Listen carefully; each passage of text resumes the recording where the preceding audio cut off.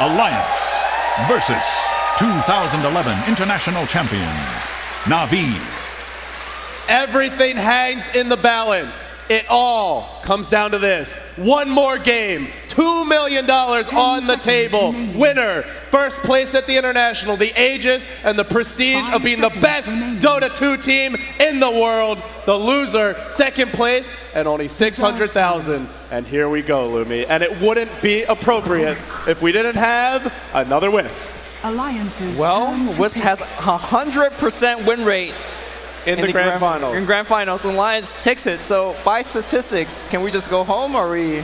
If we were Bruno, we'd just say show's over, folks. But we're casters, we're gonna stick with it. So they get a Wisp. They actually, the reply from Navi was identical this game. They pick up Bat, then they pick up Alk, same draft that we saw before. Alliance, the reply, same from them as well. They go for Profit. It has an eerie feeling about it. They're on the same sides. It's the same draft thus far. Will these paths diverge?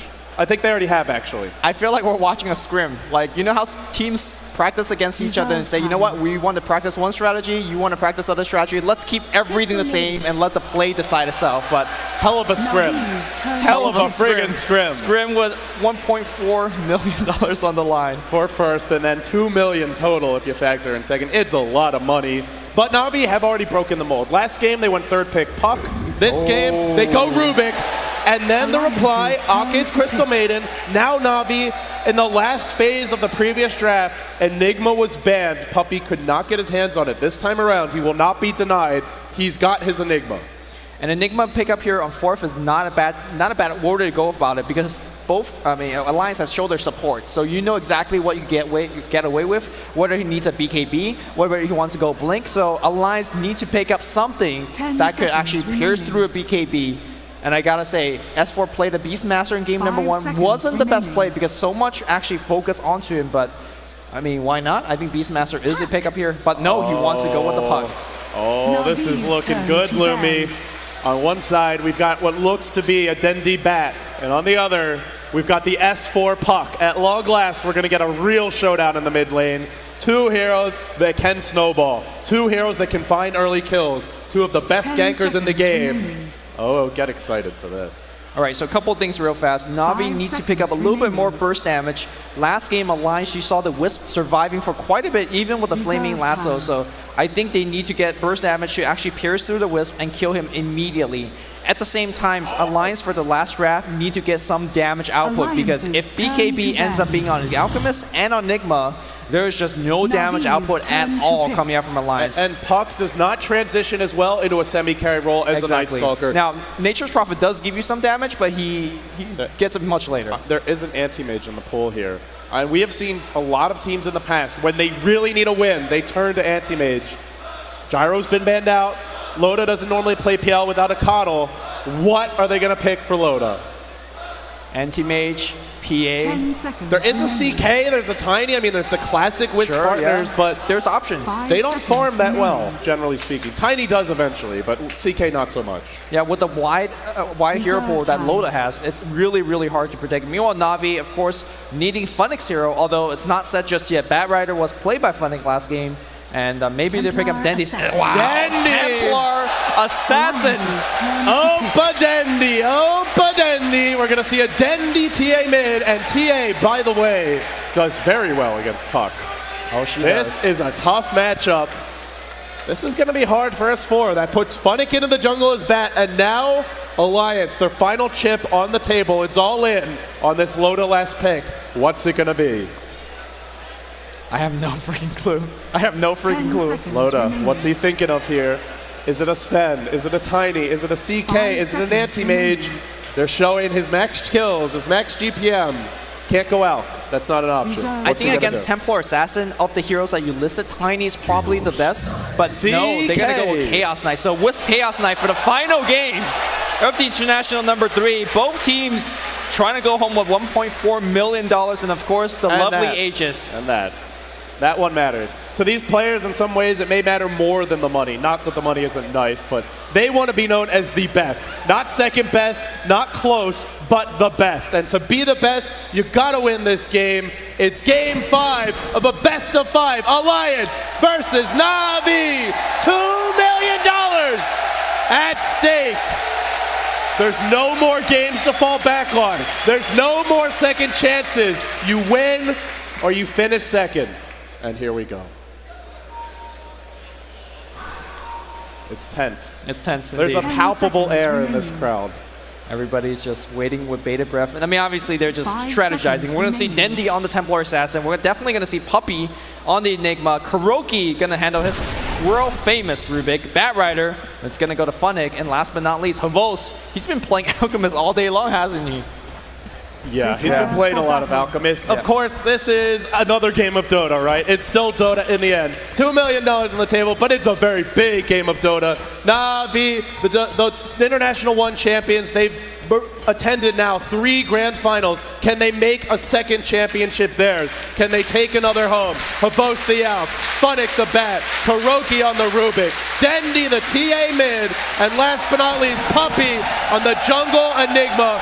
Our first ever Game 5 at the International on the side of the Alliance. The Kings in the North, yet to lose a series at this tournament. They've lost a few games in a row here, but they battled back to force this game. S4 on his signature puck. EGM, the EO, the Wisp. Ake, the Crystal Maiden. Loda on the Chaos Knight, and they're heading to the bottom lane. Last but not least, it's Admiral Bulldog expecting to go 1v1 against the Funnick Bat, starting with a Magic Stick, heading to the top lane. So Loda and his team decides to go offensive trialing with the Wisp. Now Wisp generally considered very weak on the offensive trialing because he has 0 armor, but I think they're definitely on the offensive. And let's see if Havos, and of course with Kuroki's backup, whether he could handle it. Back in the mid lane, Dendi is going to have a little bit of assistance. Puppey will destroy the first creep with Demonic Conversion, and that should be a tiny kind of assistance there. And of course, he is going to be matched up against S4's puck. By the way, no polling here. So this is as true of a 1v1 as it possibly gets. Yeah, nice work by Bulldog here. Sends a trance to the top rune. Will deny the creep, and meanwhile, Havos, bottom lane, they're Havos. hunting Havos, but unable to pick him off. He's way off. So, aggressive tri-lane, and the reason this really could work is because Navi are running a jungle Enigma. So, at best, it's a dual lane bottom, and in fact, it won't be a dual lane bottom. Kuroki's going top. You want to get a first blood top. I don't think Admiral Bulldog was expecting this at all. Yeah, this lane could get first blood, but really not until level 2, I feel. Let's see, though. Maybe you can run him down with Napalm. If you get like 4 stacks on him, just with Napalms and right clicks, it could do it. One stack? There's not many stacks now. They're going to have to really wait for this. 2 stacks?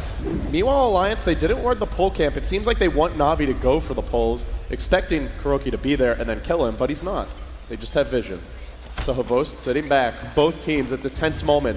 A first blood could very well decide this game. Such snowball-oriented lineups on both sides. Mid lane here, Dendi dropping out a ton of harass with the side blades. Last hit, denies, and of course, a ton of harassment. Now S4. This is a very hard matchup for Puck. TA is going to have the better damage as you level up the refraction, and ultimately, S4 cannot kill a TA by himself unless he gets a big rune, and Dendi gets ganked, overextends hugely unless there's another hero in support. So Dendi's going to have an edge mid in the mid lane. That could be huge. They're trying to force this first blood top. It's not going to happen, though. Kuroki, in the end, will back off. Yeah, so bottom lane. Havos on the run, gets pulled into a tether. He's channeling a stun, but he's been locked in position. Dropping fast, not dead yet. Loda's low. Loda is going to die. Havos drops the first blood. Admiral Bulldog going for the kill right now. Tether to break the trees. Tango up here by Havos. He's got a juke. He's got a low. Ake's charging low. him a stun. Is he really going to do it? Oh my god. He might get two. Going for the kill. Is he going to get it? Havos gets the double kill. My god. Havos is simply too damn good. 1v4. He finds 2. He does fall, but man, Navi, talk about a clutch play there. That is so huge. That could just win them the game. That one moment right there. I'm shaking my head in disbelief. They're tri-laning against an Alchemist. Alchemist is not good at the early levels. He's got 2 armor. He's got 700 HP.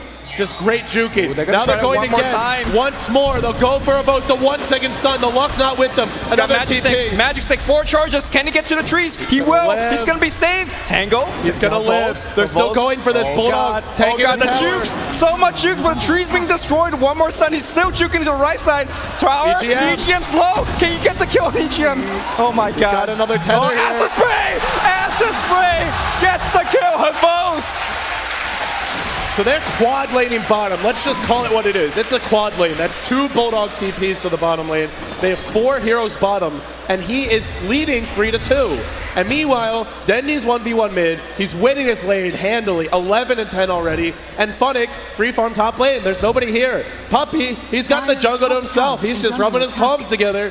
Alliance is really shooting themselves in the foot, and Havost is putting them in a horrible position.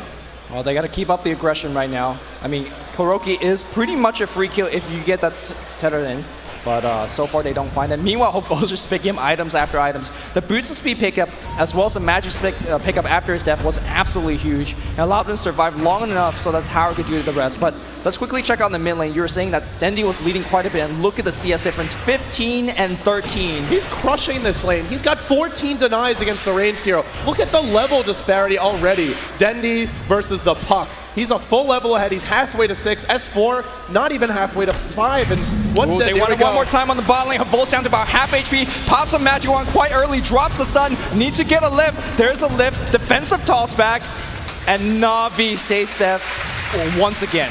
Havost lives yet again. They keep on trying to find kills. When you run an aggressive tri-lane Wisp, when you run an aggressive tri-lane in general, you need to get those kills. They were up against nothing but an ALK. It felt like it should have been easy, but Havost just outplayed them. Absolutely outplayed them. And now Alliance, it's still close in terms of gold experience. It's not out of reach by any means, but this lineup really does rely on getting ahead, and they're behind. Navi is looking so masterful right now. Well, Navi, you know when they're ahead, they definitely want to apply pressure, and the pressing question is, when is that pressure going to come?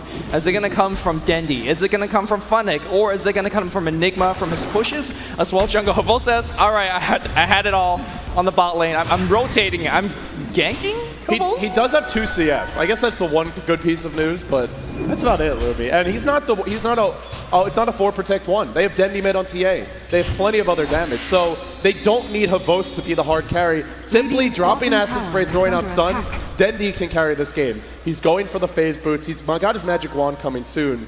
And with this kind of start, 26 and 17, they need to gank him. But their lineup isn't that good at ganking TA. The refraction charges are going to be a real pain for them to deal with. Yeah, Crystal Maiden's Frostbite, it's going to be their best spell to get that gank off, but she is so slow that if she makes a gank at TA kills her. So yeah, I think Alliance is definitely out of options. Now, we've seen Alliance in this position in the past where early game they struggle, but mid game they always come back. And it's going to be on the back of an S4 Puck. I have absolute confidence that we're going to see a lot more better fights out of S4. But he's losing his lane. He's 19 and 3. Dendy's 29 and 18. Lane's overrated. S4's S4. He is really losing his lane, though. This is going to be tough for him. Not yet level 6. Nowhere near a blink. He can't even get the roots because Havost is denying him at every corner. More things going Navi's way. Funnick, level 6 as well.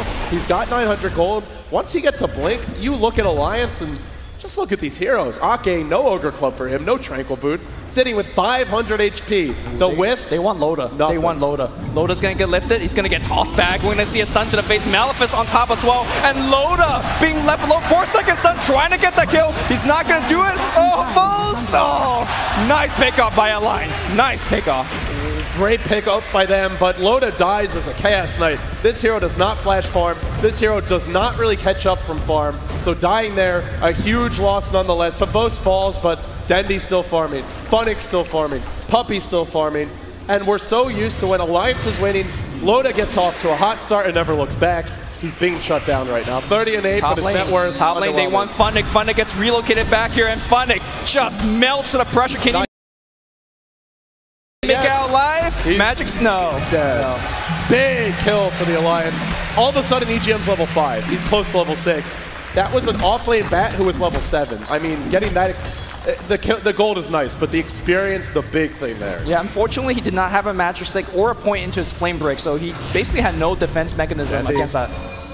Going in on S4. He's not killing him, but again, continue to zone him off the lane, winning in terms of farm. He's prepping with the traps. S4, got to be careful here. Have we ever seen S4 be this pressure in a true 1v1? There's no pulling, there's no ganks. It's just Dendy straight up 1v1ing and outplaying S4. It's the matchup. I mean, TA really does crush Puck 1v1.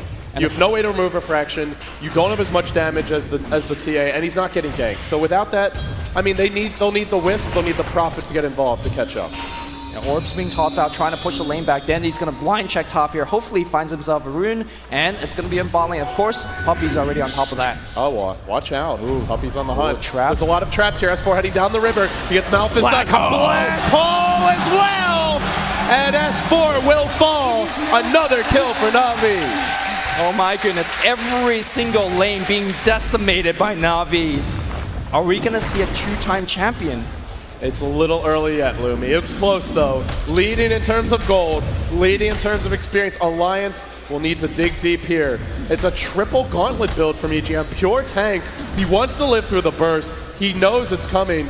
And now with Black Hole down, they do have Phantasm here on Loda. They will have Relocate soon. Alliance, they'll need to rely on ganks to get back in this game. Because when it comes to farm, Habost, he'll get Greevil's Greed very soon, I imagine. And he'll start catching up. The rest of them are out farming Alliance right now. Yeah, we have seen how Alliance snowballs. They were behind before. Keep in mind, last game, after one 5-man wipe, they just win the game off that. So Alliance definitely very much so still in the game. EGM gotta get to level 6 though, so he needs to turn back to the jungle with the Crystal Maiden, and hit that 6. The first tower for the Alliance falls top. The tier 1 is down. And now they can go back, continue to pull, get that Wisp on level 6, and go for some ganks. They'll have a Bulldog Midas, so that tower pretty important in that regard. Still, though, it does feel like Navi worked very comfortable giving that up. Did not force the defense. They're waiting on some next items. Funnick, his Blink Dagger coming soon. Puppey, Mech not too far off. He's about 1,200 gold away. Dendi, close to his next item.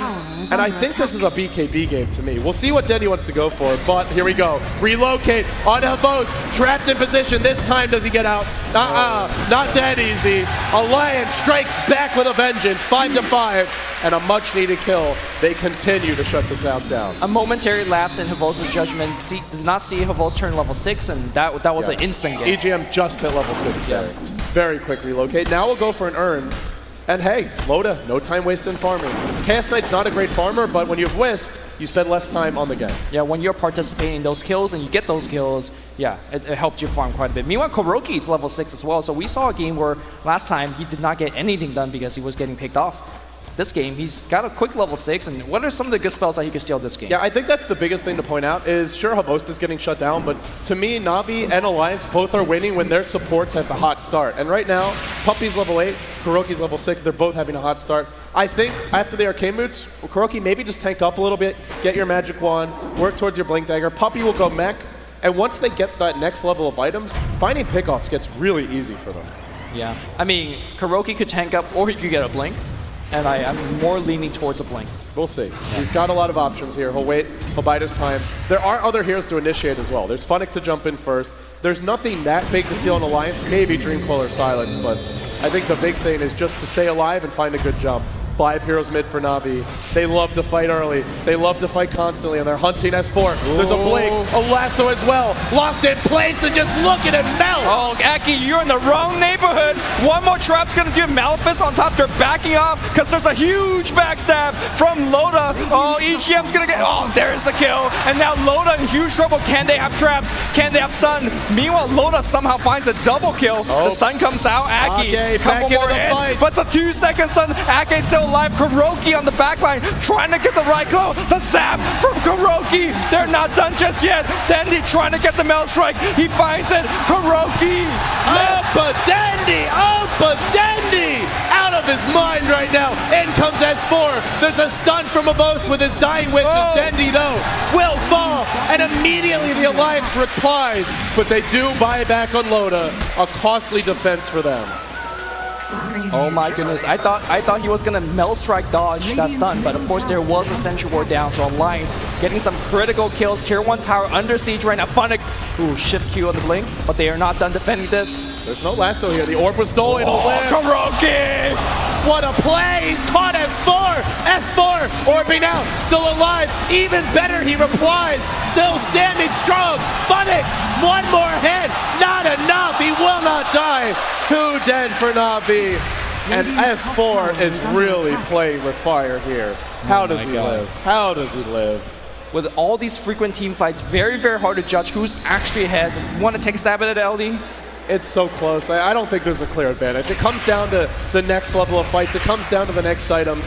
dead even, both teams going blow for blow. Who's going to win the bigger fights, though? I think the one thing to consider, Navi, very close to key items. Mech on Puppey coming very soon. They've got Black Hole. We didn't see it in that last fight. And then you look at some of these other heroes. Havost is very poor, but Dendy's working towards a BKB. So looking at the items for Navi, I'd say they've got the items to fight now, whereas Alliance, they're more focused on farming, and the items that they need are going to take longer. You have a lot of gold on Bulldog, and it's going into a Shadow Blade. So if Navi continue to fight with those items, they're ahead. If they don't, then Alliance could easily come back. Yeah, and like you said, Navi definitely looking to fight right now, because once the mech is up on Puppey, we saw how close that team fight was in the mid lane. And if you pop the mech, that is a 250 HP heal. That's a ton of armor per activation. So I think Navi can take an engagement. They got to focus down on this tier 1 tower, though, because that will open their gank path by quite a bit. And there's your mech on Puppey. That's a big item to pick up. He's actually your lead farmer in terms of CS. Of course, net worth won't be going his way. A lot of them are jungle creeps, but here we go.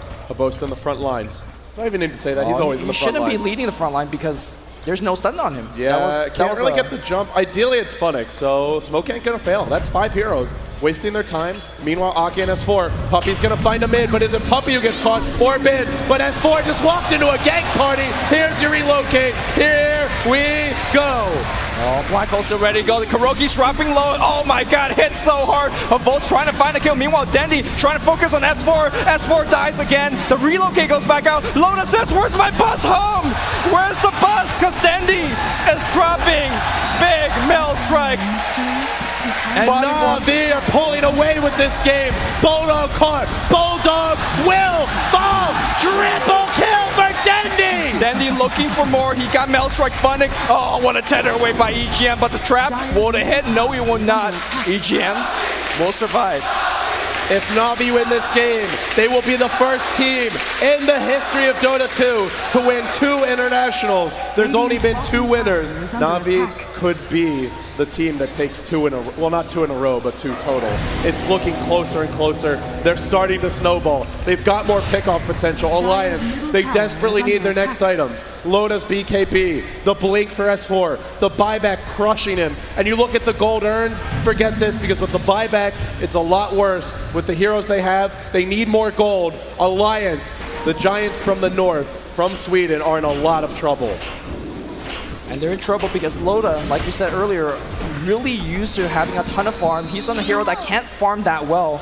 But ping out Loda saying, man, he's only got a drums. He really needs his BKB as soon as possible. Meanwhile, Dendy's got one. There's nothing to stop him. There is not a single ability that can hold him in place. They can slow him down. If he gets off the BKB, all Alliance can do is head for the hills. That is it. The only thing they have, and this is kind of like a really stretching out there, as a ground target as Sprout. If you could Sprout Dendy within the BKB, he doesn't have anything like a blink to get out. Now with that said, you have things like Midnight Pulse, you have things like Firefly, those will easily break the tree, so I don't count on that one being effective against Dendy.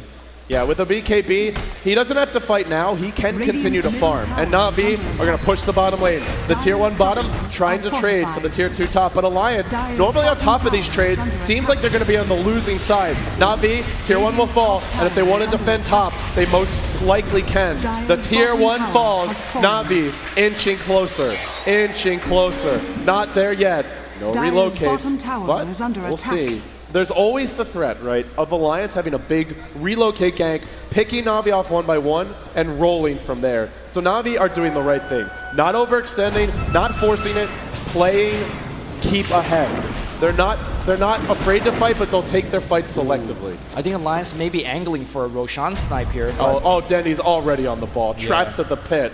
You ain't going to pull a fast one on him.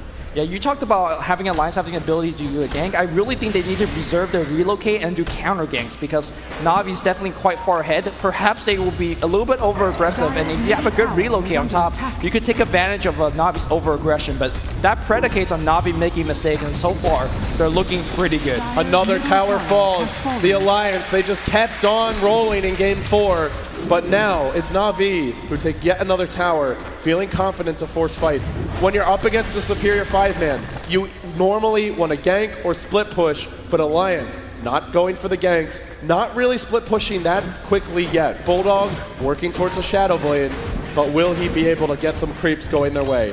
Loda wants to go bottom. And all of a sudden, that Havos that had 2 creeps at like 8 minutes, look at him now. He's got a Shadow Blade. Only 1 point in Greevil's Greed. He's catching up. Alk, one of the best in the business for that. Yeah, then you continue to farm on the top lane. 1,300 gold in the bank. I imagine it's gotta be a Blink Dagger. One of Dendy's favorite items, and to be honest, a really, really good item in this game. If you could blink on the back line and focus on EGM or focus on Aki, they just melt in like 2 hits. Yeah, Dendy can go in 1v5 and make this with the BKB and blink and make this a 5v3 instantly by himself. They actually can't kill him before he does it. And here we go. Alliance going for Roche, but they're going to back off. It's very tense here. A terrible fight at Roche is probably GG for Navi. Alliance are not ready to take that risk yet. There's so much at stake for these teams. Yep. So much, in Navi, they might even go for it. Remember, they've got Acid Spray Max. They got Meld. They've got Meld. Yeah. And they've got the vision superiority with Firefly. So I think Navi can just take this. Alliance are going to have to fight. No Blink on S4. No Aegis shenanigans easily available. It comes down to a relocate gank. It comes down to vision. Will they get it? Trance into the pit. Navi bringing down Roche fast. S4 prepping to jump. Firefly's there from Funnick. Not going to let him go in easy. Relocates there. Black Hole! Loda gets caught here. Where's the physical damage? There's nothing. The Black Hole gets canceled. Where is Dendy? Puppy's dropping low. Puppy's dead. But S4 is dead now. 2-man sprawl on top. Loda still whacking everybody away. Dendy is still alive. They can't stop him. EGM in a whole world of trouble. He's gonna live, but the way lies open. Bulldog TP's in. Relocate TP with buyback. CK's here. Dendy, get out of there. He wants to fight. He wants to fight. There's no detection. There's no EGM, detection. no, he came by his lonesome. Oh, trying to get out to left, but the sun's gonna hit. And my God, Jams it in. Blows him up, and now Roshan. How do they fight it? They've used so much to contest this Roche. The buyback on Wisp, the buyback on CK. Now Funnick wants to go again. Firefly's up. Loda, EGM. If they die again, they've got no buyback. Dendy muscling forward. Will it matter though? Dendy's here, and Dendy is ready to fight. Roche dropping fast. He's not in the pit. Alliance heading on.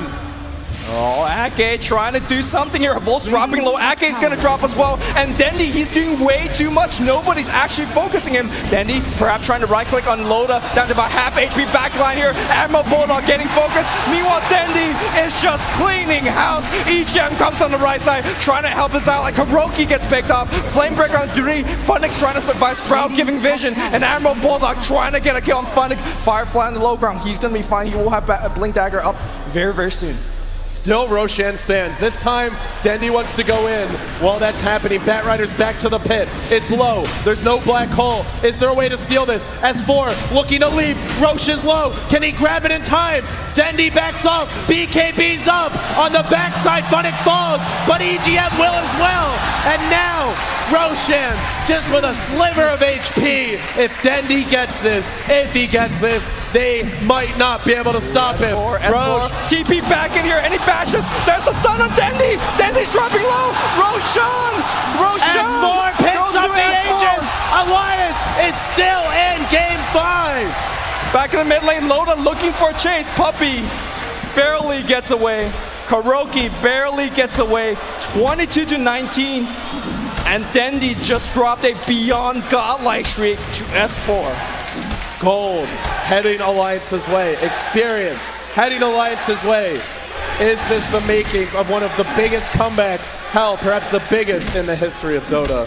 On this stage, in this moment, can they find a way? S4, he got the Aegis, he got his Blink, and now he's moving through the jungle. Kuroki stealing the orb, the Waning Rift actually, and backing off. Bulldog up to 2.7k gold. Loda, BKB, not that far off. And with no Aegis, can Navi keep on snowballing? There is 3k gold on Dendy. Havos, no item progression at all. Puppy, no BKB. Kuroki, no Blink Dagger, and no Force Staff on Funnick.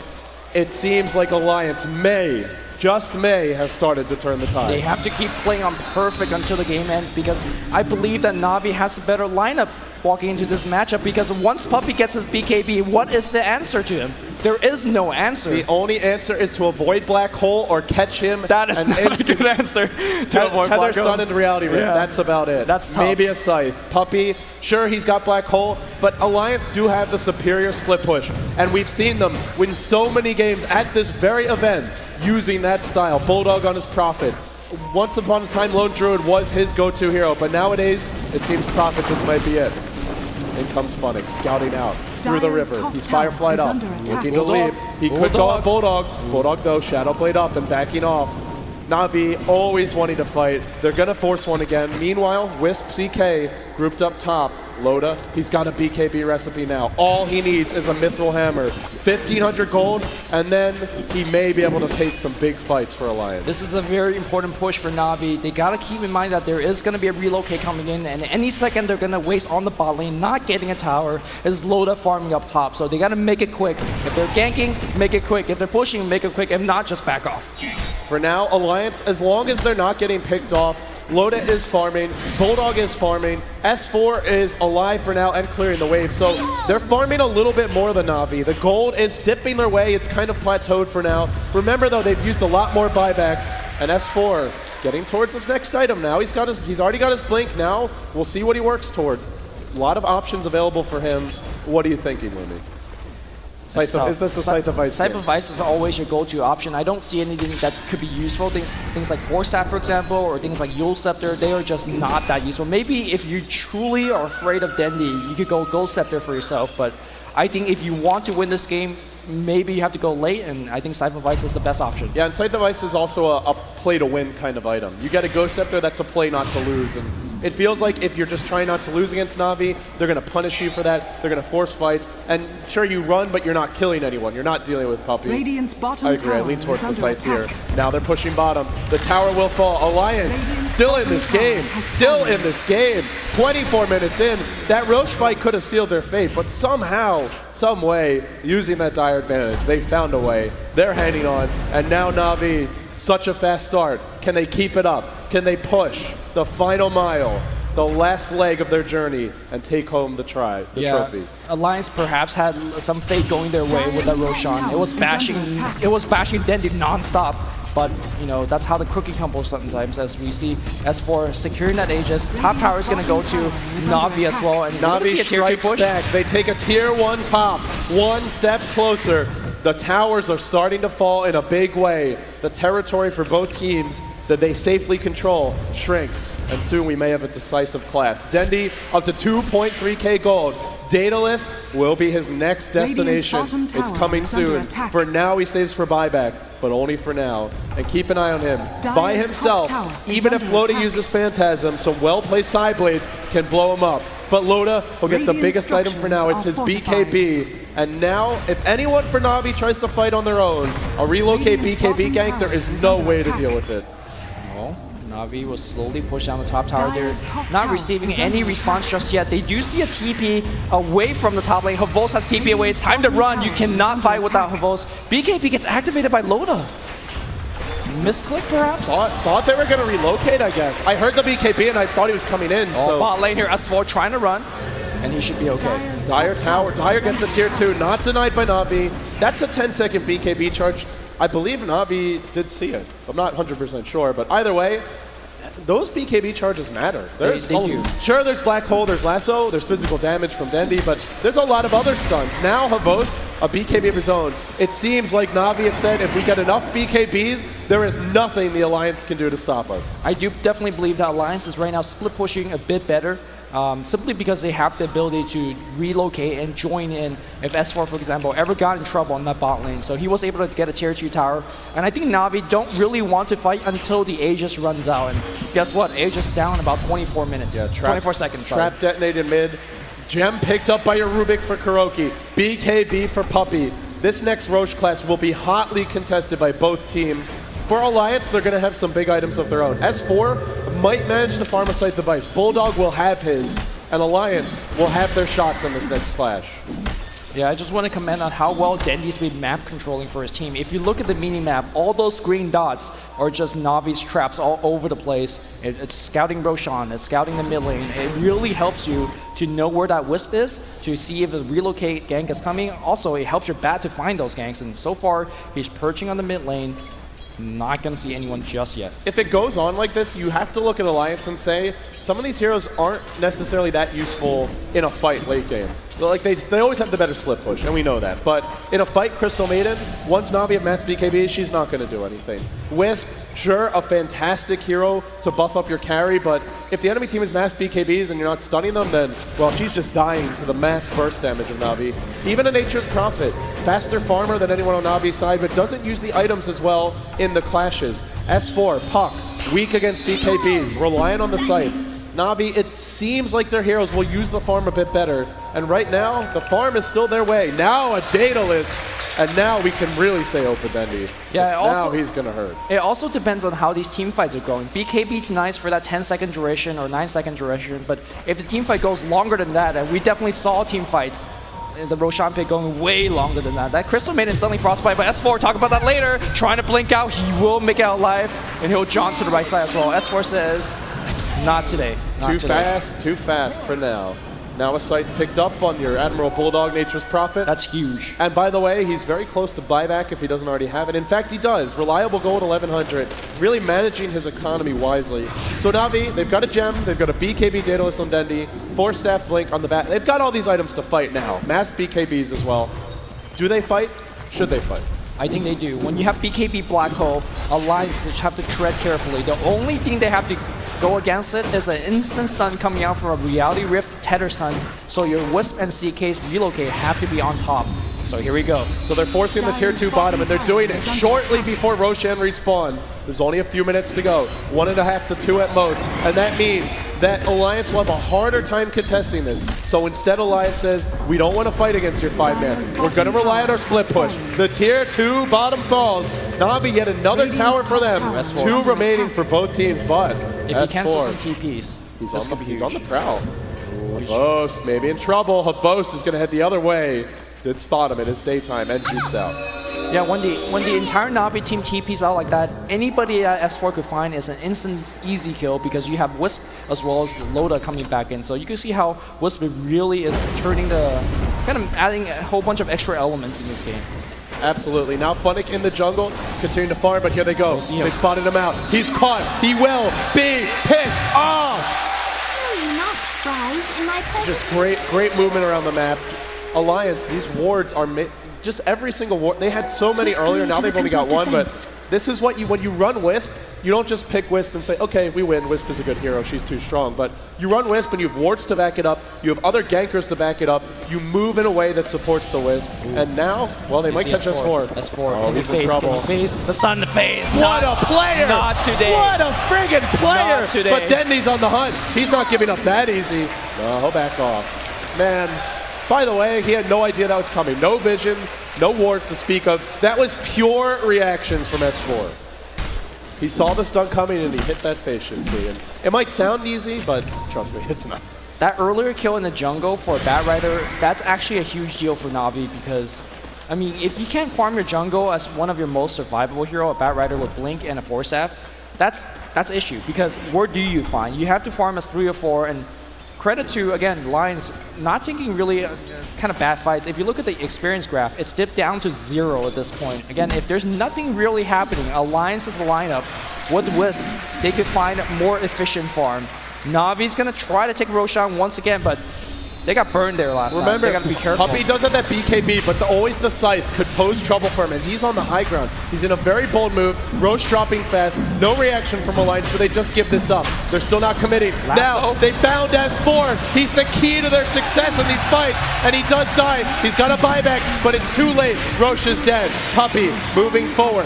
Aegis to Navi, and now it's time to see what they're really made of. They're pushing in mid, and they may just force the high ground. Great split push coming in from Admiral Bulldog, trying to pressure top. I don't know if it's fast enough. It's not. Tier 2 is going to drop in the mid lane very quickly. I think Navi, they want to go high ground. They see the victory. They need to claim it. 33 seconds. If they could force out a buyback from Puck, that's an extra. There's a buyback. There you go. Do they back? They're sticking around mid. They really want to fight. They're going to stay on the high ground. They pop the mech. There's their trap deployed. Meanwhile, the Alliance pushing the top lane, pushing the bottom lane, but the tier 3 mid falls. Navi going for the mid Rex, dropping it fast. Alliance, no sign of wanting to defend. S4 is here. Ake baits out a stun. Navi not finishing the Rex yet, but they've lifted S4. He just bought back. If he dies, that could be game. Blinks away. They take the Rex. All TP. TP quick right now. S4 is going to try to cancel as many as possible. He'll cancel 3. My God. Funnick's going to try to TP, but he's going to defend against everybody. Meanwhile, Loda working on the melee racks on the bot. Reality Rift. Oh, Funnick, you are getting stopped hard. He's going to get back out, but the racks in huge trouble. They will defend. Alliance outmaneuvering Navi. Have almost taken Rax, Loda. That's 2. That's Kuroki. He's dead. Kuroki's down. Loda, Alliance, the kings in the north. Lane, Emerald Bull, the hexes on Funnick. Funnick's going to go down as well. Oh my God, Alliance. They're doing it. The Alliance is doing it. 2 lanes of Rex. It's so hard to come back now. Navi, they've got it. Not done yet. Havosis, Loda, can you drop that stun? EGM. Oh, BKB, TP.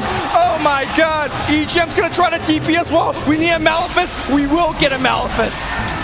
Navi not 100% out yet, but they're up against Profit. They're up against Relocate. They're down to Rax. The gold, the experience, so even. It comes down to buybacks. It comes down to who pushes faster. You look at the buybacks. Everyone's got one except for S4. He's still dead. He won't have a sight. Man, Lumi, what a play. 3 Hero Dream Coil wins them 2 lanes of Rax. Without that, they lose a Rax and they don't get one. This Rax, the tier 3 had just fallen. The Rax was still at full HP. The bottom Rax was sitting at 3/4. S4, despite getting completely crushed mid lane, is showing why he's respected as one of the very best, if not the best solo mids in the world. Not necessarily for winning his lane, but for his mid-game decision making. It was amazing pressure being played on the both side lanes by Alliance. It forces the quick rotation from Navi, and I think Navi, perhaps they panicked a little bit. They're saying, we need to defend our base, and they TP right in front of the Alliance base, and of course, they got Dream Coil canceled, so Navi cannot make any more mistake this game. Havos, Invis on the mid lane, he says, can we get something going? They're going on Loda now, Loda. No BKB this time. He's dropping fast. There's a black hole from Brubby. No, there's not. It's on cooldown, unable to use it. Loda low, Armlet toggling on. He's still got BKB. He's baiting this with buyback. EGM's low. EGM not dead yet. Loda standing strong. And Blake's Funnick caught by the tether stun. He might end up being in trouble. EGM running, but will get caught. Loda as well. Do Navi go throne? Do they do it right now? Is it all in? They don't have enough damage to throw him right now. Keep in mind that Emerald Bulldog pressuring in the bot lane as well. Navi, I think they have to back off. No, they said we want to go in. Havos, no BKB. Nice go step to blocking the stun, but he gets lifted. EGM, oh no, Ake and Hydra. Oh, what a crit! Dandy unloads, but it's Bulldog going for the throne. There's no glyph. They must defend. Oh, S4 is going to try to jump to the right side. He won't make it there, but again, Bulldog trying to get the Rex. Puppy's here. He's got to drop the Malefice, but he has to respect the Hex as well. Admiral Bulldog could just Hex him and kill him. EGM, he's still alive. He's baiting them all. Bulldog still working on those tier 4 towers. Alliance losing 2, but they get 1. Gem hits the deck. Still, the creep's pushing in. The base might soon fall. It's coming down to the wire. Bulldog, cat and mouse with Puppy. The tier 4's in jeopardy. Navi running out of options. It's a Necro 3. It's all in on the push. Oh my God, Rax is going to go down. We're going to see a TP from Dendi, and that will drive Emerald Bulldog out of the base. Meanwhile, you see Havos still trying to run. Every buyback being spent on both sides. But look at the damage he did. That's the last tier 4. The way to the throne is now open. Admiral, Bulldog, Alliance, they find a pickup as well. They found a both. He BKBs. Does he get out in time? No crits. No crits. He will live. Oh my God. So Navi, they're out of options here. They gotta force a fight and take Rax very soon. They're not gonna win in a war of split push. They are not gonna win in a war of attrition because you have Relocate, you have Profit TP. Oh, look at it, look at it. Boots of Travel on Puppy. He's got BKB, he's got Blink, he's got Black Hole. There's no way you're gonna break 2 tier 4 towers before they break the throne because there's just no damage output from Navi. Yeah, they've got a lot of damage, but things like Meld don't help you against towers. There's no Desolator on this team. You can't crit on structures. They're not the best lineup to push the base. Alliance, fantastic pushing lineup. Now they're relaxing. They're sitting back. They know the next Roche is coming in a few minutes. Pressure's on Navi. For Alliance, farm your buybacks, wait for the next Roche. If you take the next Roche, you pretty much can just throw bodies at the throne and win the game via that. You gotta keep in mind that also if you take the Roshan, that will give the Radiant, and they have the glyph already available, so I think perhaps they're trying to angle for a bait. Meanwhile, you see Puppey smoked up in the base. He has a breach of travel. He's looking to join his allies, but it has to be a clean sweep. If you leave Admiral Bulldog, the base. Meanwhile, slow, steady siege. 2 TPs drawn back. This throne. Oh, 1 micro kills the gem. A little bit of extra gold. Kills the. Was there anything? Not gem. The courier. Nothing on that courier. It was going to the secret shop. The Weasel Crow falls. There was nothing on it, but it's just gold, and it's a courier they don't have.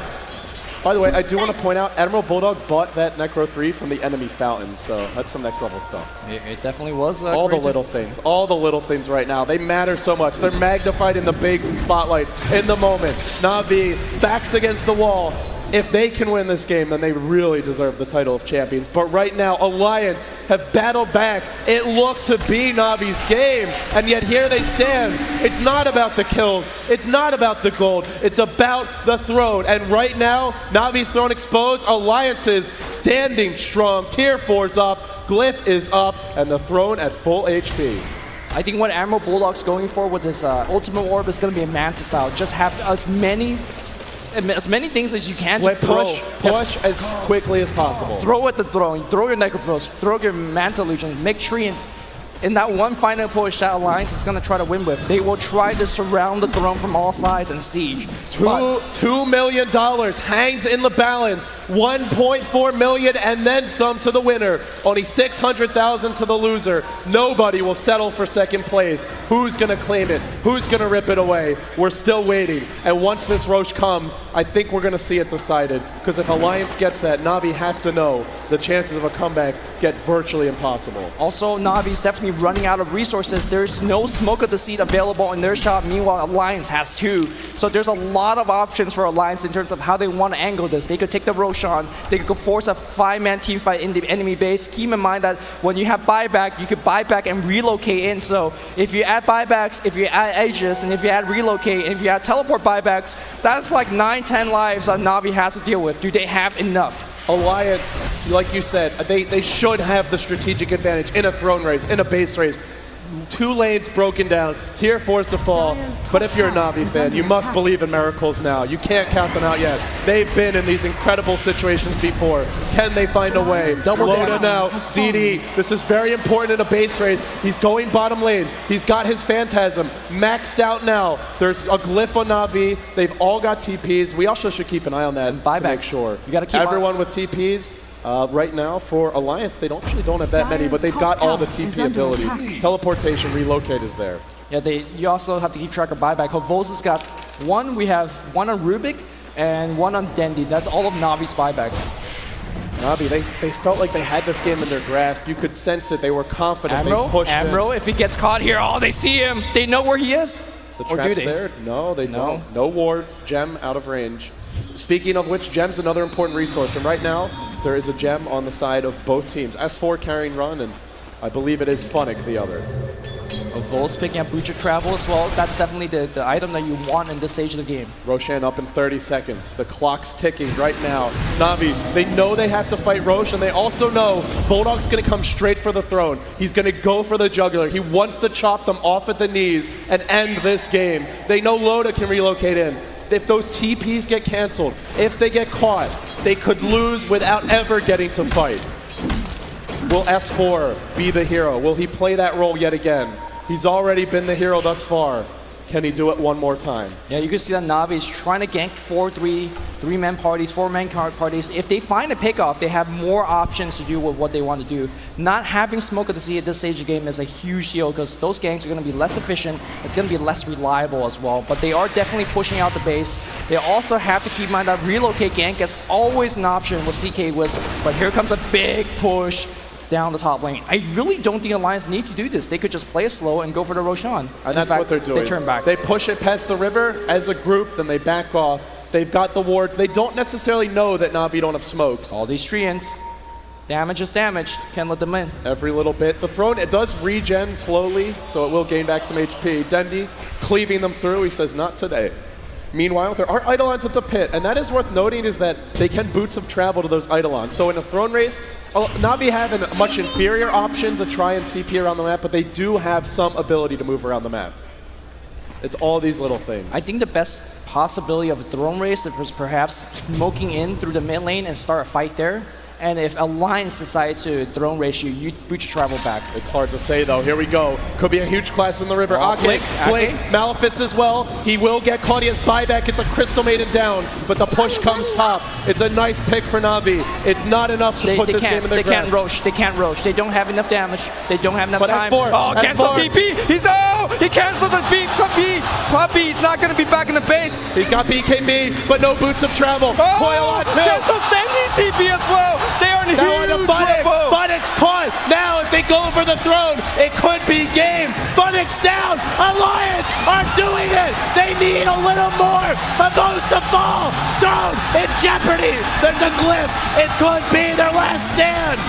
Dendi's back. He's going to try to focus everybody, but there's so much stuff hitting on the throne. There's no more glyph available. Down to about half HP, a quarter HP. Alliance surrounding from all sides. BKB, they won this round. They're going to do it. They're going to do it. Alliance wins. They win TI3. The Alliance just won $1.4 million. They are your International 3 champions. They have taken home the first ever International for the Swedes.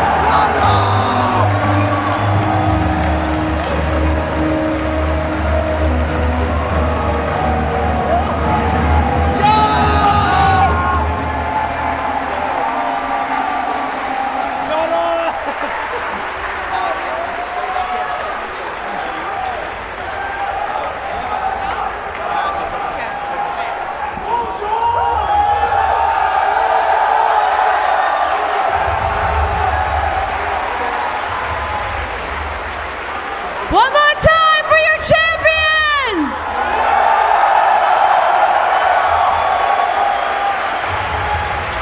Congratulations!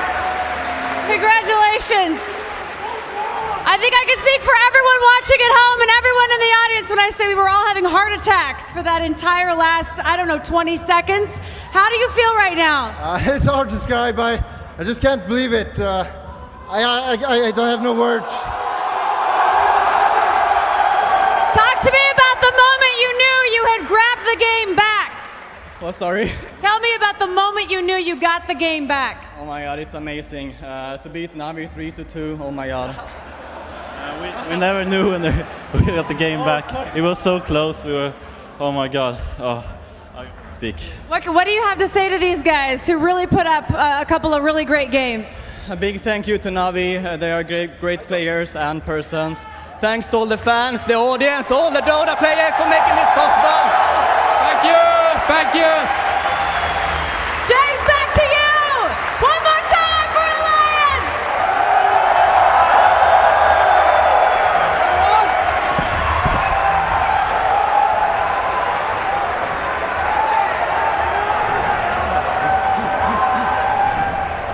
Unbelievable. Alliance grabbed the championship, guys. Just What a game. I couldn't believe it.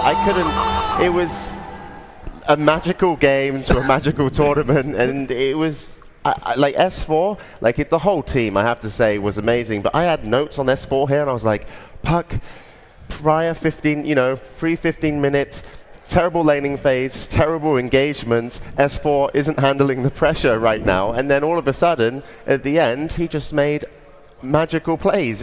I couldn't believe how different it was and just how they stepped up in the moment.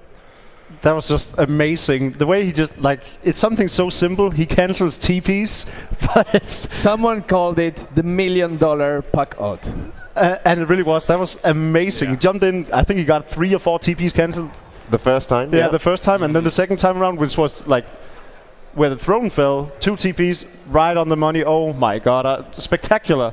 I don't know what to say about this game. I'm just like, I ran in here thinking Navi had it in the bag, because I was sitting between the audience. Then S4 happened at Roshan, and... Well, that was actually Admiral Bulldog, I have to say, because Admiral Bulldog, he took down the refraction charges with Treant. That was ridiculous. That was where I was running into the hall, maybe, because I was like, oh, Navi just won. Yeah, it was like, Admiral Bulldog was, I think, overall that game, probably one of the most solid players, solid decision makings. He was so good, and also EGM was absolutely fantastic. Okay, the whole team was amazing, but that moment when that happened, I was like, this is not meant to happen. This is not meant to happen. And S4 gets the Aegis, and Dendy died in like a matter of a second.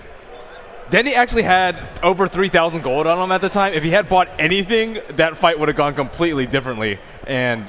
But I mean, I can't fault Dendy for his play. He was 17-2 at one point, totally carrying Navi. And Havos at 1v4 on the bottom. Oh, wow. Come on. Yeah. Come on.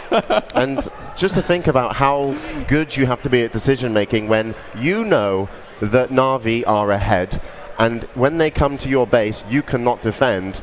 So you're like, well, let's base trade. 2 racks for 1. 2 melee racks. Like, they shouldn't have been able to do that. Navi didn't see it coming, otherwise they would have reacted better. S4 no one expected. Off. He got picked off before, so Navi had a huge advantage going into that. Yeah, S4 was just like messing with him, man. He was like, look how bad I am. Oh no, I've died. And then they're like, oh, we've just killed S4. Let's just take the... And then he buys back and he's like, only joking. Yeah. That was amazing. And how amazing is also Admiral Bulldog, when they got the Raxis, just buying that Necro 3, putting all the pressure there, hiding with the Enigma. All the team was amazing. Well, we have to also give it up to Navi. It takes, to have a great champion, you need a great competitor, and that's exactly what they were. And we're going to go to a Casey with an interview. The runners-up, it's Puppy from Navi. What Puppy requests, I deliver. He wanted to sit down. We're not going to. No, we're not. No. How are you doing? That was still such an exciting few games to watch. You guys did an amazing job.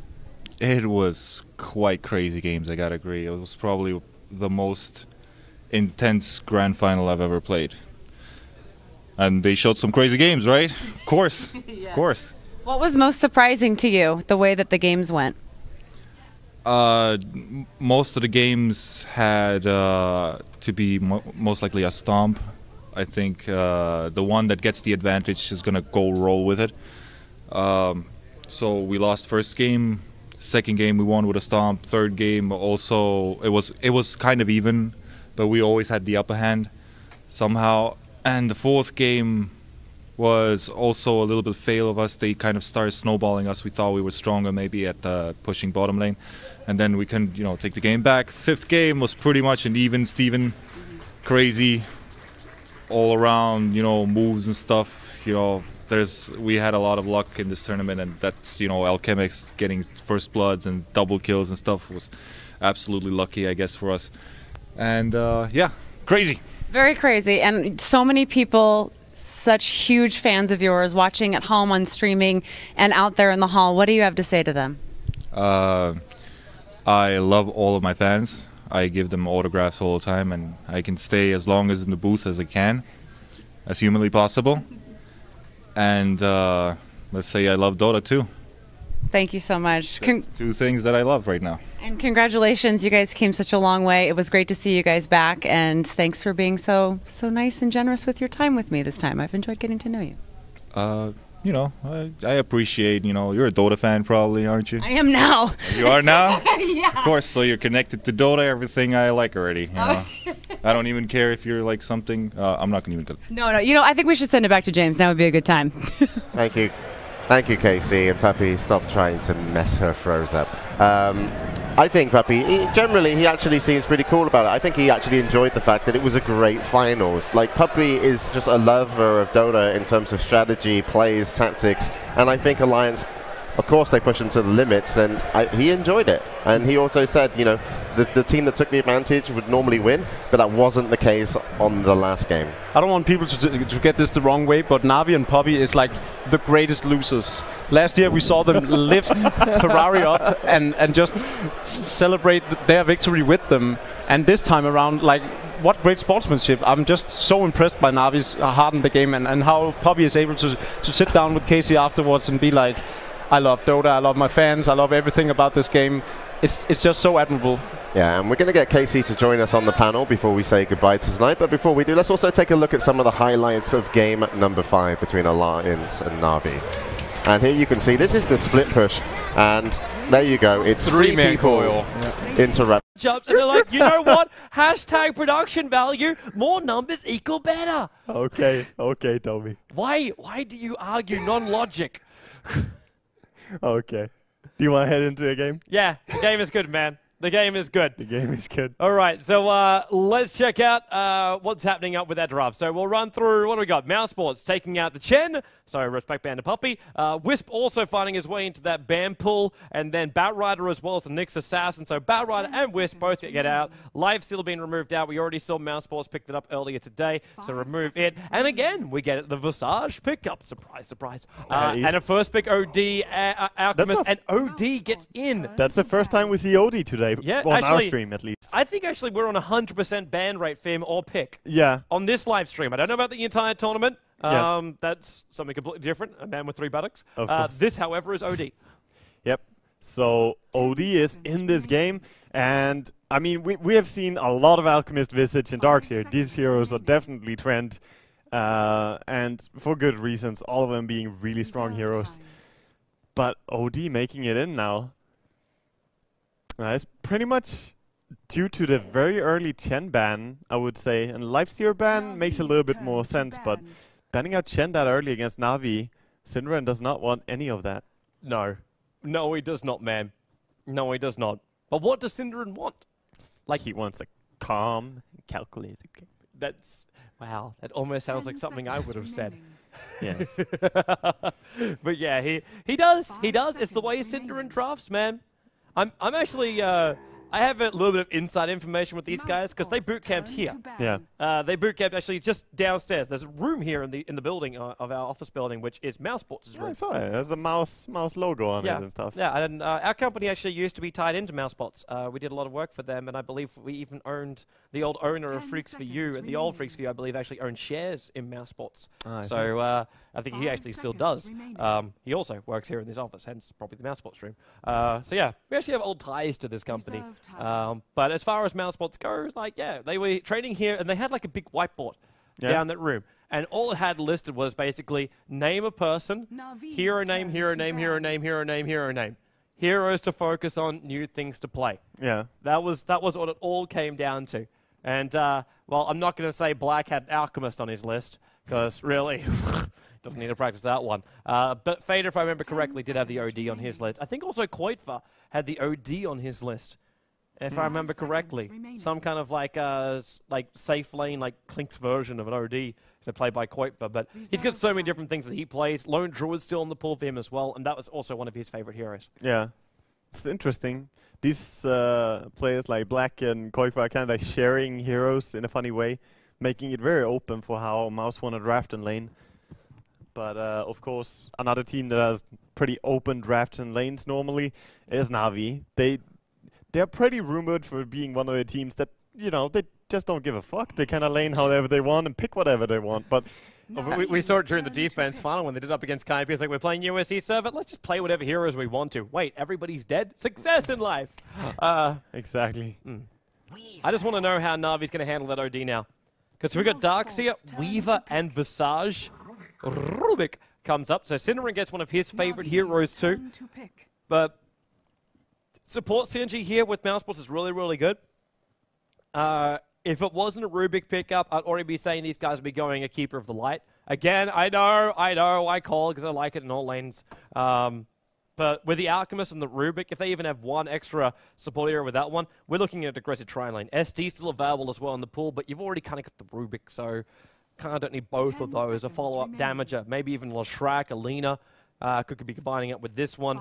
And then Navi is like, what have they got? They need to have more lockdown to control the Weaver, is the first thing that comes to mind. Yeah. And that could come through a lot of stuns, or it could just come through maybe even an older style hero that gets played a lot by Virtus Pro, just going to throw into the mix, not the Lone Druid, the Disruptor into the mix for Mousesports. Maybe not so much now that Lone Druid's in the pool. Maybe not so much. Lone Druid kind of changes that. Yeah. And having Darkseer, Weaver, and Lone Druid, one of these heroes is going to go mid. Like, well, the obvious one is Lone Druid. Yeah. Lone Druid will go up against the OD in the middle lane. Yeah, it's a good mid hero against OD. Darkseer can do it because if you just double Iron Shell the first wave, then you run out in jungle, clear that, come back. So you can still choose, but Lone Druid is actually strong against OD mid. Of course, it's an even lane still, I feel. The only problem you have is when OD gets into its later levels. Yeah. Then OD gets the upper hand. Then you just rotate the Lone Druid out around the 12-minute mark. He just leaves that middle lane, and you bring somebody else back in, and that's going to be your mid solo. But right now, like, it's going to force Denny to play at Lone Druid. Unless they give it to Havorst that is not and they a put Denny Weaver hero on the bottom. at all, though. No, it's a Havorst hero. It's like Havorst has to go middle lane with a Lone Druid up against the OD, and then Weaver goes the bottom lane. It's either that or Puppy takes up the Darkseer and goes jungle with that. And then we have Lone Druid in the middle, Weaver farming up in the bottom lane. He can go suicide top. It's only a Rubik right now, so the options are still open. And then they can give another hero for Danny to go bottom lane and be supported by Korra with Visage. We'll see what Navi decide to do, but what I really like so far in this draft is the fact that, you know, Lone Druid is a good counter to the OD on a lane because he lanes nicely against him, but I like even more the instant Rubik pick as soon as Weaver is picked. And I don't like when teams pick Weaver and the enemy has chance to pick up a support and Rubik is available, because it's so strong to have that Shukuchi on a Rubik. He can really make plays so easily. It's sort of imbalanced on him how you can chase after someone. And Ange now being added up by Mouse. They're going bot, man. They're seriously going bot. Like, I was just describing right now what would happen if Navi tried to stay inside their own jungle. You throw an Enchantress and a Rubik into the middle of all of that, and the possibility of a rotating Alchemist. Controlling that middle lane. Because the thing I'm looking for right now is what happens if that bear gets surged up and Iron Shelled up by a Darkseer at once got entangled up and running. It can't get the Iron Shell anymore. The Spirit Bear. Reserve time. Since don't remember that change. It changed very long ago, I think. Didn't they change that? You're the professional. Yeah, I'm the pro. I don't know. I don't remember. I believe you. I believe you. It's a cheesy combo, but people used to do that a lot. Like, just send the off-lane Darkseer and send the bear up on the lane. Then you just Iron Shell, and it's really, really annoying. I believe that it's changed. I can't remember, though, because no one really picked Darkseer and Lone Druid to lane together. It's been a while. Yeah, I'm keeping my eyes on the chat as well to look for the words of wisdom from the community. Clockwork will be the last ban out here by Puppy. So he's still thinking that Koitva doesn't have his hero, and he's 100% right. Koitva doesn't.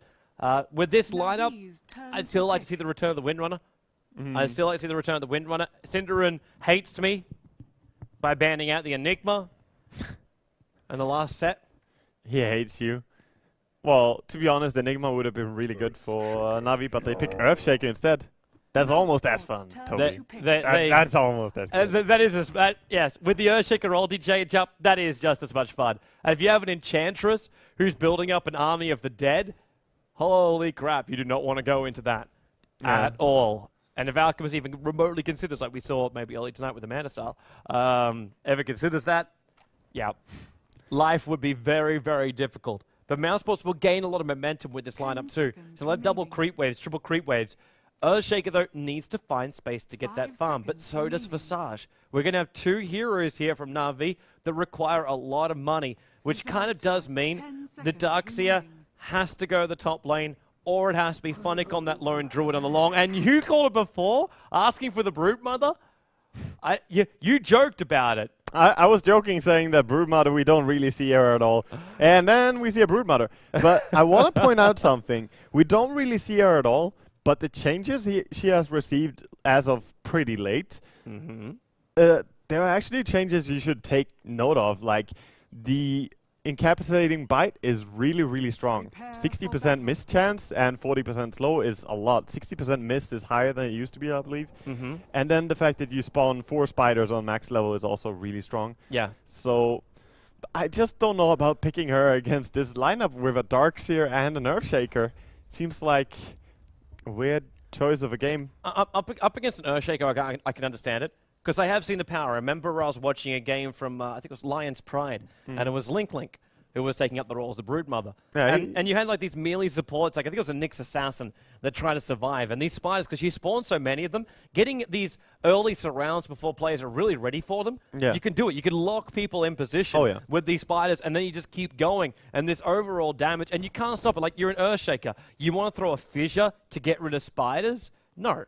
Do you want a totem stomp? You might break a small gap open to get out of there, but that's going to be it. It's going to be very, very rough. On the upside, however, if Earthshaker does get his Blink Dagger, and there is an army of Broodlings coming in, holy crap. Or if he just hits decent levels and Brood ever slacks on her micro and sends them pushing somewhere, or they get caught out in the jungle, that's so much gold and experience, because they give a lot of that as well. Not to mention the damage, because it changed around, didn't it, with the Earthshaker ultimate? Oh yeah, like the ulti gains damage from the spiders. Yeah, it does. But that's it also works more differently with the illusions too, if I'm not mistaken. I can't remember. The ultimate will not damage ethereal units. The initial damage will go through magic community. The additional damage will not.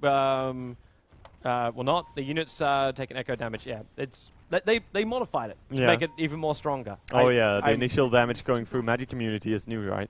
Yes. Yeah. Yeah. That's quite interesting. Wow, that's a lot of cheese bets for Navi. Why did it say omelette de fromage? Yeah, isn't that wrong? Isn't it supposed to be an E between the M and L? I don't speak French, but just I see just do. curious. I see do and instantly think German, actually. I don't know. I never studied French. I don't know this language. I never studied Germany. I've lived here for 2 years. I've never done it. You're horrible. Oh, hello, Horvorst. How much of a dick does he want to be? He comes up to plant down the sentry walls to stop Cinder from getting the bigger camps. And Pass, he wants to stand his ground up against Horvorst. And Horvorst will run out of his Shikuchi and Puppey. Now he wants Fissure to go down. Horvorst, he doesn't have Shikuchi back again. There's still a small gap to get through.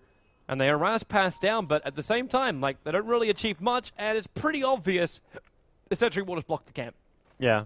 I don't know about this, like, off-lane Brood against a safe lane Darkseer, though. That's not a fun lane for Broods. Like, if it kind of turns Koitva into what could be just a straight DPS hero. He could. So if he goes up for that second level of the bite, up against Funnick, then it could change around a little bit more. Level up the webs, you got your regeneration, you should be okay. Exactly, you can do that, and it's actually quite effective. What I like to do when you go for that build is still having 1 point into the spiders, just to spawn them and deal that extra little poison damage, actually. You can do that, which is funny because it deals a little bit more slow, a little bit more DPS as well with the poison that they deal.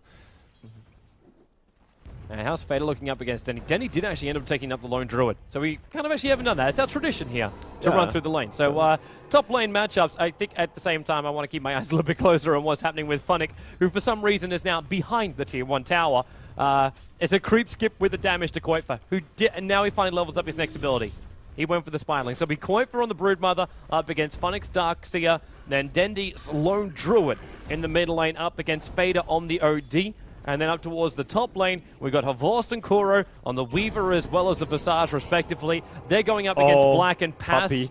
And Puppey just stole the Enchantress Big Creep. Came in, one Fissure, got the Satire Hellcaller, killing it.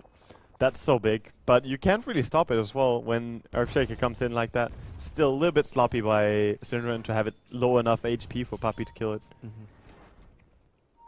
And these lanes are just so crazy. Puppy could actually die to Synderen, or Synderen could die to Puppy. No, that can't happen. Like, it's Enchantress with a heal up his sleeve. You don't have enough burst damage to kill off an Enchantress. But Puppy is definitely being a nuisance here inside the jungle.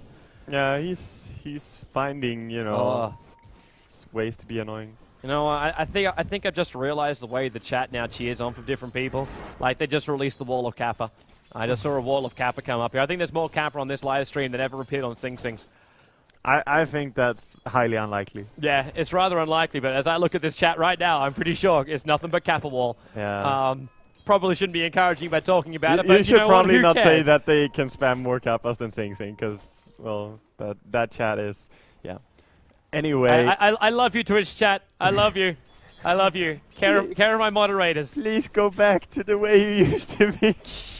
What do you mean? What do you mean? They're fine. They're fine. All right, let's look at our lanes, man, as far as CS goes. Because our middle lane is 12-5 up against a 9-6. This is the reason why Lone Druid works so nicely up against Fader. And it won't change. It won't change until Fader starts getting higher levels up in his orb. And then Denny's going to really protect his bear. But by that point, Poppy and Kuro should be the ones rotating. And Poppy, Fissure, Kuro, Grave Chill, Black is actually going to have a lot of help here. He goes to Concoction as well as Soul Assumption. Oh! It's enough! That extra hit from Weaver. He had the bugs on him, and the Gemnite attack followed him in back past the Tier 1 tower. And Navi spilled the first blood up against the Germans. Navi, their aggressive tri-lane paying off. Only just, though, man. Only just. Like, that was a B-stick away from Black dying. Yeah, but he did die. He did get first blooded, and you didn't miss it. Yeah! Woo! Yeah. Still flawless. Stun coming. Yeah, Black wants it, man. He's right behind Puppy what and did he Synderen. do? Puppy locked himself in with a rock wall. Sat a blast, and that's his death. And we see him just buying items like, yes, I'm an idiot. Yes, I'm buying items.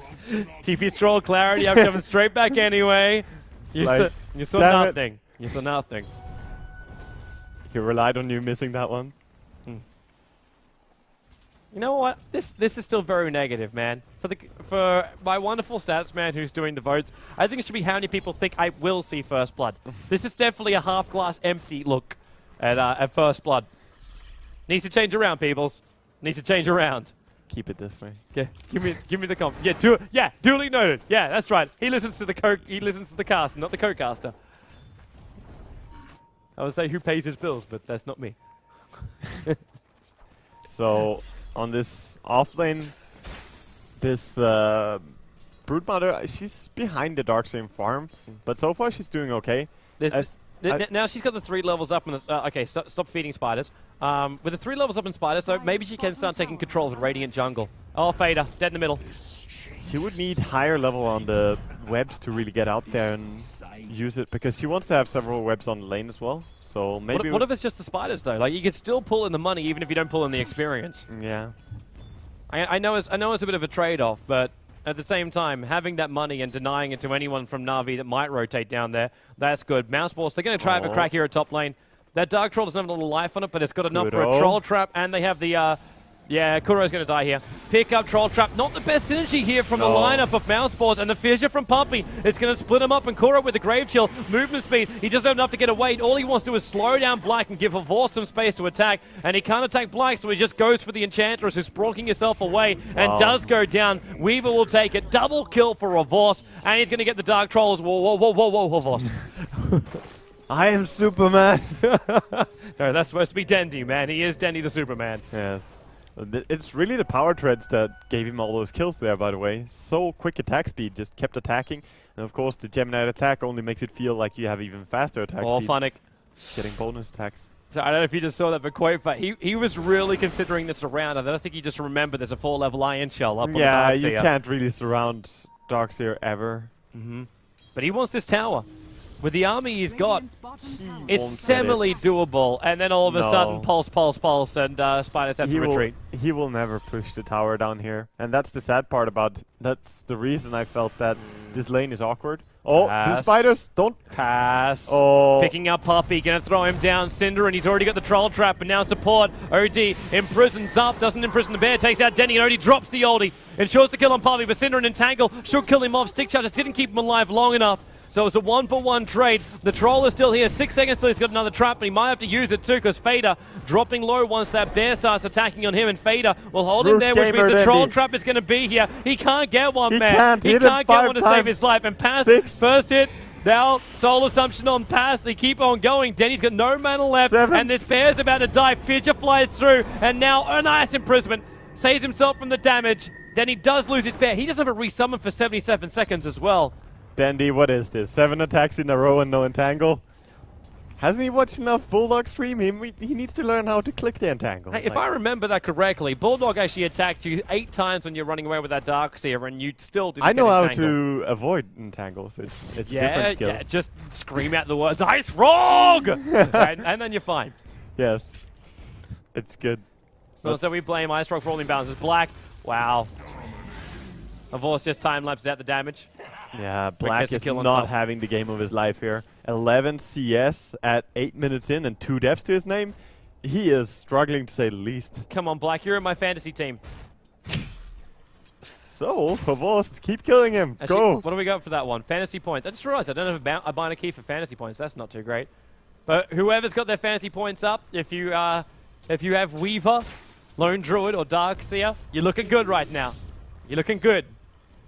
Funnick is winning you points here. Oh, Funnick. He's going to TP out very quickly. Safe. He even spent his money to pick up that buckle before he went out. Hey, I just realized, man. I have Dendy in my fantasy team. vg.j, 2.5 points. He can't root. Yeah, it's true, but he still gets 2.5 points without rooting. Yeah, level of Dendy increased. All right, so 6-3 on the board. Fader with a regeneration rune up his bottle now. He'll be very, very happy with that. He's got that first one up into orb. Actually, also notice too, Fader, he rushed his orb point. Like normally you see that third point in the Essence Aura for Fader's normal build before he'll start going up in the Arcane Orbs. Yeah. But he's already he wants that one extra point in the orb. And now, help, Black coming in, Concoction. This is going to be really, really bad for Denny. That is a long stun time. Fader, he doesn't have ulti available. He's got past telekinesis, pick him up, throw him back, and now Denny will go down. Yeah, and that's why we see him have this point in orb so early. Your DPS is a lot better. And sure, you risk going out of mana, but with a regen rune in his bottle, he's perfectly fine. Yep. He's also now got the other great thing from that. Denny doesn't have a resummon on his bear for 60 seconds, and he respawns in 12. That's rough. Yeah. That's rough. But even worse is this Alchemist on the top lane. Now Black has to go back and try and lane against Hvost again, but Hvost is so strong that he's probably just going to dive. Yep. He's baiting it, but though. by diving it, Sada's going to come in through the side, actually gets to hit on the blast, but it forces Hvost a little bit further back, and he even uses his time-lapse for that. Yeah. He's really not taking any kind of risk here. Quite far. Man, I wonder how many spiders he's actually fed in this bottom lane. I saw him die with 10 right as the engagement was mid. Oh, Funnick, if he vacs this. Yeah, that's the thing. He can always vac, and, you know, already there, that was like 7 spiders, and it's a lot of gold. Yep. It's like killing 3 lane creeps, killing 7 spiders-ish. It's good moolah, man. It's good moolah. And he's going to get more. All the time, just trying to find that money. He's definitely getting it, man. Okay, shake. Only 7 games on record. Wow. That's a really good win rate. That's a damn good win rate, but of course, having only 7 games with it is not really reliable stats, I would say, but still, that's impressive. That's a very impressive stat. Fader, there's your first hit entangle. Denny even backed himself up thinking he wasn't going to get it, but he moves around to body block him up. And mistiming by Puppy. Yeah, Fissure actually bumps him away and doesn't do the stun. Black TPs himself in with a pretty well-channeled up Concoction, and now they'll lose Puppy and move deeper. Looking over both Rubik as well as Denny, but Kuro wants to turn around. They've got a bear trapped up here. They've got to get this bear back out to safety. There is no resummon for Dendy for 81 seconds. And Hvost! He's here in the middle lane. Here. Yeah, welcome in. Pick up, throw him down. He stuns the bear as well as Denny and Kuro. And then Black will throw the stun, but Hvost, well, he'll actually get hit by that. Yeah, it hits Invis, and it hits also hits if you rage, you still take damage as it's physical. Yeah. But you won't take the stun if you got the immunity. If you're Invis, you still get stunned, though. That's interesting to note. I think actually he wore off. Like the Shikuchi wore off, I think. Yeah, but even if you are Invis, you will get stunned. Okay. Man, So Funnick, how much money has he got? It's so stupid. He's 109 CS. We've had a 71 for 30. Avors, who's basically been controlling up this top lane, has 71 for 30.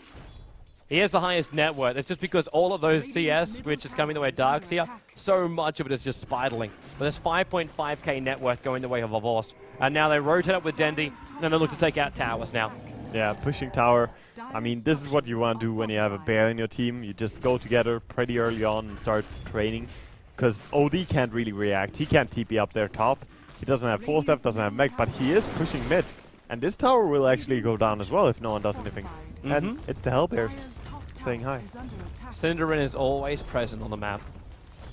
Even if he's dying, he's still present. And he will help to kill off the tower. In fact, he's just killed off by the dire side normally. Oh, so many spiders dying to Funnick. They're ganking bottom lane. Concoction's prepping up, and Funnick, well, there's already that first hit, and now Concoction will hit at the same time he surged. The mech charge will pop here, but they get the spiders around him, trying to hold him in position, but the Iron Shell damage is still a lot. He throws down the wall. He's trying to kill off Coit, but Funnick living life to the edge. Yeah. Black will run out of here, though. Trying all he can, but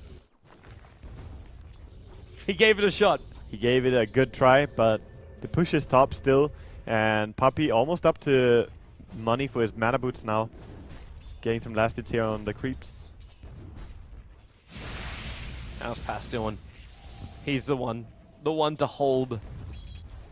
Centaur's coming in, Synderen. Well, he has Shukuchi, so he's perfectly fine. He's gonna hold up here top quite easily. What, look, he actually stopped. Oh, nicely. That is very nice. T1 tower for Mouse Sports. Army of Spiders, Centaur in tow. Brood almost has Orchid now. Yeah. And at that point, then she can... TPs. Wow. I don't know if this is really a wise thing from Havors, but then again, it's Havors, so who cares? He's going for Synderen. And he'll get the kill. Synderen doesn't have enough mana for a heal. One charges, two of them. Now we can heal, but it's already too much damage done by Havors, or is it? It isn't enough. The heal Fader is in strong. here as well. But the bear, Denny has to get closer. He can't get the entangle, and you're right, he is trying to block it up, but now he'll just take the tower instead. Consolation prize, free box of chocolates for Dendy.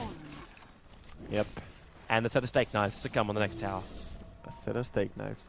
And look at Puppy just standing here, guarding top. I actually want to keep my eye on Koitva. Pass is coming in to actually go on Kuro. Kuro, a little bit too far out. Pick up, throw down, pass. That's another steal if he wants it. Black and now Fissure, it's going to hurt. You're right, Black is here, and so is Puppy. Echo Slam hits pretty hard, and Black, it's a good thing it's inside that Chemical Rage, but now it's a bad thing. Puppy, he's body blocking Black, and then follows up the Totem Stomp. Black, he's got 22. They got him. The Soul Assumption will take it. Oh, wow. What an Echo Slam. They held him there just long enough for the second Soul Assumption. Yeah. It's the chain stun, the body block, nice play by Puppy. And that's why I said, so nice by him to just stand there and let Kuroki bait. And it's pretty obvious bait, to be honest, Kuroki being that far out. Yeah. But even so, they thought they could kill him. But Visage, pretty tanky hero, pretty hard to kill when you have a ES throw that extra fissure in. Mm-hmm. And so how fast too that Rubik just bailed out Koitva. Man, what did he actually give to have that Orchid on him? In fact, he can buy the Orchid and hasn't. He's been able to buy that Orchid for the last, I think, almost minute now. Yeah, that's... And the Courier's just sitting AFK back at base, not doing anything. Is this intentional, or is this... No, that's a bit sloppy. Now he bought it, and nothing else, so he wasn't saving up to buy more. Too busy in the micro. Yeah. Sentry Wall goes down, back doesn't reach him. And now there's a steal. Pass takes Shukuchi. Let's look at that Sentry Wall, but Havors picked up, throwing down. He needs this Orchid right now, and now he's got it. Maybe Orchid up on Havors. He's going to go Insatiable Hunger. No, Havors says, well, I now have BKB. I trump your Orchid, and now kill your Rubik. And if he can, he can. The Dust, Rubik, pass. Is it enough? No, that Soul Assumption charge was too weak. Very close with the Dust coming in from the side there. Almost got him. So it'll be a tier 2 tower loss in the bottom lane. I don't really see him stopping this. Well, they can't finish off that tower, though. Yeah. Synderen doesn't have push. Yeah, then he pulled the aggro on the top lane, so he can just farm. And now the TP's coming bottom. Pass has to be really careful. He already has to back up. That fissure from Puppy managed to connect OT Holty. They try to combine it up with the Orchid from Koifa, and the charge is not enough. Not enough. Not the Spiderlings. Even at that. Pass wanted to go back in again. Now he's finally TPing himself back to base to heal. Am I the only one who feels it's a little bit awkward seeing Dandy just being the solo pusher, like split pushing? not fighting. It does feel a little unnatural, doesn't it? Yeah. But it's the draft that they were forced into. There are no games on record. Okay? The first game ever that Dendy plays at Lone Druid. But look at his build for it. Like, he's got Phase Boots up on one, he's got Tranquil Boots. This is almost classic Fear. This is EG Fear build. Oh, it's Obvious. pretty normal build, to be honest, to have Tranquils and Phase Boots. I'm just saying, when Dota 2 first saw the appearance of Lone Druid, yes, Fear was the one that did this build. Yeah. And then Aoi copied it and then enhanced it with an armlet. Well, the old Tranquil Boots were so OP that people used them on pretty much every hero. And now it's not as good. And it's a good thing that he's not fighting, because Tranquils are absolute shit if you fight. No, they are. Like, they turn into these broken 25 movement speed boots, which are basically half as good as brown boots. So, yeah, they're really bad. Denny's about to get trapped out here. Well, maybe trapped. There's a troll right behind him looking to trap him. Dendy, he's got ulti-form possibilities. He's trying to juke it. Oh, wow, Dendy. Oh, wow, Dendy. Pass wants to find him. Chikuchi. He saw him, but too late. And Pass just hides his head in shame. He's like, oh, damn it. Oh, Fader did. Yeah. Fader. That was kind of funny, though. Pass was simply too fast. He just ran by it. It's like Astral that spot. Astral that spot. Damn, I'm in that spot. Okay. Havorse. He's put his BKB again. He's really not giving up on this BKB. He's got Sentry Wars too. And Koifa doesn't quite see it. And well, he's out of his invis. Throws the Orchid. Havorse, though. He can't time-lapse, or can he? No, actually, Orchid wasn't you. No, he just had CD. Oh, okay. Pass trying to chase Havorse. Chikuchi versus Chikuchi. At the same time, Enchantress dying on the top lane. It's like Kuro able to find himself a kill. Yeah, they were trying to take this tier 1 top, and it's still not deniable, so nice hold. Pass. Entangle. Doesn't hit on the first one. Orb of Venom does slow him down, though. Dandy trying to work on that mid tower would be a nice pick-off. Well, Fader would love the bear instead. This is that damage of the orb. It's still only a 1-level orb for this OD. But it doesn't hit very hard on the bear, because it doesn't count as a real summon like the treants. So you still only get the mana pool damage from it. Else you would slay the bear in like 4 hits or something later on. Black might be in trouble. Kuro, Familiar's in front. Gets 1, 2, drop down, almost backed him back up on top of the hill, but Black away. Yeah. Inside that Chemical Rage, it'll be the worst time for him to die as he's trying to prep himself into that Shadow Blade. He probably tried to vac him to the other side of the hill, which would be really nice, but backing onto that part of the hill is not possible. To the right side you can, but not right there. Notice the movement of Black. Instantly you realize that Navi have so much force up on that top lane, they cannot defend the tier 2 tower, so he pushes out the mid, while Broodmother continues to hold inside the Radiant jungle and adds much pressure to that tier 2 tower in the bottom lane as possible. This is a trade-off almost of entire jungles. Navi will claim Dire side jungle, while Mousesports will claim Radiant side jungle. Yeah, it looks kind of funny when you look at it. And almost Shadow Blade completed now on Black.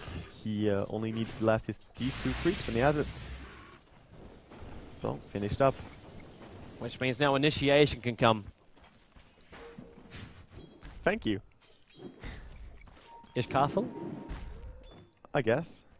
Ish Castle. Ish Castle. Yeah, it sounds German, to be honest. When you pronounce it. Nine! Probably isn't supposed to sound German. Ish Kaufen? Ish Kaufen. Kaufland! Ah. Yes. So, Roshan... Way to just butcher German words. Roshan still not being attempted by the team, but with the tier 2 tops removed now by Navi, I really expect them to put a lot of pressure to this mid now. If they can get the mid tier 1, then they will start thinking about Roche. They gotta be careful, because OD's walking around with a DD rune up his sleeve. And he hits hard already as is. Yeah. So they got to make sure they keep their distance. If they commit heroes to push out that tier 1 tower in mid, like Black's continuously, missing a last hit. He's sorry, I troll. But he's getting his own farm here. Pat's still finding his own levels. Navi aren't really gaining a huge advantage until they take out the tier 1 tower, but doing exactly that will help them out. So Fissure into a Vac, into a Grave Chill, Pass with still 1 charge up his sleeve, is able to live. Yeah, Kuroki cancelling his soul assumption there because he knows that it wouldn't be enough. Are they looking to fight this? Synderon's coming in, and Fader has returned to the middle lane now. Yes, TP bottom. We might see a kill here. It depends. Havorse is just having fun with Spirelings right now, and then Sentry, they see him. Fissure, and then attack, and then in he goes. He goes in for the Insatiable Hunger with the Orchid on Puppy, so he couldn't get the secondary hit, and Kuiper does get the kill, limping himself back into the Spiderling Web and away from Dandy, and he goes up, and they are checking. Kuro, he tried to go with a familiar stomps, he missed the target, the Meg Charge helps out the Orb, another Web has to go, he can't root shot anything. And Divorced well, he has to back up, but no, the Spiderlings, they've almost got him trapped in, and then Chikuchi for the win. He can't get trapped. But Puppy, what are you doing? He was waiting very long after his Fissure, trying to get the maximum stun duration before he throws his next stun. And of course that's a good thing and good habit to always try and get the maximum out of it. But he would have killed him with just an enchant totem without even having the max duration. So instead of killing, gave a kill towards the Broodmother, and she actually lived. So that delays his Blink Dagger. If that was a kill, he would be so close to it now, like just 1k. Just 1k more gold. That's if he's allowed to get that money. Because what's Kuro supposed to be getting too? Like, Kuro's walking around with boots and a gem. Summary of items on Kuro. Boots, gem. He has a magic wand, bro. Blink in on Funnick. That's a supporter's best friend. Magic wand. Suppose. Just wait till we have the blink on ES as well, and then blink on Darkseer. The initiations they can do, man. Cinder and Bear. He won't be able to get a hit off. Then he's getting closer, but he's still just too far away. Fader. Man, he has been on level 11 for such a long time. He spent most of his time just basically flying himself from the middle lane to the bottom lane. Broodmother is actually doing really fine this game, though. Like, I guess it's expected that she should be doing... Oh, look at that. Money, money, money, yeah, money, that's money, the thing. money, She's money, doing money, sort money, of money, fine, money, but money, she's money. giving so much more to Funnick as well. Like, he could just come down here to his ATM machine and just say, yo, can you give me this and this? I need to get, like, a plate mail for the Shivas thing.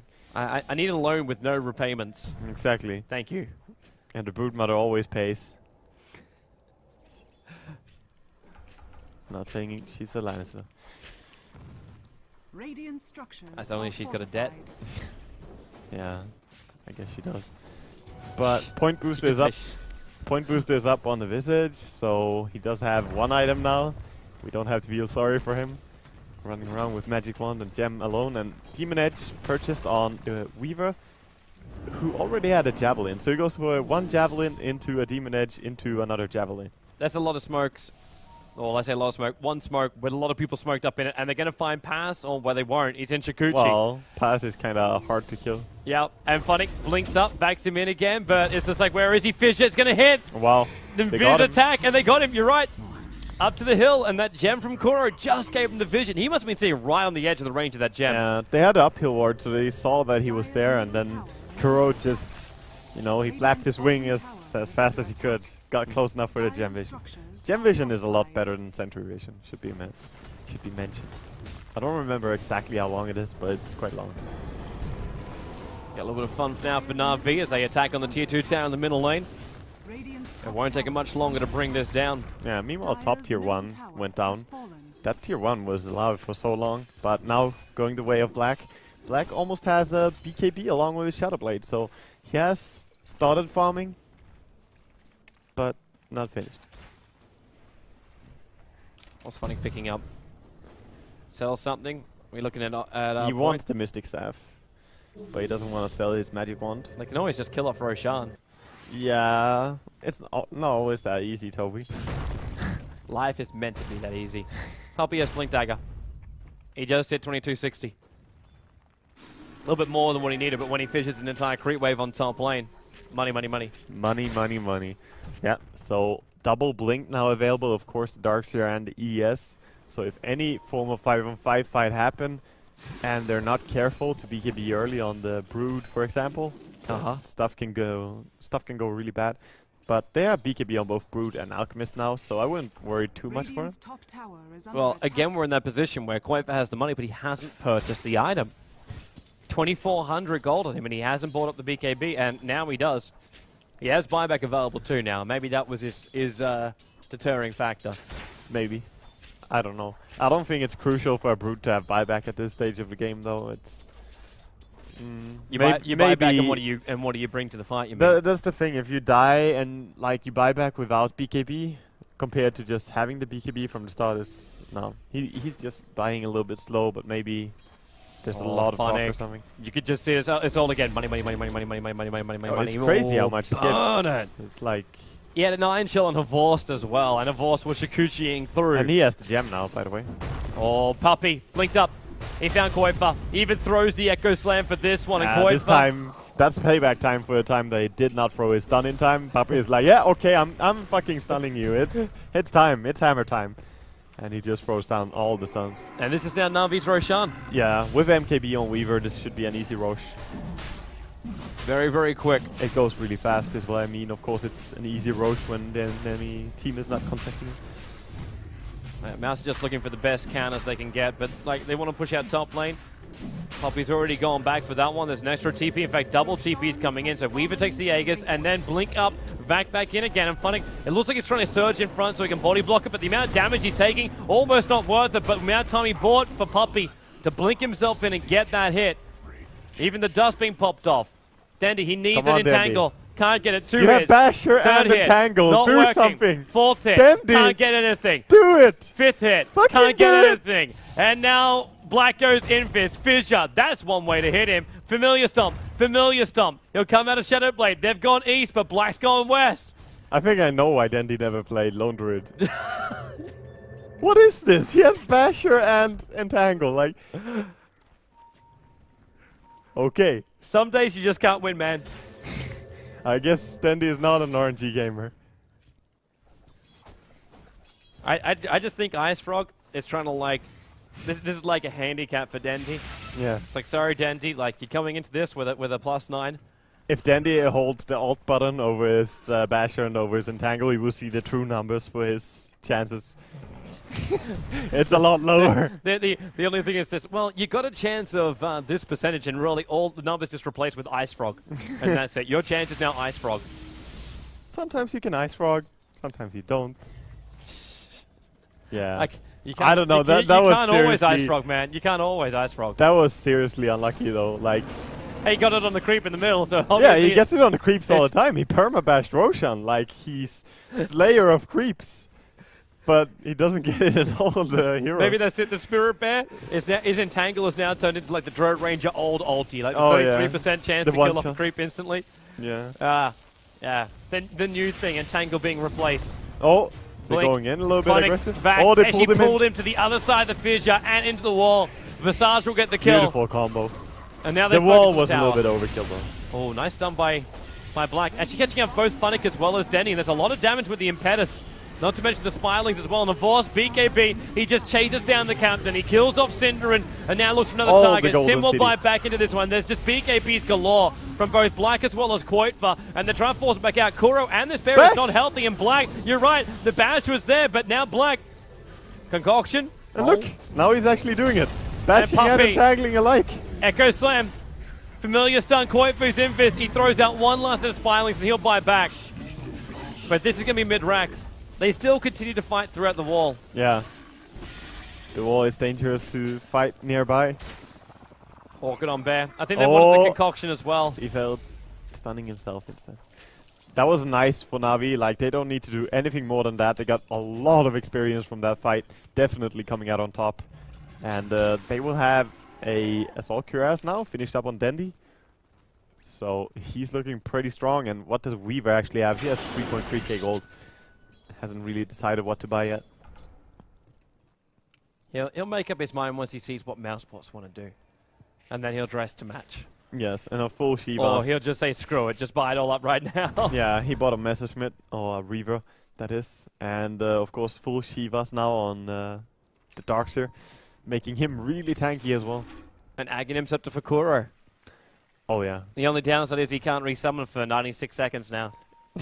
That's one of those sad parts where it's like, yeah, your ulti is now better in 2 minutes. You may as well just lost the entire thing on a courier that just died. Yeah, exactly. Oh, Vorce finds Koitva. Oh, the MKB. Koitva instantly backs out. Wow.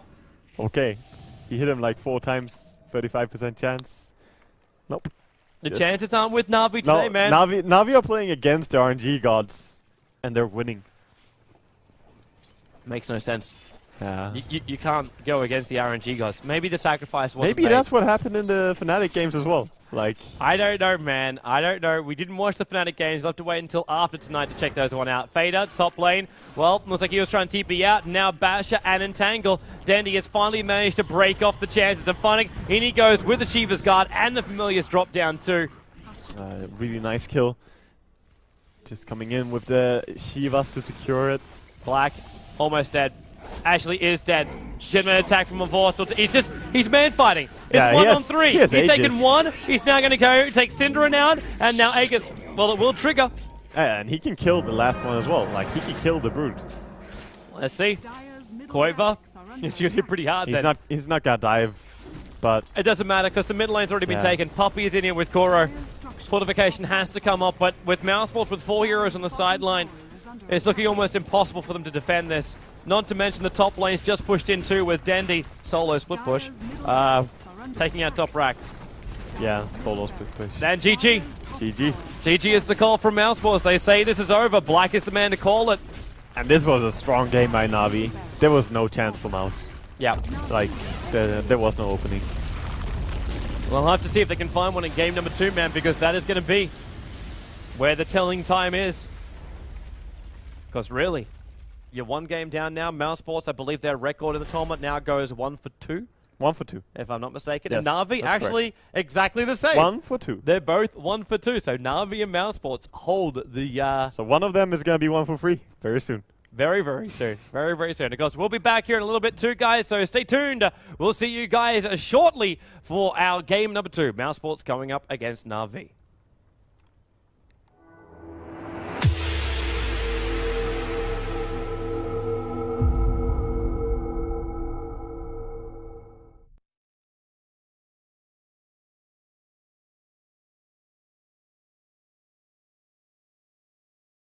She could be some form of a DPSer at some point, but she really never did anything in that game except for push a tower very late because Darkseer is good at deep-pushing against her. So into this draft, and again we see pretty standard, but this time banned out on the Visage. Yeah, so Visage not being allowed through, which kind of surprised me a little bit. Like, obviously Cinderin loves it, but then again, so does Kuro. And Kuro played a really good Visage in the last game. Like, he had no items whatsoever, but was controlling everywhere across the map. Maybe that's what he's saying as well, Puppy here. He's saying that, okay, we played a good Visage, and now you guys don't get to play it. That's, you know, that's how it is. Like, you have something that both teams like, then you get to play it, and then you just say, oh, I'm not going to give you the same chance. Ooh. So, we're already heading into a Chen and Dragon Knight from Mouse after the first pick Alchemist. Alchemist has to be one of the highest tier heroes in our games so far. Yeah. The games we casted. Yeah, he's been in everything. Not always successfully though. But almost always in the first pick as well. Yes, definitely. But that's the way the European scenes always seem to operate. Even down in Southeast Asia and China. Like, I was doing a little bit of research down there. Obviously, before the international, we have a look. Yeah. And most of the time, they were also picking it in the first two picks. They'll always give you a shot. Yeah. If it's first pick on, even if it's first pick, you know it could be support. You know it could be carry. It's those dynamic first picking heroes which could just do everything. Yeah, and almost every time we see him picked up, it's followed by a Darkseer. Yes. Because there's such a good synergy between them. If you ever land that big, like, 3-man vac into a stun, or even more, you know, but you don't really need more. If you get 3 people stunned by Alchemist with a long stun, 4 seconds disable on that's as big as an RP. Even bigger, actually, if you channel it fully. So, OD being banned out in this game, we saw him for 1 game, didn't work. Well, sort of worked, but... It did, it's just the timing wasn't quite right. And Lone Druid hit his timing better because he actually had a decent lane. And that's the reason why we say, like, OD gets banned out and Razor got banned out in the first 4 games we had. And both times we would say, well, Razor actually would have been a better pickup than OD because he would counter the bear a lot better, but any other hero apart from a Lone Druid, OD would have countered that. They're very circumstantial. Yeah, it's always like that about the mid lane, though. When you look towards mid, it's always who counters who, pretty much, and very few heroes are really even. Like, one of the most even matchups, I guess, is like Puck and Queen, but after that, it's always, you know, someone being stronger at something, but Puck and Queen being the 2 most similar heroes. We haven't seen Queen that much at all. Have we seen her at all? We saw Puck a lot. I mean, we've seen. I can only remember the 1v1 championships last night. I don't remember seeing Corp at all today on our stream. Yeah, I don't think we had any Queen of Pen game. We did have in the We're the wild definitely not going to see one right now. Yeah, banned out in this game. We saw in the wild cards. I remember there was like that time when he got a nice double kill in mid lane. True. But Rubik picked up, of course. Rubik is very nice against Alchemist. If you steal that stun, it's such a strong spell. And then you have those weird moments where you actually try to steal a stun and you accidentally get his ulti instead, which really makes you one-buff Rubik, but you still don't really have any spells to throw, so you can activate it and steal something new, but it's if you have cooldown, it makes you kind of have a downtime there. I can confirm you're right about Funzy in the wildcard match. He played the Queen to Pay in the last game they played. Oh yeah, that's true. Yeah, so that was after the Sven. That's true. After we will forever revisit. Forever. That's our memory of the wildcard match now. It's just as bad. Like it was hatred against boars. I cannot let that kind of thing ever be forgotten, lest we forget. He doesn't like nature. So we actually see a hero that we haven't seen a lot at all, and Darkseer being picked up this much, I really feel that we should see more Jakiro, and Navi making a point out of picking it now as third pick, because Jakiro has amazing synergy, both with Alchemist and with Darkseer. So for sure they have some nice combo heroes now, but I'm looking towards what Dandy will be playing this game, and I don't want to see his bear again, I think, even though they won. At this point, I'd almost be thinking he's going to go Magnus, but at the same time, Puck would be a more logical choice. I was actually thinking about this before. Nyx Assassin can be picked up. That's actually normally a puppy hero, so we get Kuro, Jakiro, Puppy, Nyx. But I was thinking Puck would be one of the first things I would think of, because you got an Alchemist pull in, a Darkseer vac and wall, and you're going to find some kind of hold. Disruptor would have been an option, but you've already got a DK who's going to be picking up a BKB, and you want to make sure you can control him the entire time. Even BKB will let you walk out of the Dream Coil, but the initial silence, the initial control, like, that will be more than enough. I think Syndrome will ban BKB's it. up. You think he'll take out the Puck? Maybe you will. We will see. Up against a Tinker, I would probably suggest it, because Rockets, again, projectile, you're able to evade it, just like the concoction of Alchemist. And how easy it is for Puck to catch out a Tinker as well. Like, he can always catch him on lanes. Then again, we could be saying Mousesports pick up Puck. And the reason I say this is because it could be black on DK, which a little bit more different to what people normally do with the DK. They run him in the middle lane. But Koifa is actually a really good Tinker. He does play it very nice. Yeah. So I wouldn't say that's actually Fader taking up the role as Tinker. I think they're still going to look to see if they can get their Puck. And they actually take out Storm Spirit instead. Anti-Mage banned down. Cinderin should be a Puck. Yeah, most likely. And if it is, drink responsibly.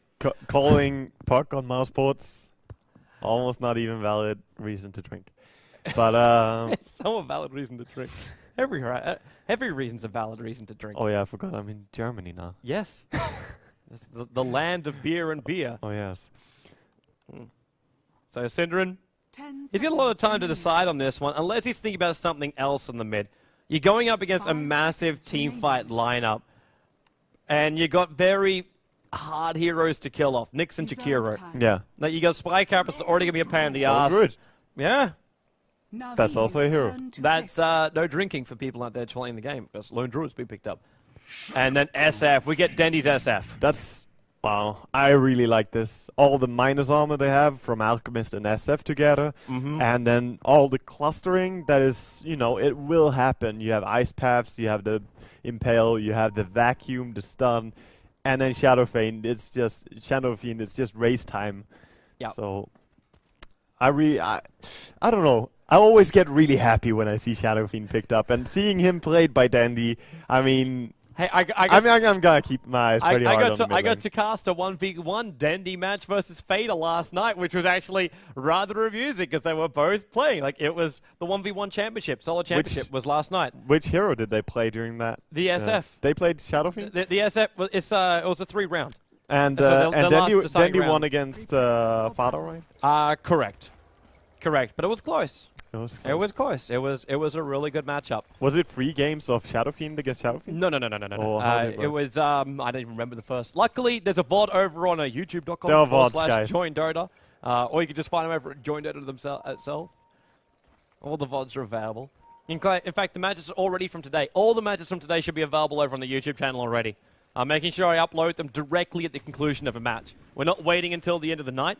So if you want to check them out, I believe they're also hot linked on the Dota2.com website too. So if you want to keep up to date with all that kind of stuff from the Valve official site, you can do so. But of course, we love it when you guys come over to joindota.com and use our live and upcoming tool. It was my little baby. It's my little baby. Dandy was voted MVP. 30 seconds. So even if he's not, he'll still get the votes. Yes. Wait, no, really? Seriously? 3-2 votes? Seriously? Cat, you're amazing. 322 Dandy. Unintentional awesomeness. Unintentional awesomeness from the chat. In before Dandy gets kicked off team, banned from Star Ladder. And gets over 10,000 viewers. Wait, he already has that. Damn it! Could you imagine that? It's like, okay, so Denny would now stream every night of Starlighter after they banned him out of it. Yeah. And all of a sudden, Vlad has no viewers whatsoever, and Denny's sitting there with 30,000 viewers watching him stream a pub game. It's like, yo, help. Yeah, of course, and no mic, just some music. He has good taste of music. But anyway, what is this rare head? Why is it labeled the International 2013? Oh, it's a cool head. Craniomancer. By the way, and it's just labeled the International 2013. Where is this thing from, Funnick? Well, it's from TI3. So, wait, are they giving away craniums at TI3? I'm just saying. There are. I'm just saying, is there freebies already going out to the players? They're like, you know what, Funnick, we made something for you just so you pick up Darkseer. I mean, I'm trying to... Oh, it's from the chest. It's from the chest. Okay, so he got it from the TI3 chest. Of course. Yeah, totally going for a retard. Man, I don't follow cosmetics as much. That's the reason why I get surprised when I see couriers. And the only one I follow is Anaxumanun. Yeah. And that's just because I really enjoyed the Mummy movie. And she makes Straw Ranger stuff. Yes. So, So far, Farah doing really good on this mid lane. He got all the 4 creeps on the first wave, so Dandy only thing at 1 and 0. He will get these ones on their tower, I believe, though.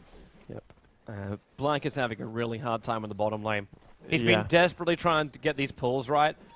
He's interfering with Koro's pull, but at the same time he tried to pull the aggro up and then Puppy just put it into the Centaurs. So far he's getting nothing. Yeah, he's got absolutely not a single point of experience on this lone Druid, but he hasn't lost the bear either, but Navi don't even care about it. Like he has a, by the way, Poor Man's Shield on his bear and Tangos, so he's trying to keep this bear alive a lot. It's kind of interesting seeing it with a Poor Man's Shield. Of course, the only difference being that it takes less damage from the... It's actually the same build they use at EMS. Yeah. And has been used by a lot of other people as well. Like Admiral Bulldog did this as well. But normally, it's not grabbing the creeps where you see them. It's here. It's behind the tier 2 tower. And you hold them up, so you pull the creeps up this direction and then drag them back. So with a double creep wave that goes, it pushes into your tier 1 tower.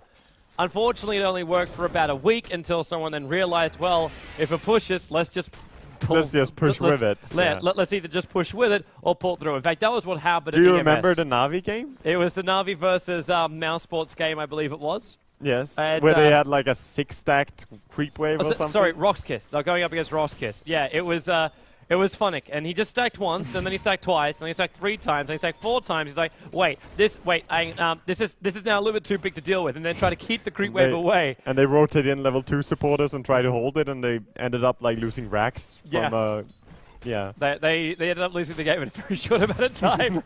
and the answer back to it was because it was Havor's bear. Havor was taking the lone draw on the solo lane when that game happened. Oh yeah. So it was Funnick who was microing it, but taking it the role as actually no, he was Magnus. Sorry, he was long lane Magnus, and he didn't go Shockwave, so he couldn't pull the aggro of the creep wave off the tower. Because if he could pull the aggro of the creep wave off the tower, it would have been okay. But he went skewer level 1, so he couldn't pull the aggro off. Oh, memories. Oh, the memories. Luckily, we don't see anything like that in this game, though. But Black now in the jungle, gonna try and farm up some. But against this small camp that's stacked. Smoke Gang. Pass and Cinder are moving down the river. Coming with a Centaur as well. Dandy should be dead here. He's too far out. Yeah, Pass to get the pickup, and in fact, okay, now Dragon Tail. Then Centaur chain stun, and Dendy held in position, and first blood being spilled. He's so dead that even if he had 500 more HP, he was still dead. Chen had his nuke still, and they could get so many more right clicks in. But that's the thing about Shadow Fiend mid. He's very easy to gang, and his early game is quite important. But then he can really catch up really hard. Oh yeah! Oh yeah! Glass half full! Glass half full! For people who don't understand that joke, you obviously weren't listening for the last game. Yeah. But welcome to the live stream nonetheless. It's great to have you here. I hope you're like following the live stream, subscribing it up, enjoying the wonderful Dota 2. We have fun here on the Join Dota live stream. Yes. There's time for seriousness and there's time to stare at couriers. Yes. And they can happen both at the same time, because be serious about your couriers, people. So, last hit on tower goes to the Alchemists. Pretty happy about that. He has face boots, 1.2k gold at 4.5 minutes. So, really rich. He has maxed the greed as well. So, probably gonna go for Midas still. Want to point out that Tinker's going to have BTs up and running by 5.5 minutes. Yeah, that's insanely fast. Yeah, he's 36 for 13 on this top lane. Is this almost every single last hit? He's gotten everything but one.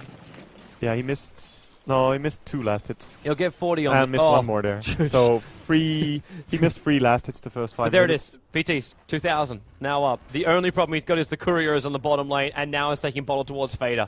So, even though he's been lightning fast, the courier just isn't available for him. The thing is that even as he's lightning fast, there's an Alchemist who's also only 3 CS behind him, and he has the greed. So, if we look over to gold per minute, it's actually more than 100 higher for the Alchemist, but he did claim a tower as well. Yeah. That's the bigger But reason. this changes for Alchemist, though. Because Alchemist, okay, he's got some really good money. He now picks up his Shadow Amulet as the first thing, so if he gets the full Shadow Blade up and running, then he's looking really good. Because then he can stop Tinker when he starts BTing around. But until then, Tinker can be very aggressive. Speaking of aggressive, Funnick diving in past the towers, and Master Machines will start from Koivo, and Funnick's like, yeah, wall up high. TP support's coming in as pass. Pick him up, throw him back down again, back into Master Machines, and Rubik with the Fadebot will take the kill. Wall and that's up high. over-aggressive.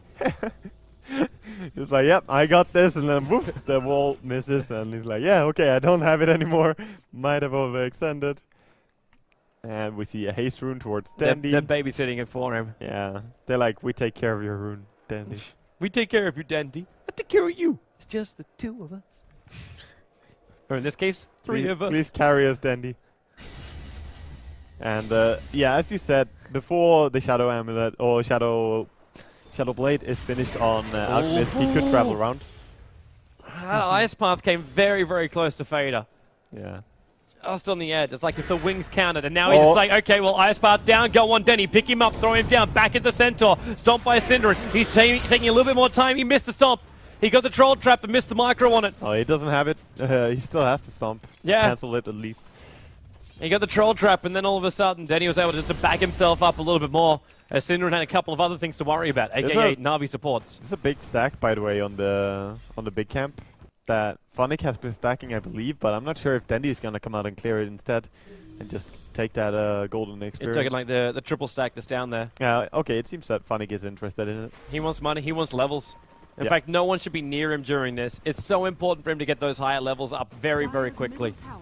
Because then when it comes to mouse sports going in for like this DK level 6, the lone druid who's got level 4, but this black, give him 5 minutes and he'll have a level 20. Exaggeration slightly. But he needs to have those levels. And he's now up at level 7.5, goes straight towards the top lane. He's going to crack his level 13, which is his essential level, very, very early. It's really interesting seeing Black play this. Man, look at that change. Oh. Well, Dandy couldn't get the trap. Synderen couldn't get the trap. But it's actually a good point. 11.8 minutes is the average. 7 minutes. Yeah, he did get very early. Some people usually get the Soul Ring first, though, and that's another 800 gold. So, but even at that, he would have that now. So that would still be an 18 travels. So definitely really farmed on this Tinker. And he has it now. He bought it. Funnick. Is he diving again? He almost killed off Black by the looks of it. Black only has like 85 life points now. Syndrome will hold him here. And Kuiper, Laser, throw the rockets, man. Easy, easy gold. There it is. Surge away, rockets to fly, and Tinker will get the kill. It's almost like he's waiting to kill secure. Ice Path on bottom lane now. Horvorst. Concoction, not that actually long on the channel for it, but he still wants enough damage on Pass. He needs one more hit and Pass around the side. Now even more hits. It was 13 one charges and Horvorst in too far. Ice Path holding Fader in position, but Fader, well, they at least get the kill on the Rubik. Horvorst, Concoction, stuns. Is he to TP? In the tree line. TP's up, he moves up and around the corner, and Fader goes the wrong way. Yeah, so they get out safely in the end. Tinker chasing a little bit for this Tikiro on bottom, but not gonna pursue. Problem is, he's still sitting in. Well, actually, no, we're at 12 a.m. It's okay. But it is nighttime. Yeah. So vision to actually see Puppy then was the restricted matter. That Kuro's almost level. Well, actually not level 6. He's almost about pop level 5. Same with Jakiro. Actually, really good support levels for Navi when you got. Actually, supports for the mouse balls are just as good because you have Chen, who's been inside the jungle most of the time, already level 6.5. And then you look at the secondary support, which is Rubik, who's level 5 and a little bit more. So he's on his way to level 6 as well. So great levels for them. It's just the lone druid. Just Black is nothing. I had an Alex stun and Horvorst. Troll trap.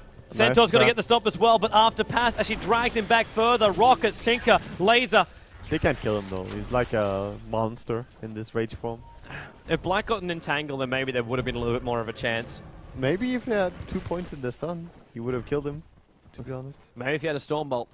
But yeah, maybe if he had a Stormbolt. That's what's needed.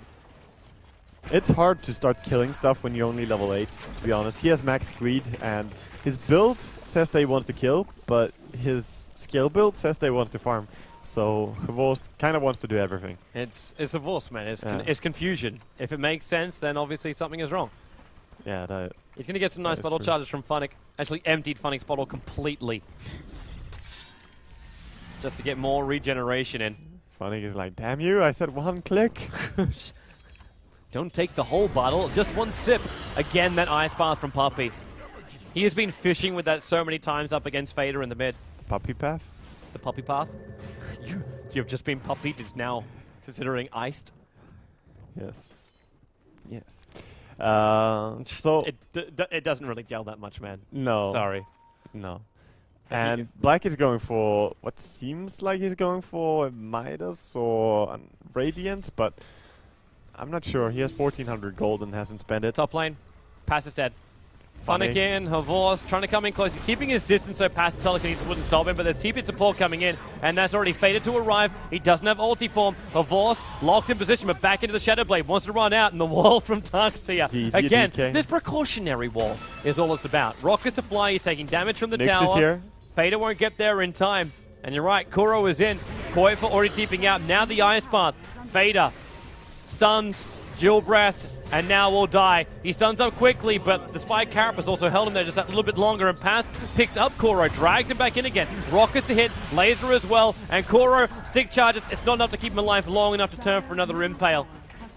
So we started to see a couple of trades here, but a lot more support being rotated in, while Denny takes the tier 1 tower in the middle lane, and everyone's giving a Horvorst bottle charges. Funnick first, and now it's Dendy. Yeah, he's just running around and drinking everywhere. He's such a leech. I thought you were going to say drunk, but I was thinking something else, but you already basically said it. But he's going for he can't.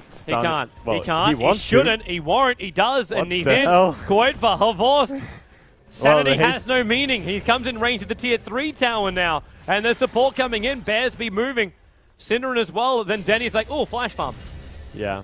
We were talking about how Tinker got his super early travels in bottle, and he now has his Blink Dagger as well.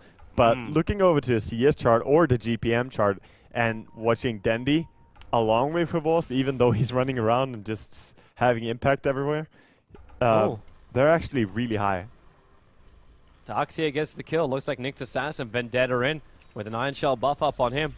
Yeah, Iron Shell is so nice on Nyx. Staying close to the enemy.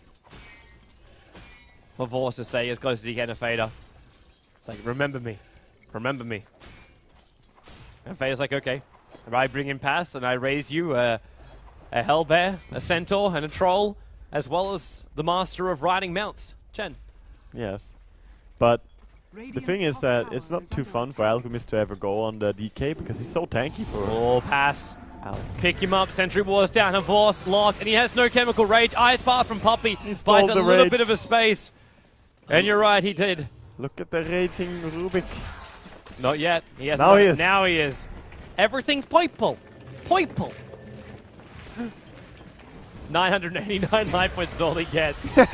But he's building into an urn now. At least got the double gauntlet. It's a lot, man. It's a lot. And he has like 1 attack per second. 0.99 seconds per attack now. It's good. How to hold a bottom lane up against the pushing mouse bots.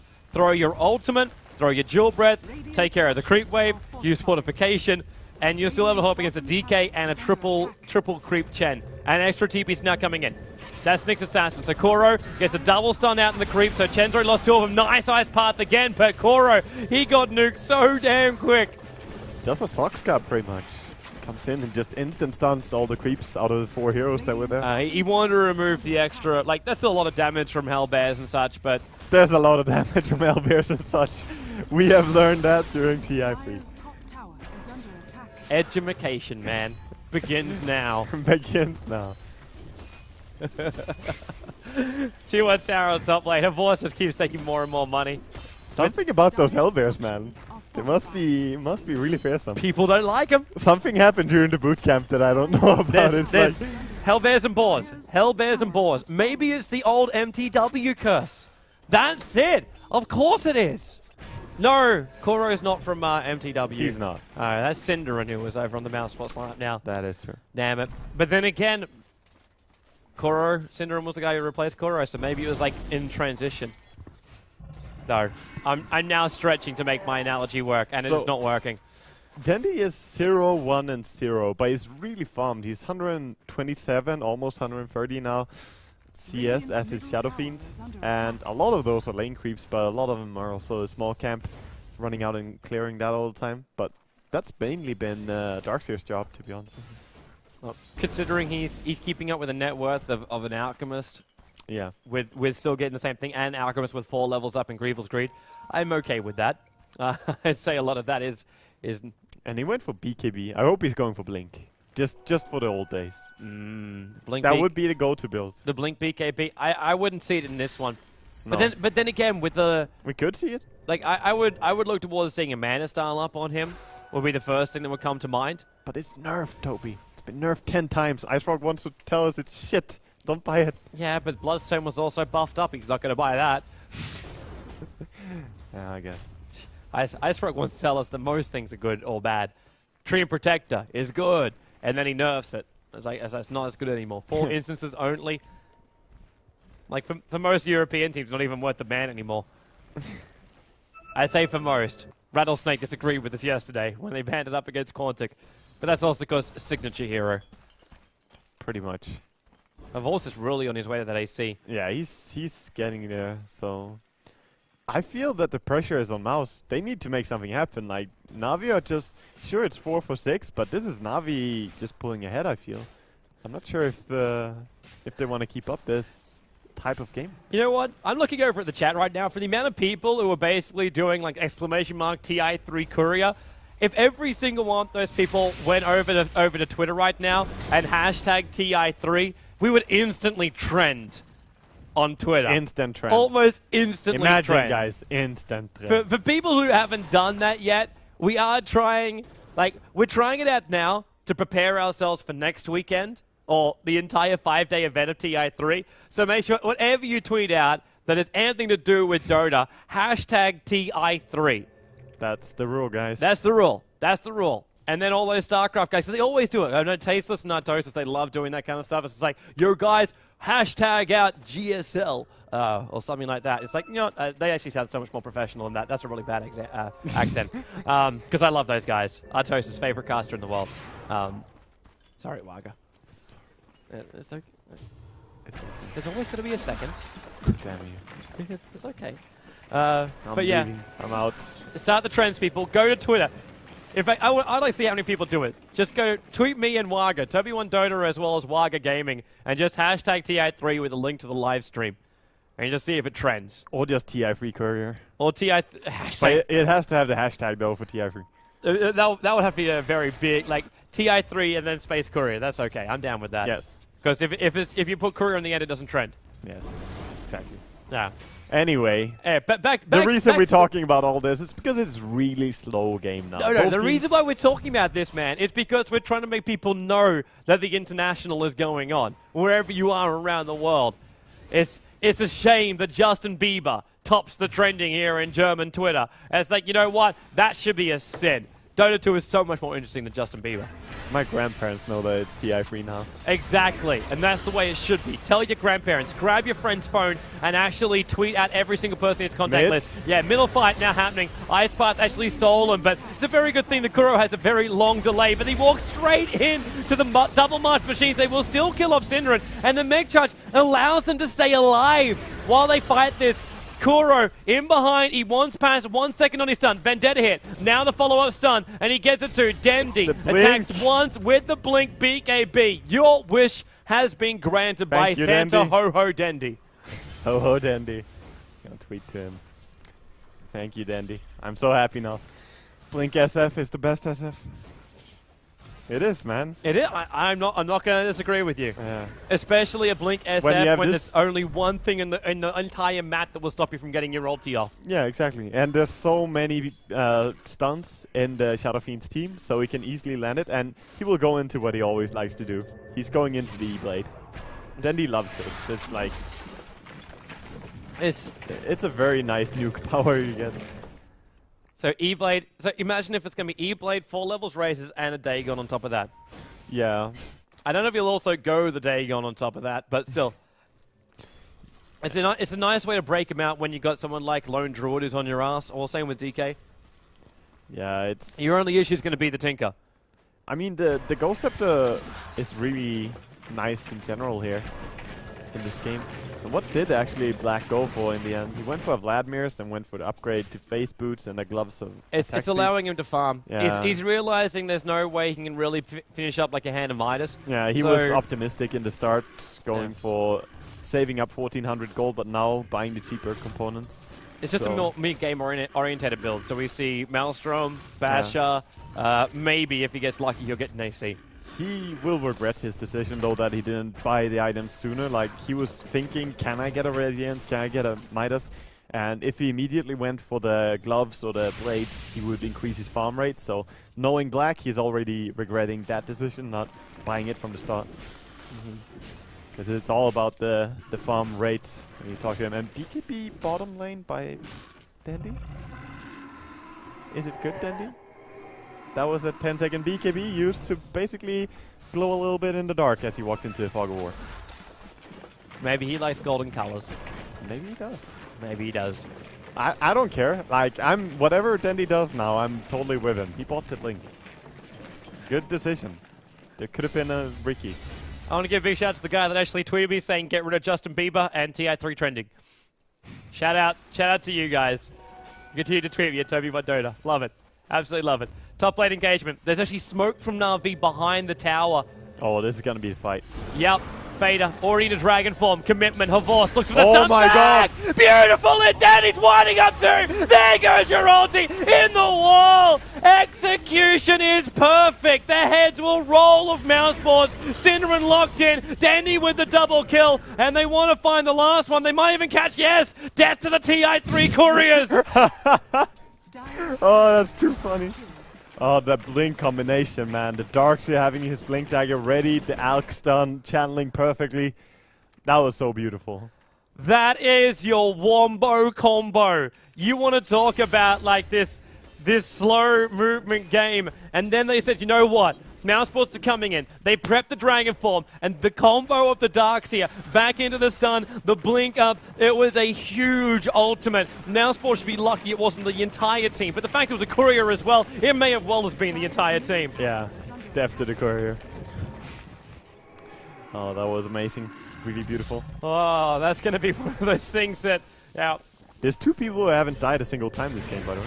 Really? There's one of them. And he's about to die right now. That's a back into the macro pyre. Darkseer will take his life. So Puppey will be the last survivor, and KuroKy looking for a kill. He's walking into him. He's channeling up his stun. He's thinking Dragon Tail. He'll have to stun himself. And now Kuro, he's locked in position. That Breathe Fire really hit him hard. Nyx Assassin stun. In comes Dendy. He starts up. The Meg Charge will pop a Cinder. And Dendy is just right-clicking him like a man down. Then wants to go on Fader, but Fader a little bit more of a man. Standing his ground. Back in again. Concoction will stun up on Black. But they're like, well, we can just kill off this bear and get more money. He doesn't have a bear for another 72 seconds. And Dendy, he is chasing bears, but no, he decides committing suicide. LOL. He must have stolen Concoction and killed himself. He did. Could hear it going, but it was not the Alchemist one.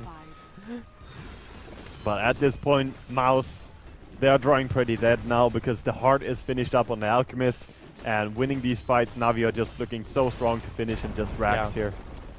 They're so big, man. They are so damn big. Reminder as well, guys, there's more fantastic Dota coming up over the course of today. Make sure you check out all the live streams as well. You've got AC and Draskell casting over on the D2L live stream. Shiva as well as, Cinderin. Ghost Scepter is the Nyx Assassin stun that finishes the job. Everything magical, everything buffed. But make sure you check out Shiva. She's casting with Blaze. Beatus, that's right. EG Beatus. And then you've also got the BTS boys who are streaming out from their studio. And we are Liger and Toby. Yes. Streaming out from the JD studio. So you got your 4 English streams, all your Russian streams, your Starletter streams, but you can check them all out and see what games they're casting. There's a big news article over on joindota.com that gives you the entire schedule for the day, as well as who is casting what games. So, easiest place to find it, guys. We also have a live and upcoming tool. If you want to find a live stream, literally the entire site is built around finding the live stream and information on tournaments. But you can also check out the main website, dota2.com. Yes, exactly. It's a lot of streams now. So many streams to keep your eyes on. But this game... And that's the reason why you can have 4 running at one time. Exactly. Or more, if your computer can handle it. So the top tower just going down now. Mouse pretty much realizing they can't fight. And all the top 3 in the EXP per minute at least is from Navi. But Tinker does have decent gold per minute still, but nothing to compare against the Shadow Fiend or the Alchemist, and both of them being carry heroes. Tinker is a little bit awkward. He's not really a carry, but he does benefit a lot from having good farm. Oh, yeah. Well, he's already got enough. Oh, Phonic! They saw him. He found pass, stun, blink up, Dandy, 2 hits, gets the kill. Just sitting on the edge, and that's the reason why Observer Ward in the high ground was planted down, and Phonic was like, oh, cool. Blink back, and easy gold. Yeah, they actually planted this ward after they blinked and got him like that. It was a blind pull? No. Oh, the Creep Wave saw him. Creep Wave would have seen him then. I'm not sure what saw him, but they did see him. They pinged him, so... But I'm kind of surprised they throw down an Observer Ward on the high ground after they kill him there, because that's like... After you do a move like that, there's always going to be a sentry ward warding you there. But... Now, we've now just got another buff up here. Jakiro picks up a full Veil of Discord. So we're going to add E-Blade up with the Veil of Discord. If anybody gets caught in the macro player and has both the E-Blade and that on them, instant pop, just like top lane. Fader, Kuro, he's just being a twit. Comes in, stuns him up, and now it's like, okay, well, Tinker's coming in on this one. Maybe not the best thing, and then Blink, Laser, and Breathe Fire. He could have, but he didn't. He decided to stay and accept his fate. Yes. KuroKy, except Well, actually, it's going to be Ice Path catching out Fader. Breathe Fire as well, and Phoenix in close. BKB will pop from Fader. SF is... Okay, so Denny is killing inside the base, both Lauren Druid as well as Rubik, while Fader is on the run. The BKB will wear off. Ice Path's come off cooldown too. So, well, Puppy, he hasn't got this Veil of Discord out. The Courier's coming back out again without the Veil of Discord. He's going to bash her on it. This is just poor micro. That last hit's done. Wait for it. Bump, bump. And bump. Bump, bump, bump, bump, bump, bump, bump, bump. So, yeah, Navi kind of just killing everyone in Mouse right now. Yeah, I wouldn't be surprised if Jared is. GG comes out from center, and so Navi will take their match out against Mouse Sports 2-0. Because coming up next, guys, IG versus Alliance. IG Alliance. IG Alliance. I wouldn't want to miss it for the world. It's basically our match of the day on the Join Dota live stream. It's going to be big. It's going to be big. We're going to Alliance did not look weak when we saw them in the past game. No, they did not. They're looking just right, man. They're looking just right. They're going to have to look the same way going up against IG. Because I doubt IG is going to give him an inch. It's going to be an awesome game. Right now, at least Dendy is finishing the game. Thank you, Dendy. The GG call from Mousesports, they must have stopped the trigger of the automatic GG call. Okay, give me my end stat screen, Dendy. No. He's refusing. He is refusing. I think they left. I don't think they're at their PCs anymore. I'm pretty sure, considering they are all standing in one position. At least Mousesports are disconnecting. But that'll be your lineup. Yeah, Synderen is bad manners staying, though. Oh, always bad manners. Never trust Synderen. Never trust Synderen. Oh, he's going to get the win as well. Look. No. No. Okay, finally, I think Finol may just said, you know what? I've had enough of this. Automatic GG. Didn't realize I zoomed into my camera too, so we're having a very close look at the pit on our screen over here. Nice. But that's going to be the end of this game, guys. So we'll be back here in a short moment. I'm going to say a short moment. I don't know if I can really say, yeah.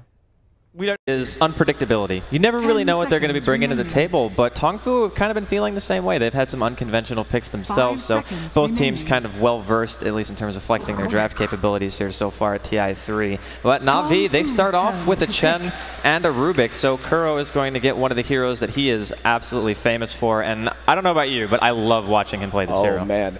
Whenever you see Kuro on Rubik, he plays Rubik just a different way. It's something you can't quite put your finger on. He just has such a sense of the hero. He's always in the right position, and the way he builds the Rubik is always mobility-based. He always wants a mobility item that will allow him to make plays in ways that most players can't. And when you put that with a Chen, another hero, a playmaker in his own right, but in a different way, you put that hero in Puppy's hands, you have two extremely experienced players on two of the best heroes in their entire hero pool. Could not think of a better core for Navi to lead off with. I couldn't agree more. And the thing that's interesting here is just the way that the draft changes, even between the series. For instance, the last series that we just had a chance to watch, we saw a lot of Alchemist, of course. Yeah. And that hero has been predominant throughout the entire tournament, I would say, and just in terms of either sending a mid, being able to stop these kind of early game aggressive pushes. Of course, he still is available, but I'm kind of leaning towards Tongfu would probably be the ones to take him here, if not. But we can see Tongfu already banning out the puck as well, so that's another hero that Dendy has pretty good success with. I'm pretty sure they actually had 70-something% win rate on that hero whenever he plays it, so definitely not bad to take it out if you're Tongfu. Absolutely, and waiting to see what Dendy's going to be running out of that mid position. He's really well known for a number of heroes. Been playing a lot of DK lately, and already with the Chen and the Rubik pickup, that's going to be something that Tongfu's going to have to be conscious of. Wouldn't surprise me at all to see them ban the DK here in the fourth ban slot, just because of how well he would function in a push lineup with the Chen. And nope, they're actually going to take out the OD. So Navi now going to have that open to them if they want. Obviously, the DK again,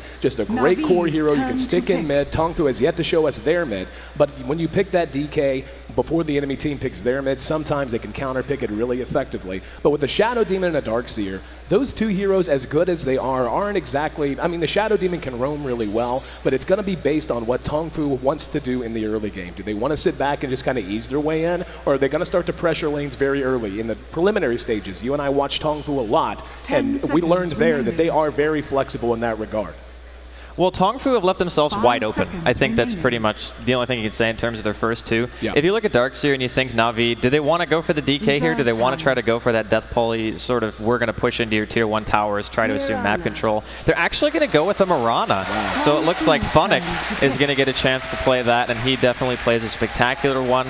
But going back to Tongfu's draft for a second, it's amazing to have a Darkseer because of his versatility, and Shadow Demon is one of the supports who can not only rotate during the early game, but he makes a semi-good transition into the later game phases. I'd say he's sort of like a Crystal Maiden, less lane control, but he makes very, very good transitions into the mid-late game. And now Tongfu, they're actually going to go with a Spectre, and honestly, I like that quite a bit, just because Navi, up until now, not a whole lot of damage. Right. I mean, they have a Chen, of course. Oh, hello! There we go. The big man makes an appearance, and there are people on their feet. Dindy Pudge going to be joining us here in Benaroya Hall, and yeah, I think that's good. That right there might be one of the biggest cheers we hear the entire series. Just the pick. I'm just saying, Melk's stats were correct. Maybe we need a new stat man, honestly, because he called it. He said, if he ever says you're going to enjoy the match, we're going to get a chance to see Pudge. And the thing about Pudge is, it fits Navi's style so well. They love playing aggressive. They love trying to get the map control early on. It actually goes fairly well with the Chen, because once you get those towers, just the looming threat of a Pudge being in fog, going for a hook, it forces you to play so defensively. And the thing is, against Tongfu's lineup right now, if any of those heroes gets hooked, it's very hard to save them. They don't have a whole lot of heroes who can react fast. They don't have any blink initiators to go in. They don't have like a Beastmaster to counter or anything.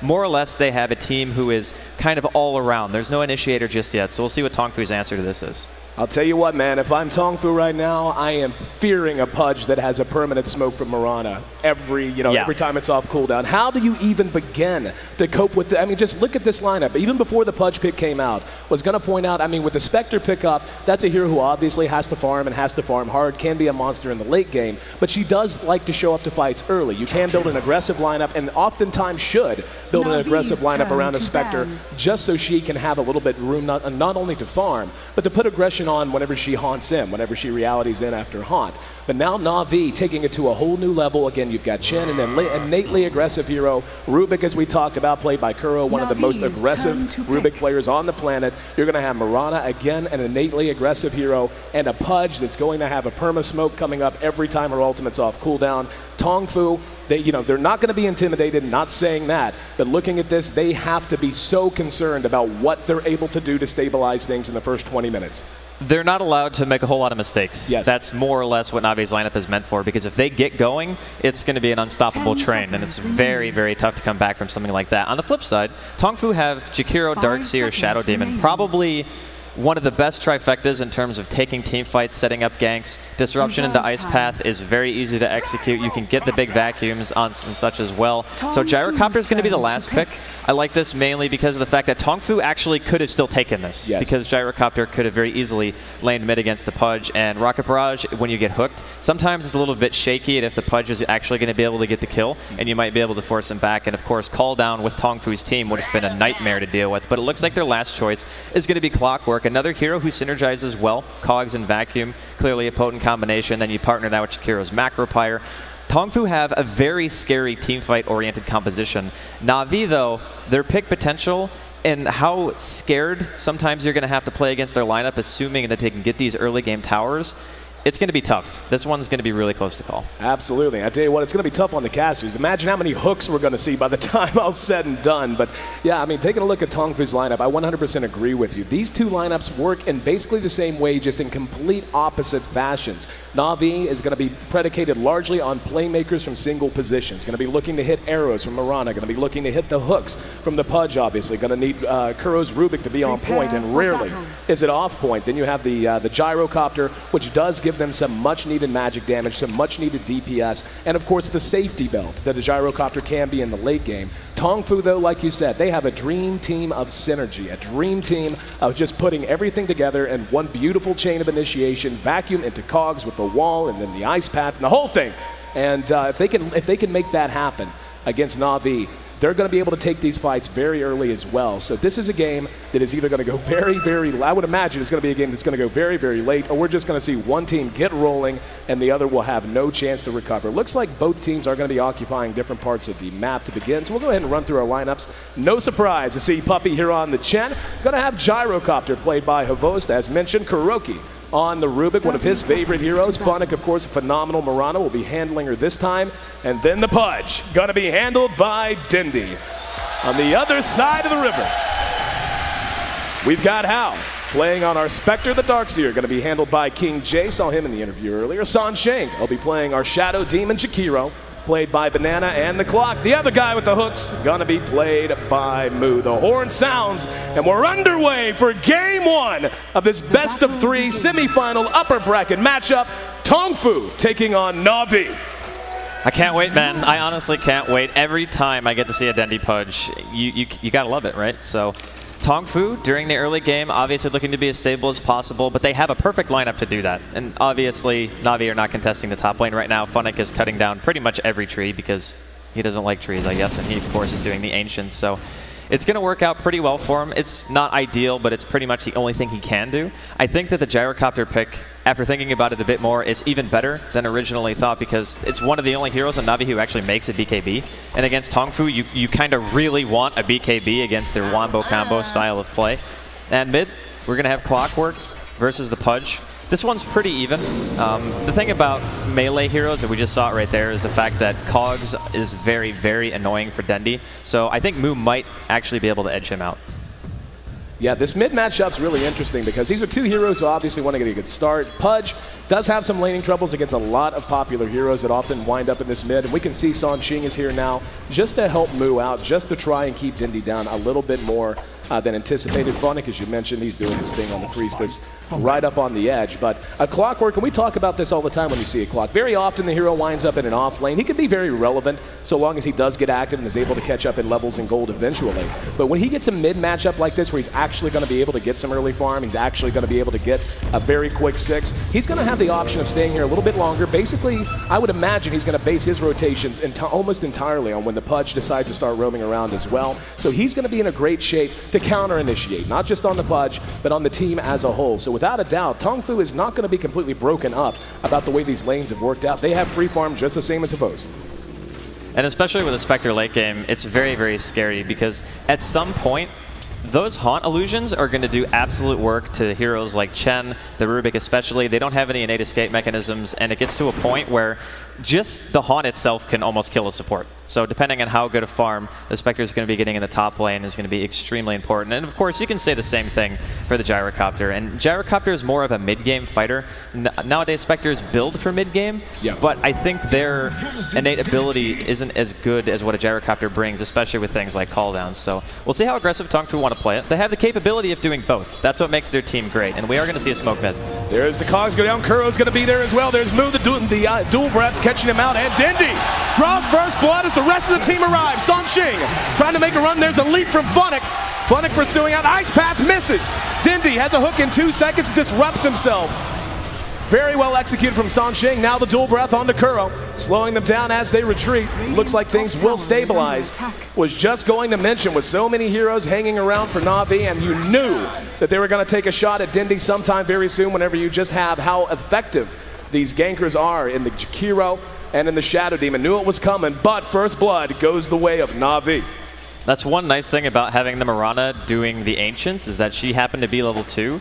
And even at level 1, you can technically get arrow because you know no one from Tongfu is really going to be messing with you over there anyway, and all you're doing is auto-attacking the Ancients. So he's so close that he can get there instantly, throw an arrow, turn it around, and get the first blood for Navi. So pretty creative use of the hero, honestly, and Phonic actually gets like 1 lane creep of experience before he's forced back again to go back to his Ancients. But I really do feel like during the early game, and we're going to have a hook that connected Moo. And Dendi going toe-to-toe in the Thunderdome. Dendi's going to have to run. Moo right on his tail. Will get the kill. Here's Chen. Puppy trying to chase him out. Unable to catch him. So 1 for 1. This mid-matchup breaks even. I was just mentioning, I think the early game matters a lot more for Navi than it does for Tongfu, because Tongfu's team fight is always going to be so strong, and since there is only 1 hero on the side of Navi that goes for the BKB, it's going to be tough. But Phonic going to get caught by Moo. And the Cogs not quick enough, able to leap to safety. Good thing too, San Shing was right around the corner, so Phonic makes it back to safety. He'll go back to work on these Ancients. And bottom lane looks like they're trying to pressure a tiny bit.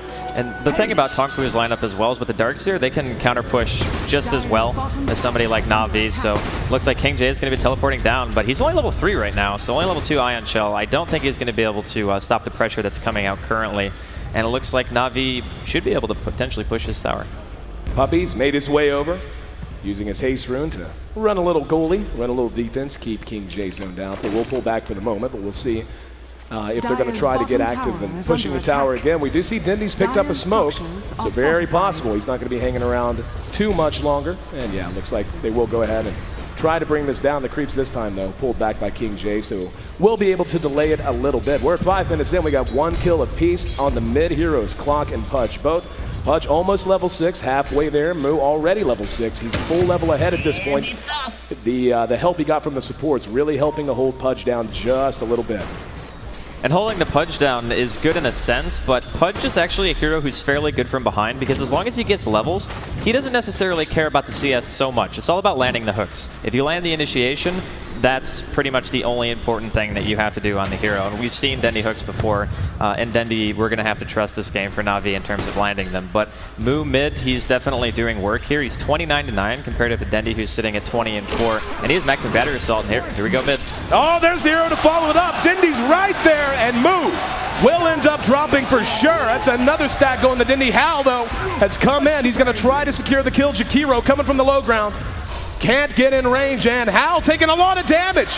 He's going to pull back. Ice Path does lock Dendi down, and the dual breath going to be enough to force the big boy back at least a little while. Hal getting very greedy. Makes it away with less than 100 HP. That's actually still a really good kill. Even trading a 1-for-1, now Dendi's 7. He'll be able to either go back to base or apparently smoke up, and Puppy's guarding an invisibility rune down here for him, so they might go for banana here. He's going to roll over. He's got his bottle, of course, and he will go ahead and activate it.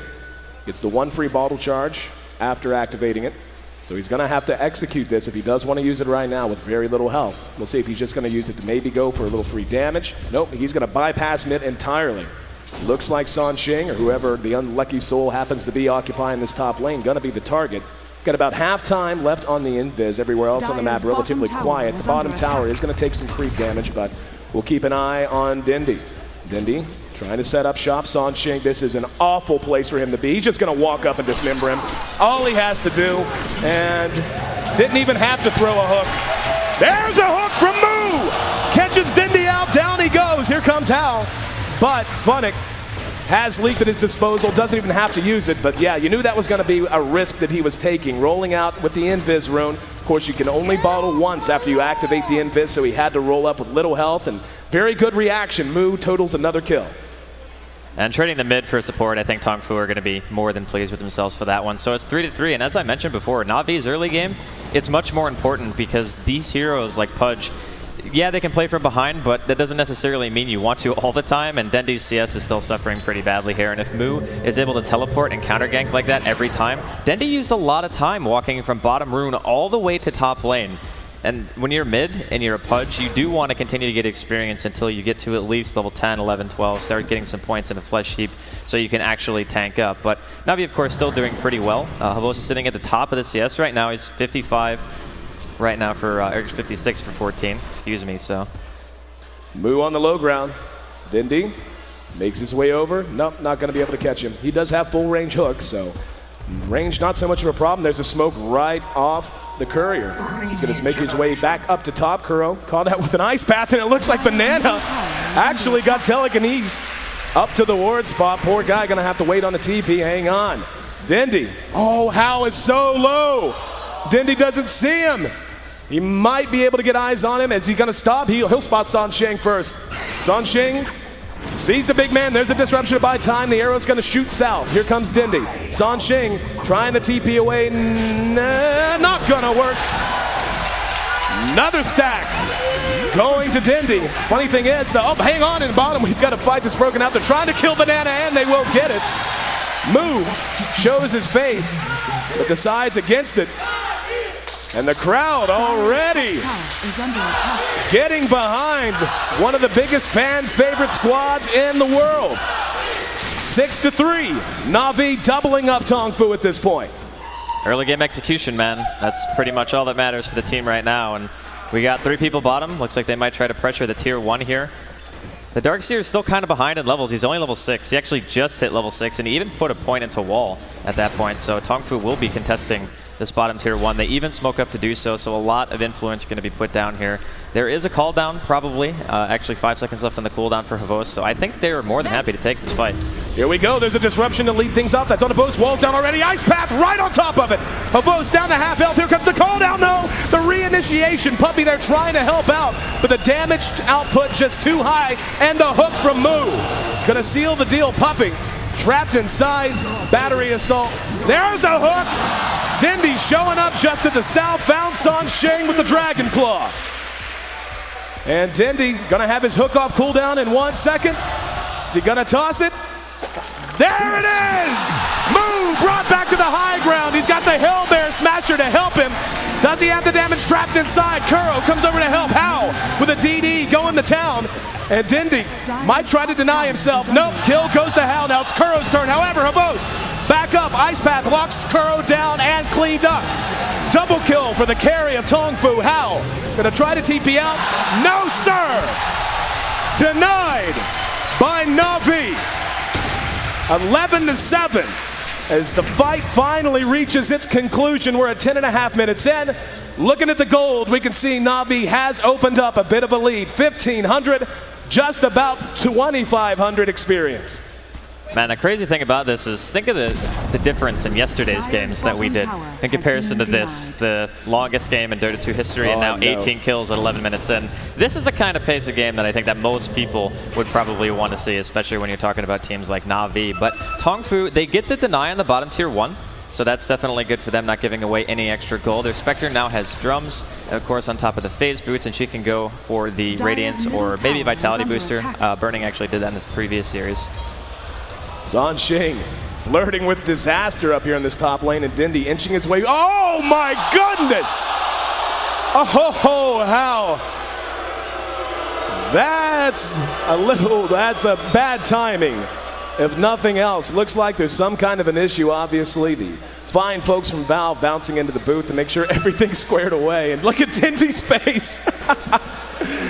Not any happier about it than the crowd happens to be. But right now, man, Navi is looking great. They are really applying the game plan we knew they wanted to draft. They're making the map their own. You can tell what's happening with Tongfu now is reactionary Dota, not deliberate Dota. It's Navi, the team who is really setting the pace so far.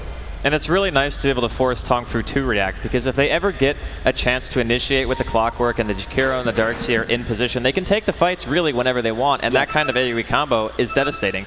To be honest, Puppey not going straight for the mech, it could end up hurting them a little bit just because of how much damage potential they actually do have in these engagements, but Navi have just been executing so well. They always kind of know where Tongfu is going to be. I'd say the bottom fight that we just saw was the one exception to that, and it was a bit of a drawn-out fight where I would obviously say that Tongfu came out a tiny bit ahead just because they were able to deny the tower. But they still traded kills. And of course, the fortuitous CD from Hao was cool too. But, I mean, the game is still very, very even. The later the game goes, though, I think there's more opportunities for Tongfu to pull out these big fights. And the later the game goes, too, we talk about all the time, when those fights actually happen, the impact is much greater. No, I agree with you entirely. Like when I look at Tongfu's lineup, they have so many heroes that just never really fall off. Like if a Pudge gets behind, he's a hero who can start to feel like a little bit of dead weight. A Hook's always nice, but if he's not dominating the map, if he's not able to pick off solo kills on his own and doesn't have at least a couple of items, once you get into the late game, he can begin to feel a little bit irrelevant. You have a Chen. As good as Chen is, he does have a Best Buy date.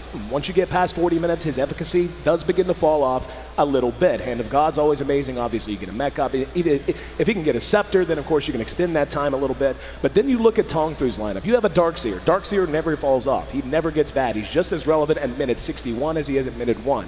Shadow Demon, the same story. Jakiro maybe falls off just because BKBs come into play. His damage begins to kind of become irrelevant a bit. But then you have the Clockwork. Clockwork cogs work, they don't do as much relative damage, but they disrupt the fight the same way they do at minute 1 as they do at 61. So you have that Spectre, that late game monster through Dispersion, through Desolate, that just becomes a little too big to manage. And as good as the Gyrocopter happens to be, I just can't see Gyro out-carrying a Spectre with this kind of supporting cast that Tongfu has assembled around him. Especially once you see that Radiance come up on the Spectre. That's where things really start to take a turn. Just that residual damage alone, between Haunt Images hitting you, the Radiance burn, if you actually target the Spectre as well, you're going to be talking about Dispersion on top of that. It can really deal a whole heck of a lot of damage. And because of the Shadow Demon, focusing down one hero isn't really that difficult if you're on the side of Tongfu. Of course, their forte isn't necessarily single target focus, but it can be. And you're also going to have the Shadow Demon's ultimate, of course, to be able to purge through the BKB to make sure that the Gyrocopter is not going to be able to stay in range to do his full extended damage. So, of course, it's still really early on. It's only 11.5 minutes into the game. And the first tower, even though it did get denied, it opens up the map a bit more for Navi to start moving around. They want to prioritize going perhaps mid. Whenever they have Mirana ultimate, taking team fights is going to be to their advantage. Clearly, it forces Tongfu to always have sentries down. And that can be really scary because in conjunction with smoke, and then you have Mirana ultimate on top of that. There are a lot of ways that Navi can move around the map that I feel like Tongfu don't really have the same capability. Right. They have a Clockwork for initiation and a Spectre, which is nice, but their supports, for the most part, aren't really that mobile. Right. So you can get caught out of position really easily if you're Tongfu. But then again, if Tongfu are ready, they can react very well to tower pushes. You have a Clockwork TP in, Right. you can hook, you can cog, and then you just have your Spectre use Haunt, and then the team fight pretty much goes from there. That's exactly what happened bottom, and that's why Navi were actually forced so far back. But again, it was a bit of a dive by the Spectre. Yep. Ultimately, I think, though, probably worth it. Taking a look back at the gyrocopter pick and how that's going to end up matching up with a Spectre, another factor to take into account. Flat cannon, I mean, obviously that's what defines late game gyrocopter, being able to melt down supports in 2 or 3 shots. But just again, looking at Tongfu's lineup, they don't really have a super meltable lineup outside of the Shadow Demon. Darkseer tends to tank up as the game goes longer just by nature of how the hero works. Jakiro actually has really good strength gain for a support, so the later the game goes, he actually becomes much more survivable than he is early. Then you have the Clockwork. And Clockwork, of course, a hero that can survive, is built for survivability in many, many cases. So again, just to drive the point home, when you look at Navi's lineup, it's a phenomenal lineup that's going to be very good for a very long time.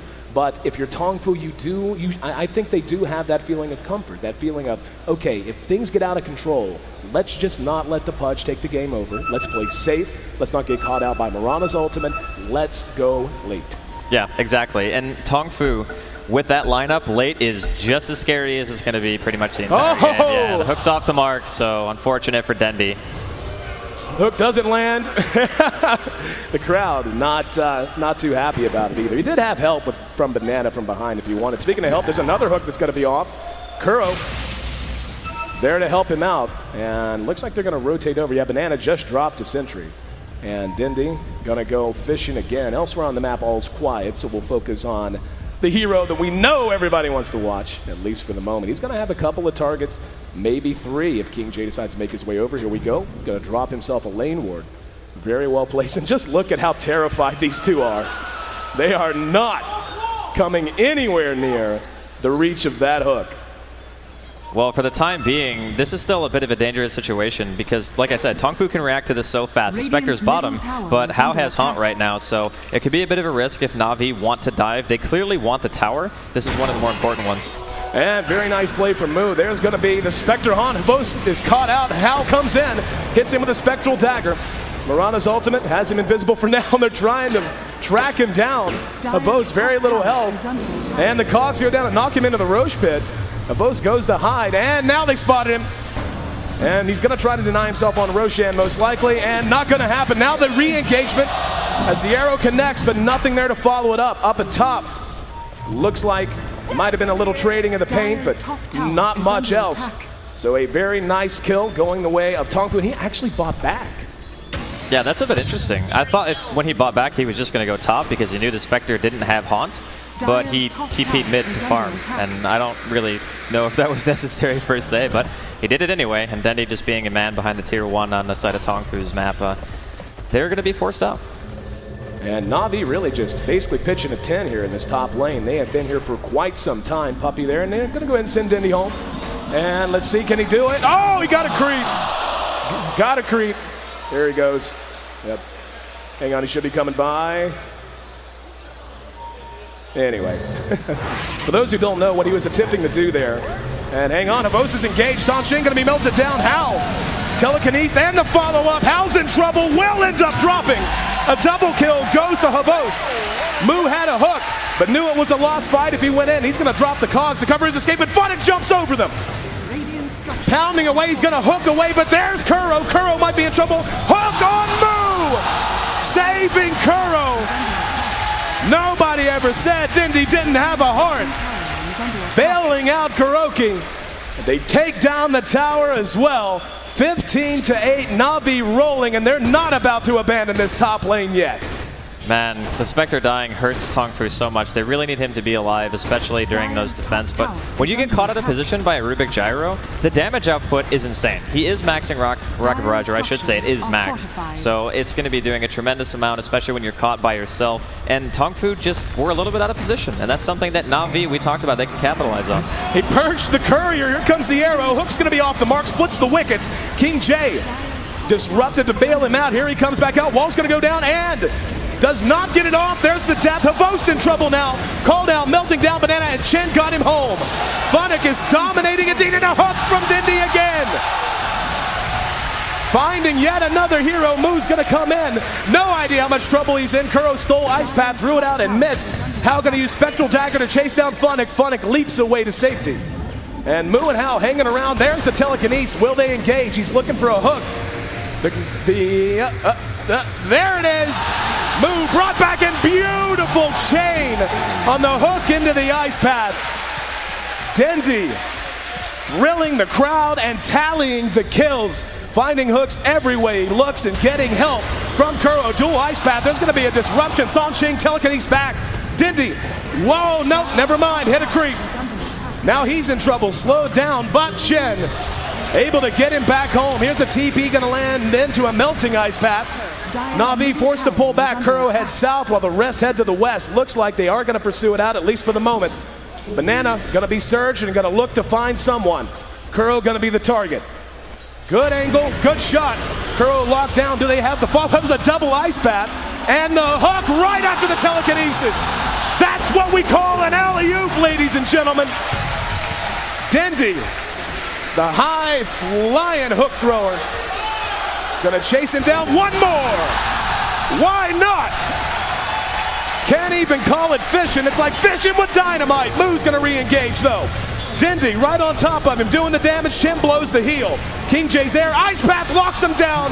One kill from the Rot, and King J now on the run. Dindy with a hook up in 5 seconds. You better run, King J. He's not missing today. Unbelievable performance out of Dindy this game. Just, I think he's got like, what, 80-something%? What a great arrow following up the homing missile. Gets the kill. Will be trading 1 for 1 though. In the meantime though, Navi doing work and bringing down another tier 1. Well, we talked about momentum and how well Navi work under those circumstances, and I think this is a perfect example. They start landing hooks, they start landing arrows, telekinesis works fantastic with Pudge in general, and stealing Ice Path, that's going to be like one of the best feelings in the world if you're a Rubik. Oh, man. Hello, Sanshing. Meet the Butcher. Dindy, at this point, we are 17 minutes into this match. He has 13 stacks on Flesh Heap. Man, this is actually insane. Tongfu have absolutely no map control anymore in the top lane or their woods, and you can see how aggressively Navi are warding this now. There's not really a whole lot that Tongfu can do, I think, in terms of fighting right now. They've just simply given away too many kills. I mean, 24 kills in less than 18 minutes into the game. Dindy is going to be nigh unkillable for a while, so problems now lie for Tongfu. How do you recover at this point? You really have to defend your tier 2 mid especially. You don't want to give Navi anything else because they can just as easily go for Roshan with their Chen and try to go into a more turtley style, because if you look at CS, this gyro's sitting at 109 where the Spectre's at 68, and it's this far into the game. So yeah, Navi looking really good.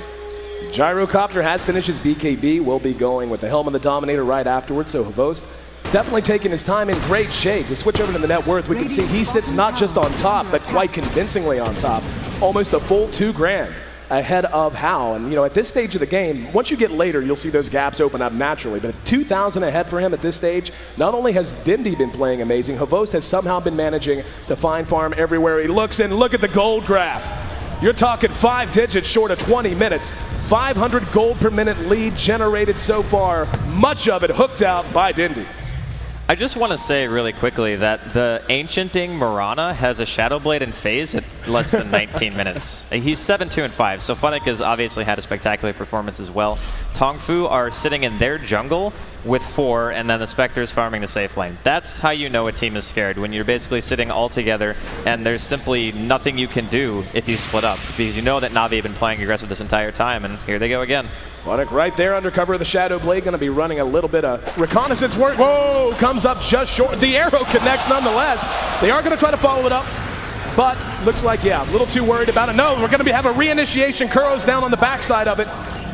And Dindy forced to withdraw. Tongfu finally finding a little bit of ground of their own. They're going to reinitiate. There's the Ice Path. Beautiful vacuum.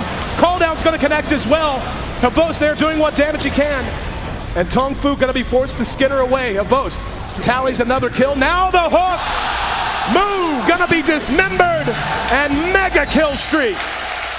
for Dendi, continuing to do work. Bit of an awkward fight. Navi kind of got pincered a bit there, re-engaged on from the back. They lost a couple, but end up getting 3 in return. They're kind of flexing the power of Havos now and how farm he actually is. He even has a gem on him right now. And with the BKB, Tongfu's lineup simply don't have the physical damage to deal with him yet. The Spectre needs more items. How right now? He's saving up for the Relic. He's at 2,700, but until he gets that damage, it's not going to matter. Yeah, how?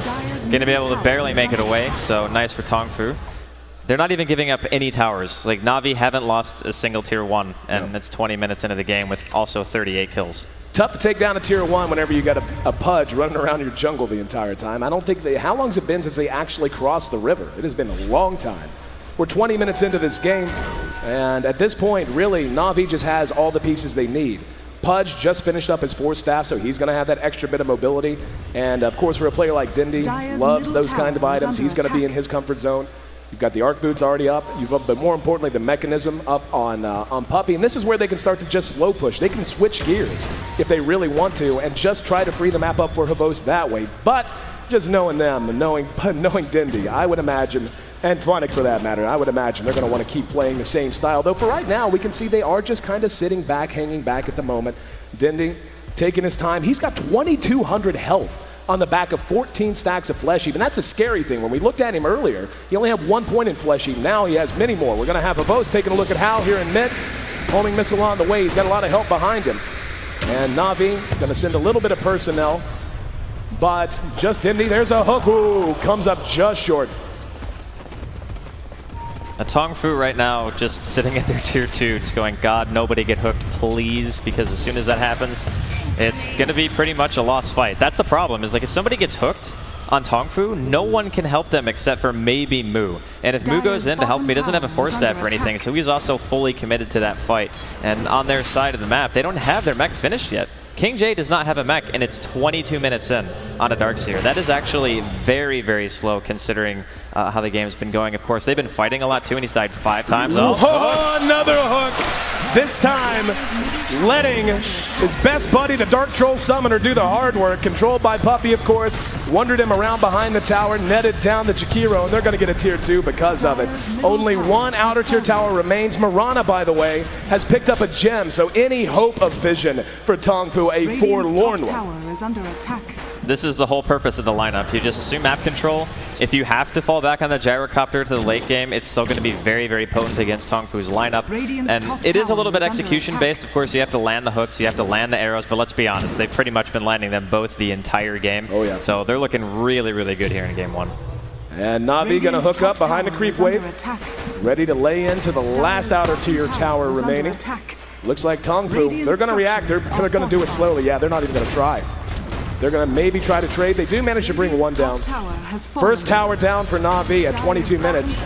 But that's going to be the last outer tier tower down for Tongfu at 23 minutes. And are they actually going to try to crack this? Darkseer on the other side has finished his mech, so there is an equalizer there. There's Kuro with the telekinesis. And the homing missile will connect. However, we actually got rocket flare. But there's a arrow. Shot, found no target. Tongfu really just, how can they hope to cope with this? I mean, Sanxing's way out of position. Yeah, Navi's just so far ahead right now, they can afford to kind of mess around here at the tier 3. One big hook could change this game. And hell, couldn't he just change it, could end it. Tongfu playing so far back because they have to, and Havos has no problem sitting here using flat cannon to melt down the creeps. They've got the tier 3 down to half health. Arrow again going to be shot wide. But seriously, just look how far back they have to play just to be safe from all of the long-range potential of Navi. Yeah, normally you would say that Tongfu's lineup is pretty good at turtling because you can walk up to the ramp and drop cogs, but if you do that, you run the risk of just getting blinked on by Rubik and dying to a hook. So you can't really even do that. Tongfu are sitting so far back that they're not even in range of creeps right now. Looks like Sansheng goes forward, though. There's a disruption, and they tried to hook off of it. Mu, though, connects with just the illusion. Missed opportunity there for Tongfu. Dendi now up front, and he wants a hook, and he'll take tower shots to do it. King J found. Now they're going to make him engage through the wall. Here we go. Battle breaks out. Calldown's going to whiff. Mu catches Havos out, but that lifesteal doing the work they needed to do. And the rest of Tongfu forced back again. Hal tried to initiate in. Now the hand of God going to be blown. And the hook splits the wickets. Dendi went fishing, came up with nothing. The arrow doesn't connect either. He's way up there. Homing missile will maybe catch Hal. He's moving quick, but Funnick jumping in. There's a disruption. Kuro grabs Mu. Songqing taking right-click damage. Havos going to be able to melt one down with Rocket Barrage. Double kill for Funnick. 3 are down for Navi, for Tongfu. The mech's going to be off cooldown in 10 seconds. So no question, they're going to be able to hold this out and bring down a set of racks. No map control for Tongfu. Soon to be one dead lane with the death of these racks. There's the mech use. KingJ's there. Might want to try something. Actually got caught out. Got stunned out. And yeah, he's already down to half health. Here we go. TP's coming in. Hao might want to fight. KingJ eyeing it. They actually didn't get the melee racks. And Puppy sticking his nose out a bit. The Wildkin will pay the price. Navi not abandoning the ship quite yet, though. BKB's off cooldown in just 5 seconds for Havos. They may want to fight again. Dindy with 2,700 health after adding an Ogre Club to his inventory. He's working on that BKB. Mithril Hammer there as well, playing some man mode Dota, just wandering around in front of the tier 3s. And the arrow will connect on Mu. Rax goes down, Dindy can't get the shot. Ice Path locked him down anyways. A nice one, got 2 of them. Funnick, just look how aggressive they are. Just running back, hitting. Hook that time came up short. They are in such control that they are the one dictating the pace and the positioning inside of Tongfu's base. It's the threat of a Pudge, man. When a Pudge gets ahead, it is possibly one of the scariest heroes to play against. 1,300 range on Hook. You can't be anywhere near him. There's just nothing you can do about it. So when you walk into the base of Tongfu, you see like a Jakiro, a Clockwork, a Darkseer, you think, man, that's some pretty good base defense. But the reality is, you can't get close. Nope. You can't get close to use any of those abilities. Ice Path is probably the only one that you could potentially use and not get punished for it. But then, like I said, Kuro, he's got a Blink Dagger. So Navi, they're going to be able to get Roshan. Vos can actually solo it if he wants to. It would take a while, but he does have a Satanic now, and his farm is absolutely absurd. This is one of a very old style of strategies where it's kind of 4 protect 1, but it's 4 kill everyone, and the other guy just gets farm. Pretty much how it's working out, too. Dindy has tallied 16 stacks on his flesh heap so far. An absolute monster of this game, quite obviously. A lot of the bit players, though, have really had such an impact. The synergy between these players, Funnick chaining up the arrows, and Kuro, the alley-oops, telekinesing them right into Dindy's hooks. I mean, that's the kind of thing that just defines this squad, and really we're getting a first-class clinic on how to make teamwork work with a very hard-to-execute game plan. This has just been a great showing from them. Tongfu, just about 20,000 gold down now, and 20,000 experience. And yeah, this might be about their last chance, and even then, I mean, hell, the Radiance isn't even done on Spectre yet. Has not even completed it. Hook gonna split the wickets again. Disruption, gonna catch one out. Ice Path is there. Havos BKB's right out of it, though. Using that flat cannon to melt down the supports. Taking a lot of damage. I'm a little surprised Navi didn't decide to take the Roshan before another Hook gonna miss. Didn't decide to take Roshan before taking a run at this tier 2, or excuse me, this mid-tier 3. It is a safer choice, obviously. Like going for Roshan and then going mid, you could just send in Havos to auto-attack the tower, and if he dies once, you just save your BKB and Satanic for the second life, and you can probably just win the fight based on that. But do they really even need it? I mean, they're massively ahead. It would take a very, very bad mistake coming out of Navi for them to lose the next engagement. And they can slow siege the tower. They can just walk up and do what they're doing right now. And eventually, Tongfu is going to have to react in some way. Otherwise, they're just going to slowly lose their base. And they're smoked up, so they can't see for hooks. Like, they're not going to have any vision, so that's definitely a smart idea. But Dendy's still going to throw him anyway, because, as he would say, you miss every hook you don't throw. Here we go. Disruption to lead off, and the Force Staff gets him to the tail end of it. Tongfu wants to engage out, and the wall and a hook on the Pudge. Vacuum misses, brought him out of it. Mu left behind. Puppy going to be cleaned up, and Kuro caught out as well. Tongfu showing signs of life as Hao tallies a double kill. And the fight definitely going their way this time around. They needed that in the absolute worst way without some kind of a turnaround. Hook gonna find Banana.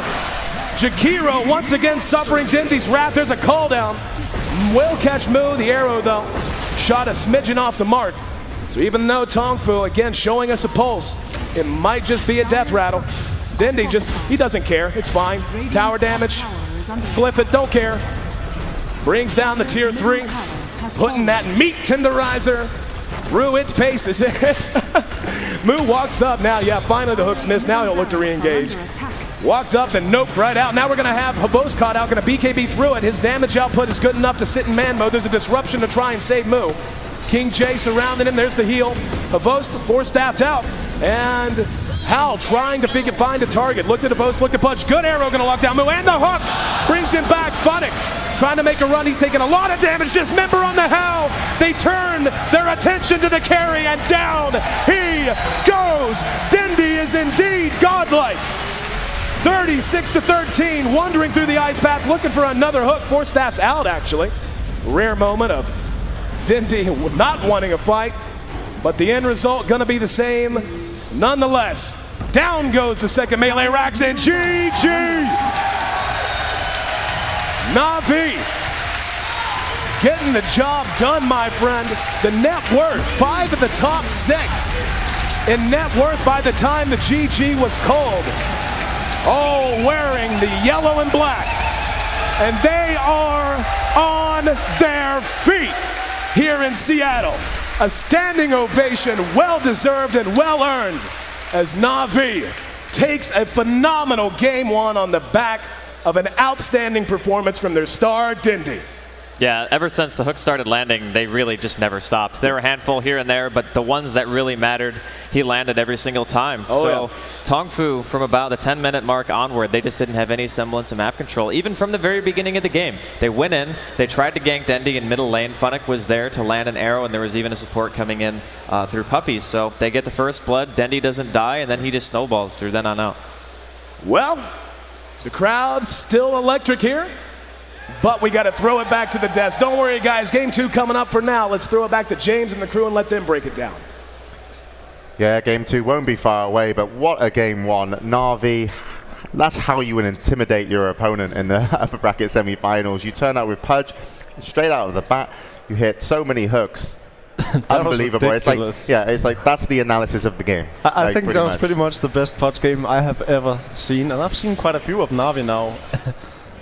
And they were just shaking. Like, they could just run away a lot of the times, and they would just try and do these fancy moves and just get hooked every single time. He had some help with the Troll Netter and a little bit of his team, but really it was just a Dendi show. And again, we see this Potom with the Coiling Blade. She just sits around mid and can just arrow them in case. Wow, this is ridiculous. Yeah, it's one of those skills. Like, I always feel that there's a couple of heroes that are particularly fun and good in terms of high risk, high reward, just because when they connect with their abilities, they make such a big difference in team fights. And 2 of them were in this game for Navi. It's Pudge with the hook, and it's also Mirana with the arrow. You hit either one of those, it can change the whole kind of plan that the other team had in terms of how the team fight's going to go. So it's very scary to play against and also judge, and they did their best. Obviously, they did farm up well on the Spectre. Hal was playing it, I believe, unless I'm completely wrong, but wasn't enough.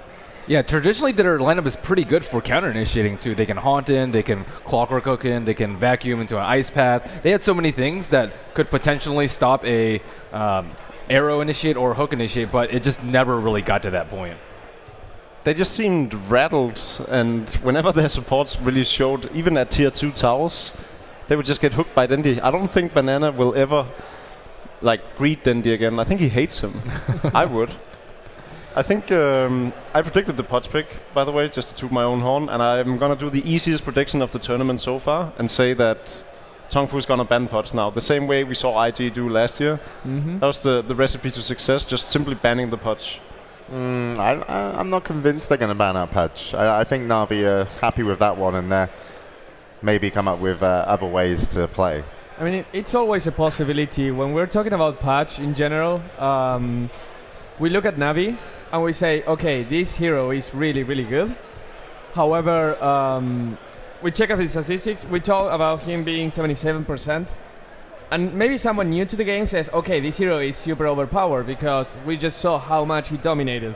I just want to point out that the rest of the scene combined, all the other players that have played Pudge in pro tournaments have in total 42% win rate with Pudge. That means that you have to be really, really good to actually make this hero work. Is it a hard hero to play, Milk? No, I find him very easy as well. I'd never get to solo mid. What about you, Ben? He's pretty difficult to play, I would say. I mean, they didn't even have a Bane set up like they do normally. Yep.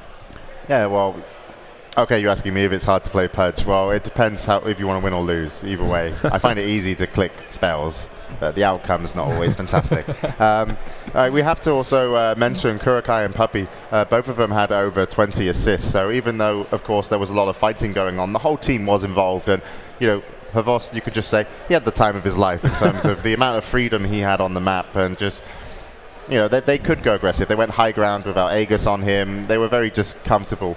And it really showed how dominant they were in game one, and also how that's going to affect Tong Fu. Because I don't feel that you would expect that in a game one. Normally, when you come into a pro game as a professional team, you're like, right, this is what we know. This is our standard draft. And if we're better than the other team, which you would assume, you would always think you are, hopefully. Game number 2 of this best of 3, Navi and Tong Fu in the upper bracket semifinals. Draskell, tough to follow the act we saw in game number 1. And Tong Fu, how do you begin to recover from that? Obviously, Tong Fu experienced, talented at every position, but at the same time, how do you get over what just happened? There has to be an element of being rattled there.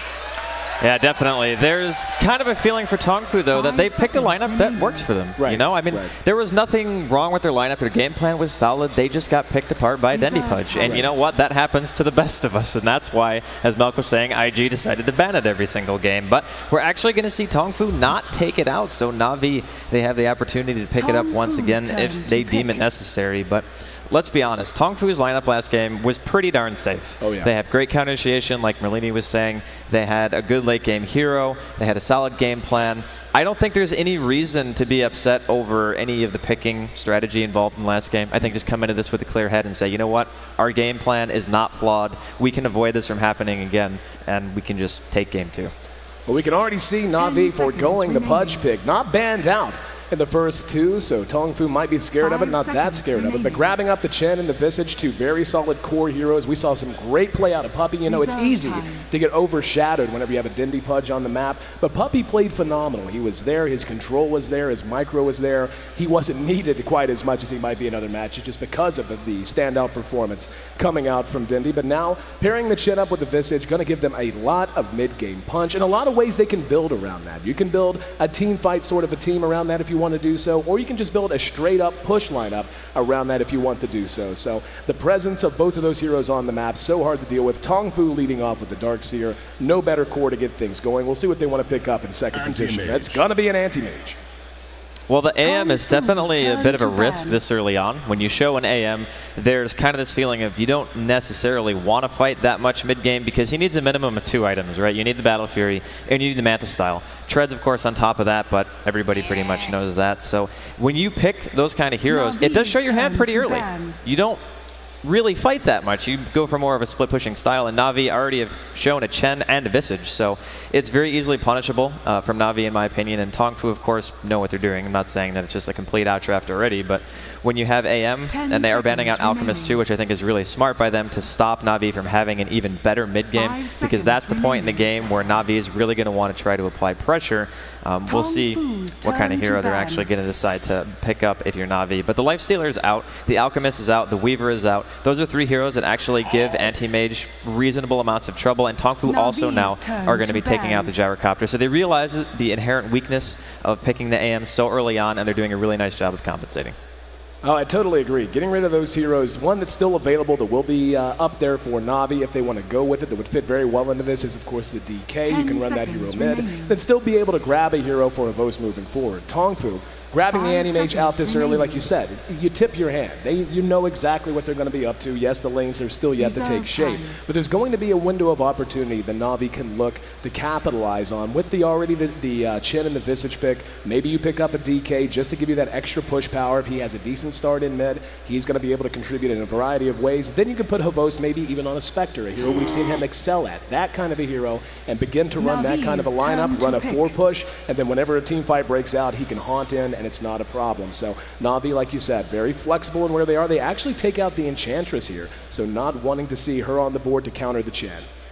Well, if you think about it, Chen is a jungler, of course. It's probably going to be defensive. Tong Fu picked the AM because they assume that Navi are already going to be going safe lane. And in that sense, you know, you want to do it because the AM's going to get a free lane and he can just get to the Battle Fury Manta a little bit faster. And you can see right now, it's like they're thinking about it. Dendi wants it. Not sure if he's going to get it. Hopefully, you know, I think people in the audience want to see that, but still haven't decided what Navi is going to be picking for their mid-air carry role just yet.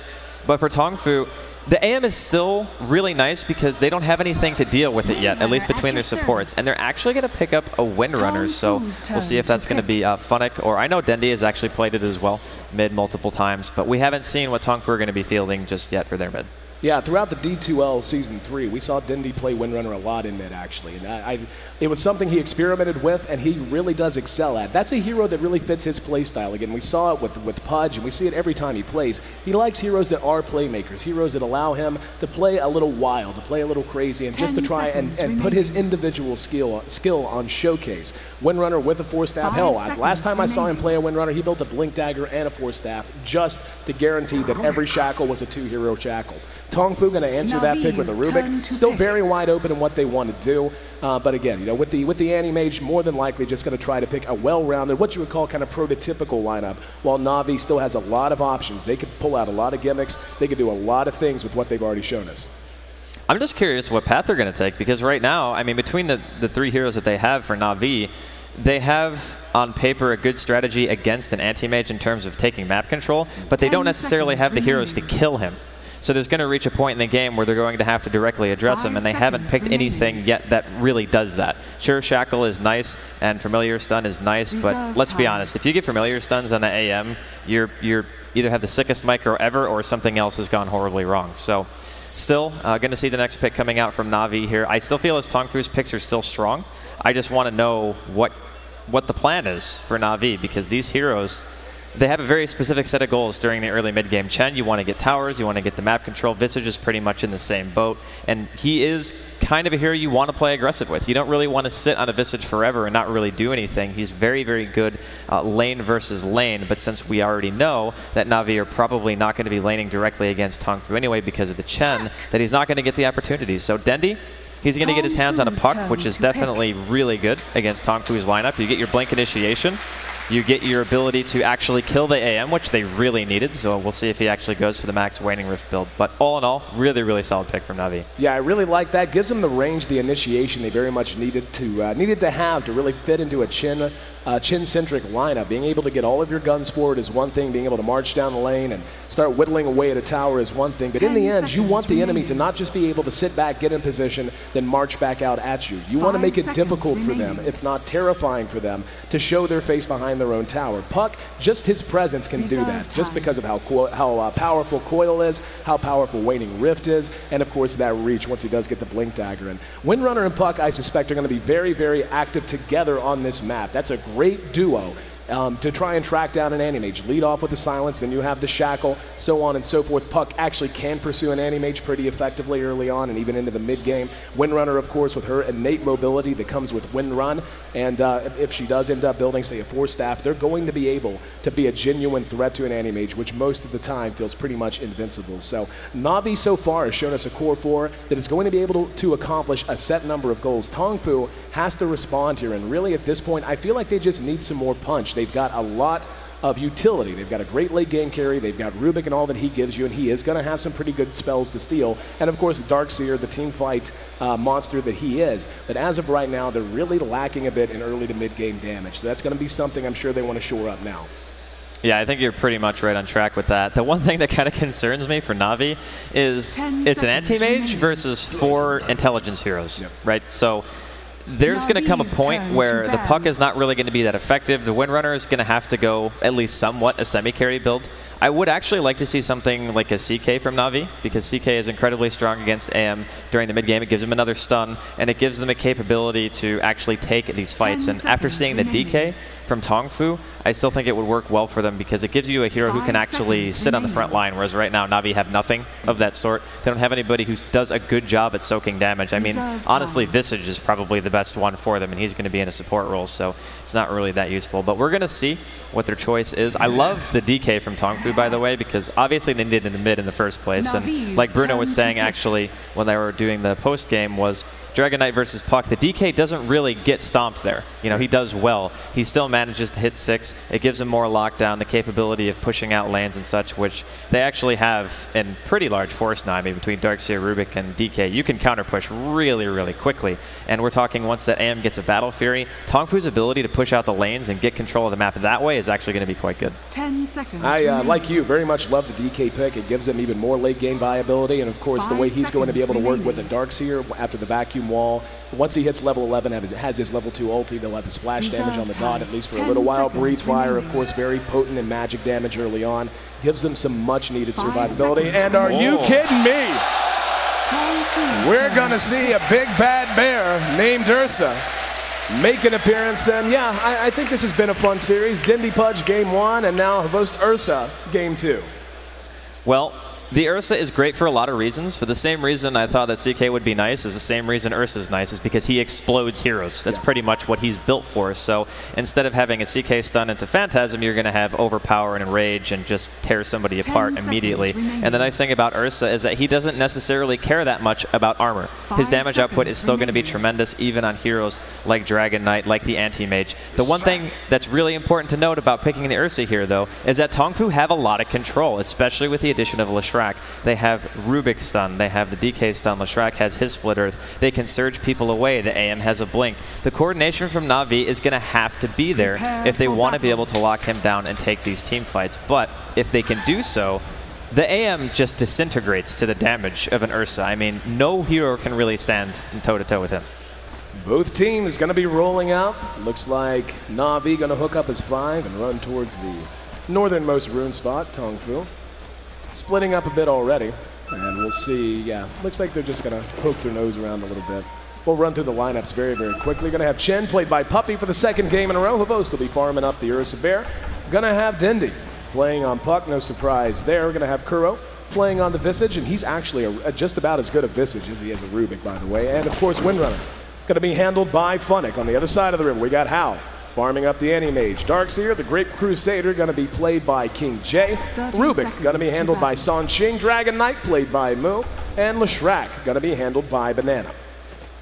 So I'm interested to see how the lanes are going to take shape here. Typically, a lot of supports walk around, they ward together just to prevent, level 1 skirmishes and giving away first blood or anything like that. But Puppy is still kind of sitting towards top, could just be scouting out the rune. I still have a feeling they're just going to go defensive, because you can't really afford to put a Chen in the aggressive jungle with a Rubik and a Leshrac, because if he gets caught, he could very easily just die in that position. So I'm assuming that we're just going to see a typical tri-lane dodge. But this, for me, this is Navi's mid-game to take. That's pretty much where you want to make your stand. You want to get the Ursa, perhaps a Blink Dagger, Phase Boots. You can even get Roshan if you're lucky enough to get the Tier 1 mid and the Tier 1 bottom and take it away from Tongfu and manage to do well throughout the early and the mid-game. So for them, it's all about execution, just like it was in the last game. Probably not as bad. When you have a hook and an arrow, it's a little bit, I think, harder and more pressure than the lineup that they have this game, but still, they do have to execute here.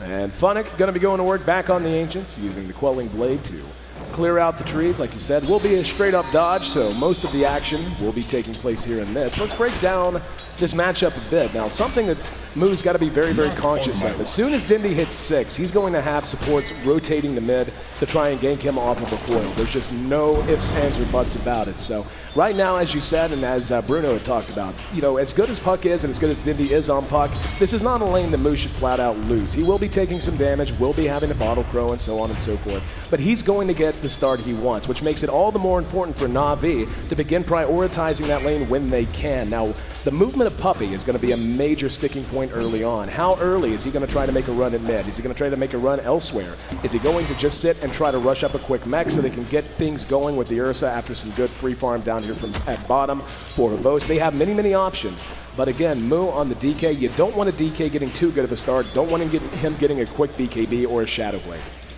I think going for the quick tier 1 bottom is okay if you're Navi, because like you were saying, when Dendy hits level 6, they can kill Moo very easily. You just drop the coil, you have a smoke up behind, your Chen's there, your Visage is there. It's more or less a free kill because of how much burst damage you have between those 3 individual heroes. So we'll see if that's going to be their choice. I think likewise, just holding the tower for a while and getting Havost up that quick blink, or Vlad's whatever choice he decides to make, is equally as good, just to make sure that you can stay in range to do the damage that you need to do during the early game skirmishes. But more movement out of Tongfu, kind of just babysitting this double damage here. And they're looking for Funnick. They know that he's doing the Ancients again. And this is something that they pretty much always do when they give him heroes like this. But nope, looks like Banana and Sansheng aren't actually going to walk that way. Or maybe they will. Yep, DD found. Sansheng going to be spotted by Funnick. They did have a ward down. So yeah. Funnick knew they were coming, gave him a little by your leave as they rounded the corner. In mid here, Dindy and Moo continuing to go toe-to-toe. They're just about breaking even, 10 and 9 CS respectively. In the meantime, though, bottom lane, Navi, ready to start bringing down some buildings, and that's going to be responded to by Tongfu at top. Doesn't look like there's going to be either team, at least for the moment, looking to respond to this. The Wildkin, the Pied Piper leading the fellow creeps away, so that's going to be a guaranteed free tower. Funnick is rotating over, throws out a power shot just to try and make them think twice. The tower's at about half health. In the meantime, Tier 1 bottom will be the first to drop, and Havost tallies that tower kill, first one in the back pocket of Navi. The other thing that's nice about taking this tower is, unlike the top Tier 1, for Navi, that tower is, I mean, let's be honest, it's the least valuable tower in the game to take. So at least taking the bottom Tier 1 for them means that Roshan is a little bit easier to get at some point. And that's always something that you're going to have to think about when you're against an Ursa, is how fast and how effectively he can actually kill that if you even lose one early game team fight. And the other thing that we were mentioning too before is that Dendy's almost 5. When he hits 6, Puppey can very easily make the transition with Kuro to that lane, go for kills, go for another tower. Although Tongfu do have the supports to actually rotate to that. Having a Rubik and having a Leshrac together, it's very good for counter initiation if you can TP to the tower when they go in on them. You can get double stuns off, maybe turn things around. But of course, they do need money for that, and neither of them currently have much of it. Very quiet early game. We're 4 minutes in. I've seen a little bit of harassment on both sides, but for the most part, nothing but a one-on-one battle here in mid. Puck and Moo, definitely, and Moo's actually doing a little bit better than I'm anticipating. I mean, as you said, it's not like DK gets crushed there, but usually a Puck will begin to open up a gap by now. Instead, right on top of each other in terms of CS, experience, right on top of each other as well. And up at top, that Tier 1 still stands. We'll see if they want to make a run at it or not.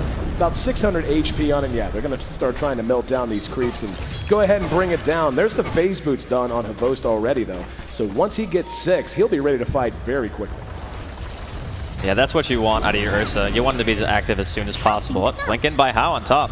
And Dindy, going to be an attempt gank in mid that Dindy is able to suss out and bounce away from. So a little bit of movement beginning to be seen on both sides. How will get the last hit on the tower at top, and now he's going to go after Funnick one more time. But Wind Run, pretty good ability for dealing with melee damage. Then they're just going to hang out and farm a little bit longer. So again, back here and there, we're going to see Moose spin a Dragon Tail on Dindy. Damage is decent, but no Breathe Fire to follow it up. And he's going to throw the coil, and Kuro's going to be there. A little bit of damage and first blood. Once again gathered by Navi. Really beautiful play by Dindy that time. Throwing the coil out as he retreated because he knew he had help on the way. Kuro landing in, locking him down with the Grave Chill, and Puppey coming in to seal the deal with Test of Faith and a little bit of auto attack damage. Make it 1-0, Navi leads. I'm really surprised that Moo ended up committing that hard. Like, when he used his Dragon Tail, he didn't have enough for Breathe Fire anyway, so even if he wanted to go for the kill, there was simply no way he would have been able to. So we talked about that, I think, at least 2 times already, just the capability of you dying because the coil gets dropped. But I thought he was going to do that. That's why I had the camera on it. Nice little trick to refill the bottle. Chen sent Dindy home, and while he was had the orb in the air and he jaunted back. Over in top lane, Tongfu continued to play ultra aggressive. Funnick almost cornered around that time, and Hao got juked out, staring at the woods, not too happy about it, at least for the moment. So anticipating perhaps some movement back, just waiting on Blink to come off cooldown, and will be able to make it back to safety. Havost now finds himself an invis. This could get ugly very quickly for Moo if he's not very careful. Havost making his way up and waiting on Moo. Actually got singed a little bit as Moo came forward to try and CS with Breathe Fire. But yeah, Moo is suspicious. He sniffs a rat, or a bear more appropriately. I think scared is an understatement. He straight up ran to his tier 2. He's like, I'm out of here. I don't want to be here anymore. The thing is, though, they will be able to dive him. And right now, the supports do not have TPs. So if they realize that, they could very easily just kill him again. But it doesn't look like Havost is actually going to stay towards mid. Sansheng and Banana are actually going to be the ones who are rotating over now. Between their stuns, they can stun lock Dandy to death, and his orb was just used. So if Moo wants to, he can use his ulti and stun to initiate. Orb on cooldown.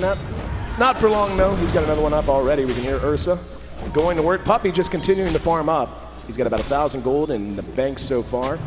Dindy has about 1,000 as well. We'll see if he wants to finish his boots right off. In the meantime, Funnick making good progress. He's already level 4.5. Here we go. Dindy could be in trouble. And I think Moo tipped his hat a little bit too much there. Way too aggressive. He was running directly at Dindy around the creep wave as soon as he showed his face. And Dindy recognizing, you know what, it's about that time. More than likely there's some support sitting up on the high ground waiting to do me harm. Yeah, typically you can tell when the supports are missing because if they pull or not. Because if you're top lane and you're sitting there as a support, there's no reason to not pull if you don't plan on ganking. And if the pull never happens, and you're just like, okay, yeah, they're probably not there anymore. So very nice awareness. Of course, like you said, running at somebody is kind of an indicator of, hey, there's probably help nearby, so I'm just going to not stand here anymore. But still, not necessarily the most aggressive early game. I think that in the long run, Tongfu are probably going to come out a slight bit ahead because, again, how on the AM, he's going to be the story here for Tongfu. Can he get the amount of farm that he needs? How early is his Battle Fury going to be? And how much of the map can he actually take away from Navi? Medallion already done on Visage, so the core item's coming out. And Moo going to be able to make it back to safety. Does get singed a little bit by it. The coil was spent, but no real follow-up as he spent it just as kind of a FU measure. But Banana and Havo's going to catch him, just flat out ate him. What happened there? Banana, I think he just got deer in the headlights, man. He seriously just got run upon and just blown up and did nothing about it. So make it 2-0. Now just look at this push. Coming out from the familiars, Dindy, and of course a couple of illusions. So Chen is beginning to move around a little bit, and Funnick looks like he's about ready to join the game as well. Here we go, TP gonna come in. And Tongfu in a defensive position. King J still in the jungle, just to the north. Hao is finding plenty of farm, by the way. We haven't really talked a lot about CS. 66, and we're at 9 minutes in, so his farm is actually kind of bonkers. Yeah, his Battle Fury is probably going to be around 11 minutes, maybe even before that, if he keeps on the pace that he is right now. He has enough to finish up the Perseverance if he wants to, or buy the other piece. But still, yeah, he's just going to go ahead and buy the Broadsword instead. And once he has that, actually, it's going to be like 10 minutes. He's only 500 away. So that is a very, very fast Battle Fury. And like I was saying, this is a stage in the game where you have to really start prioritizing kills, and they're going to go on Moo. Here in mid, Moo caught out, throws out the Dragon Tail. Sanshing there to help out. Dindy's getting very low. There's the coil, going to catch two. And Dindy barely able to make it away. Has to be careful. There were some creeps on him. They got him pretty low as well. Split Earth going to be off the mark. Power shot does connect, but very little damage done. Funnick just level 5. Shackle does connect. No follow-up, though, as Navi just retreats back across the river. Very short stun on that Shackle, just level 1. Yeah, Funnick's actually 5, though, which isn't too bad, considering what he actually had to do. The off-lane / ancienting Windrunner, maybe not the most effective early game, but yeah, in comparison, King J is level almost 9, and he's going to have a mech soon. So Tongfu definitely pulling pretty far ahead in that regard. And I'm kind of actually starting to worry for Navi, because the Ursa, to me, hasn't really done anything just yet. He got 1 kill on a support, but that's about it. Now that the Blink's done on Dendy, this is the point where, like I was saying, they want to try to go for kills. They want to try to go for some map control, because you can't let AM have his tier 1s the whole game. You want to pressure him. Mid tier 1, going to take some more damage. Mech's now done on King J, so Darkseer getting a very important item for his team. We can see Puppey has really made next to no progress. He will be sending Dindy home. Let's see if he's going to do the jaunt again. And there he is. Welcome back. 2-0. Only 2 kills tallied, both belonging to Navi, and in an 11-minute game. In the meantime, Funnick getting some much-needed free farm and experience in that top lane. Moves there with most of his team behind him. King J. Up here to boast, roaring it out, and we'll swipe down the tower. Dire's middle tower. That's going to be another tower going the way of Navi. But you're right, I agree with you completely. This is exactly the time when this Ursa needs to get active. He's built for activity very early on with phase boots and the Vlad's up already. He's got a bonus 1,000 gold sitting in his bank as well. We take a look at the gold graph, we can see on the back of that about a 2,000 gold lead or 1,500 gold lead. A little less experience, actually quite a bit less experience. They are going to go ahead and smoke up, though, and begin making their way through the jungle, looking for a target. Unfortunately for them, Hao the only target not near a tower, and Tongfu's actually going to smoke up, so we're going to have a double smoke, and they very well may collide. They're moving now into occupying the territory Navi was just in, and Navi continuing to go headhunting. Funnick's there as well. Little do they know they're facing the wrong direction. They turn around, they'll find everything they want and more Tongfu will be running up on Navi. Should be spawning someone out. Puppy, the most likely. Yep, there it is. Pings come out. And there's the net just to slow him down. Navi going to reset. Make sure they get their lineup facing the right direction. Dindy's making his way up under cover of an invis. Oh, Tongfu very grouped up here. This could be bad if they give him this opening. The team behind him, but looks like Dindy taking his time, waiting for an opportunity. Moves the one up front. King J right behind him. He is going to go ahead, use the Elder Dragon for him. Navi so far not willing. Now we're going to have an engagement as Mu has surged in. He's looking for a target for a Dragon Tail. Instead, just going to find Chin Creeps. There's the Visage Familiar Stun. And spins it on the Satyr. So Navi turning tail. Dindy still has a little time on this invis. There's a power shot to scout it out. Mu trying to TP away. Oh, Coil. Just a little late. Hal right around the corner. If Dindy can get a Waning Rift off, he got him. He's silenced out, but no help coming from the rest of his team and able to blink across the chasm. So a lot of tension there, but no big fight. Yeah, and they're fighting over Roshan right now between Mu and Havos inside of the pit, and they know he's doing it, so here they come. Mu and Havos going back and forth. Sansheng going to show up. There's beautiful initiation coming out of it, and they clean him up. Sansheng in trouble now. Mech's going to be used. Havos looking for another target. Split Earth off the mark. Mana Void. And one auto attack enough to bring him down. And Tongfu forced back out. Puppy's there. And the power shot from Funnick.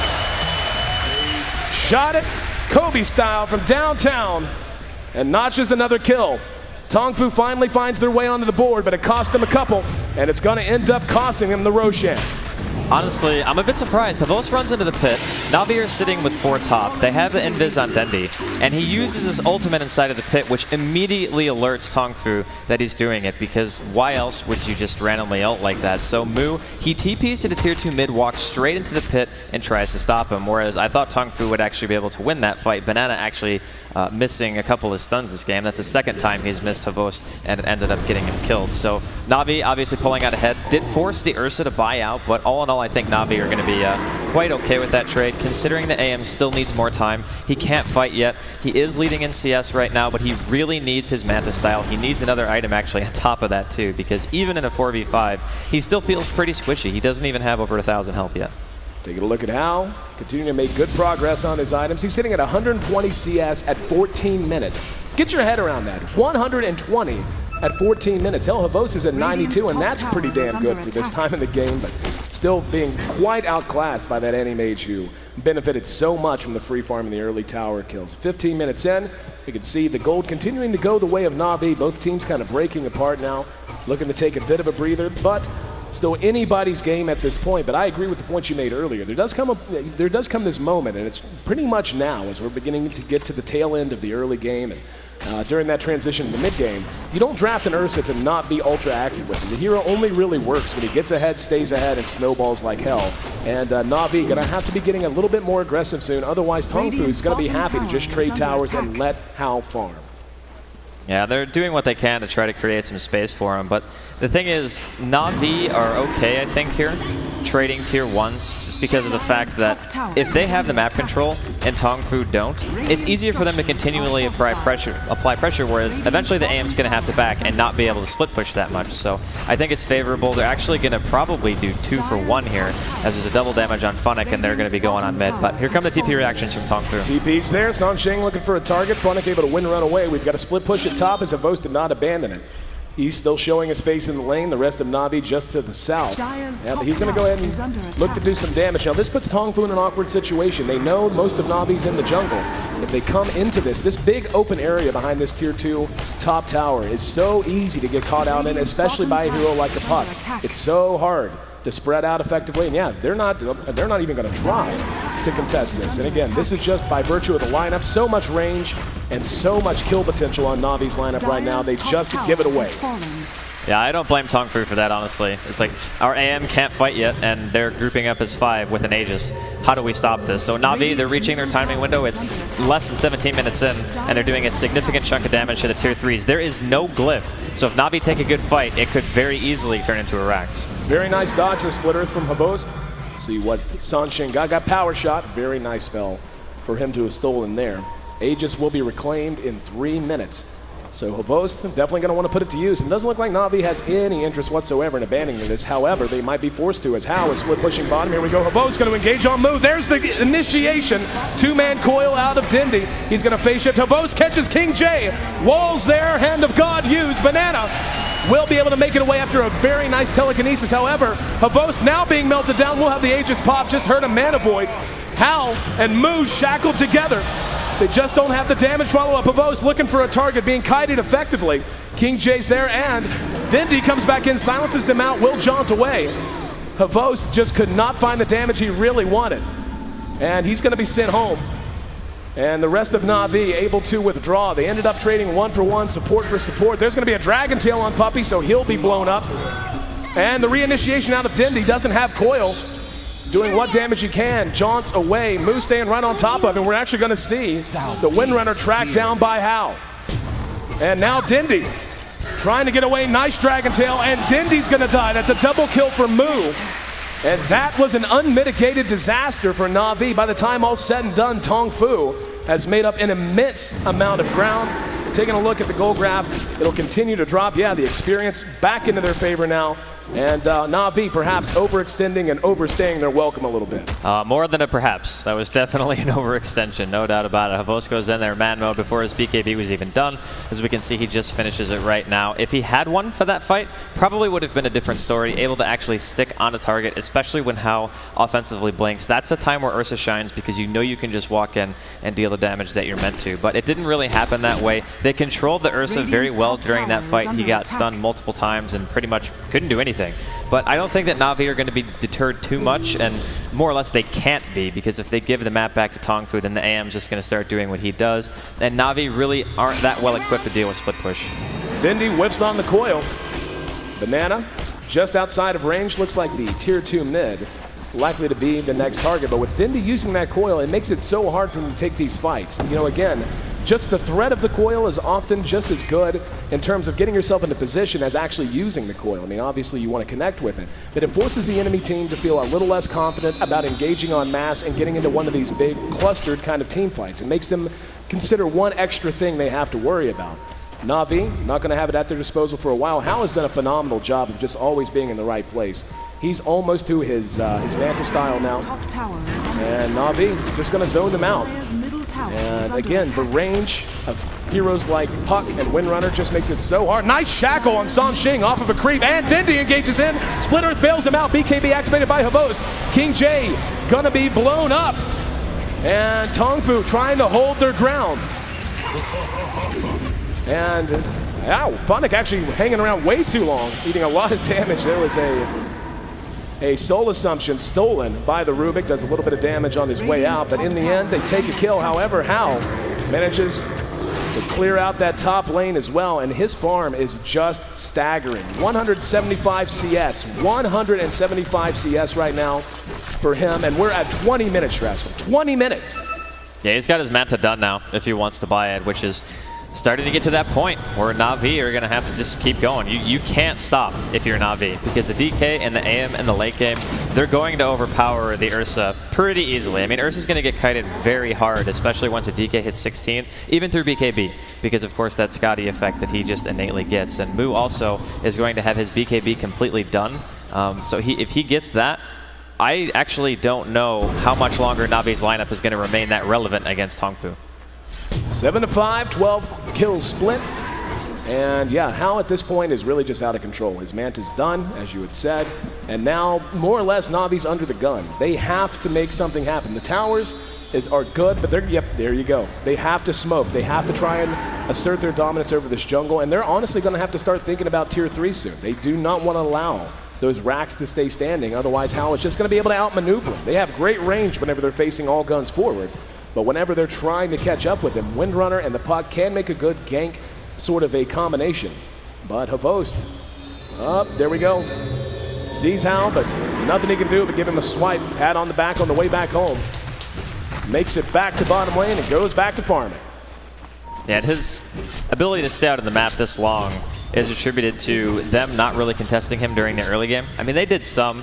They applied a lot of pressure to mid, of course, and they took most of the outer tier towers, if not all of them. Of course, the only one still alive is the tier 1 bottom if you're Tongfu. But Hao doesn't really have a whole lot of fear soon, because once he does end up getting his Manta, that means that Puck Silence isn't even going to hold him in position anymore. He can just immediately Manta and blink away, which essentially makes it so you either need a Hex or a Shackle to actually kill him now. So his split push is going to become nigh unstoppable if you're Navi, and I think they are starting to realize that. They're just kind of grouped up mid. They're starting to push in more. If you force the AM to actually fight you, that's a good thing, because it means that he's not on your side of the map going towards your safe lane tier 2. Yeah, and right now, down at bottom, it's exactly what he's doing. Laying into the tower now. You see a little bit of counter warding being done. Tongfu, the rest of the team pulling back. Hao doing great damage to the tower. And they aren't going to try to TP and do something about this, but he should have next to no problem getting out of here. Dindy spots him. Let's see if he can catch him out. Funnick's right there as well. He's going to blink across. He's looking for a Shackle. Not going to be able to find it quite yet. The mobility just so huge. And Funnick taking a pursuit angle. Spots him out, and the Shackle will connect. Hao was snuffed out. But no follow-up. As mobile as Funnick had to be to make that happen at all, it also put him way far ahead of his teammates and unable to do the damage fast enough to really capitalize on it. But certainly scared the hell out of him, right? Yeah, I'm sure he was in a little bit of a panic mode right there, but this is what I was talking about. They can't directly kill him. They have to force him back, or they have to win a team fight so hard that they're able to do something like take the Rax or maybe Roshan, which is going to be up very, very shortly. But Tongfu is probably just going to contest it now. I think the AM is feeling comfortable enough to the point where he can actually go in, pop the Manta, go for kills. There's so much control for the Ursa right now outside of course, if he's BKB'd, that he can maybe go in aggressively. But then again, this is a 9-second BKB on the Ursa, so we'll see. Mu in position with King J. They're going to try to hold the tier 3. So far, relatively untouched. Another tower drops to Hao.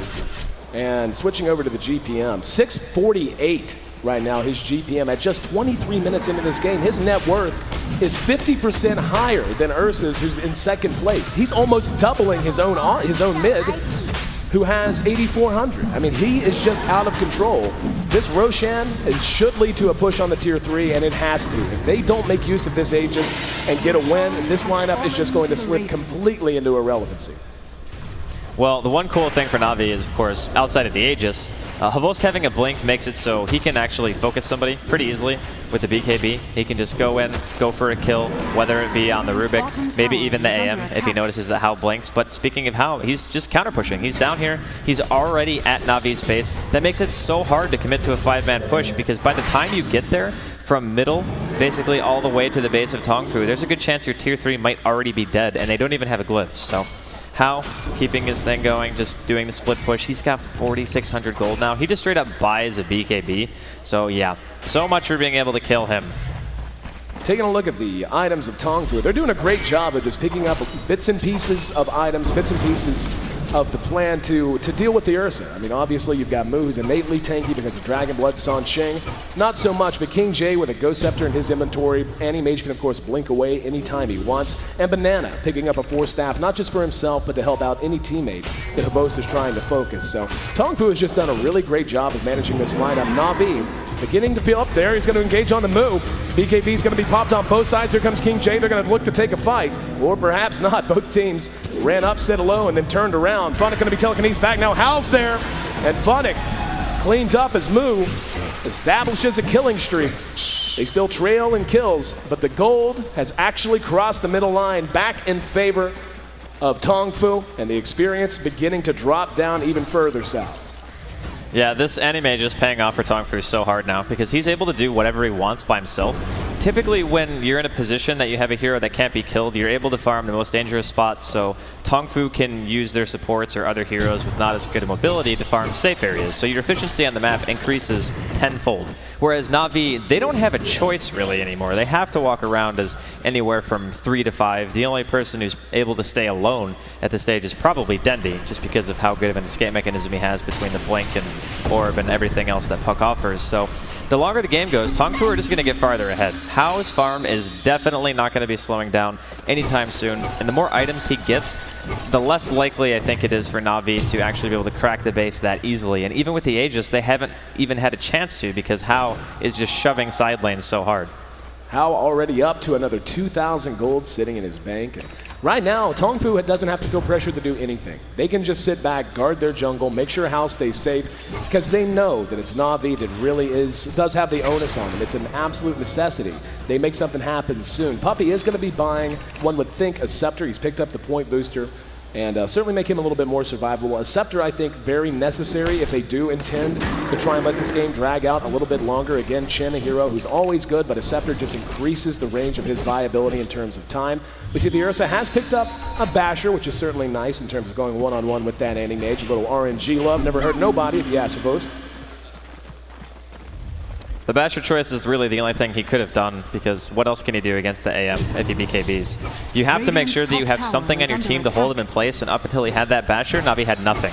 So now he can actually blink in if he sees Hao is vulnerable and potentially go for a kill, but it's still really difficult. 1700 health isn't really that low anymore. Hao's getting tankier the longer the game goes on. He could honestly go for something like a Butterfly, I think. If he wants to, he can go Heart. It's the ultra safe choice, but Butterfly still is great against Ursa because obviously there's no MKB, and he's really the only threat to the AM at this stage. And having the BKB, of course, makes it so Puck silence doesn't matter anymore. Shackles you don't have to worry about. It's pretty much all Ursa that's going to have to stop him. We can see Tongfu did try to get aggressive. They went for a smoke, and Havo's trying to chase down Hao. Has no mana, though. Blinked up, but at least will be able to claim his own Aegis. But yeah, Tongfu just, and you know, they're beginning to tighten the net a little bit. It's beginning to make Navi feel a little bit more of a stranglehold. DK has picked up his Shadow Blade to go with his BKB, so his two big core items are done now. And again, it's easy to forget. I mean, we're just 28 minutes into this game. I mean, it's not an early game anymore, but certainly still not late. But it just feels so late, not because of the action. A relatively quiet game in that regard, only 13 kills. But Hao is just so big at this point that he feels like a late game anti-mage already. 3,800 gold in his inventory at the moment. Yeah, his farm is actually insane. 326 last hits at 29 minutes in. Pretty decent last time I checked. So Tongfu, they're smoked up. Oh, they're actually going to try to go around here. Looking to pull a bit of a pincer, and Navi could be caught out and punished so badly here. Let's see how they want to initiate it. They've got Banana up front. Here comes Moo. He's going to Shadow Blade in. Who's going to be the target of priority? There's the Surge, and picks out Kuro. Here we go. Going to jump in. Kuro already got beautiful vacuum into the wall. They're going to blow the hand of God to try and keep the fight going. Havost is laying into Moo. He's able to get away, though. Sansheng surrounding him, as well as King J and Banana and Havost.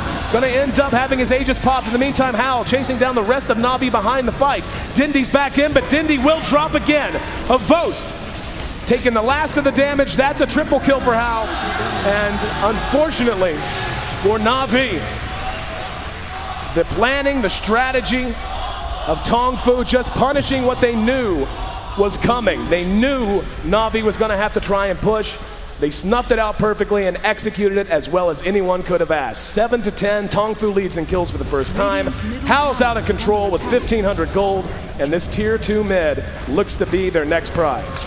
I don't think it's fair to use the kill lead or the gold lead to tell how far Tongfu actually are ahead in this game, just because their lineup, if they were able to make it in the early game and the mid game, remain stable and get to this stage, there was a very low chance that I think they could have lost. But they not only did that, but they managed to turn these fights and put Navi in a position where, honestly, what can they do? Tier 3. Going to end up dropping. Hao just does not care. Has not even built like a heart or anything, but feels like he has. That's a long-range shackle. Boomerangs. And catches Hao, however.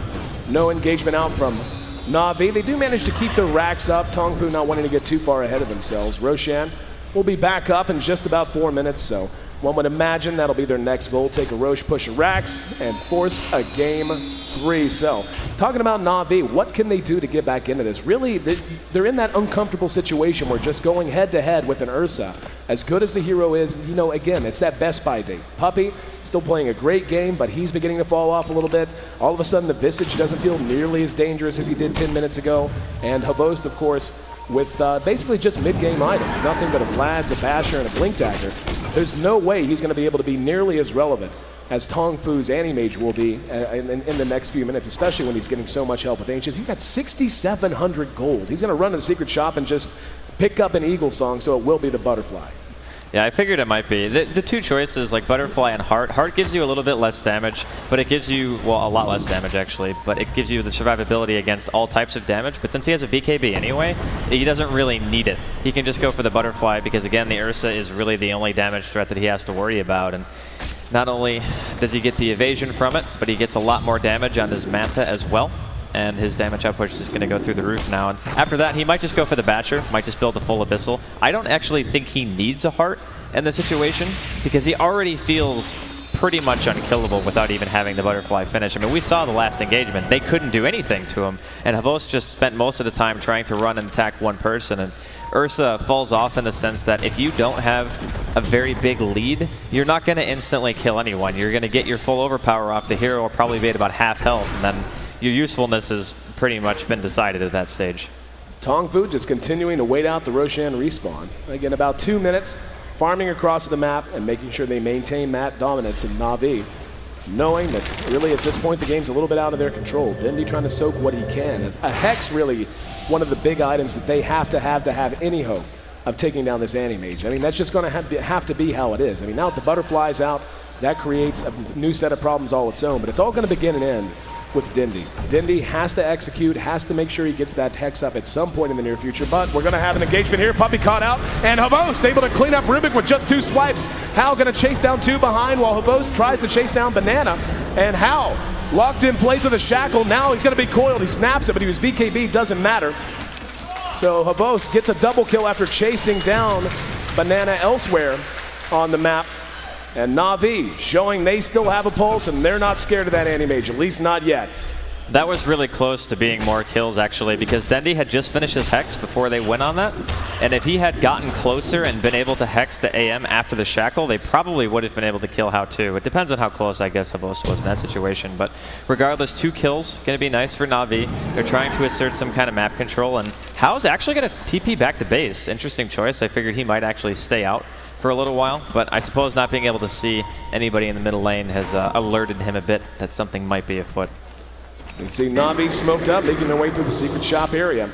Roche only a few seconds away from respawn.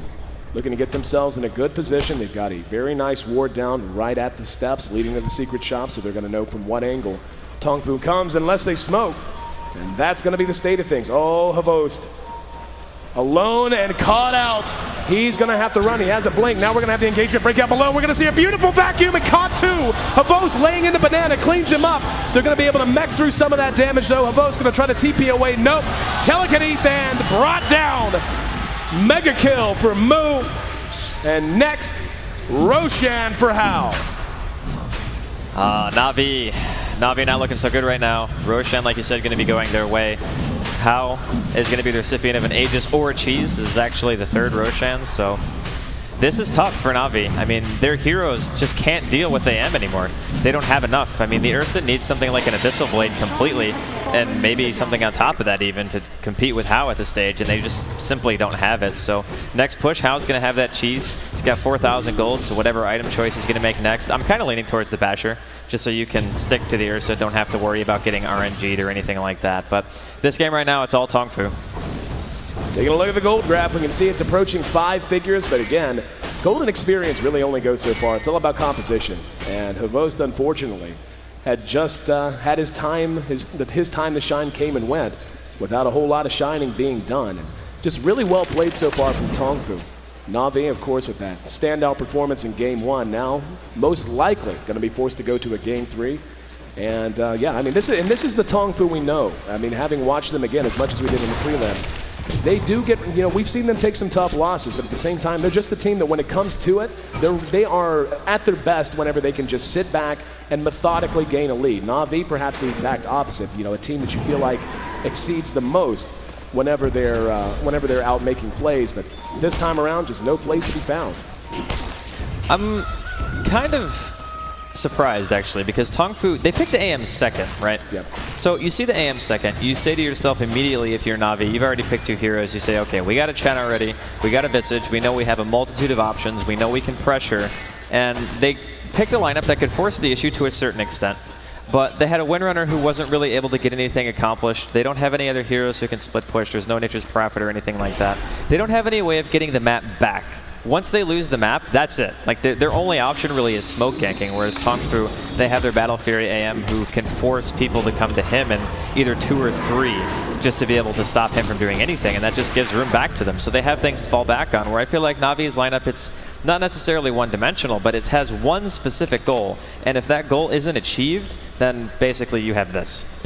Tongfu taking their time, clearing out the lanes, making sure they're all moving in the right direction. Navi relegated, standing in the shadows of their Tier 3. Map control completely gone from them now. And even the DK beginning to feel just gigantic at this point.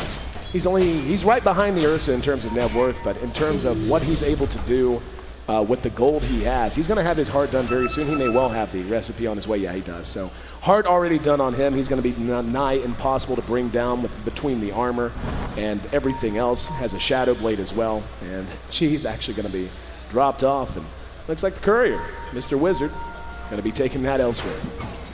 Yeah, he's going to get the Basher now, so how, with the attack speed that he has right now, he can pretty much stun lock somebody if he gets lucky. And like you said, DK with the heart. Like, I don't think Tongfu can actually lose all of their heroes. 3,000 HP on the Dragon Knight, 2,100 and a Butterfly on Mu, and here comes Tongfu. Tongfu just going to rush down the racks, not worrying about backdoor protection. Funnick going to shoot the Shackle. Beautiful Manta from Hal to dodge it out. And the glyph used to allow it to regen. Here come the creeps. They're only going to work so long. And there you go. Able to bring it down. Shackle does latch. Let's see if they can follow it up. No, wait, nope. They're going to net him down. Now the Hex. Can they get in? No. Force Staff's there. Havos jumped in. The Aegis is gone. And Havos, though, stunned out and chased down. He's going to try to re-engage, doing good damage, but no way to get the job done. Mana Void going to clean things up. How is indeed wicked sick. The coil went off from Dindy, but unfortunately nothing there to follow it.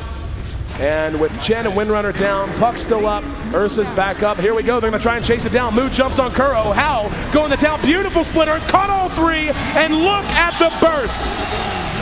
A full 5 wipe. Puts the cherry on this game for Tongfu. GG's called, and we're going to a game 3 here in our semifinals of the upper bracket at the International 2013. Navi falls to Tongfu, battling back and giving us another full series on the day. Such a well-played game, Draskell, very methodical, and they didn't give Navi any openings to speak of. Navi. Fu. Welcome back to the floor of beautiful Benaroyo Hall. It's match point, Draskell, the upper bracket semifinals. Tongfu taking on the fan favorite Navi. Navi put on a hell of a show in game 1. Game 2, Tongfu methodically ground them down. And now again, it's midnight hour, at least for their upper bracket hopes. The winner of this set will move on to meet Alliance in the upper bracket finals. The loser, of course, not out yet, will drop down, but don't want to be in that lower bracket if they can help it. Looking back over the game 1 and game 2, the strategies employed, totally different, as they said at the analyst desk. The fact that Tongfu very methodically just took apart Navi's game plan, did not give them any openings in comparison to the high-flying, hook-throwing sort of an approach Navi took in game 1. Looking at it now, we can already see the bans and picks well underway. Darkseer Rubik, a very solid core, is always coming out of Tongfu. Chen and Alchemist coming out for Navi. I think what we've gathered from this is Tongfu really likes Darkseer, and Navi really like Chen. Pretty sure it's been all 3 games that we've actually seen those heroes together for each of those teams at least. So this game's going to be no exception. Alchemist to follow up the Chen, obviously very strong, versatile. Navi's one of the teams, though, that typically doesn't run the Alchemist mid.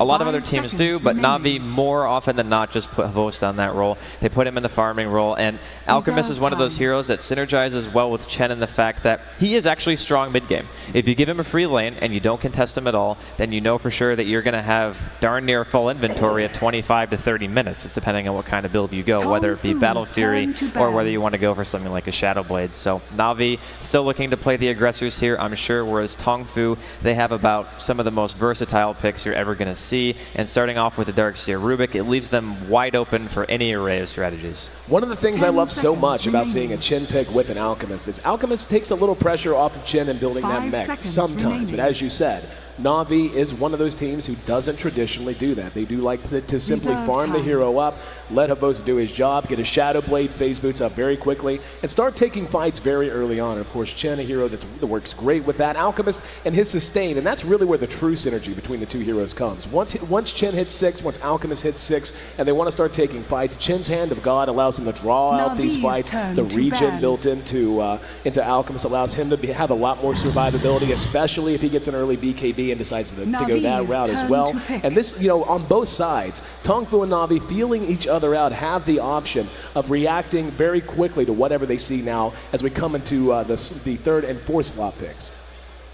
Well, it's interesting because Navi, in the last game, they picked a strategy that they kind of had to execute really hard, but they also did the same thing in the first game. But here, there's a bit of a deviation already. When you pick an Alchemist, it automatically feels a bit safer because you have a hero that you know can at least pull its weight past like the 25, 30-minute mark, which is really important. So maybe they're just picking a bit more safe because they know or respect Tongfu enough to know that they're not always going to be able to just execute and have crazy Dendi Pudge games where he's able to just land hook after hook. What was it, something like 19 hooks landed in the first game? Yeah, it was completely out of control. So Navi, I don't know what they're going to take here, honestly. There's a lot of choices for them. If they want to go super aggressive, that can definitely be something that plays to their favor because Navi, of course, one of the best aggressive teams in the world, but Puck's already banned.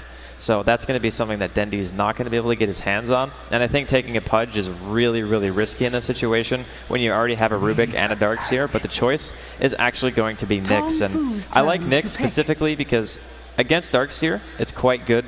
Having mana burn against these types of heroes is really strong. Carapace is very annoying too because you just have 2 AoE abilities in the Ion Shell and the Vacuum, so you can be a huge disruption during these fights. And not only that, but if it's a support Nyx, he's going to get a lot of EXP here because the Chen's going to be jungling, he'll be free to pull, and Tongfu right now don't look like they're going to be contesting. They're picking a Gyrocopter Rubik, which means that you're going to be able to split the experience really evenly between Navi's trial lane. And oh, they pick it! They took the Pudge! You can see Dendi smiling right now. Oh, yes. He wanted it bad, and Puppy gave it to him. Pudge making his 2nd appearance here in our upper bracket semifinal, and I'd say the crowd's pretty happy about it, not too upset with the Chansey pick, as you had explained how it would be Chansey, but there's the man. Going to be looking to replicate the performance he had in Game 1, and truly, a performance to be remembered. It's one thing to have a performance like that in general, but to do it on this stage with this much at stake, truly ascending to a new level. So Tongfu, though, the good news is they've seen it now. It's not something that they just saw it. I'm sure they had, at least in the back of their head, had the idea that perhaps this could happen to them moving down the stretch in another game. I'm sure during their break they talked it over at least a little bit, and they're going to have some kind of game plan in mind to try and keep Navi from doing what they did in game number 1. 10 seconds Well, the thing about picking Pudge when they picked it is it's an inherent risk not only because of the lineup of Tongfu, but because we haven't seen what Tongfu's mid's going to be yet. So we don't know what that Pudge matchup is going to be overall, but still one more ban from each team, so maybe they're going to ban out a hero that they don't want to put against Pudge because even though, as Bruno stated before, he doesn't necessarily have to win his lane, there are just some heroes that you don't want to have to lane against if you're a Pudge. Queen of Pain probably being at the forefront of that, but I'm not sure if that's going to be the ban out here from Navi or not. But Tongfu's lineup really, really strong. They, of course, have the Visage and the Rubik support cast, Darkseer to offlane, and the Gyrocopter to either carry or he can actually go mid himself. We talked about that the last time we saw Pudge, actually, and the potential for him to go mid 1 versus 1 against that hero. So it looks like we're going to have to find out. But Navi, whenever you see Pudge, whenever you see Chen, you know that Navi's game plan could just be what it was in the first game. Play hyper-aggression, look to open up room for that Alchemist. And this time, the carry that they're picking is probably going to contribute, I think. Just a smidge, I would imagine. One thing that, looking at the 2 lineups, other than everything you've already pointed out, Tongfu is a little light on crowd control. Really, they only have 2 abilities, one of which is insanely unreliable in the homing missile, but then you have telekinesis. Other than that, they don't have a lot of ways to lock heroes down. Compare that to Navi with 2 nice AoE disables already in the Impale, and Alchemist if he's able to catch even more than 1 target with the Unstable Concoction. Then, of course, Pudge with the Dismembers. So Tongfu, most likely in this situation, needs to be looking for a hero with some kind of control. They need some way to put the brakes on Navi when that hook does land, because you can't just bank on the idea that you're going to move so well and have such good vision that Pudge will never land a hook. Like, that's just not reality. It's not going to happen. So when those hooks do land, you need to have a way to again, put the brakes on that team fight that they're going to try to bring out. And there's some more, CC. Windrunner picked up, a shackle shot added to the repertoire. A lot of ways for Navi to start these fights. The hook is going to be their only form of initiation. That's like the one thing that you have to be concerned with, because of course they banned Mirana, so Tongfu not going to give Funnick that hero, which was a big turning point, especially during the first blood that happened in game number 1 between these two teams. But this time they're only going to have really Dendi. The Nyx eventually, I'm sure, will get a Blink Dagger, which will be nice for him, but it's not going to be anytime soon. And Tongfu, they're going to go with a Doombringer, so it's going to be a Doom versus a Pudge mid. And this is an interesting matchup. Doom, obviously not the greatest base armor, but once he actually gets Doom, it's very easy to just shut out the Chen from a fight, or maybe even the Pudge if you don't want to have to worry about that. And of course, if you're doomed, you can't even use items, so it just completely takes away that huge amount of health offset that a Chen naturally gives you inside of your lineup. And when you have something like a call down vacuum combination, it's actually going to be very, very strong for them. So question is, who's actually going to be able to win the middle lane? Because Pudge versus Doom, for the first couple of levels, kind of have to give the advantage to the Pudge, because the Doom can't really effectively trade hits at that early stage in the game. But again, there's probably going to be a lot of movement coming out from both sides. I would imagine both lanes are going to be avoiding each other again, although I suppose Tongfu could potentially go aggressive here if they wanted to. Both teams moving out as a pack of 5. Doesn't look like they're going to be heading to the same place anyway. We'll run through the lineups just so long. Yep, looks like they're going to go ahead and just take it easy. So starting on the side of Tongfu, Gyrocopter going to be farmed up by Hao. Going to have the Darkseer played by King J. Visage going to be handled by San Ching. Rubik played by Banana, and the Doom handled by Mu. On the side of Navi, Chen going to be handled by Puppy. Once again, we'll have Alchemist farmed by Havost. The Nyx Assassin going to be played by Kuroki, and Funnick handling our red-headed Windrunner. But the man of the hour, the master of disaster, the Pudge, going to be played by Dindy for the second time in this series. Just about ready to get underway, and both teams playing this ultra cautious. Tongfu standing right on top of each other. They have Sit and Mu on up to the top lane. King J actually hanging around mid, at least for the moment. They are going to go on back in, but as the horn blows, we're ready to go. Game 3, match point. Navi. Avost spotted out, thought they were going to engage it. There's the haste rune, fortuitous haste rune, and he's able to make it away. Tongfu with a bit of a missed opportunity, and Avost going to run straight in a circle. Say hello to him one more time before ducking back under his tower. So Tongfu with a bit of a missed opportunity. Up at top, we are going to see Mu setting up shop. Puppy's in that jungle, though, and Funnick there as well. Here in mid, already some rotation. Kuro going to show his face. King J against the Pudge. And there's a Mana Bird. Looks like he's just going to be hanging around just to try and help Dindy out, try to secure himself as much an advantage as possible. Havo's going to be under a lot of pressure down here on bottom as Tongfu opts to run aggressively as well. Yeah, they didn't want the Alchemist just getting a free lane, which I think is the right choice from Tongfu, and putting King J mid against the Pudge.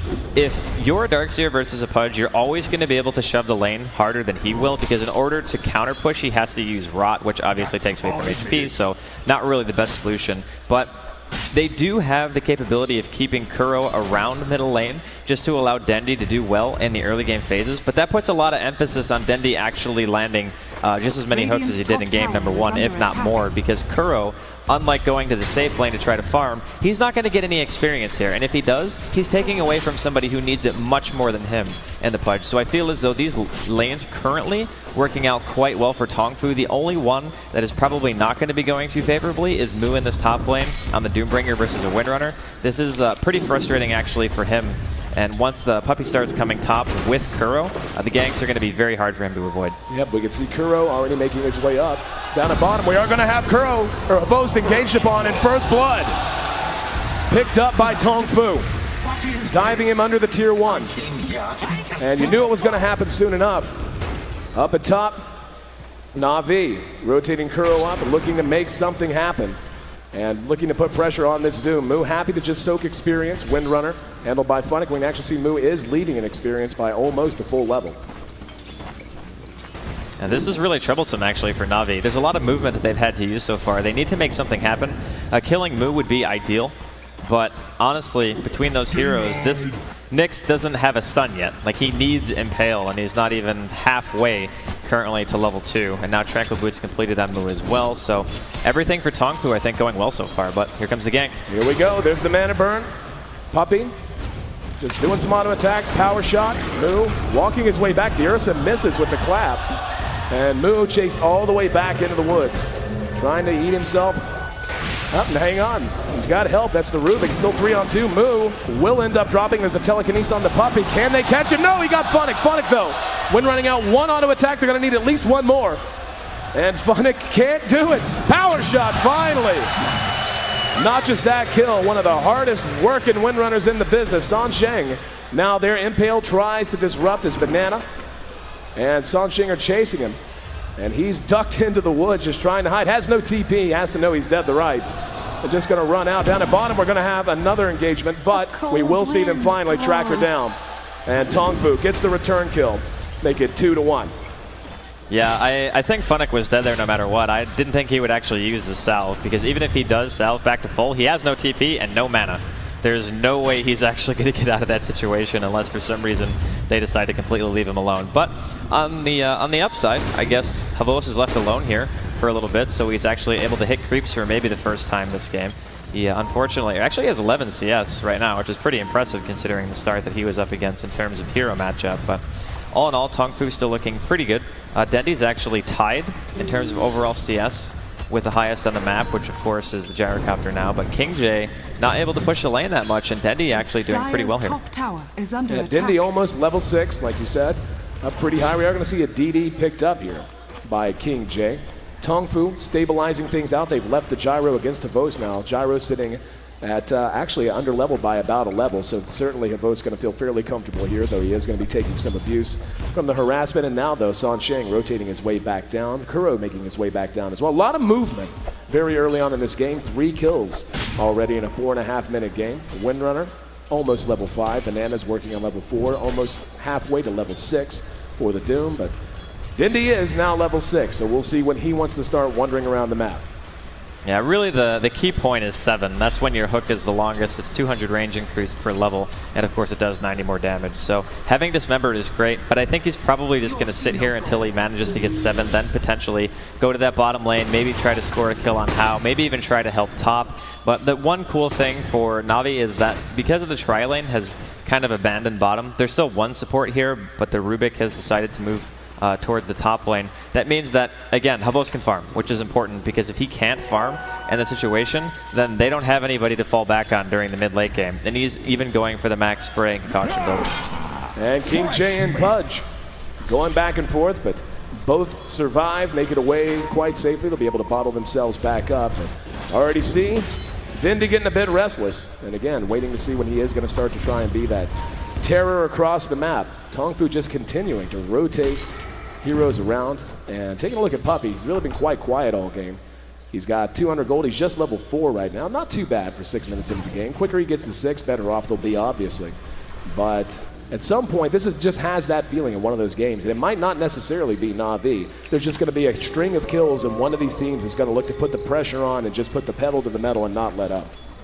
Well, if you want any team to do that, it's going to have to be Navi, because Navi have that Chen, and it's really important to try to get some semblance of map control at an early stage in the game. And looks like a missed hook there, but Chen, he's level 4 right now, and once he gets 5, he's going to have to start trying to make something happen. Level 2 Test of Faith, of course, and then you're going to be able to get 2 creeps finally, which is pretty darn important once you're level 5. But I do like Alchemist against Gyrocopter in general, because once the Gyrocopter gets farmed, once the Alchemist gets farmed, what ends up happening is the way that Alchemist builds is he can actually focus. He goes for things like Basher, and the Gyrocopter can't necessarily burst him down just because of how innately tanky he is going to be. And again, because Alchemist has gone for a build that actually is built around fighting, I think it's actually going to be to their benefit. But we'll have to see. Haven't seen the Doom really do much of anything either.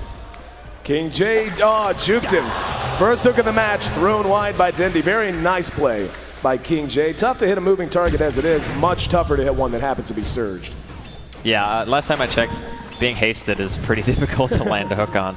But Dendy's still looking for it, which is important. The thing is about Pudge, if you go and you try to apply pressure to the map, you're going to force people back no matter what. That's just the effect Pudge has. All the boom! Max range finds Hell, and Gunner his first kill of the game. He shot that perfectly.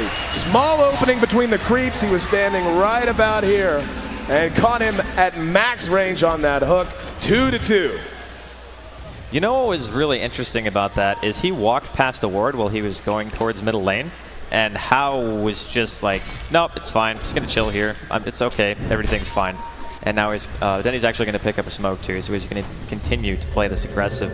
And with How going mid and dying, they're actually leaving Havos completely uncontested now on the bottom lane. And you know, this is why these lineups work so well. We saw the same thing in game one. Havos just left to his own devices, farmed up every item he needed, was way ahead. And it's the same effect now. You just Pudge is one of those heroes that changes the way the enemy has to approach the game. He will be sniffed out this time though. Moo looking to get the doom off of him, and nope, gonna get Funnick this time. There's a hook, bailing his buddy out. And Funnick quite happy to have the Butcher on his side. Tongfu with 3 atop now here in mid. We see King J has retaken his station against the Nyx assassin, who's certainly looking for levels. But you want to talk about some gank potential. How about once Dindy and Nyx begin to run together? Once he finds 6 and has Vendetta, he's going to be free vision. Yeah, that's one of the nice things about their lineup is they have great heroes for playing aggressive and trying to find those kills. And I'm sure with Navi, we're going to be seeing a lot more of them. King J, though, he's working his way towards that mech. He's actually almost got it. He's got his headdress money right now. He just needs to buy the recipe. And that's going to let Tongfu pretty much group up and try to fight as 5. That's one thing that their lineup can do quite well. And King J going to get concoction here bottom, but I think he's going to be fine. Yeah, he's just going to surge away. But Tongfu's lineup, fighting 5 versus 5, if they doom the Chen, I think it's actually pretty reasonable for Tongfu to take some early game fights. Dindy looking for a hook, spotted a few, and hoping they come back. There is one creep. And yep, he'll take the gold. It's fine. He's going to be hitting hooks one way or the other. Both teams had a ward there, so both were very well aware of what was going on. But we're coming up on 10 minutes now. And as you mentioned, Havos is playing a bit of catch-up. He's actually up to 37 CS, which is not bad at all. And Dindy continuing to just wander around, just patrolling the riverside, looking to make something happen. And nope, spotted out and... or just anticipated, or perhaps lucky from Visage. Either way, hook off the mark.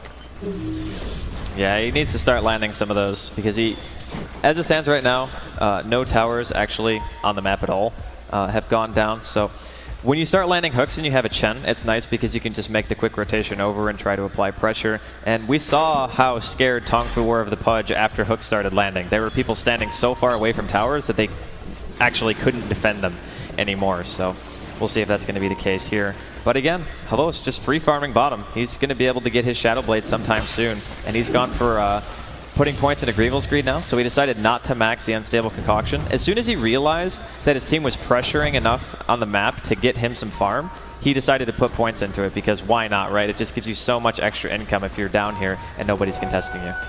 Banana and Sancheng looking to find a pick, and Havos sniffs it out. Very nice awareness there, and Kuro has his eyes on King J. Looks like he spent his full repertoire, unable to get the kill though. But yeah, they walked, whenever they came down, they walked right over that sentry, and he must have been watching very, very closely to have spotted him. 2-2, 11 minutes in. And Kuro going to be sent back home, but Tier 1 under a bit of pressure. We can see the game very close in terms of gold. The experience, though, slightly in favor of Navi. Tops in net worth, though. 3 of the top 4 in net worth belonging to Tongfu. Yeah, that's one of the upsides to their lineup. Because of the fact that Navi has to move around so much to make things happen, Tongfu have more of a reactionary team. And I think that's kind of been the theme for their lineups throughout this or not this tournament, but at least this particular matchup, is they are okay with the other team having a more aggressive lineup because their reactions are always strong, and they know that when they get to the later stages of the game, it's actually going to be easier for them to take the fights. Because as good as an Alchemist can be, once he gets farm, a Doom can eliminate one hero from the fight straight away. That's pretty much the strength of the hero. And then you have things like Gyrocopter as a secondary, well, not secondary carry, but another hero who can be a core. And then you have things like Darkseer while in team fights. And again, only one hero on Navi is making BKB. So against those kind of lineups, Darkseer remains relevant for a very, very long time. So I do feel like Tongfu are going to have a slight edge the longer the game goes. And of course, we're going to see Darkseer now finishing up the mech on King J. King J having the mech ready. That's probably going to be the word go for Tongfu. Invis on Dindy, though. He's currently under cover of smoke. We'll have the Invis if he wants it. He's going to have a lot of targets here. Does he have the firepower behind him is the question.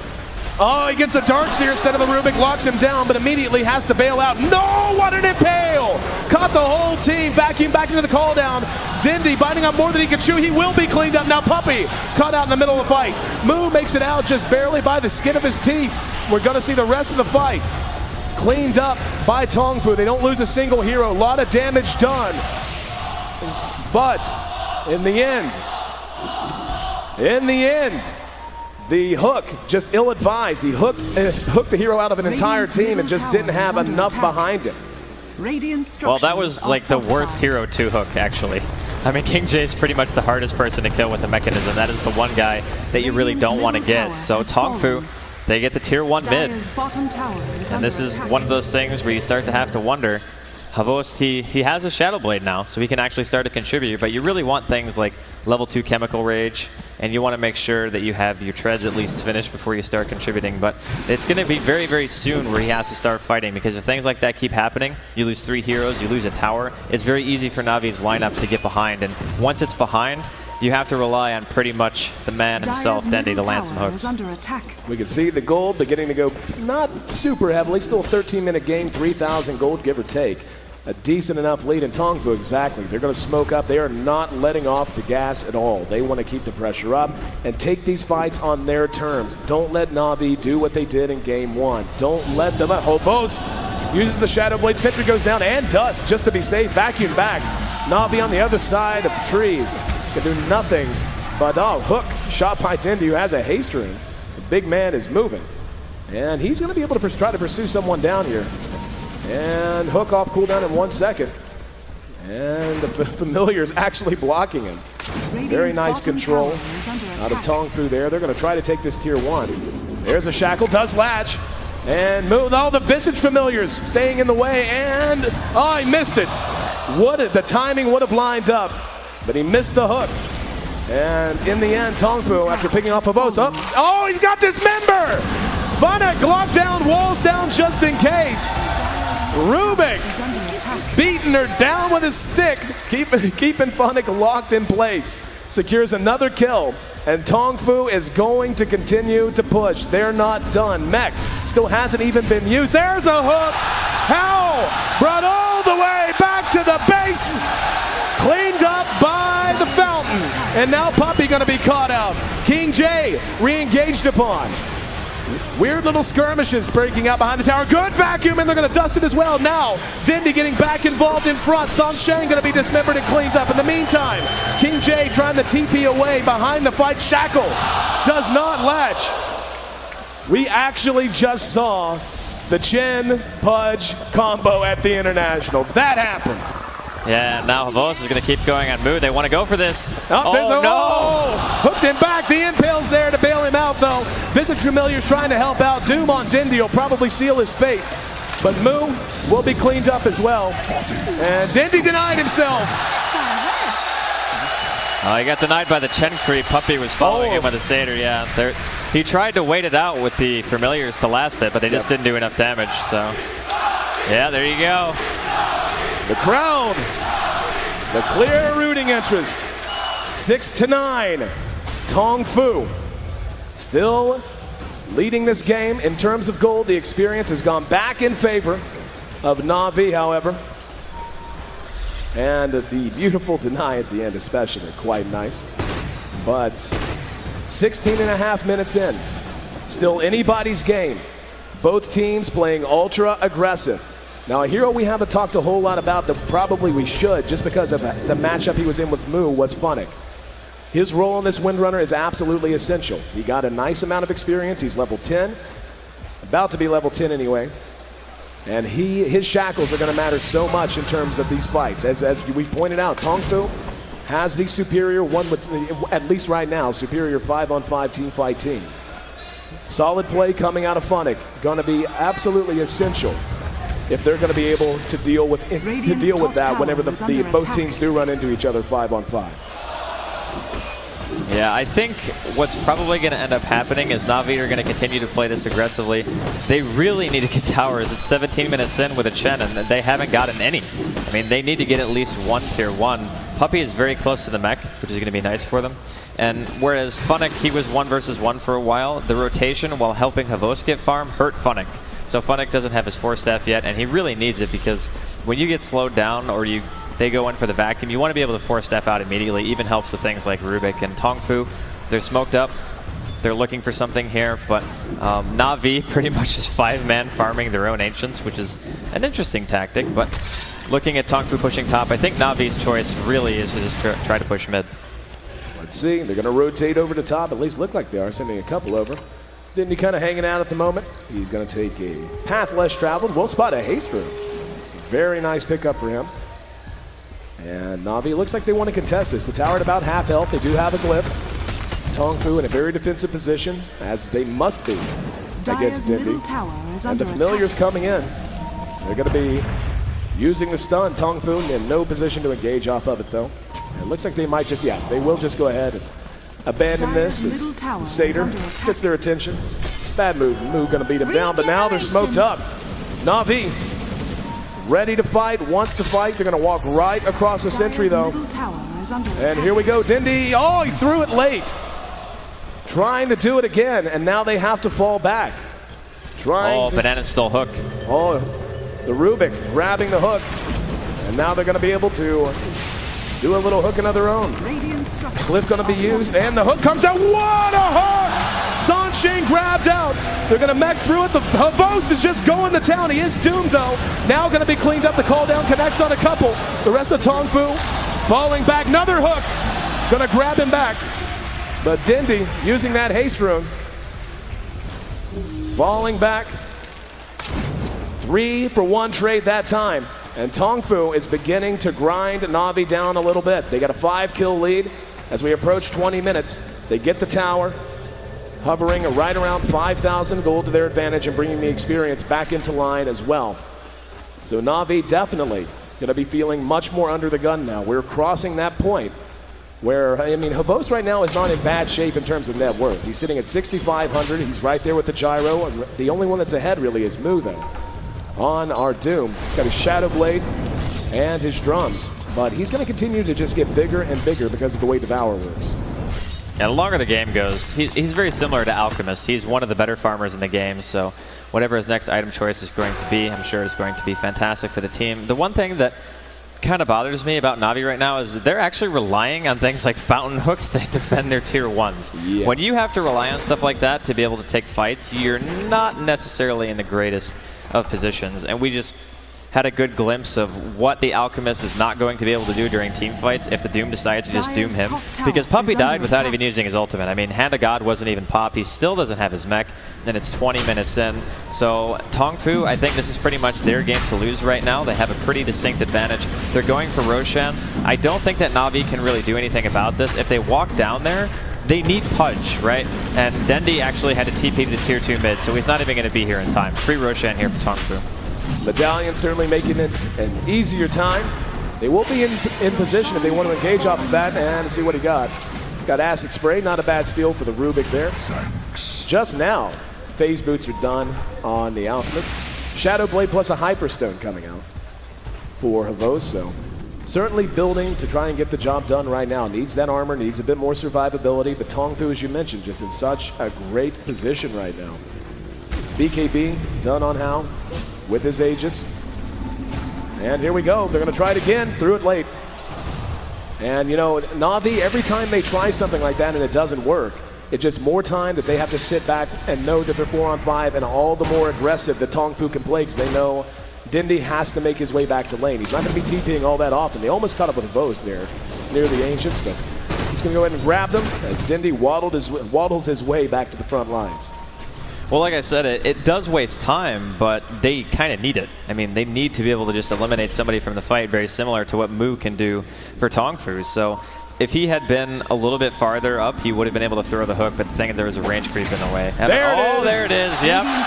Banana going for a ride on the Dindy Express. Welcome to the well.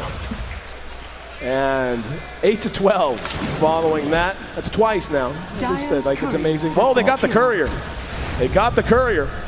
That's certainly a nice pickoff. Well done there by Kuro. Making up a bit of ground.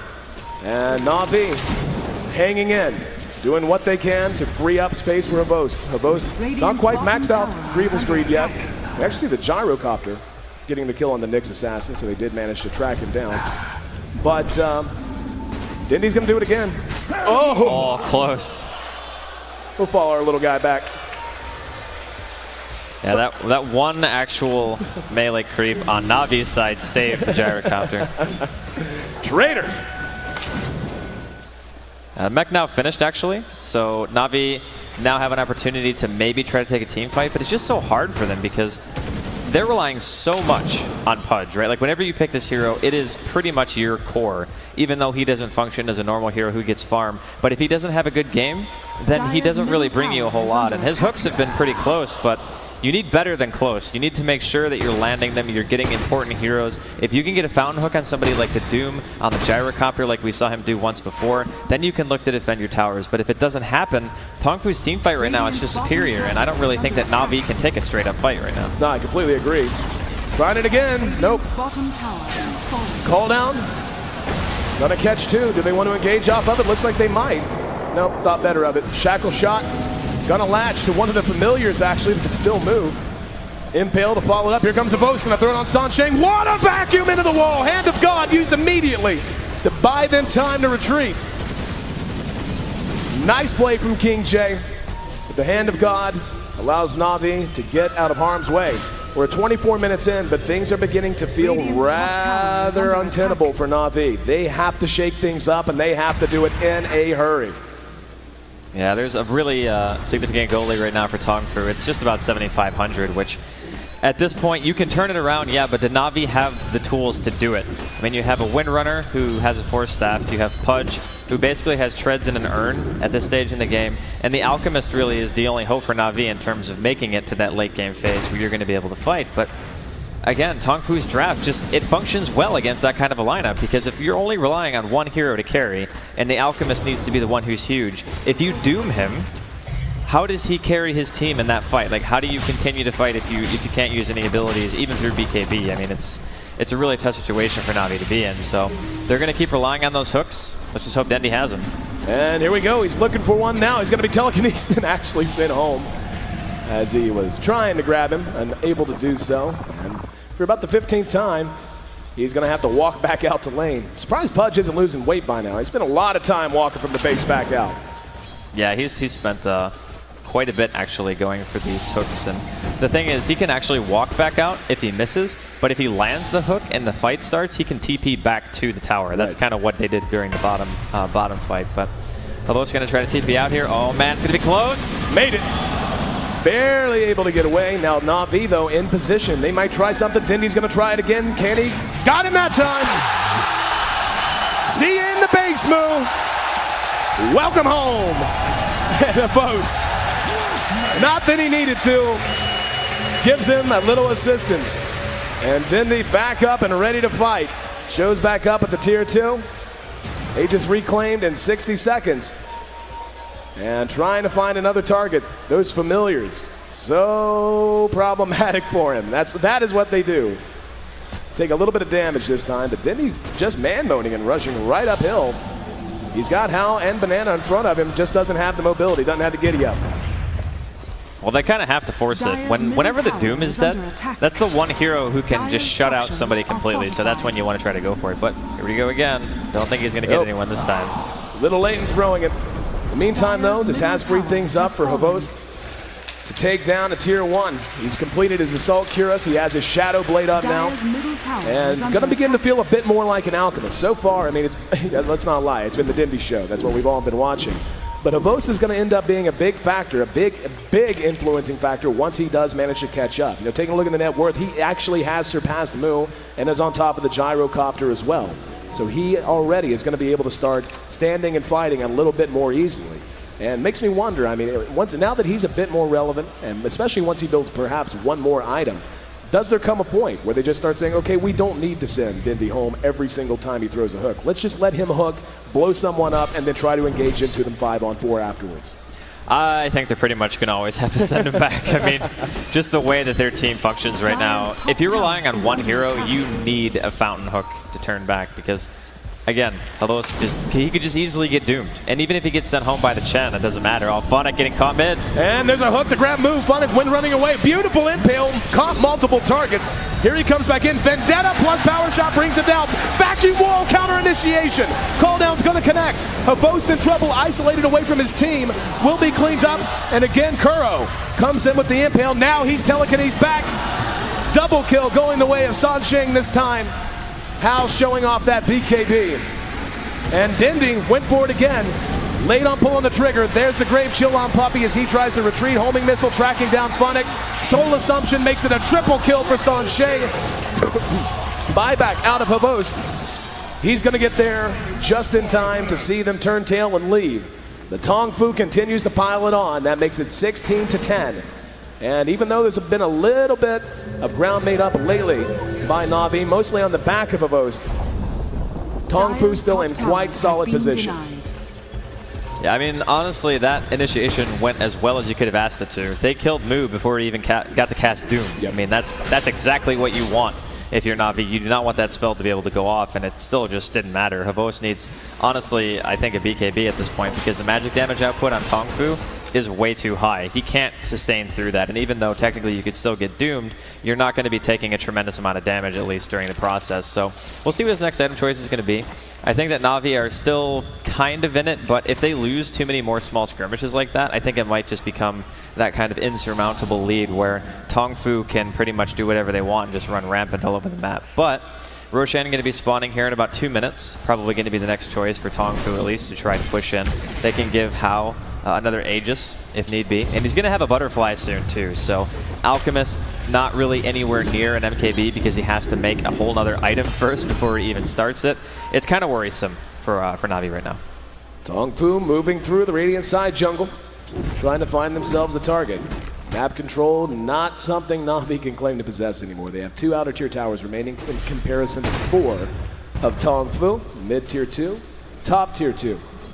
But at this point, you know, Tong Fu can starve them out like this if they want. He's moving into the jungle, occasionally bouncing lane, and kill off Chin creeps. That certainly helps as a stray Satyr spotted them out and will pay with his life.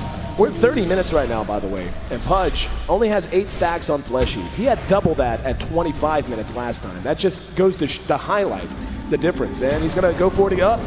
Missed it.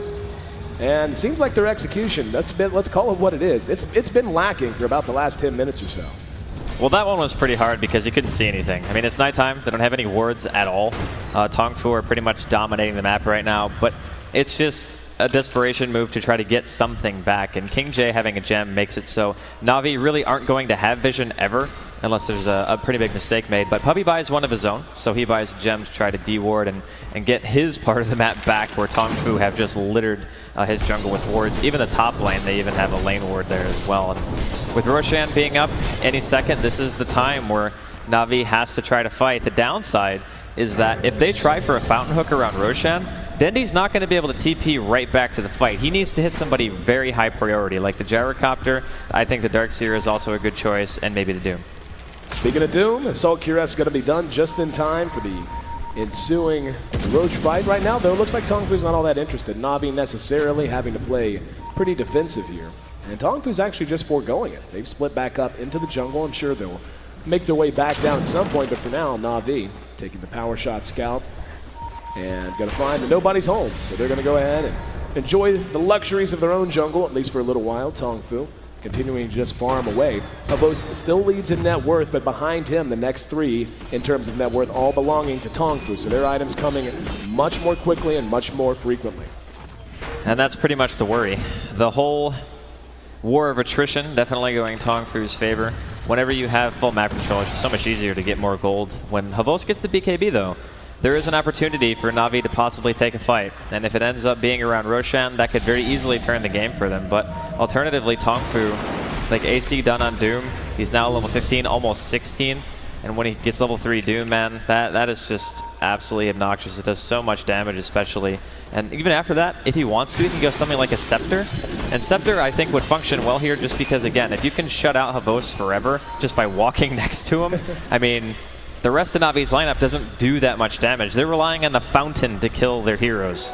So, yeah, troublesome still for Navi. I feel like Tongfu could very easily just go for Roshan here if they wanted to. Tongfu continuing to stick together, very, very close. Not wanting to give Navi an opportunity to do this, to smoke or to catch them out at a funny angle. Havos not caught with the smoke. He will be visible, but Visage familiars keeping an eye on the big man. They will go ahead and vacate at least for the moment. Tongfu is beginning to make their way down a bit. In the meantime, though, Hao has completed his butterfly. Even more problems for Navi and what Havos is going to be able to contribute. Yeah, Navi right now smoked up. They know that Roshan's up. They want to try to make something happen. If they could possibly get this, they definitely would still be in the game. But I think if Tongfu end up getting Roshan, it's going to be one of those situations where it's going to be that slow, kind of painful, we can't really do anything about this anymore, kind of a lose your rack situation. So Tongfu playing it really passive, though. Maybe even a little bit too passive. I suppose, though, waiting the game out isn't going to do them any harm, per se. As long as they don't end up giving away the Roshan, I think they'll be fine.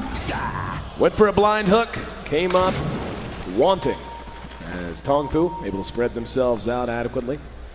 Roshan still looks to be the goal. They're hanging out between the Tier 1 and Tier 2 over on their side of the map. In the meantime, Navi has pulled back all the way to their Tier 2, obviously fearing any kind of a reprisal when Dindy isn't there. But actually beginning to become a much more slow and strategic match. And again, compare that to Game 1, where it was very hectic. Not to say there wasn't great strategy involved, but it was much more frantic, is probably the word to use. This time, Tongfu just very patiently taking their lead, trying to hang on to it. And Havos, as you mentioned, his importance cannot be overstated. Now they're going to smoke. Now they're going to try and give the old okie doke the end around. And Funny knew it was coming. That's why he just checked behind him. And they're going to run right into each other. Here we go. Moo spots him out, and they know he's there. They had the gem. Moo in trouble. Kuro, there's a nice vacuum. Only caught 2. Calldown's going to connect as well. Hao laying into them. Havos looking for a target right now. Stuck on San Sheng. The battle has broken up a bit. We just saw Dindy get sent home. And the rest of Navi forced to spread out. Shackle doesn't lash, but it buys a little bit of time. Puppey might be in trouble. Blink off cooldown in 10 seconds, but will make it out of range before they can lock him down. 10 to 16, no deaths on either side there. Smoke, and they ran right into each other, but Navi immediately breaking things up. Dindy, though, back on the prowl, making his way through. We're going to hear the unstable concoction, and he's hoping to find someone. Havos going to end up exploding himself. Kaboom. But no targets to be found. Yeah, Tongfu just retreating back to their side of the map.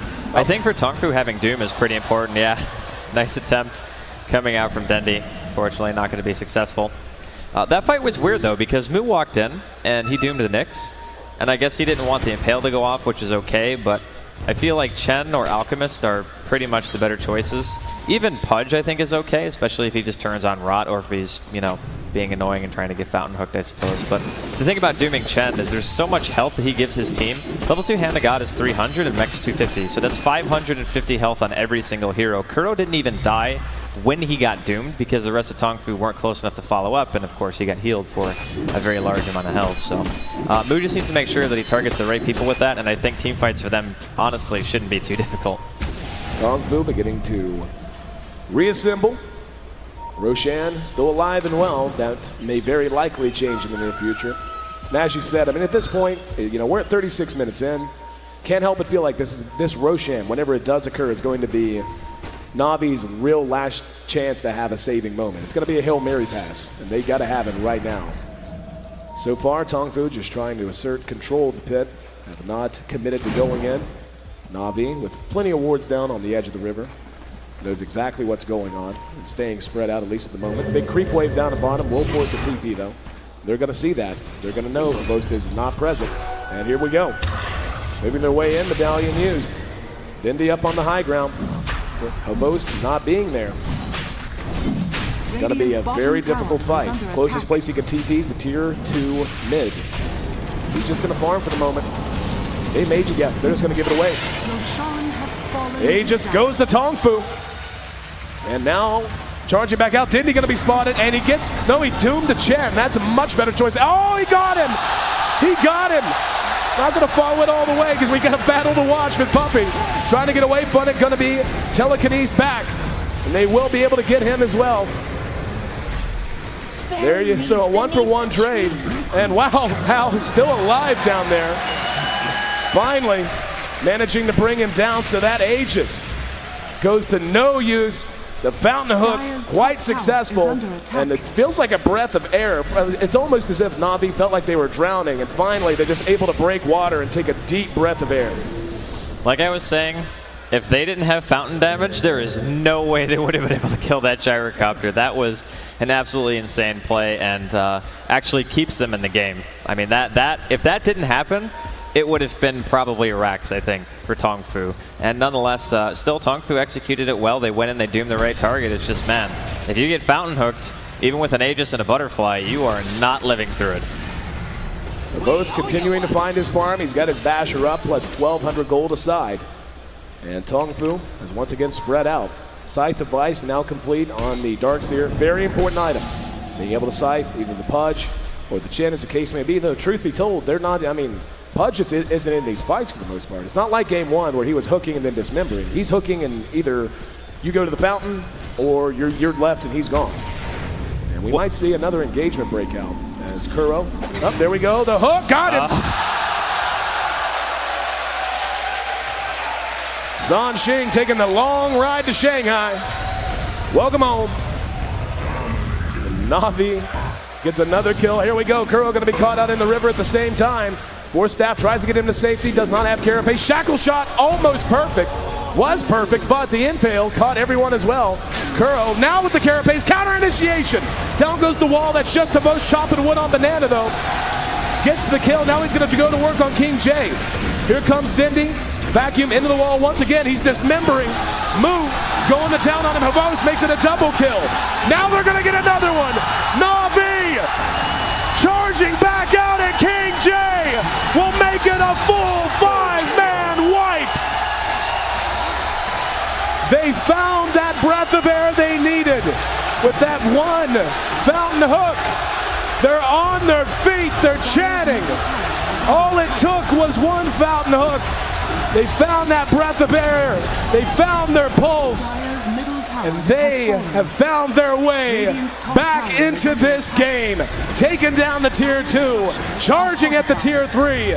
They're gonna have a few more seconds, 20 seconds until the gyro responds. We're gonna see Doom actually buy back, but not in time to prevent the tier 3 from dropping. And Havos, he's going for it. Havos believes. Gonna be telekinesis down. Now the counter initiation. Drop down. Moo catches Funnick, and now caught out, and a hook brings Hal back out. Havos going to tow on Moo. Hal is down. Moo and Havos going toe to toe. Soul Assumption does nothing. Zhan Xing can do nothing. Force Staff on Moo gets him back. Now they're gonna try to chase it. They got him. King J trying to find Funnick. Force Staff to safety. In the meantime, Dindy still looking for yet another hook. Has it in 2 seconds. The creeps causing him some problems. The gem hasn't even been picked up yet. Familiars are going to drop, but it doesn't matter. They concede the melee racks. And Navi, who seem to be out of options, seem to be at the point of desperation, have fought their way not just back into this game, but back into the lead. Unbelievable, man. Unbelievable play coming out of Navi. The chase onto Kuro, keeping him alive for so long and managing to turn that around. And they even get the bottom tier 1 in addition. They're going to be pushing into the tier 2.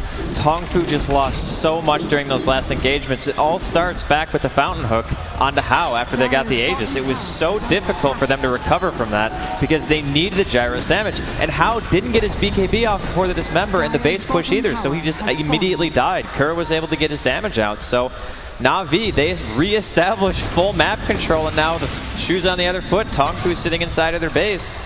Another fountain hook attempt, not actually going to connect that time, but still, Tongfu. I can't believe this got turned around in them like that. I believe we're in an arena of people shocked at what Navi has accomplished so far. The game ain't over, still a lot of Dota to be played. But the point of desperation they had reached, you know, fountain hook, when you lose every fight that you don't land a fountain hook at, tends to mean things are a little bit troublesome. And it looked as if Tongfu was ready to just slam that door completely. But again, that one big play and that big turnaround, vg.j caught with the shackle doesn't latch. And looks like, yeah, managed to get shackle for himself. Very nice spell for Rubik to have stolen. Dindy goes fishing just to the left of San Sheng. And looks like Kuro poking his nose around. Roche going to be up in about 4 minutes, give or take. But Navi definitely playing more aggressive now. For the last 10 to 15 minutes, they did nothing but stick as 5 and sit more or less under their own tier 2s. But now on the enemy side of the river, they feel large and in charge. I honestly am speechless. Like, the fact that they were able to turn it around in that fashion is nothing short of miraculous. And Havos almost having the MKB, that's going to be massive. Dendi doesn't actually even bother throwing out the hook that time. There's no one in range. So some dewarding being done inside the base of Tongfu as well, which is a good thing because you definitely don't want Dendi being able to see in there. And this is really, really bad now for Tongfu because whereas before their gyrocopter was quite far ahead, now he's not. Now he's actually behind, especially if you compare to the Alchemist. Havos has had such a long time to recover, and now he is almost, well, not almost doubling, but he's got around 7,000 more net worth in the gyrocopter. And with the MKB now finished, I don't know if Hao can really do anything anymore, at least in terms to Havos. Yeah, Havos for a while there looked to be perpetually behind just because of how well the gyro knows how well the gyro can flash farm. And the crowd excited to see the MKB pick up, nullifying the dodge percentage on the butterfly. Pings like crazy. This could be a fight that decides this game if they have an engagement outside of these tier 2s. Navi spotted out by the familiars. We'll see stun go out, and he's gonna go fishing and find San Sheng. Cleaned up, so immediately coming back out, and Kuro catches Banana. Shackle is there. Going to town, called out on Moo. Moo being dismembered, being locked out, being killed off, and Hao can't stand up to the damage. Havos has gone crazy. That's a double kill for the big man with the little man on his shoulders. And Navi, dare we speak it, dare we whisper it. A game that seemed to be out of control. Banana now caught out. There's the shackle off of the creep. Carapace is up, and another kill for Havos. 5 are down. One set of racks is down. They're gonna go to work on the tier 3. Buybacks aren't coming out. Dare we think it? Could it be? Navi bringing down the last remaining vestiges of hope for Tongfu. The tier 4s under assault. Kuro and Dindy looking to farm the well. If they dare come out, they think better of it and move on to the tier 3 bottom. It's gone. And now the last racks, one's down. Can you say mega creeps? Navi, he got him! One more! This is what you call one for the road! Man, I cannot believe that they actually did it. Funnick's going to be running here as well, though, from Tongfu. Funnick vacuumed back. Lockdown cleaned up. Pretty sure that's not what anyone here cares about. Tongfu played a phenomenal game 2. Played so well for so long here in game 3. But the hook heard round the world, Draskell. That first hook that shut them down when they were pushing the last time. And we're going to see Puppy spotted out. He will be doomed. We're actually going to see Havos going to work now, getting a kill as well. Puppy, Dindy's there to try and help him, though. He's not doomed. Puppy trying to juke him around. And, yeah, keeping it on him. There's the MPL to follow it up. Puppy still alive. Mechs through him. GG! Navi has snatched a berth in the upper bracket grand finals from the brink of defeat. A game that looked to have slipped away from them, and they shock the world. The capacity crowd here on the floor of Benaroya Hall. Arms are in the air, voices are raised. A standing ovation for the boys of Navi. Very well-deserved victory for Navi. I mean, I think what we learned here is you can never count out a Dendi punch, ever. No, ever. That fountain hook on How totally turned the game around for them. Absolutely brilliant performance coming out of Navi, coming back from what I think many were thinking was insurmountable lead coming out from Tongfu. But you still have to give it to him. Tongfu played a fantastic series. Tongfu, not out yet. We'll be dropping down to the lower bracket. Looking ahead, though, we'll let the boys back at James's desk. Navi. Welcome everybody into the hall, the Benaroya Hall. We are here for our lower bracket final. I am Toby1. And I'm Wagamama. And man, this is going to be an absolute corker of a game. Navi going up against, man, it's orange. Like orange. Are we actually saying it's orange here in the matchup? It's absolutely amazing to see them through this far. Yeah, we've seen them work their way through the loser bracket, and they gotta have some confidence going through all these games in loser bracket, and now going up against Navi. This should be a really, really nice matchup. That it definitely should be. Of course, I think, like, you can see the draft up on the board right now, but as far as the lineup goes, Orange, for me, they've impressed me more than any other team at this competition. They have shown that they've been unique in their playstyle, that they can recover from being down, that they can actually work and synergize perfectly as a team, and it shows in the experience. Of course, Malaysia, it has a huge, thick history when it comes to Dota, and this team is almost the embodiment of that. Yeah, I mean, having players such as Mushi and the entire Orange team here in the top 3 now, playing at the TI3, they are just living their dream right now. And Mushi, we saw in this interview, he wants a win at TI. Man, I wouldn't actually put it past him. I would not put it past Orange to bring down Navi and to actually force Navi to miss their first grand final at TI3, because they've appeared in both of them. But so far, Orange, this is as close as they've gotten to the title. We'll see how far they get. And let's look at our draft, man, because it is underway. Let's head into it. So we see Chen and Wiz being banned out by Orange. Chen, a very big respect ban towards Navi, I feel.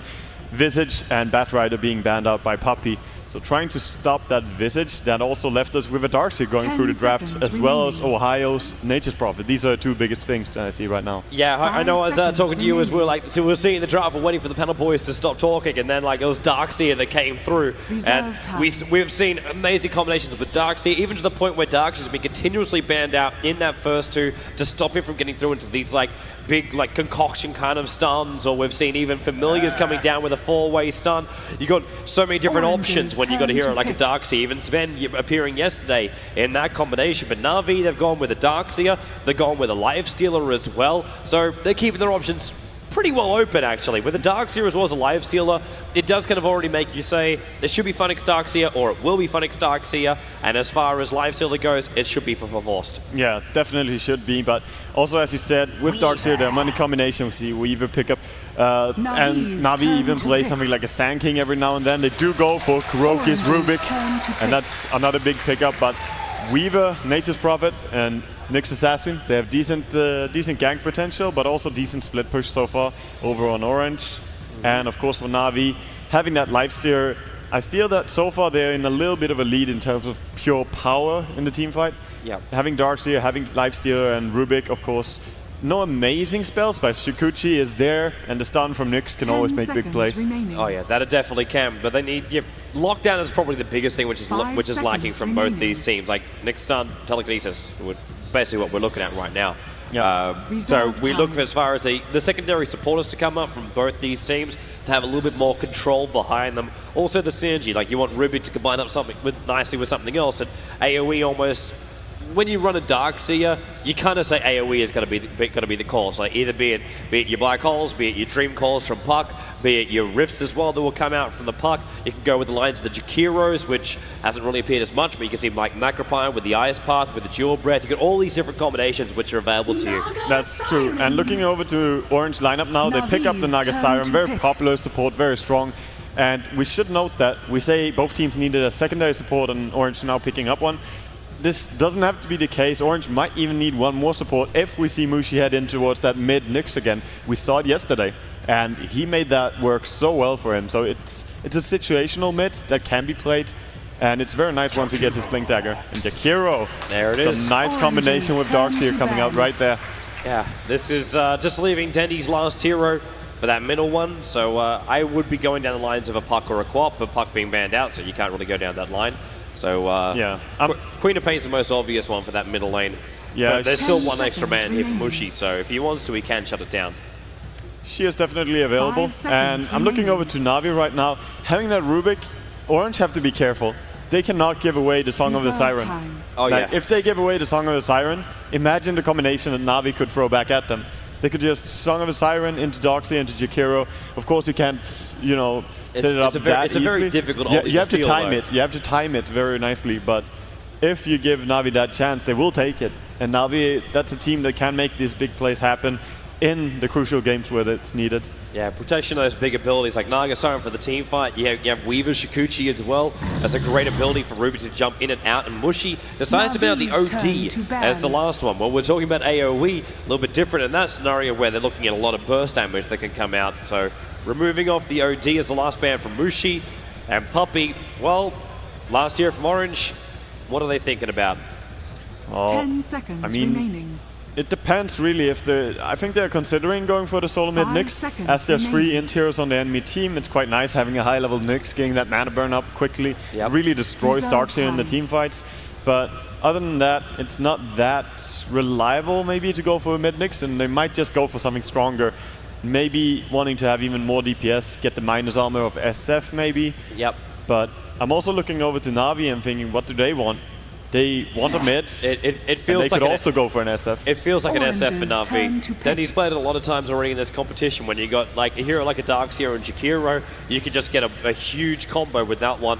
They're going to need a lot more maneuverability though. That's the only downside I'm feeling from this Navi lineup right now, is to get themselves in is very, very difficult. Lifesteal doesn't have someone he can piggyback on unless Rubik picks up a Blink Dagger or Darkseer as well. Surge is good, but it's not the pop you're looking for. It's only so good for initiation. We do get to see Mushi play Queen of Pain, and I was expecting that Dendy wants this Shadow Fiend as they ban out the Templar Assassin. I think that they want Shadow Fiend, but will they go for it up against Mushi's Queen? That's a scary one to go up against mid. All right, Puppey, last hero, man. Last year for them. They're already clapping their hands and getting themselves sitting down. So they know what they're doing. There it is, SF. We'll get the Dendy SF. So we have our draft for game number 1 of this best of 3 of Navi versus Orange. The winner of this best of 3 faces up against Alliance in that best of 5 grand final. And also secures themselves 2nd position. Obviously, we will find ourselves a 3rd position. That's still a hell of a lot of money. That is, any of these 3 teams remaining have done amazingly well going this far in the tournament. And as you did say, that Orange probably a team that impressed you the most, but then again, you can't deny the strength out of Navi and Alliance going all the way to the winner bracket finals. Yeah. Both those teams amazingly strong, and especially Alliance taking the winner bracket finals. It kind of feels a little bit like deja vu, because we were back here for these 2 teams a while ago, weren't we? Oh yes. Yeah, day number 1. Day number 1. We saw these guys play already. So they get to go up against each other again. Yep. So 5 seconds gets to be the countdown, and if they haven't selected their heroes, they get to right now as we get ourselves into the game. So we'll run through our lineups and the lanes they'll be heading off to. So KYXY been playing some amazing Magnuses of late. He'll be taking that Weaver heading up towards the top lane. It'll be Mushi as the Queen of Pain for the solo mid. Up top, the supporters will be Net as Naga Siren, Extinct up as the Nyx Assassin. And that leaves our last one, Nature's Prophet, Ohio, sitting next to the lovely Donkey back at base. And over towards the Radiant side, we have over on Navi, Havost will be the life stealer, Dendy will be the solo mid Shadow Fiend, Funnick will be looking to go the top lane Darkseer, Kuro will be as his signature Rubik, and that leaves the last one and captain of Navi, Puppey, playing up the role as Jakiro. That is true. And these teams faced off 7 times with Orange leading 5-2. I didn't really realize that it was so heavily favoring Orange, and that really makes you think about what they said, Navi, in their interview, that every time they play Orange, it feels like a different strat and different team. We see Dandy calling out for Mushi. Oh, you know it's going to be mind games. These guys get to play around in the 1v1 competition in the middle lane as well, so this is where it is a little bit more real than the 1v1. The Rapier was at stake, but all these players are just amazing characters, and the way they just say hi to each other in a game like this, it's just such a happy atmosphere. It is amazing. Like I know. Ooh, hello, Net. He's just gonna say hello to Kuro. Yeah. He's just saying hello. Kuro doesn't see up there though. Like you see the vision that Net's just hiding in the fog of war, and then instantly counterboarded by Extinct. So Orange, they're all ready to play the vision game here. And Ohio's even going to play the vision game on the bottom lane. He's going to try and block up these little camps on the side here. So there's no real options. Even with Havos, that DD rune, there's not going to be many options for the camps. In fact, he's going to block up the easy camp as well. He's running it away from Funnick. He's going to block up the pull spawn for sure, even with this DD lifesteal. And that D ward on mid is actually really big, because now Dandy, being solo mid Shadow Fiend, you don't have any escape mechanism, so you don't want to get ganked. He will die very easily if they go behind him. So vision is key. Yeah. SF, they got to babysit him. I remember, well, it was a long time ago. I was having a bit of chat to Puppy about just how Dandy works in the middle lane and how it works with the team. He said one of the major things is for Dandy's success Mushi. in that lane. Mushi is 6 CS already. He hasn't missed a single one so far. Well, absolute He missed fire. one, so denying all the creeps so far and getting every but one last hit. He's just crushing Dandy right now. He's even back past the tower. This is Mushi. Is there a single? Okay, he just missed one, but he stopped Dandy. That's Dandy's first last hit, 1 minute 20 seconds in. Yeah, Queen has a much better last hit for sure, but Mushi is also an amazing player. But now Dandy starting to get up some souls here. Gonna get a lot easier. Man, it seems like right now, the level of control that is just coming out from Orange is just brilliant. Like, you might not see a huge amount of levels coming up in Ohio, but he's been spending most of the time for Puppy and Kuro just dealing with these never-ending set of treants that keep roaming through their jungle. It's just being so annoying towards these supporters. The big spawn still hasn't had a chance to spawn. We see nice push on the top lane as well, and no one is dealing with that. Funnick just trying to stack jungle and get some experience going. Funnick's not ready for this. Even he was pulled away for a moment to deal with the treants. He can't go up there at level 2 and say he can defend up against 3 heroes, especially ones that could have the ensnare. It's Riptide's the first level for Net though, but you've still got stuns, you got mana burn, you got Weaver up at level 3, so the 2 points up in Chikuchi. This tower is going down. Oh yeah, and there is nothing they can do to stop it. Iron Shell in, and Extinctor says keep the creep wave away, and there goes the tower in favor of Orange. Yeah. We see Dandy just running and taking the rune. He still runs over a sentry ward, that sentry that de-warded the normal ward there.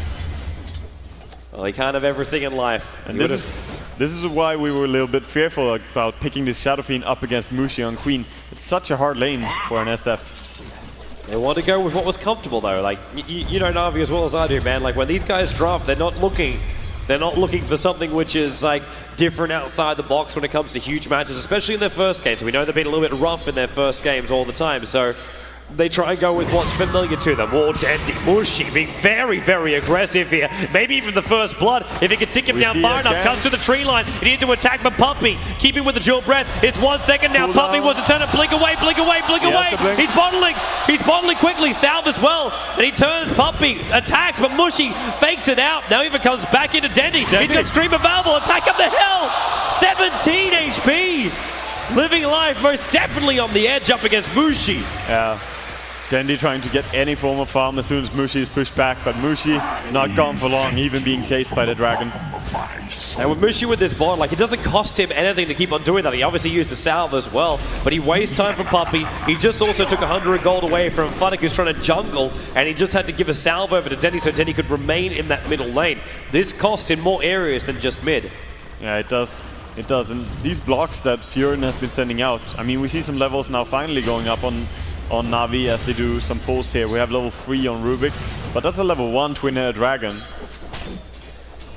Puppy's just almost sacrificing himself so the rest of his team can get anything they want. And Ohio, nice snipe. Takes the regeneration rune straight from Puppy. Yeah. Look at Funnick clearing off his big camp. This is going to be a lot of experience once he killed all this. Well, He needs to get that back because this safe lane of Orange is in complete control, as is Navi still. Like, we see Havorst, he's up to 30 CS, 16 last hits, 16 denies, so he's topping the charts. Both safe lanes just farming uncontested. Kuro's actually found a lot of good levels. I don't know if we also know, like you're talking about Darkseer's stack, but that stack that was coming out from the two supports of Navi, that gave Puppey's level 2 and Kuro is level 3, so level 6. A big thing to watch out as well for Kuro, if he's able to pick up some good nukes. You look at the Queen of Pain stealing her blink as well as possibly the most sought after ability he could look for in this entire lineup. It's a rather good skill to get, but not before she actually started maxing it out. And also getting the nukes is pretty nice in a team fight. Orange are really committing to this top lane. Mana burning up Funnick, he's empty on that bottle as well. He can cast one Iron Shell, but then Extinct, Shikuchi, Riptide, that Radiant Creep Wave almost disintegrates in front of them. It means this tier 2 tower is already on a half-life. They've got catapults behind it. Yep, they're going to bring in a lot more. Puppey and Dendy coming in to defend. And the tree scouts out both of them. So Orange, they can decide if they want to commit as heavy to this as they really decided, but quick raises, takes out the range creeps, and they just fall back. Denny's wasting time now. Mushi's getting more space. Yeah, they're gonna get the deny on this tower. And that means possibly, if this starts pushing out, they can hold it very far back down. So nice job by Navi denying this tower. Yep. They still lose the map control from these two towers, but it's the experience right now is going heavily in favor of Navi, with Darkseer getting that jungle experience and Furin only being level 2. That it is. That it is. And this top lane, like if it was anything but a Weaver on the Orange lineup, I'd be very concerned the tier 1 and tier 2 tower went down without a push through or some kind of threatening presence onto that tier 3 tower. But Weaver is just able to be so flexible on that top lane because he can move in, he can move out, and it's very, very quick. And it's also like you got this escape mechanism, so you don't have to worry about not having a tier 1 or tier 2 tower or being deep behind enemy lines. Yeah, you see Mushi just pushing out the mid lane. They're trying to set up a gank here. They've got net around the back.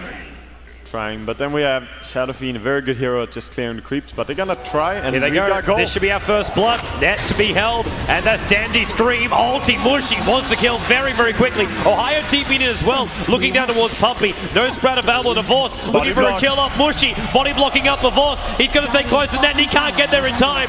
So he gets a hit on Mushi a little bit. Ice Bar flies out, but the Net comes out from Net.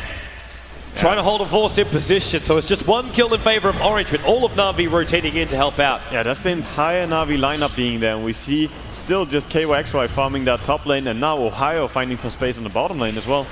So Navi getting the worst end of that trade. Really not even a trade. Didn't get anything for it. Nope, just a 1-0, 7 minutes in. And with the first blood and the two towers going the way of Orange, as you said, like the gold is still going their way, but they've still got to bring in more. They've got to find more kills on this board, or else Navi will just start to out-level, especially Havorst. Havorst is up at level 7. He's got a lot of money, the highest CSer on the board right now. The only person who's in front, as far as money goes, is in fact Weaver, because obviously the towers. Yeah, that's true. And that bottom lane, is Navi actually considering pushing out that bottom lane? I don't think so, because they can't really do too much down there, I believe. It's too easy for Orange to just send down people there. They might want to push it in a while, but right now just want to abuse that level 7 on Shadowfiend, get some farm going in the jungle, stack it up. He's controlling the rune, as is Orange. Yeah, they're watching it closely. Lifesteal gets it though. Mushi as well as Net. We're going to see if they can poke a hole in Navi's defensive line. But already, nice setup here from Kuro. So he'll see him coming, as if he's watching for it. That's the small box of vision. And Net, well, walks right over the top of it. I don't know if they really saw it. Puppey's not really moving back too far. But he has to know there's some issues here where he's being ganked up by a tree. And Mushi's got a blink and sting. And Puppey will be so slow they can just catch up to him after that. Yeah, they will go, most likely. Where's your blink, Mushi? It's scary though to blink into nothing like that, but they see him. There's he turns, blinks up, still gets caught by the ice path. One race to hit and a right click as well, and Net then goes off for the Riptide, has to move himself back. He was trying to keep Dendy away from him, and Mushi retreating away from Havorst. Blink can now happen again, but Net, he's realized Havorst is the only one he can kill, but he's got to catch up as a level 3 open wounds, and Net moves down, hides himself, and wants to deny himself up to the Ancients. He's going to die here in the corner. Queen of Pain in the meantime, chasing after Kuro. Kuro will go down here, while Ohio and Mushi retreating back through the bottom lane. It looks like a Force wants to try and catch him out. Coming up through the side of Mushi. Well, he's not sure about this either. And now open wounds. Mushi can't blink, but the Sprout from Ohio keeps him safe. 3 seconds. He's going to live through that. 1 second. Infest damage from a Force. Gets the kill. Thunder's already thrown down the wall. He's been summed up here by Extended Snare. Will hold him in position. Will try and surge himself away. Whilst he just turns around to try and fight it. Realized he was going to go down 3-2, did whatever damage he could. In the meantime, KYXY was starting to harass that tier 3 tower on the top lane. And Dandy pushing on the tier 1 mid. A lot of action all over the place. Mid, bottom. Are they going to go again? Ice Path. Net, really? It was a nice initiation with the lift. Actually believe Pavos just ran in with face boots and got the slow on her. And then the lift. Dire's middle tower is under Downside about Naga Siren. No escape mechanism, but you do have that ensnare, which can at least hold him in position. But once you already get the open wounds, the support heroes can just roll in.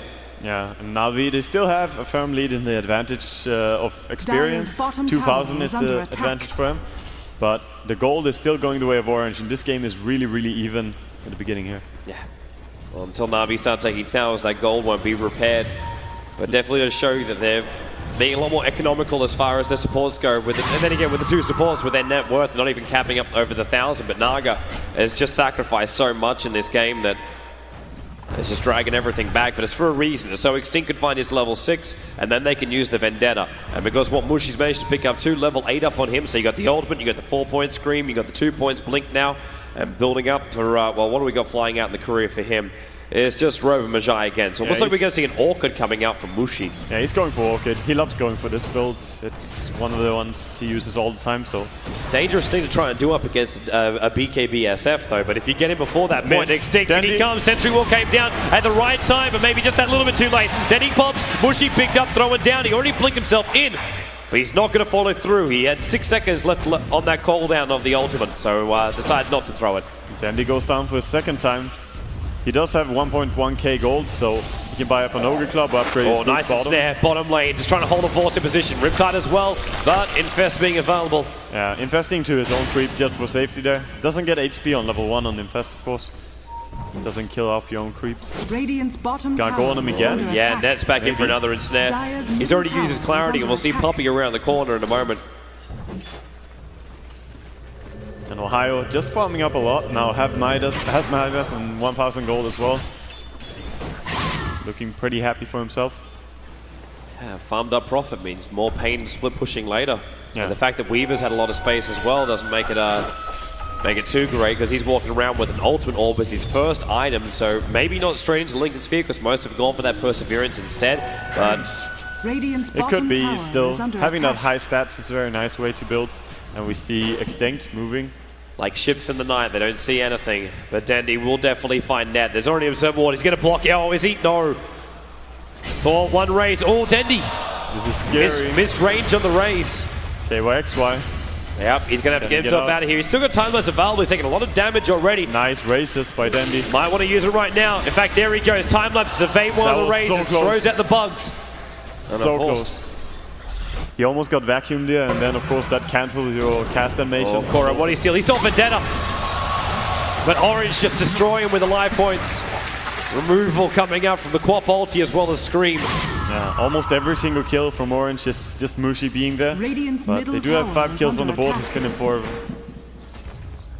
And this Furion had a pretty rough time offlaning, but just blocking off so much for the enemy team, making Navi's supporters a little bit weaker. He's now up to Hand of Midas and his Shadow Amulet, along with 500. So he's gonna have that early Shadow Blade for sure. That he will. What do we get out for Nets? It's just, okay, Boots. Rich support. Rich support. Living life on the edge with 691 net worth. Mushi's back at the middle lane, so he's up against the Force as well as Dandy. We've got 2 cores from Navi that have assembled in this middle lane. They are really not spacing themselves out as well as they were before, when we saw a lot of experience advantage going the way of Navi, with them pulling a lot out of the jungle. Now it's almost like Navi are grouping up just so they can survive up against these continuous ganks that come out from Orange, be it through their smoke ganks, which they've been using a hell of a lot, as well as the Six Assassin in Vendetta. Yeah, easy tower there for Orange, no contests. And they see Dandy and Mushi moving to the top rune. Spawns bottom though. Yeah, Extinct will babysit that one. While Net, well, he's going to catch out Puppey right now. Well, I should say, could be going the other way around as Puppey saw him. And they throw down the sentry ward. Yeah, they're expecting him to fight. Net does a very, very wise thing and bails out. Yeah, Extinct thinking about it a little bit. But yeah, we see Orange just pulling ahead a lot now. It's 4,000 and growing in terms of their gold graph. And they finally have a lead in the experience as well. They just got to hold on to it. Oh, Rubik got the swarm from Weaver. Not a bad thing to have, especially when he put a second level into that as well. Not really what he would want though. Shikuchi being so much better. Yep.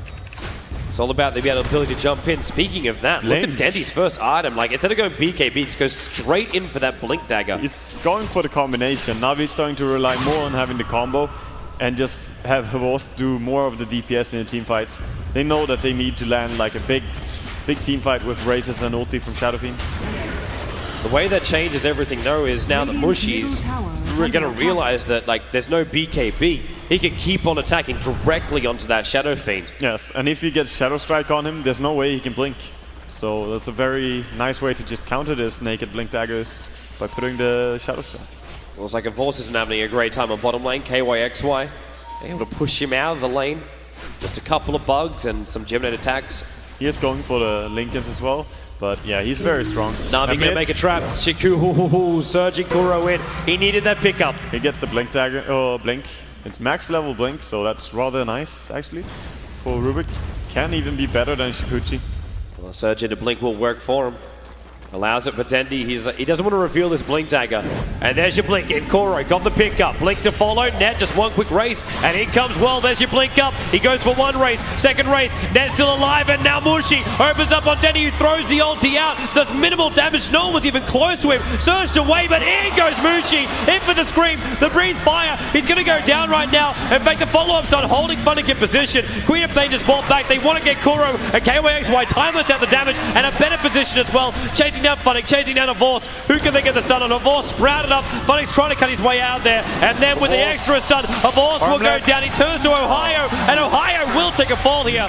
The creep wave of the tower, not making it easy, but Orange fighting underneath the tier 1 tower, still take a full team fight. Up against War, Funnick. Mushi wants to stop him. Funnick snipes up the next assassin, but Mushi's not done. Or is he? He's done. He's bottling up. They take the tower. They'll fall back now.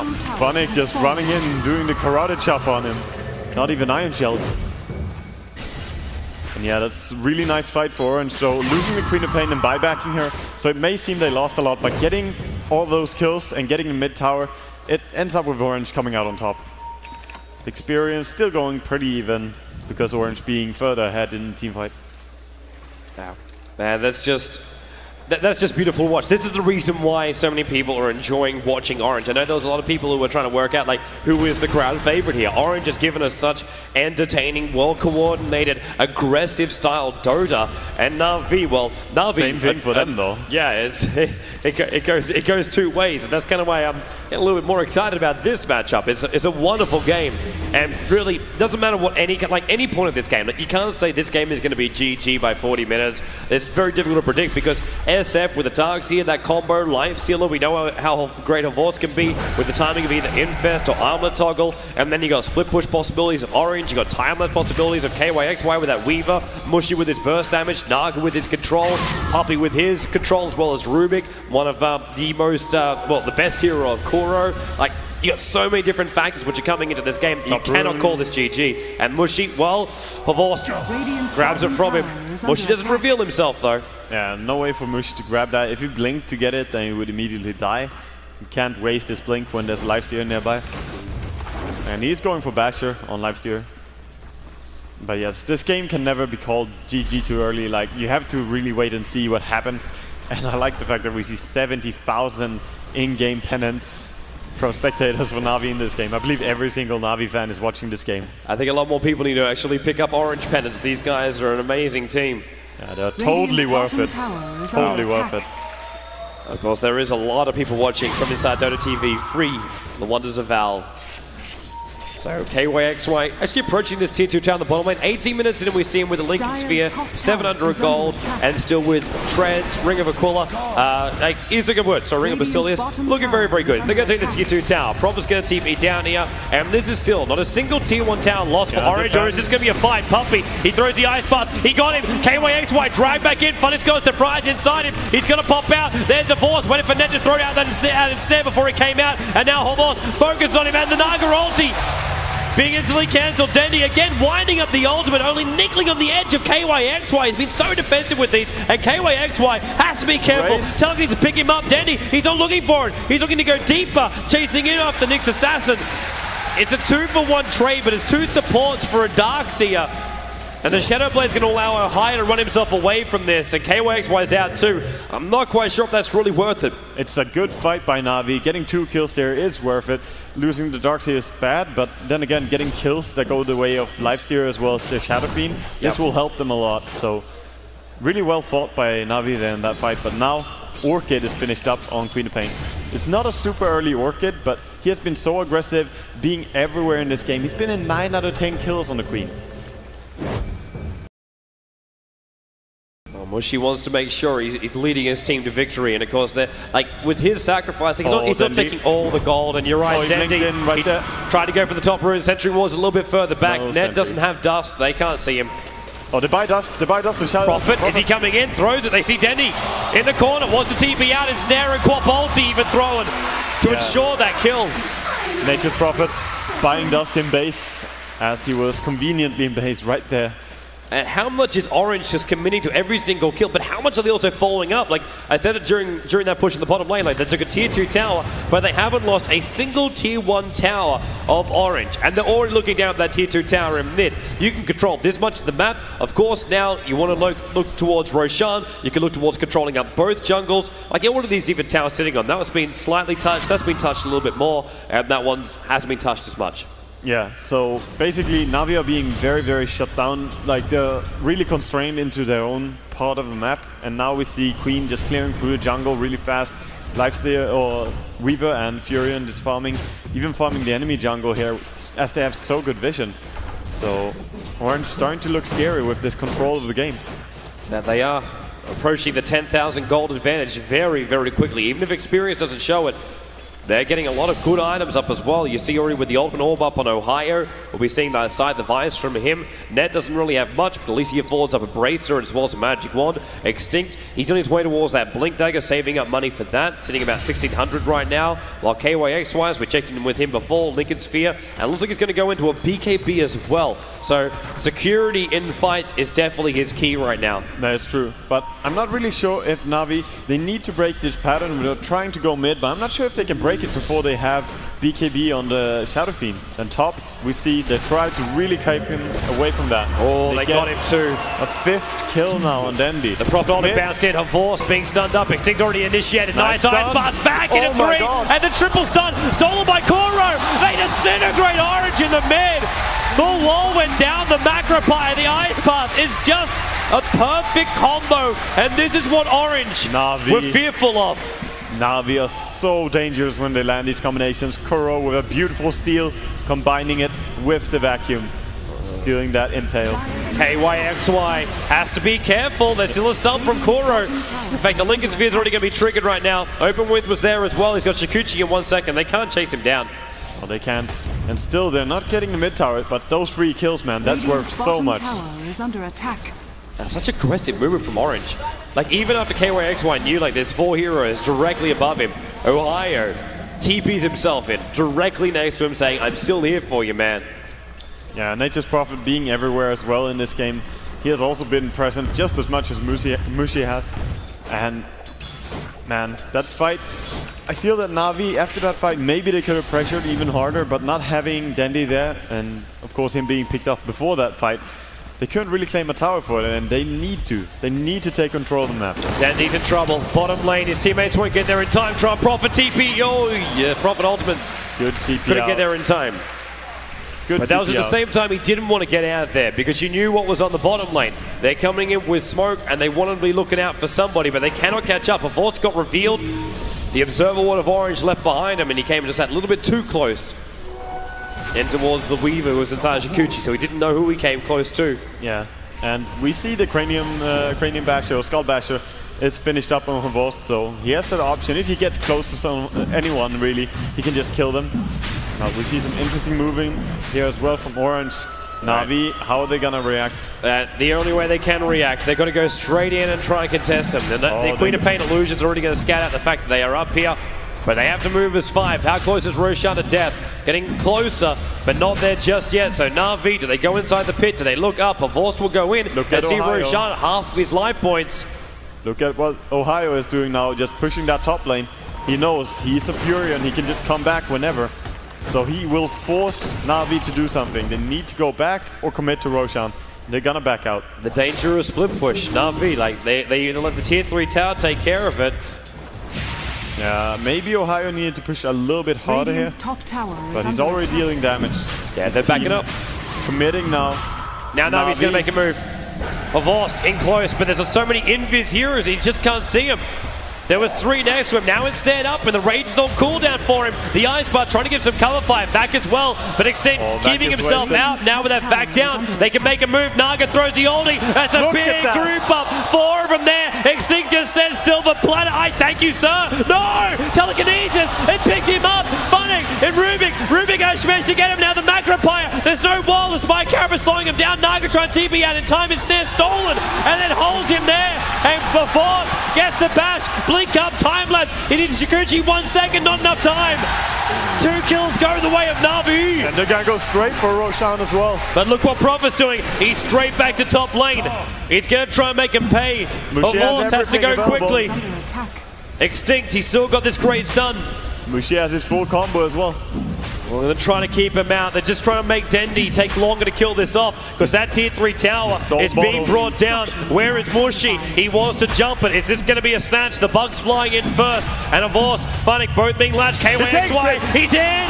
He did! He got it! Snatched by the Queen of Pain and popped instantly after. But now Mushi can fight again. Extinct is there. Havost won't get out in time. The back goes down to the Ice Bar, but Funnick, Ohio picks up the regeneration rune. There's no stun on Puppy. There's no stun on Dendi. But the Aegis is snatched. It was killed by Navi. The tier 3 tower is still alive. But 13 to 14. What a 6 steal, getting that clutch steal when it matters. Mushi playing his game this game. Oh, it's a wonderful game. Absolutely wonderful game. Dendi going to be attacked by Ohio. He's going to side the Vice as well. He's trying to wait for Dendi until he tries to TP out of here. It's not going to happen. The Hex is there. Ohio going to solo up Dendi on the top lane. That's a big solo kill. He knew what he could take. He knew what he could get away with. And he just jumped in and said, you know what? Someone's going to come here. And if there's anybody but Lifestealer, I can kill him. Yeah. Orange still need to be careful. When they want to go for Naga Siren ulti and combine, they need to be careful about how fast that casting time is on telekinesis. If they stand close with Mushi or with Extinct, as was in that last fight, he can just lift him. Even 4 men clustered up of Navi, they got out of that really nicely. So, need to be careful what they do with that Rubik. And Nyx Assassin has one of the best things he can get right now. The Blink Dagger with Arcane Boots being available. Oh yeah. He's looking really scary now. So now they've got even more, like, it's a jump into a disable. You've already got Ohio who's giving him a side device.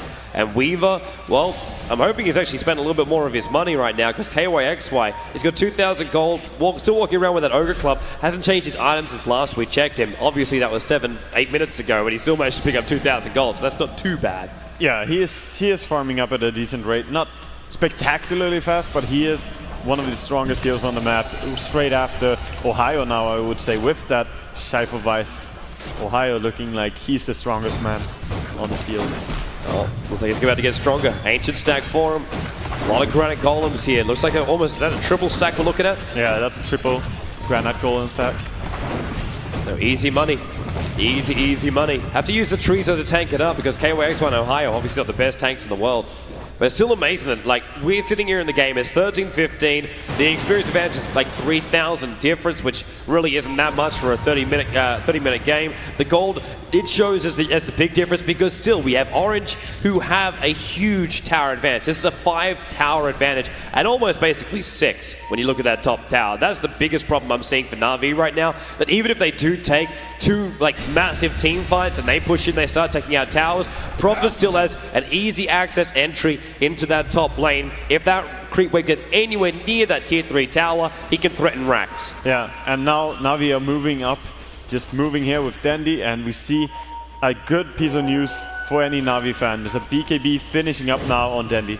Got to get there in time though. Already Mushy spotting out most of Navi and runs into the corner. Ice Path just out of range.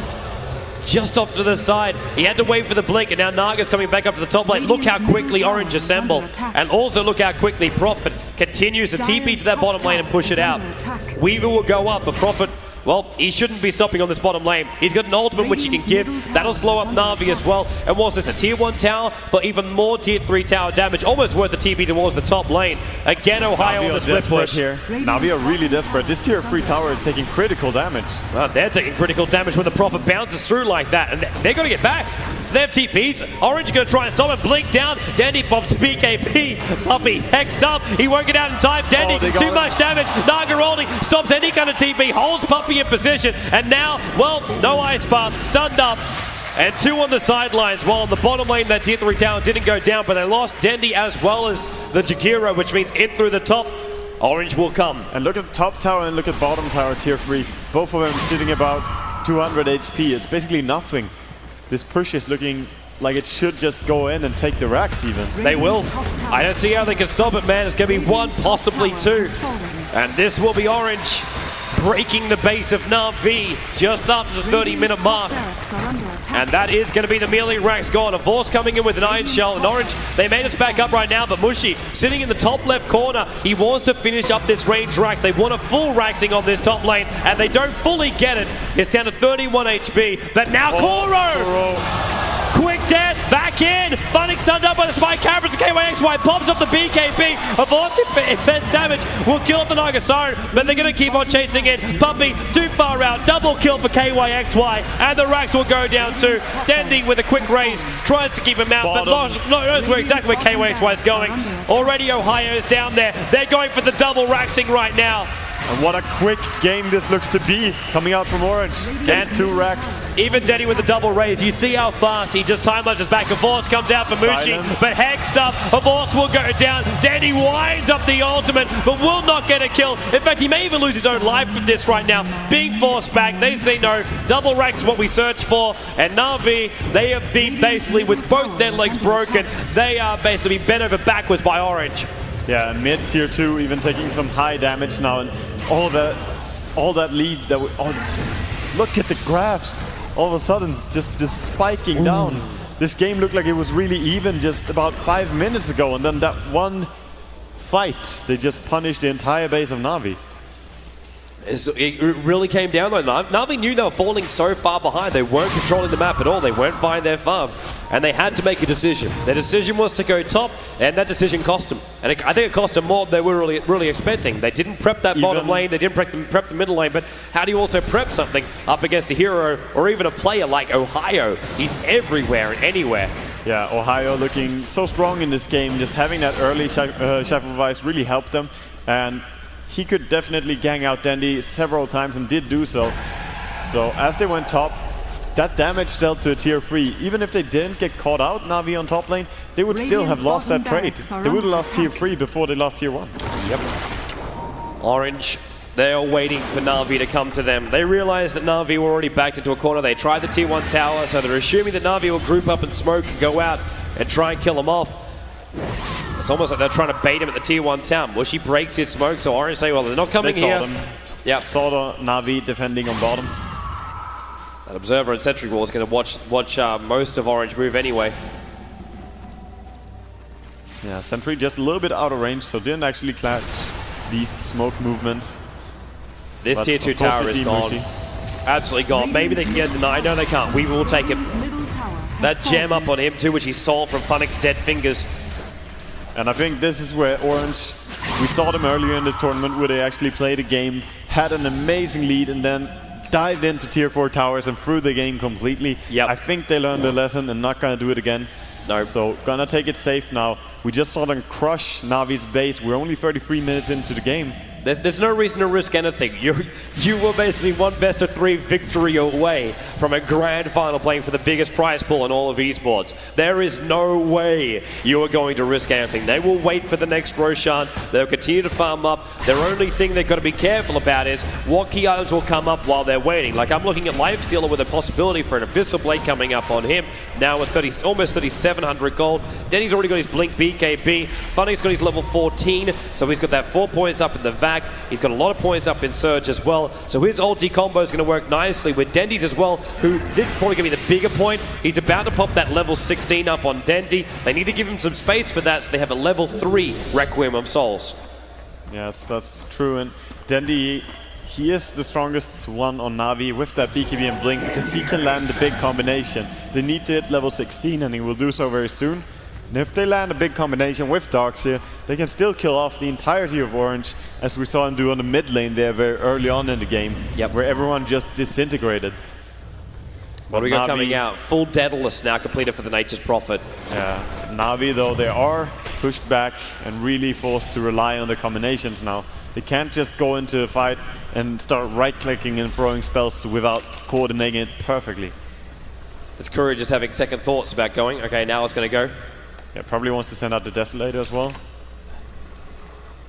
Or maybe not even. You're talking about the Dire? I'm talking about the Radiant Courier. It stopped halfway up. It does pick up the Relic. So we'll get an Abyssal Blade coming off here from the Lifestealer. And Avors bought out for this. He wants to have that Abyssal Blade for this fight. Navi now realize if they don't have every single bit of power that they could get for this fight around Roshan, then they won't win it.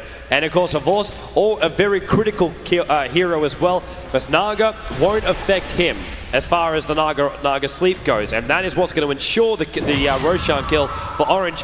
The one thing he's going to be careful about is the net. And he's got to wait for that instead to be thrown out by net to ensure he can move around during the fights. This is the only thing that can control him out of everything Orange has. As long as he gets his rage up first, yes, that's true, but there's still the silence, the hex. He has to be so careful and involved about how he goes into this fight.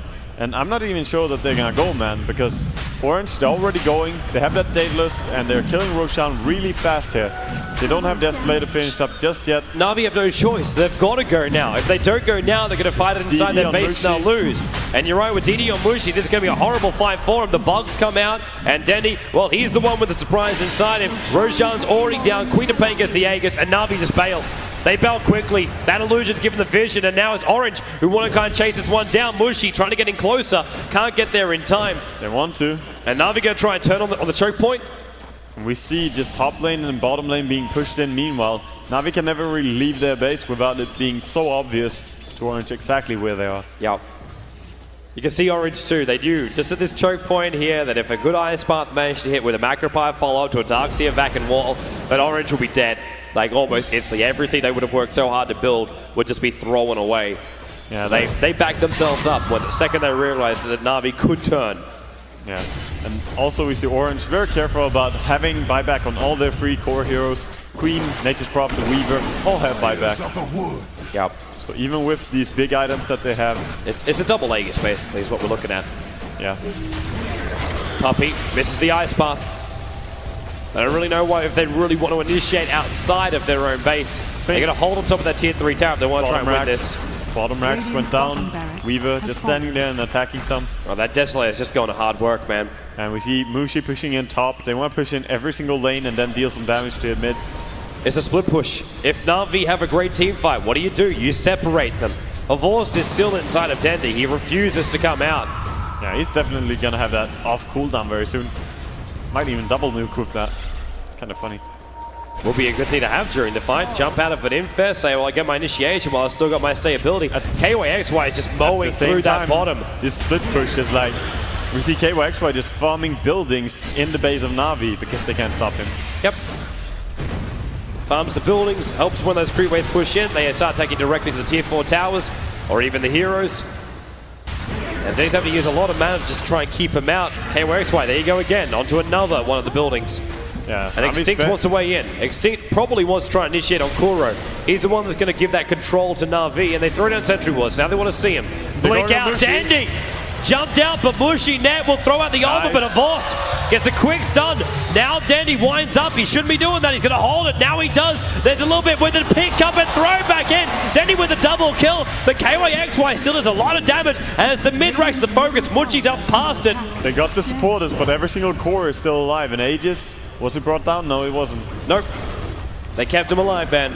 They kept him alive. But what a beautiful play. With Denny with the wind-up, he's trying to cast it at range, so when Kura gets the telekinesis pick-up, he throws him directly at the feet of SF. Yeah, this was still very good by Navi. Winning any sort of fight when you're behind like 20,000 gold, 15,000 experience. In trouble, hexed up. Ice Buff will give him the space to escape. In fact, he wants to turn on KYXY. Lincoln Sphere will trigger. He doesn't have that Abyssal Blade just yet, but now he moves over towards Ohio. Yes, Sprout keeps him forced out, but they cut through it. Quality Blade still there. Mushi will it's back over on the side, so he'll go down. Ohio to the sidelines, and now KYXY. Time lapse. Mushi's back alive again. He's already lit up the Scream, and Funnick being attacked up here by the Weaver. Be a double kill to KYXY. Avorce now instead. He's outside of his own base. Ohio comes in. Avorce. Now he goes down. Buyback by Pumpy. But Mushi diving inside the base. Pumpy's buyback and TP out. Gets him in a position for the ice path as well as Macropie. Mushi will blink himself down and away to safety. He's still burning. They need to help him. And there's actually an illusion from Darkseer. Gets the kill as well as KYXY.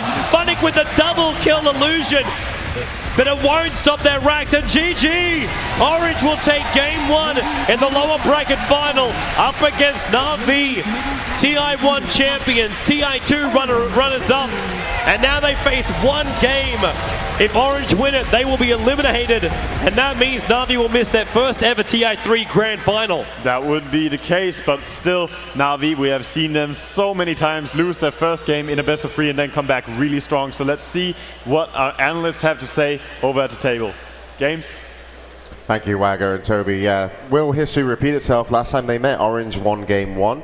Not surprised, of course, they can take a map of Navi. The odds, as you mentioned earlier, Ben, were in favor of Navi overall, but Orange have been so good. But guys, what was the difference between the teams in game 1? I mean, I think from the draft, it was very obvious that they were drafting Shadow Fiend. I'm surprised that they actually picked it up. The last ban from the TA, they know that there was no Dendi hero already on the map, and they picked the Queen of Pain. Mushi's Queen of Pain was incredible. The amount of pressure that he put on the Shadow Fiend, forcing Puppy to rotate early, almost getting that first blood, and just constantly keeping up with that pressure. Shadow Fiend ended up 3 and 8. That is a very unusual performance from Dendi. It almost seemed as if Mushi baited them into picking the Shadow Fiend, confident that he could beat the Shadow Fiend with his Queen of Pain mid, and he did beat him, and in a very hard style as well. I think the hero of this match was Ohio on his Nature's Prophet, though. You rarely ever see, well, because of how much Dendi got dominated on his Shadow Fiend, Ohio could just TP around and make life really hard on Dendi. That Shadow Fiend just never got up and running, and their only hope was Hovost on the Lifestealer, and it just didn't work out for them. And Orange is looking ever as strong as yesterday. It's incredible to see them play right now, and I feel they could be the grand final attendee right now. Yeah, I actually agree with the drafters until they baited them out. I think Orange won the draft in a big way. I'll explain why in just a moment. Bruno, what have you got for us? I think at this moment what Navi has to think is, first of all, this is the first time in all the internationals Navi is in the losers bracket. They went unbeaten in TI1, and TI2 they went unbeaten until the finals. And this is the first time they're going down there. When they're going there, now they have to think, do we actually have to pull out all our guns? Is it maybe time for the Pudge? I mean, Pudge seems to be this pick that Navi has to save them all the time, whatever it happens against the odds. I think Navi has to be considering this is the first time we are about to drop out of a match at the international, which is not the finals.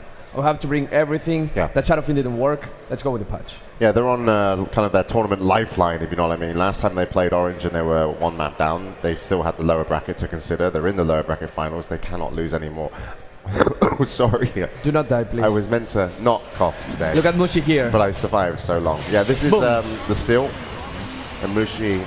And this was big. This was really big because Navi needed this for some like kind of security in terms of had they got that on Dendi, they would have been able to properly take fights knowing that they're most likely going to come out on top. The fact that Orange stole the Aegis, in my opinion, was one of the biggest moments of the game because I want to talk about the draft a little bit. Navi drafted for team fights. If you look at the combo of having a Jakiro and a Darkseer, it's all about being able to get a team fight going. They weren't able to. Main reason was that I think was particularly is quite relevant. Naga Siren has been picked 3 times against Navi in the main event, and every time they've lost. Naga Siren stops the team fight. When a Darkseer wall comes down and a vacuum, if you just ulti, you could eliminate a lot of the overall kind of power that some of your supports have. They've lost to Naga Siren, they weren't able to team fight, and that's what they needed to do. And on the other hand, Orange, their draft won, in my opinion. The Weaver versus a Lifestealer. Weaver destroys a Lifestealer in terms of just movement and being able to get farm on the map. Nature's Prophet had a great time, admittedly. That was just because Shadow Fiend didn't have a decent time, but Orange could fight as well as Navi.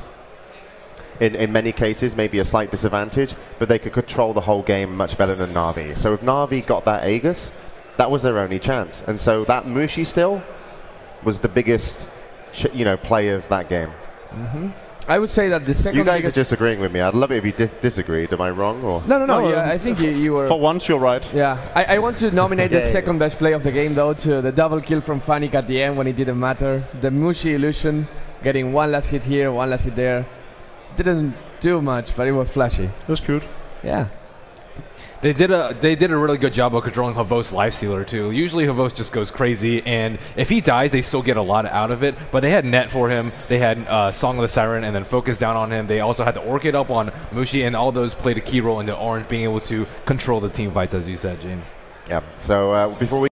Ohio is an insane Nature's Prophet player, and the way he forced Navi around in the last game was just crazy. But that was also mainly attributed to the fact that they were winning the fights. Like, Orange were already controlling the fights, and then it's easier to push your enemy around. Maybe now Navi, with a Lifestealer Puck combination, they can come out a little bit ahead in the fights, and it's also really scary to split push against Puck and Lifestealer. Yep. So we see Bane being picked up, Darkseer being banned out by Orange, and the ban's heading over to Navi. I'm wondering if Puppy should look to just make sure Denny gets a good start too. Like, you're talking about Lifestealer and Puck combination. It's great for catching out Prophet, but you're going to need a Blink Dagger, and Orb isn't enough to get yourself in there. But if you do get that silence off, then you'll have the damage with the Lifestealer, and you can catch Prophet out, at least make him fear to TP around that map. But he needs that Blink Dagger, which means he needs a very good start to his lane. Not an easy thing if you ever get a Bane walk past, just enfeeble you while he's just roaming past you. Like, this is something which they've got to be careful about. I kind of almost wish like they didn't pick up their Puck this early on and reveal their mid-solo, because right now you got Lifestealer and Puck on the field.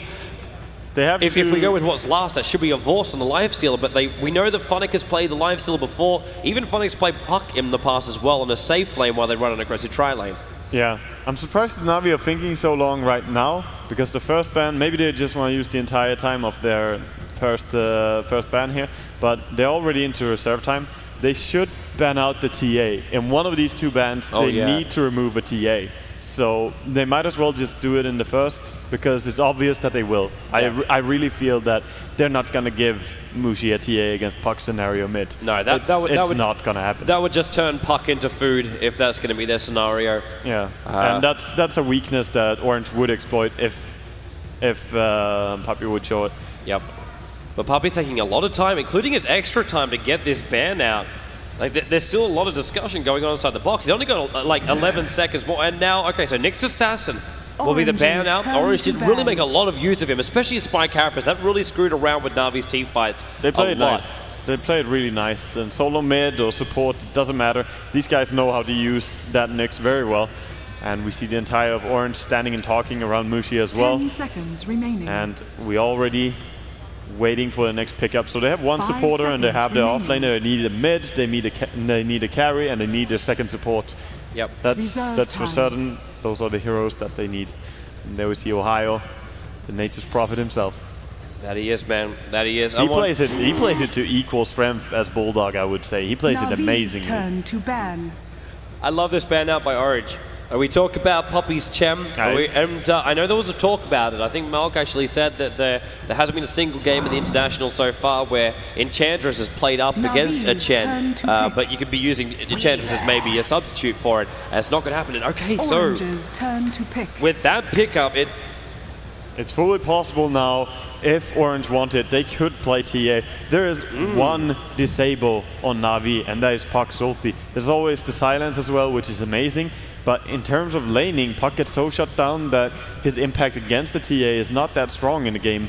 Yep. And I know that I'm kind of coming back towards this all the time, but it's very, almost extremely rare to see a Puck pick up that early and then not remove it. So but Navi, you can understand it a little bit with the Magnus ban after what KYXY did yesterday. Oh yeah. Like, it's understandable, but as far as like basic logic of a draft goes, you're right. It's high respect for sure, but maybe Navi have something up their sleeve. Maybe they have some solution towards this. Maybe they even gonna go for something like a Venomancer and roam around a lot with it. Venomancer lifesteal being a very nice combination. Of course, Veno shutting down that TA. Lesh, look at that combination. Nightmare into stun into Prophet to come in. You got a lot of damage from Prophet as well with the ultimate. And that's just with the off laner and 2 supports. And Orange have kept their 2 cores completely secret. They have. And against Puck, against Weaver, these heroes, if you get your Bane close enough to Nightmare them, and then you follow up with the Leshrac stun, if anyone else is there as well, that hero will be dead. And that's a scary, scary thing. Same thing goes for lifesteal even. Of course, all of these heroes have good escape mechanisms that can be used before they get slept, but they always got to be very on the edge and ready. And now Navi will take the Naga Siren. Orange, because they went for a different support route. So they get the Naga Siren, they get a lot of sleep. That's going to work nicely with the Puck for the Dream Call. As far as the perfect synergy between the Weaver, the Lifestealer as well, I'm not 100% sure about that one. And the secondary support as well from Navi. It kind of feels that with their lineup, they don't know what's coming. They may just go greedy. They've already taken out 2 of the junglers. If Mushi doesn't ban it, I'm pretty sure they're going to pick it, but the Enigma is the first thing that flags in my head right now. Yeah, I'm looking over to Navi and I'm thinking, it's a very nice pickup. Naga Siren is a strong hero in general, and we also have the fact that Naga, Tide Hunter being picked up. So the big 5-man team fight is always there for Orange, and they have Nature's Prophet. It's a scary thing when they go together. But coming back to pick this up as well before you're going to be seeing like Rubik as well as now Enigma are both available when you got a good team fight set up from Navi. That's very true. And Oranges Navi, they have a good team fight set up, but they have Weaver and Lifestealer who are not really team fighters before they have a lot of items. Of course, they are right clickers and carries with, no little weaknesses, I would say, in general, being so strong at both fighting and escaping. Yep. But in terms of team fight, they cannot contest Orange at this moment. Orange are on the same path as me. They do not want that Tide Ravage stolen. Rubik is out, and Puppey, well, he didn't leave himself a lot of time with this because of that very delayed ban on the Nyx Assassin. He's only got 13 seconds of extra time, so he's under pressure for this last pickup. And just remember, if Navi lose this game, they take 3rd position at the International. They miss their first ever grand final of the International. Yeah, and this is make or break for Navi, being 1 game down against Orange. Yep. And their last pickup, we will see it in 10 seconds. There it is. It's going to be Crystal Maiden as their last one. So it does give another team fight element, not the one I was thinking about, but it's definitely going to be just as strong. It's going to be the big ultimate of the Crystal Maiden, not to mention Nova in lockdown with a Frostbite. She can control every single hero here, and very few of these heroes from Orange will be looking for BKBs, so all the stuns can be used.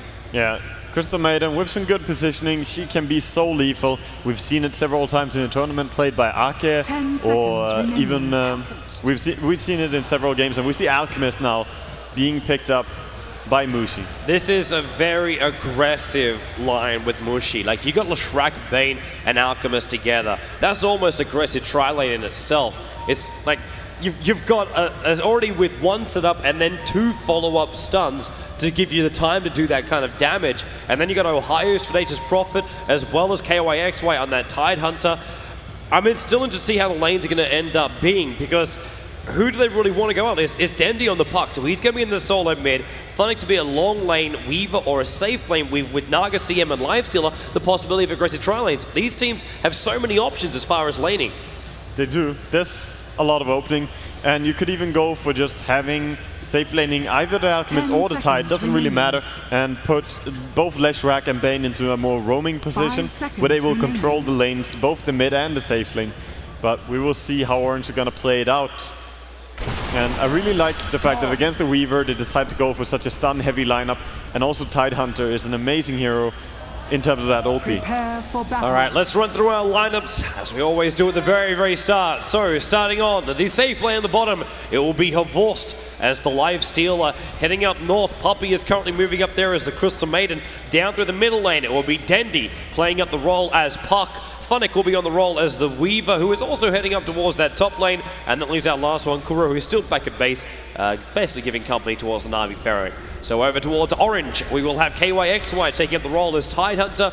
And looks like Bottle is definitely on his mind very early on. We'll have Net as the Bane, Extinct as the Leshrac, and that gives Mushi the hard farming role as the Alchemist. Already up with the Magic Stick and 6 tangos, so he's expecting a rough time on the lane. And that leaves our last one for Orange, who's back at base, Ohio, which will be the Nature's Prophet. And now they think, the trees are scouted out that there will be an aggressive tri lane up on top.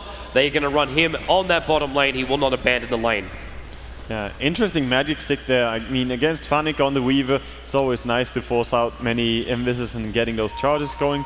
But it's, I think they read that Navi are going aggressive here, and so far they're right. Yep, they were checking it to start with. You saw Nature's Prophet sitting back in the fountain. They waited till the trees moved out, and then they saw who was going to be up there and said, okay, now we're going to buy the items for it. They want to protect that 0-minute room, but it's going to be a haste room for Revolve. So free experience if you can bring down one of these trees, and you really should as well before they block up camps. He will. Haste Rune and Culling Blade. He's going to kill off this tree.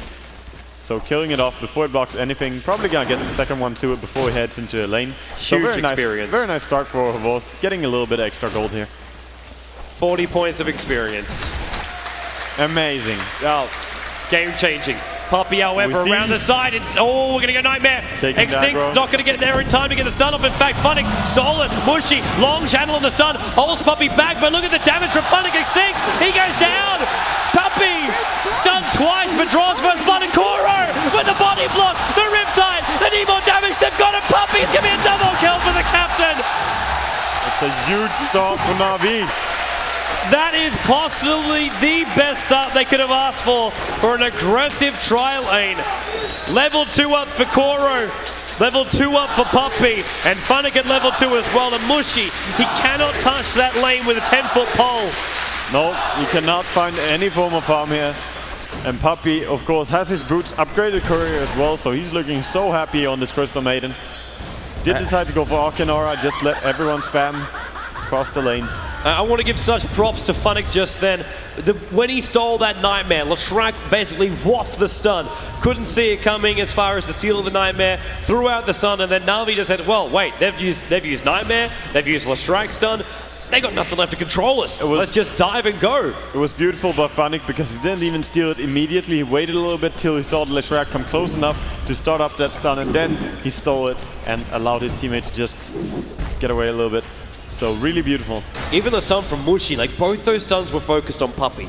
The man who not only lived through it, but also got the double kill from it. Yeah, Puppey looking strong. The only thing is he's got himself a friend he doesn't want. Got to get rid of it out of the river. Takes the last hits. Yep. He's a carry now. At least Kuro's going to snipe out this Dark Troll Warlord, even use Riptide, but Nightmare. Again. This time the stun. Oh, Funnick. He just did it twice, and now it's there. Mushi, quick stun on Kuro, but look at Funnick. Straight up on the other side. Puppey, he doesn't, well, he's just going to right-click it. Crystal Maiden, Puppey now, 3 kills on the captain, and he's going in for Mushi. Kuro, this time Extinct can connect the stun. A really, really amazing start for Navi here. It's carry support. Looking over to other lanes just for a quick bit, we see mid 13 for 1 up on KYXY against Dendi 10 for 3. So a little bit of an advantage going top. Just checking so they don't dive. They're going to be okay, man. And Havorst safe laning against the Nature's Prophet as lifesteal is not something he's in trouble with. So he has 20 last hits. Topping that bottom lane really hard. He's destroyed the farm with the Nature's Prophet. Nature's Prophet at one point might be able to zone him out. If he's looking at phase boost, then it'll just be the physical DPS that will push him off the lane. And not to mention that he can also chase. But in this scenario right now is Havorst is being the aggressor. Like, you don't even be an aggressor with an ultimate orb. He's just walking in close and saying, just remember I'm here. I'm going to get every single last hit against you. Quelling Blade, of course, definitely helps with that. Yeah, and also we will probably have face boots on lifesteal so much before. He finishes them up on Fury, and I'm just gonna keep my eyes on top lane really carefully. Are they coming in closer again? Yeah, they're standing close, so... The funny thing is, though, it's not Navi who's initiating up on this top lane. Navi are just beautiful. They counter-initiate. They wait for the Bane to use the Nightmare, because if Navi initiate in first, if they throw down like that Naga net, then you've got Orange there, so look, we got Nightmare that's going to either protect somebody from a follow-up bit of damage, or we can just Nightmare you so you can't keep on coming in. They almost wanted to that Orange initiate, and then Navi say, now's our time to go. They're not under pressure to be the aggressors in this lane. In fact, even with an aggressive tri-lane, the ultimate irony, they are, in fact, the defenders in this lane just wanting to counter-initiate on Orange. Yeah, and their counter-initiate is beautiful. Taking off the sleep and then chasing down. They have a lot of good spells to do so. This time trying a little bit to go aggressive with the Naga Siren, being a very fast hero. That's just mind games. That's trying to zone him out right now. Oh, Dendy. He's in really close on KYXY. And then Agash as well. Dendy's already used his silence. He's got face shift as well. It's all available. He's really got to be careful with that damage. Regen for KYXY as well in his bottle, so you can just regen up now after going like that. That's the reason why he started spamming everything Nightmare. This time Kuro does snap help. Leshrac someone in. Bushy starts to channel it up too, and Kuro gets a Riptide, but gets stunned up pretty heavily here. But in comes Funnick. He wants to kill on net. He should be successful. Puppy's actually going to TP himself out to safety. No, he's not. Leshrac got the stun, and Ohio comes in to bring some help. Funnick's on the run here. He gets a double kill with a Jacuzzi, and he runs east when Orange gets west. And that was 4 heroes coming out from Orange just to bring that 2-for-2 Okay, XY. He's got the Ravage. Kuro's TPing in. Puck throws the ulti. Phase shift's already down, and Kuro wants to try and fight up against this. Not quite sure. Then he's going to be careful on the edge of that. But KYXY's just going to bottle up instead. Yeah, danger for Kuro to try and fight against that Tide. He's too strong. We see Face Boots now finish up on Mushi, so safe lane starting to go just a little bit better, but Funnick is looking really happy on this Weaver as well. 2-0 for free. He's going to be ecstatic for his start. The fact that he can zone out Mushi like this, love it. Even his bugs managed to latch on Extinct at the same time. Once that time lapse is up, he'll be unstoppable. And then you'll see Puppy, as well as Kuro, rotate a lot more. Even if Kuro did TP in towards that middle lane, they want to find blood. Yeah. They've got to move themselves around the map and make sure that these the middle lane does get locked down, because Thailander, with that Ravage, like, you can never 100% know you're going to kill him off. It's very, very difficult to do so. Avorst, well, they don't need to help him. He's fine. They find him. TP out in time. Silence won't stop it. Good TP. So that wasted a little bit of skills and time committed from Navi. But with that mana regen from Crystal Maiden, even having a Clarity, she can get back to full very fast. They already channeling stun. They've popped to the concoction. Nightmare. They want to get on Puppy. He's with a lot of, well, actually no profit on, but bounces through. Mushy takes a lot of damage. You got the acid spray down on Funnick. Being brain tapped up Ohio. The damage. He did 2 hits on Kuro and he stopped. He stopped attacking. He didn't have Face Boots yet, so could not commit to that. But they will commit to this top tower. And Kuro, he can pull the aggro down. He used the Salm, so now if he wants to, he can pull the aggro down. And Orange will back themselves up. They already got themselves a good couple of kills. That's true. Some nice kills going the way of Orange, but still losing their Alchemist. He's not looking happy. 21 CS. We have 7 minutes in and 52 on Havorst on the safe lane free farm now. He missed a little bit by Furion being down there. Missed about, I don't know, 10 or something like that. But he's farming really amazingly, and since Furion left the lane, he's been just farming it out. It's KYXY. Could be a little bit careful. Puppy's rotated. Is Kuro? Or, yep, they're making a move here. Funnick, or is he just trying to get himself in range of the lane? Looked to be the case. Every single move that Kuro's been making on this top lane just makes me feel aggressive. Like, Orange is just, they have to back themselves up. They have to look for the double pulse. They have to look for the control to slowly get themselves back into this. But then again, the advantage isn't too high. It's 2,000 to Navi for gold as well as experience. When you got a hero like an Alchemist, that's not the be-all end-all of Alakazam. And Nat, well, there he does. He gets ensnared up. Funnick wants to attack. Leshrac stun. Holds Funnick in position. Brains up. There's no mana for it. And now Alchemist loses stun up Funnick, and he gets it to that Dire Observer Ward. Sentry Ward allows him to do so. Naga pops the ultimate. Prophet Omen comes through before the time lapse is possible. And Kuro, I don't think he's quite sure how to get out of here, because he's got support. Ohio's in around the side. And now Tide, you can see him. He thought maybe the Ravage range would have been enough, but he didn't do it. Yeah, it probably would not have. So good cancel there, because there's boots on that Naga Siren. 370 movement speed is very, very fast. So he realizes she gets away. Furion does have his entire Hand of Midas finished up now. Yep. They picked up Weaver. They're going to be happy. They're going to be very, very happy. Might not be happy if KYXY is going to get silenced. He can't throw up the Ravage and the Coil. Well, it's going to hold him there. Now the Ravage will pop. He gets hit by the Coil as well. Wants to get back in range of the tower. Funny gets enough damage.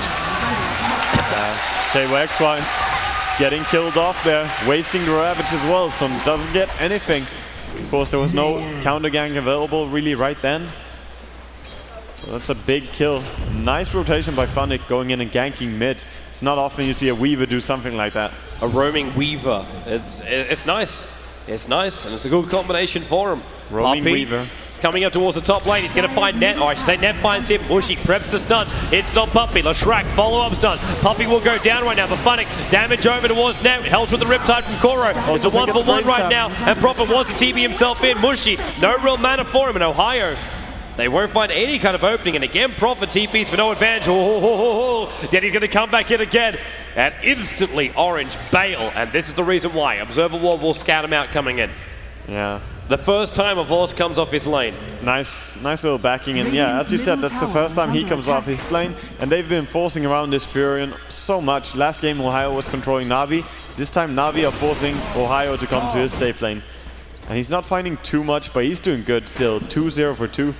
So Ohio on top of this game. Dendy's rotation, he won't stop until he finds a kill. He might get a little bit more than he bargained for if he wants to jump in on that middle lane though.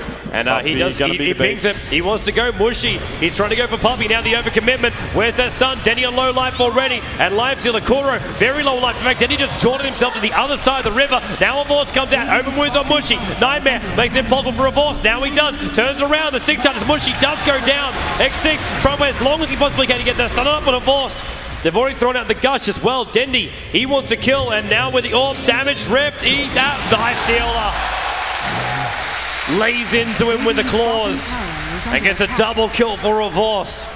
Yeah, meanwhile on bottom we just saw Funnick force back Nature's Prophet to TP to his base.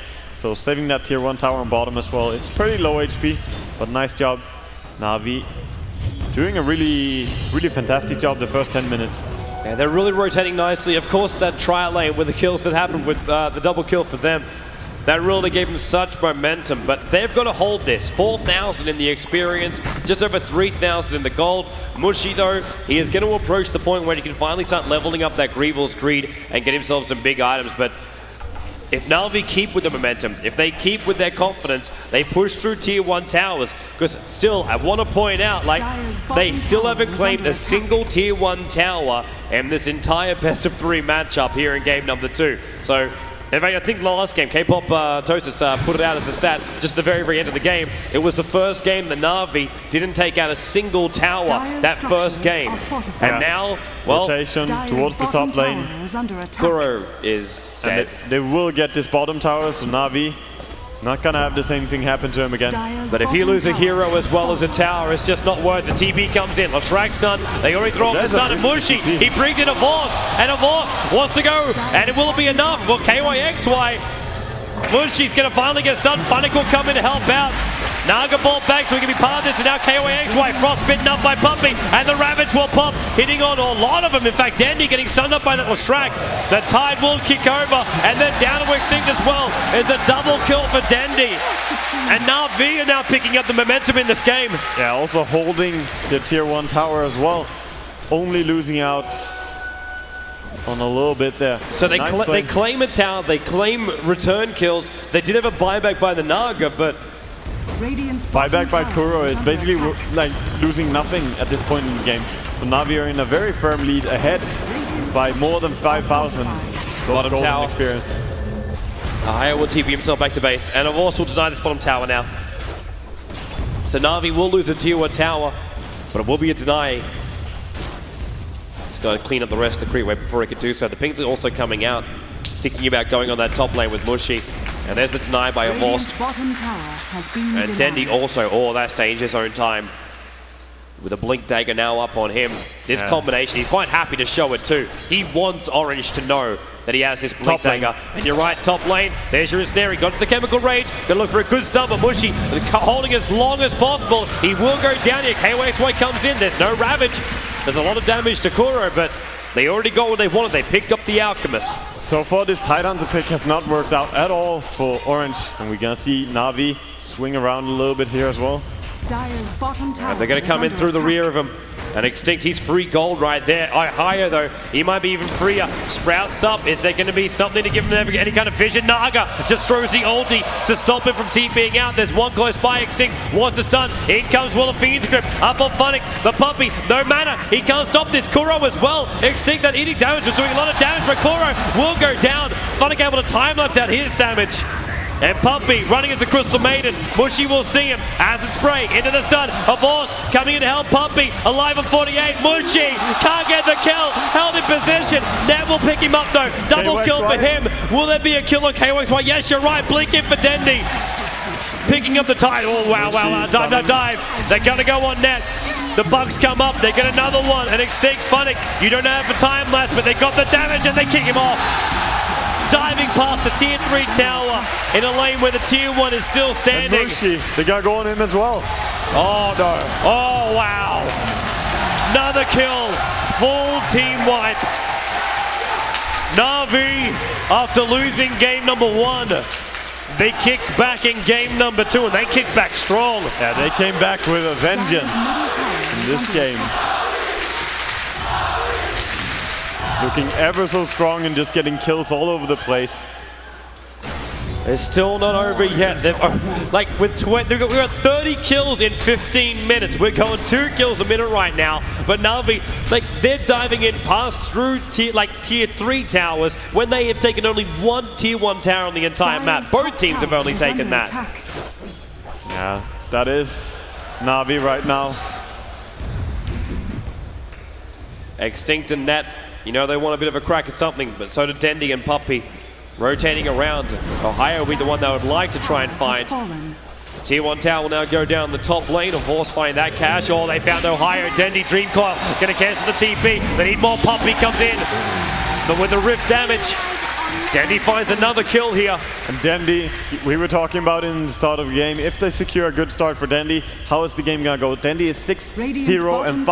Havorst is 4-0-4. None of them have died a single time this game. Even Weaver, man, like 2 deaths is fine when he has 11 assists on the Weaver, involved in 17 out of the 21. That is just a very, very active Weaver. None of this, let's just sit back and wait for Lincoln Sphere. He's actually going straight into a BKB and only 100 gold away from it too. It's a stellar performance so far by the entire of Navi. Just playing so well, especially Puppy on that tri-lane, or I should say Funnick even on that tri-lane in the early game, taking off the sleep and just playing back as Orange initiated. And they get a third tower.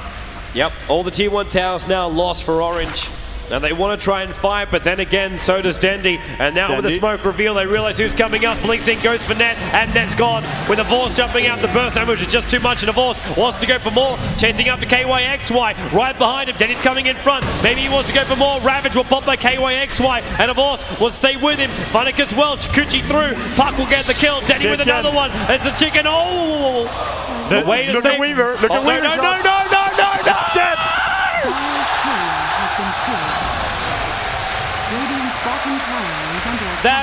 That is just not humane. Death to Corey is a TI3. TI3, man. And the TI2, the tier 2 tower will now go down in the middle lane. The TI2 tower? Yeah, that's just... it's all going down, man. It's all going down. I never saw this bloodshed of small, cute little things during TI2. And BKB fully done up, and I'm not surprised. Yeah, up to another like 1,200 gold.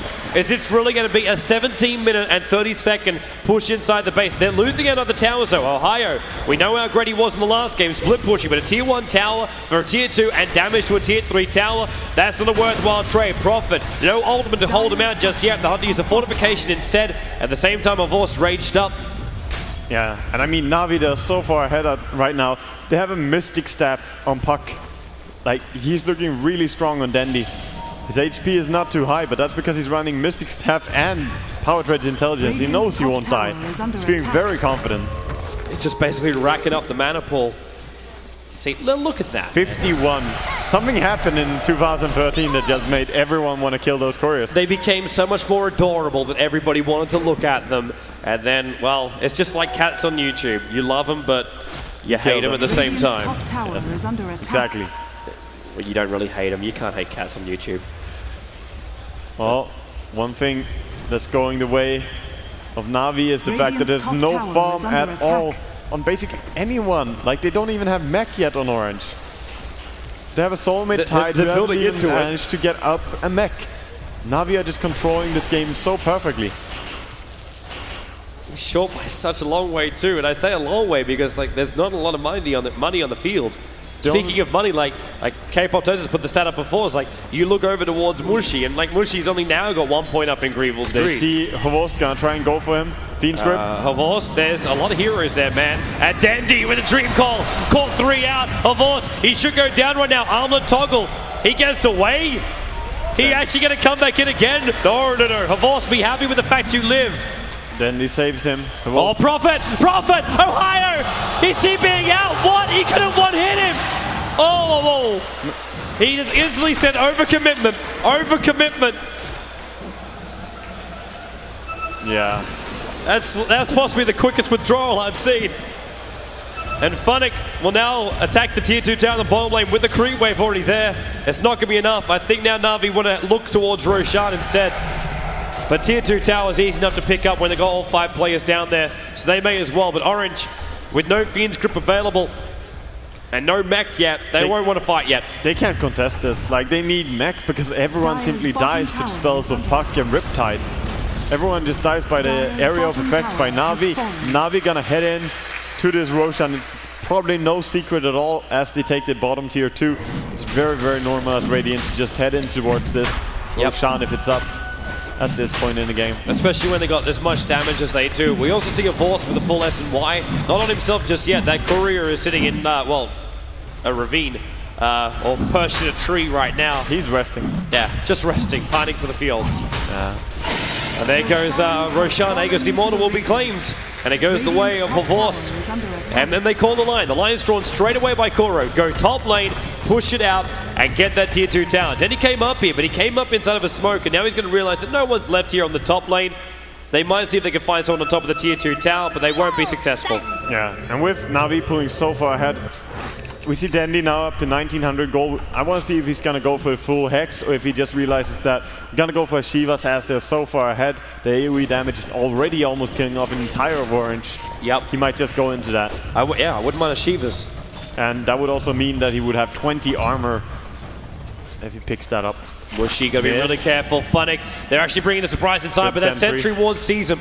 And that's why Mushi getting back. The bugs will fly and they'll latch up on both Mushi, not KYXY as well though. They're not going in. Yeah, they want to, but what they want to do and what is practical is two very different things with Navi. Sometimes, but they make it work in this game. They're all grouping back up in the mid. Well, almost everybody. Denny's just taking that tier 2 tower solo on the top lane. Prophet Alderman will slow him down a little bit, but there's a new creep wave coming in anyway. In fact, Denny should be taking up that tower a little bit more so he can keep that catapult alive. He needs some help just taking on this tower, so he's going to get help from Kuroki, it would seem, or he's just going to stand around.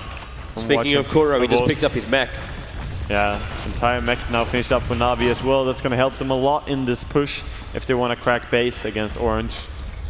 But we're looking at almost a 20,000 gold and experience lead now in 22 minutes. Ohio is trying to intercept the creep wave. He's fielding a push to the tier 3 tower coming on this top lane. That's why he's just grabbing it halfway through, and then you see how quickly again. And that's a Hex completely finished up on Puck. Oh, that's a lockdown now. We were talking about the possibility of the fact like Puck needed a good start, needed a Blink Dagger to make Prophet fear, even just TPing outside of his base. Like, Prophet split push is great, but he can't TP onto the lanes themselves because Navi's all over them. So the other place like TP is like halfway down here where no one's going to be looking for you. Look at that, the creep wave. 100 out of 10. That describes his play. Nice. We hear the Hearing BKB something- bomb. yeah. It's Funnick's BKB, and Ned just realized Fiend's Grip is completely useless then. And a Force comes in, open wounds on Ned. Nightmare tries to save him from the damage. Probably goes through. Brains up quickly, couldn't do it in time. And now a Force wants to go deeper, but with Rage wearing off, he can't come into the range of the Tide Ravage. We still have Infest available, and Aegis still up on lifesteal. But they're gonna push on this tower, I feel. They Infest, gonna try and go for a kill if anyone from Orange come near. They got no Fiend's Grip anyway. They know BKB is at least out for Funnick and the Rage if they get the timing right. Well, they won't have to deal with that one. But with this Aegis up on the lifesteal, though, like, even if they do get the kill, it won't be enough. Funnick, whoa, low on life. He doesn't have himself an Aegis the Immortal, let alone a Lincoln Sphere to protect himself from the damage coming his way. He does have that BKB on cooldown still as well. A nice deny by KYXY. Right under their noses. And in the meantime, Ohio's been pushing out that top lane as far out as he can possibly get it. Navi haven't taken the ranks yet, they've just taken the towers, but you know what's going to happen. This. Straight up to high ground. Then he's trying to, well... Yeah. And he goes. You think he's going to jump out, and then he dream calls and jumps in. Takes out the Lestrak of Force, just basically piggybacking and enjoying the ride. Hey, just sitting in there saying, yeah, you go, Dandy. Yep. Moral support. Force is now the mascot of Navi. Since they were little pom-poms and all.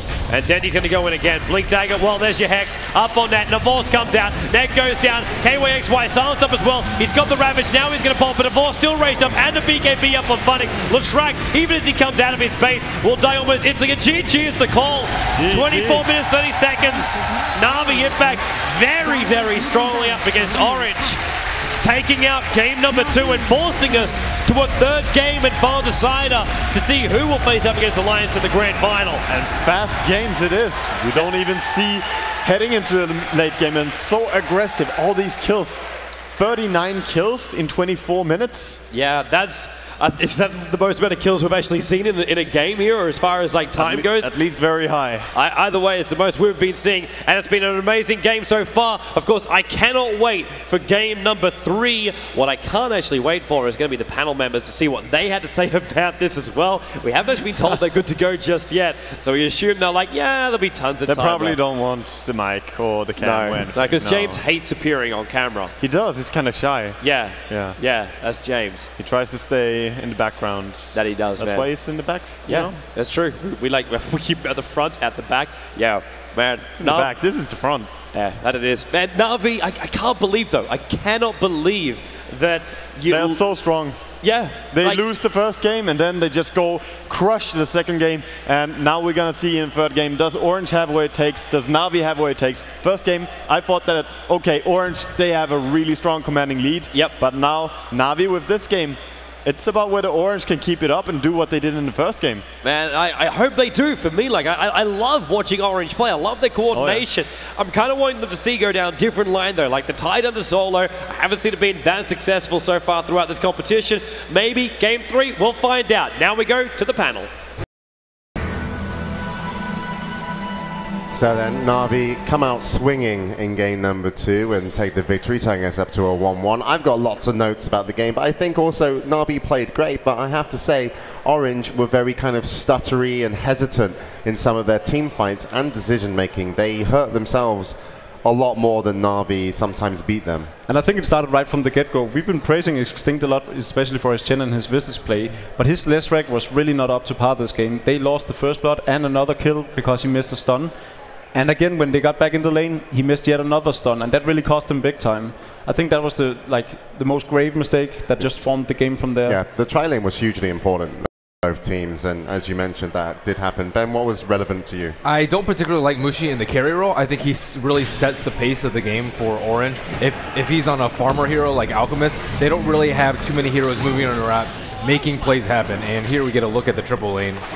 I think when Mushi is in mid instead of the Tide Hunter, then he put out so much pressure on Dendy from level 1, from level 2, but Alchemist, he needs a Midas or Battle Fury. That's usually the typical build, or Shadow Blade until they start fighting. And you don't want to start taking fights 15-20 minutes in against Navi. They needed to do what they did in game 1 and just constantly take a lot of fights. Also, they were really ultimate dependent. They had KYXY with the Ravage, really long cooldown, the Fiend's Grip on the Bane, but a hero like Lifesteal and Crystal Maiden, they're just good to go. Weaver too, they can just constantly throw out pressure, and that's why we saw so many kills. And Navi really abused the fact that they were so, their team fight was so dependent on the Ravage. Yeah, and Bruno, when I come to you, I've got my rambles in a bit.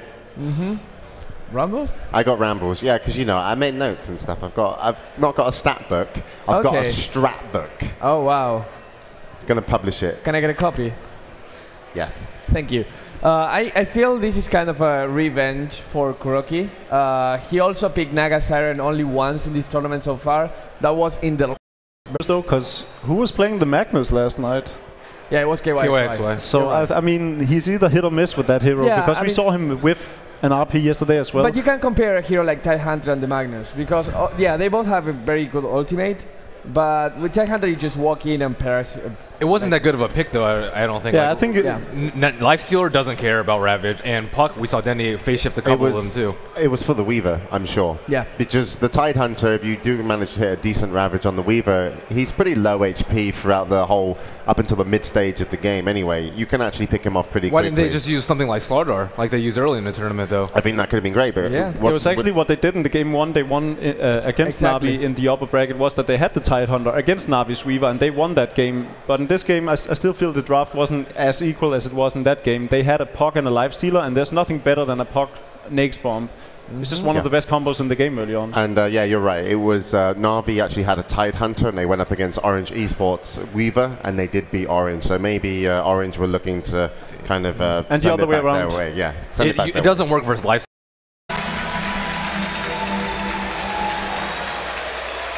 Orange versus 2011 international champions, Navi. Welcome back, everybody, here into the hall, the Battle Royal Hall for game number 3. Navi going up against Orange. And man, this is down to the wire. The winner of this game, everything you've done through the preliminaries, everything that happened through the playoffs, it comes down to one game to put you into the grand final. One game, all that pressure now being applied. It comes down to one single game. Either team to take it will be the winner and gonna head in to the grand final. And we see the draft.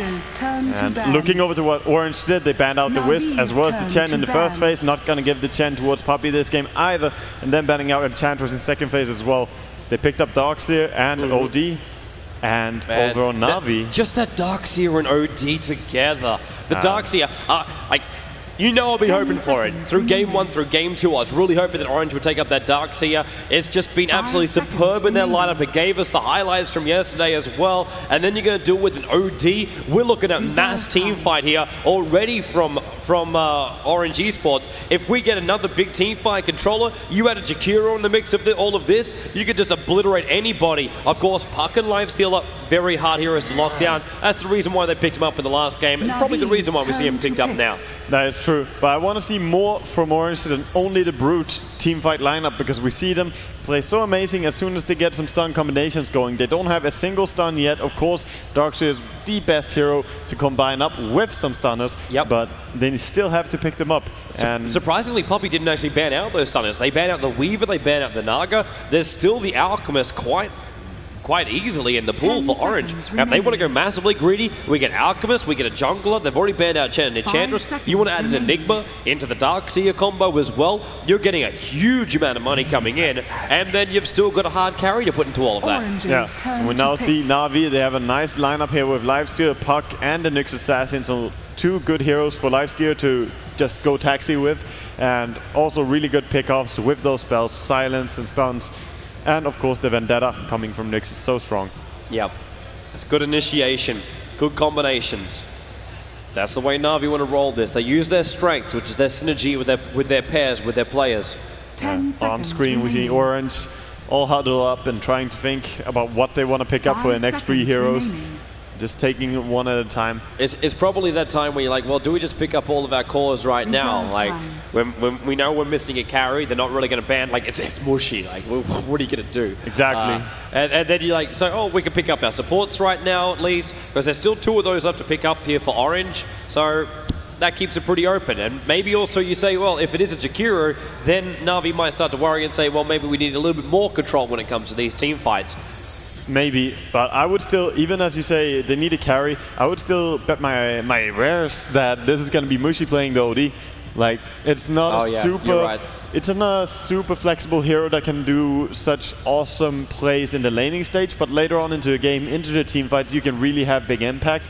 And this is a hero that Mushy has played before. Of course, it feels like every hero in Dota is a hero that Mushy has played before. He's so very versatile, this player.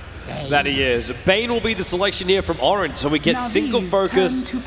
They could have gone for the full team fight, but at the end of the day, you also need to make sure you can control up that life stealer. If you do see even like the elements of an aggressive tri-lane, you got to make sure you lock it down very early on. Or if you want to try it yourself, you got to lock it down very early on. Yeah, I like the Bane pickup here. It's good. They don't have any combination yet. I mean, they have the OD and Darkseer, which is okay. You still kind of hit everyone without that vacuum when you play on OD. And Bounty Hunter coming out from Navi. They're looking for kills and kills alone, man. That gives us our 3 cores, but it gives us a lot of invis as well. You're moving around with Bounty, with Nyx Assassin. I kind of almost want to see Orange pick up that slider again and go with that combination with the Darkseer. So then they've got the invis reveal. It's decent to reveal invis with it, but the biggest part is how is it going to fit and how is it going to work. Of course, it could work really well. We saw them play Darkseer along with Slardar before. But in that game, they had even more lockdown in the AoE. Now, OD and Bane don't have amazing lockdown. But Bane was necessary. Against Puck, against Lifesteal, it's necessary to have that single target lock. So Mushy's 4th pickup. Do we see Orange's last core? Or do we get to see him go into their last support hero to give us our lanes? And as far as Navi goes, like, Navi, we got our 3 cores here. They got 1 more support hero to pick up. It could be anything. It could be giving a mana. It could be doing whatever they want. They got a lot of options. They got a lot of options up their sleeve. Definitely true. Coddle would be decent, but they might head into something a little bit more forward up front as well. But fighting Navi head on from Orange is going to be dangerous. Ooh, we're going to get the SK for Orange. Go for the Sand King. So we're looking for Vac into a Burrow Strike, combining up with the Epicenter and the OD Ultimate. Those 3 abilities just by themselves is scary enough. But the level of control to get Navi into that kind of position, I'm not feeling it yet from Orange. Like, you got Lifestealer who's just going to rage and run himself around. You've got Puck as well. Very difficult to hold in one position. Nyx Assassin, you want to hold him. Spike Carapace, Bounty Hunter, got Invis to run away. There's a lot of different things here from the Navi lineup that's going to make Orange's team fight very difficult to execute. Yeah, I feel the same because we saw them play a beautiful Darkseer, but that was in a game where the enemy was not so well prepared for that combination. Only having a BKB on a Dragon Knight was all they had. But in this game, everyone sort of has an innate survivability against such combinations. Nyx, even with the Carapace, would be amazing. So yeah, definitely I feel it's harder for them in this game. The pressure is on both these teams. Pressure's on Mushy right now. He's got 1 last ban to do. He's going to into his extra time for it, 20 seconds, and he takes out the Rubik. So he's a little bit worried with all these different things, and straight away, Poppy says, I will take the Enigma. Enigma it is. So we have Nyx Assassin as the main support and Enigma as the second support coming out from Navi.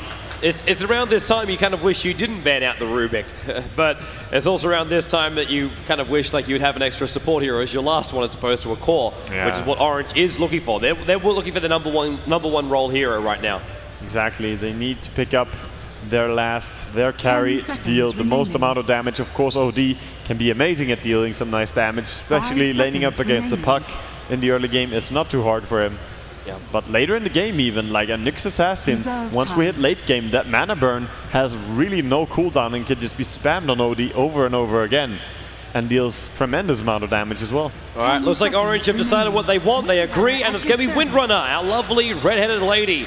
Will be coming in as the last one, being played by KYXY as well. As we tell Ohio will get the Darkseer, and as you will predict it, it is going to be Mushy up on that OD. Some crazy picks, as always, coming out from Orange. Of course, most of it was standard up till we saw the sanking into a Windrunner as a core hero and not even as an offlaner. It's a little bit more old school. I remember it was actually G1 League during the group stages there. It was Invictus Gaming that were running the combination. They ran SK with, which was Chuan, and they ran it with a Keeper of the Light as well as a Windrunner. And as far as like range damage, ability to dive on towers, it was actually quite effective. Yeah, it can be quite effective, but we'll see how it works out in this game. One thing that it does provide is some nice long-range disable. Can be really nice against this type of lineup that Navi has, because Navi, they want to run in really close, up and personal on Orange. And if you can just throw out that lockdown from far away, that can really work in your favor.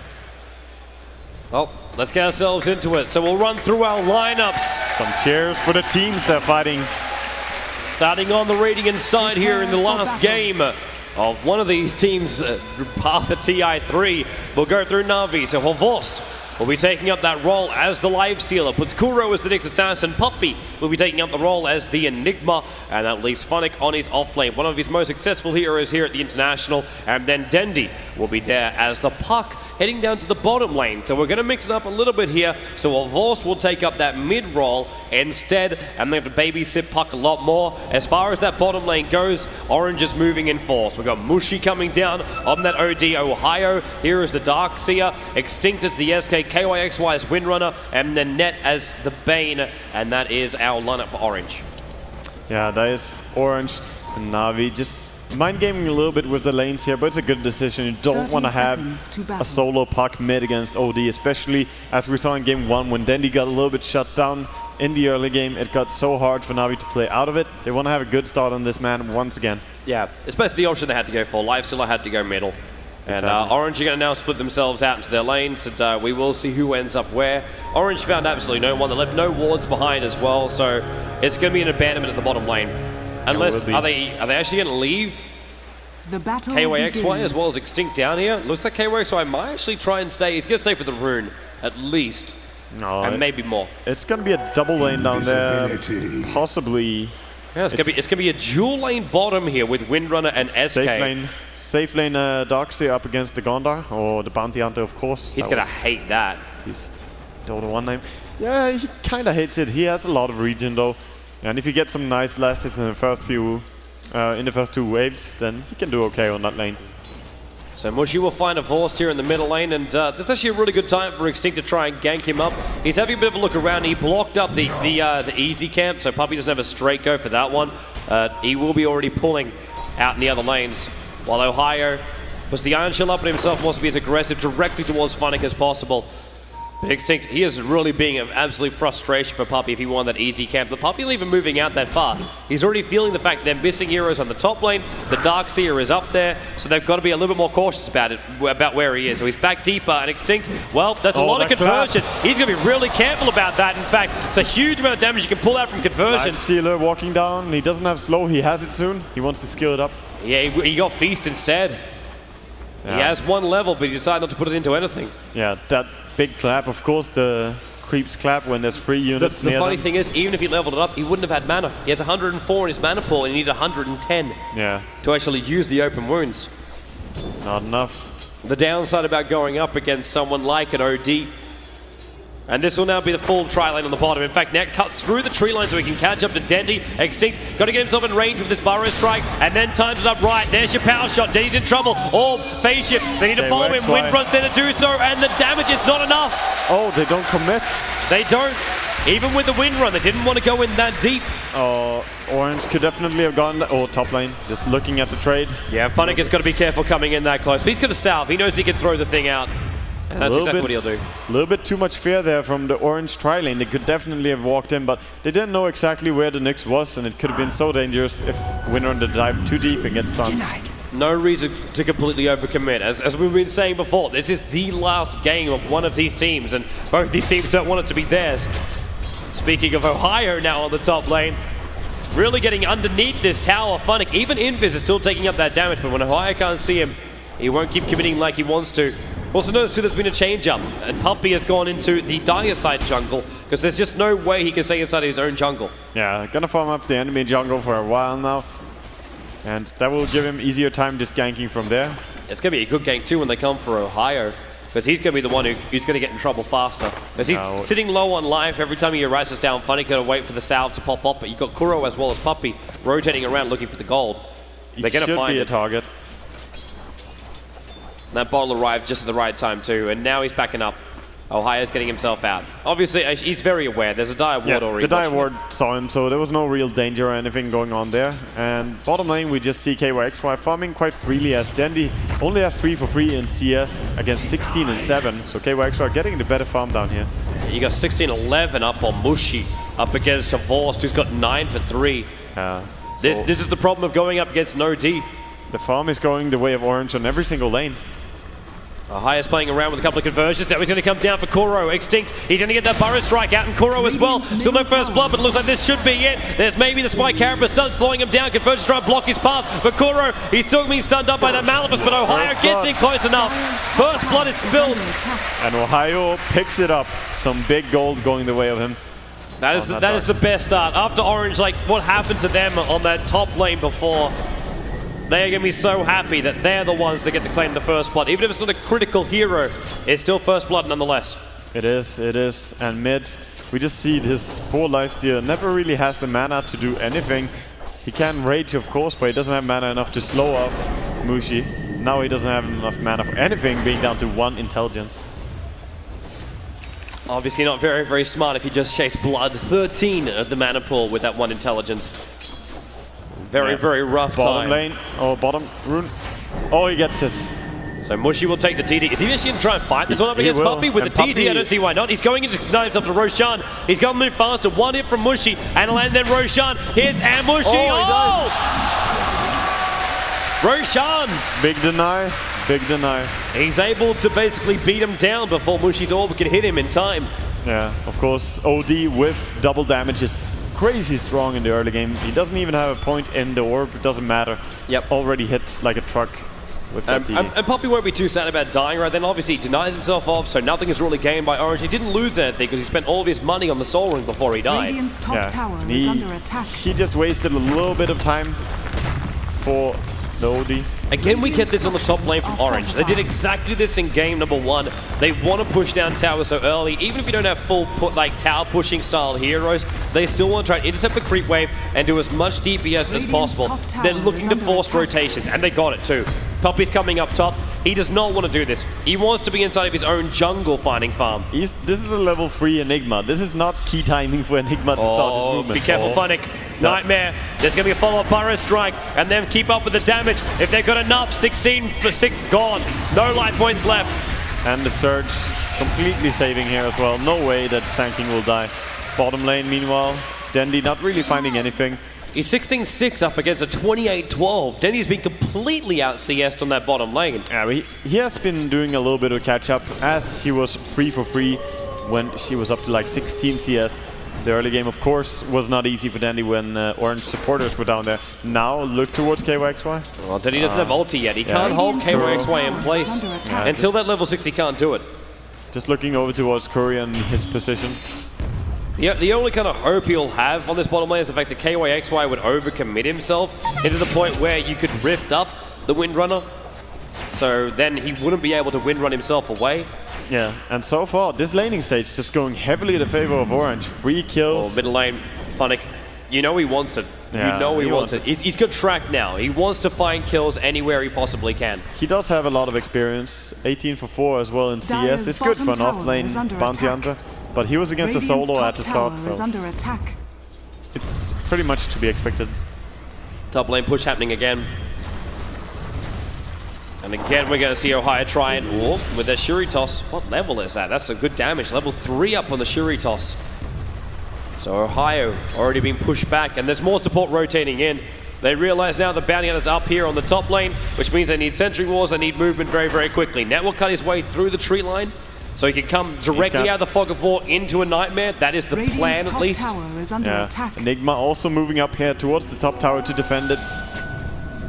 Nice little ward place by Net. He auto-attacks him. Oh, lol. That's probably not what he wanted. No, what he wanted to do was hide inside the tree line, use the ward so he knew who was coming up at what time, and then attack.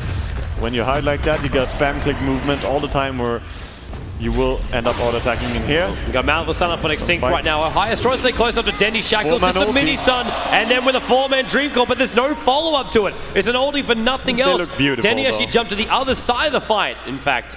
And Mushi, well, he's just waiting for the 8-minute rune. Mushi being scouted out, but he still gets away safely. He gets more Mushis. More Mushis, and Havorst, of course, still down to 65 mana. He's not doing too good for himself on the mid lane. He has decent farm, but can't really contribute in terms of kills. Big tower. Another early tower for Orange. And they're the ones that do take the first tower as well, so they push their advantage even further here. Oh, I like the experience that Net just TP down to claim here. It's just so nice whenever support can just go and take some alone time on the lane and get that experience going. So important as well to get his level 6. That Fiend's Grip, such a huge thing. When you look at like the control during the team fight, you get a Nightmare up on the Enigma, so there'll be no Black Hole to come out from Puppey. Then you also have like a Fiend's Grip up on Life Stealer or on the Puck, two of the biggest ones to control. And same thing actually for Nyx, and look at bottom lane. This might be dangerous. Only if Net stays out too far, which he does. There's your stun and track gold as well. So good money coming in for Navi. Big kill for Navi. They get themselves on the board finally. But they do it with bonus gold. Bonus gold from that track, of course. And it's really nice just shutting down the Bane. As we were talking about, hitting level 6 is very important on Bane. Oh yeah. They catch him short. So KYXY rotated to the bottom lane to try and defend it instead. Meanwhile, in the middle lane, Mushi is still continuously farming. Now sitting at 2150 gold. We should be seeing his mech. Or 4-staff. It might be a really early 4-staff as well, but I agree. Mech would probably be better. 4-staffing. I'd like to see 4-staff up on the Windrunner instead, so she can be that initiator. Yeah, and 4-staff, I still feel they should go for 4-staff as well. It's more about the order of things, but going mech first is more reliable. If you get ganked by a puck, 4-staffing away won't save you because you break the stun anyway, and they will catch up to you. Yep. Whereas a mech might just save your life. And some nice ward mid. Many pings coming out from Kuroki. He goes for a 4-staff after all. So it is the build for the big flashy plays after all. And which means the Windrunner's got to go into the more the kind of supporting kind of role. And look towards that mech up on her instead. Well, let's see if they even want to go. We might still see Mushi just build into it. It's not weird at all to go for both the mech and the 4-staff on a hero like OD. I'll almost ask the question too then, what should we be seeing up on Navi? Because you've got an Enigma inside the jungle right now that will have to get the mech at one point of his time, but does he get it first? Does he look for the Blink Dagger? Or do they just look to also find some kills? Because I'm looking at some movement from Orange, and they are definitely on the hunt. They have the entire mech actually on Ohio. Didn't see that. Wow, that was, yeah, it's very good. It's a Darkseer and minute 11 now. This allows them to dive back past the towers, but they're going to find someone else. They find Dendy, they Burrow Strike, and they catch him out. That Iron Shell damage. Huge amount of damage, and then OD already put off that imprisonment. Koro doesn't get shackled up properly, but then gets one stun out in net. They're still extinct with the Burrow Strike coming off. Cooldown, back through Pumping, back through Koro. Buyback comes out from the Puck, but Avorce trying to fight inside this one. The orb will fly down, and Avorce running through the tree line. Puck Goldie, but Fiend's Grip will hold Dendy in position. Power shot, gets the kill. Only through Dendy. There's your Black Hole. Thought to catch out, but there's just no follow through. Avorce can't do anything when he's imprisoned up, so they Nightmare up on Puppy, and the shackle through the tree line latches up both the remaining Navi players. Funny comes in, will pick up KYXY with a double kill, but the orb damage, Avorce is forced back. The OD will quickly imprison up Koro, but now Mush, all of Orange. Yeah, they retreat. And in this, we actually see as well double damage on Funnick. He got 2 kills in that fight, so he got a lot of gold going as well. But that was Orange taking a huge lead. That it is, man. That was perfectly executed. The lines were right. They really weighted out their abilities properly, and they got lucky at the very, very start. They picked off Dendy very, very quickly. And notice too in the buybacks, it was both Puck and Enigma who bought back during that fight. That was, man, that was, and that shuts them down a lot in terms of item progression. Looking over towards Dendy, doesn't even have the magic one, just 600 gold, boots and bottle. That's it. And Enigma not close to anything. So Orange, the items and the item progression shows even more how well Orange are doing for themselves. Denied. And now Mushi with full treads up. He's just going to start hitting hard and fast. all of Orange will. They can even just 5-man through Navi right now. Avos doesn't have, like, they got nothing. They don't have enough of the key items available to fight. And Orange, they know that. Yeah. They know every single time they fight now, Navi won't have anything they need to actually win the fight against them, and they must fall back. Yeah, and now we see a little bit of movement as well coming out here, and we see some nice pinks actually predicting completely. Puppy knows what Orange are up to. Well, everyone's missing bar one person, and then the, well, there goes your smoke. Being revealed. Surged down by Ohio, but he won't find Denny, who even just phase shifts out from the power shot damage. But Orange get what they came here for, and that's the mid-tier 1 tower. Yep, just gonna right-click that tower, and they will be taking it. We see a nice split push movement from Navi. Funnick and Revolve pushing that top.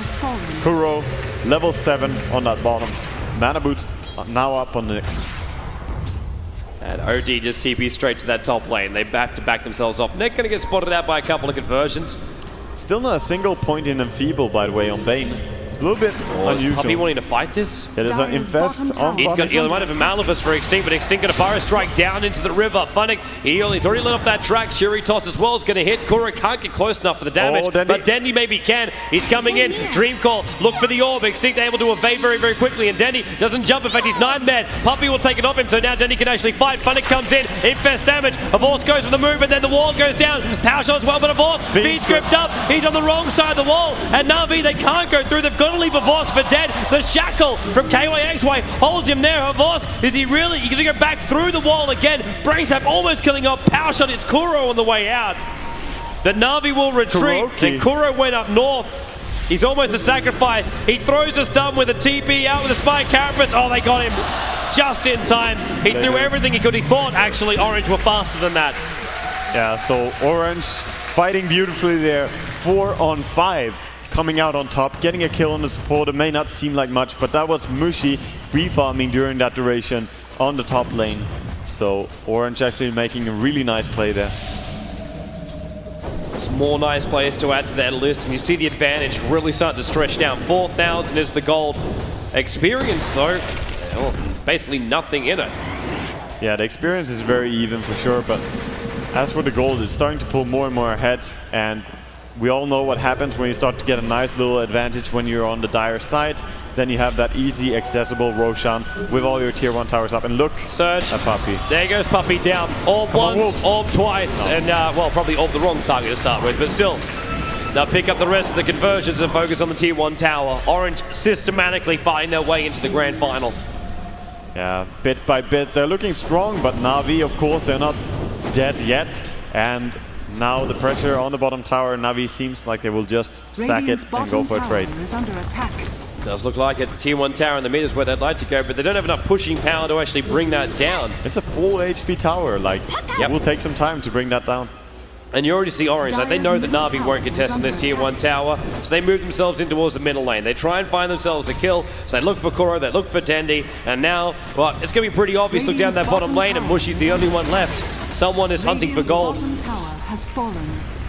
And there goes the tier 1 tower in the bottom lane, so Orange claim all the outer tier 1 towers, and they haven't lost a single one yet. But Funnick will do some considerable damage to this top tier 1. Yeah, someone has the TP there almost. Running there will take some time, and there's a lot of people there actually. With Kuro sitting behind. Well, Funnick's bailing. He doesn't know how far away they are. They haven't seen him in a while. Yeah, Outworld Destroyer, OD, building in towards... Oh, is he gonna try on Puppy? Might give it a shot. He's got a DD room, but with a Malifus, OD ulti. Look at that damage. He's got help coming in. Dendy, don't go in, man. Don't go in, Dendy. That is not safe. Not safe at all. Man, this is just like Malaysian power fighting through Navi. Mushi. And Navi have no answer to this. Like, how are they trying to answer this? Kuro's up here on the top lane. I know he's trying to leech up a little bit of experience up here, but like right now, there's just, okay, so he's waiting. He's waiting. The same time as Orange smoke, so they're going to realize that someone's around here. And they throw down a sentry looking for someone. That was meant to be Funnick trying to gank up that top lane. Oh, Kuro. They see him now. Turn around. Fire strike on him.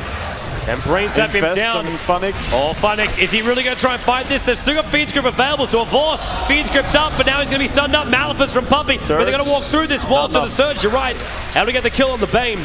1-for-1 trade in the supports, but Mushy still free farming bottom lane. Nice kill though, going the way of Navi, but they had a lot of people committed there, and as you say, Mushy just farming while everything is going down.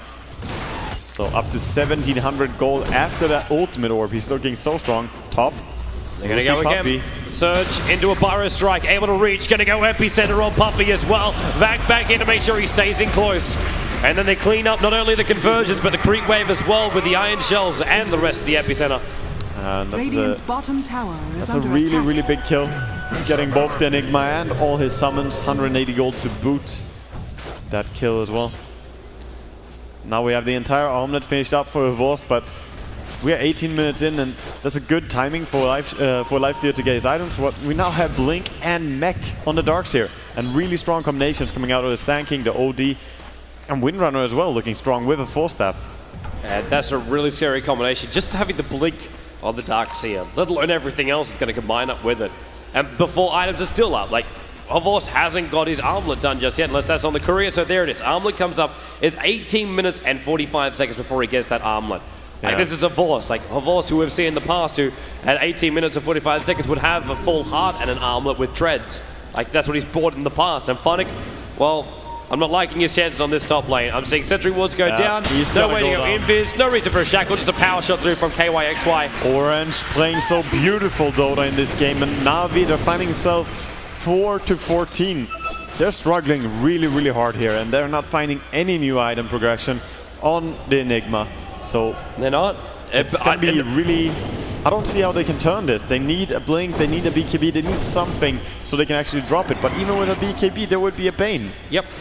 Without items, they can't change it. The only thing they can do is hope Orange screw up a little bit. That's their only hope right now, unless they can get time to farm up key items. And, well, that's some serious commitment. Going to TP to that lane, bottom lane, and then they surge up. There's already a Pyro Strike. A Vorst inside the raid. He just wants this tower. He's going to finish it off, or is he? He's going to infest.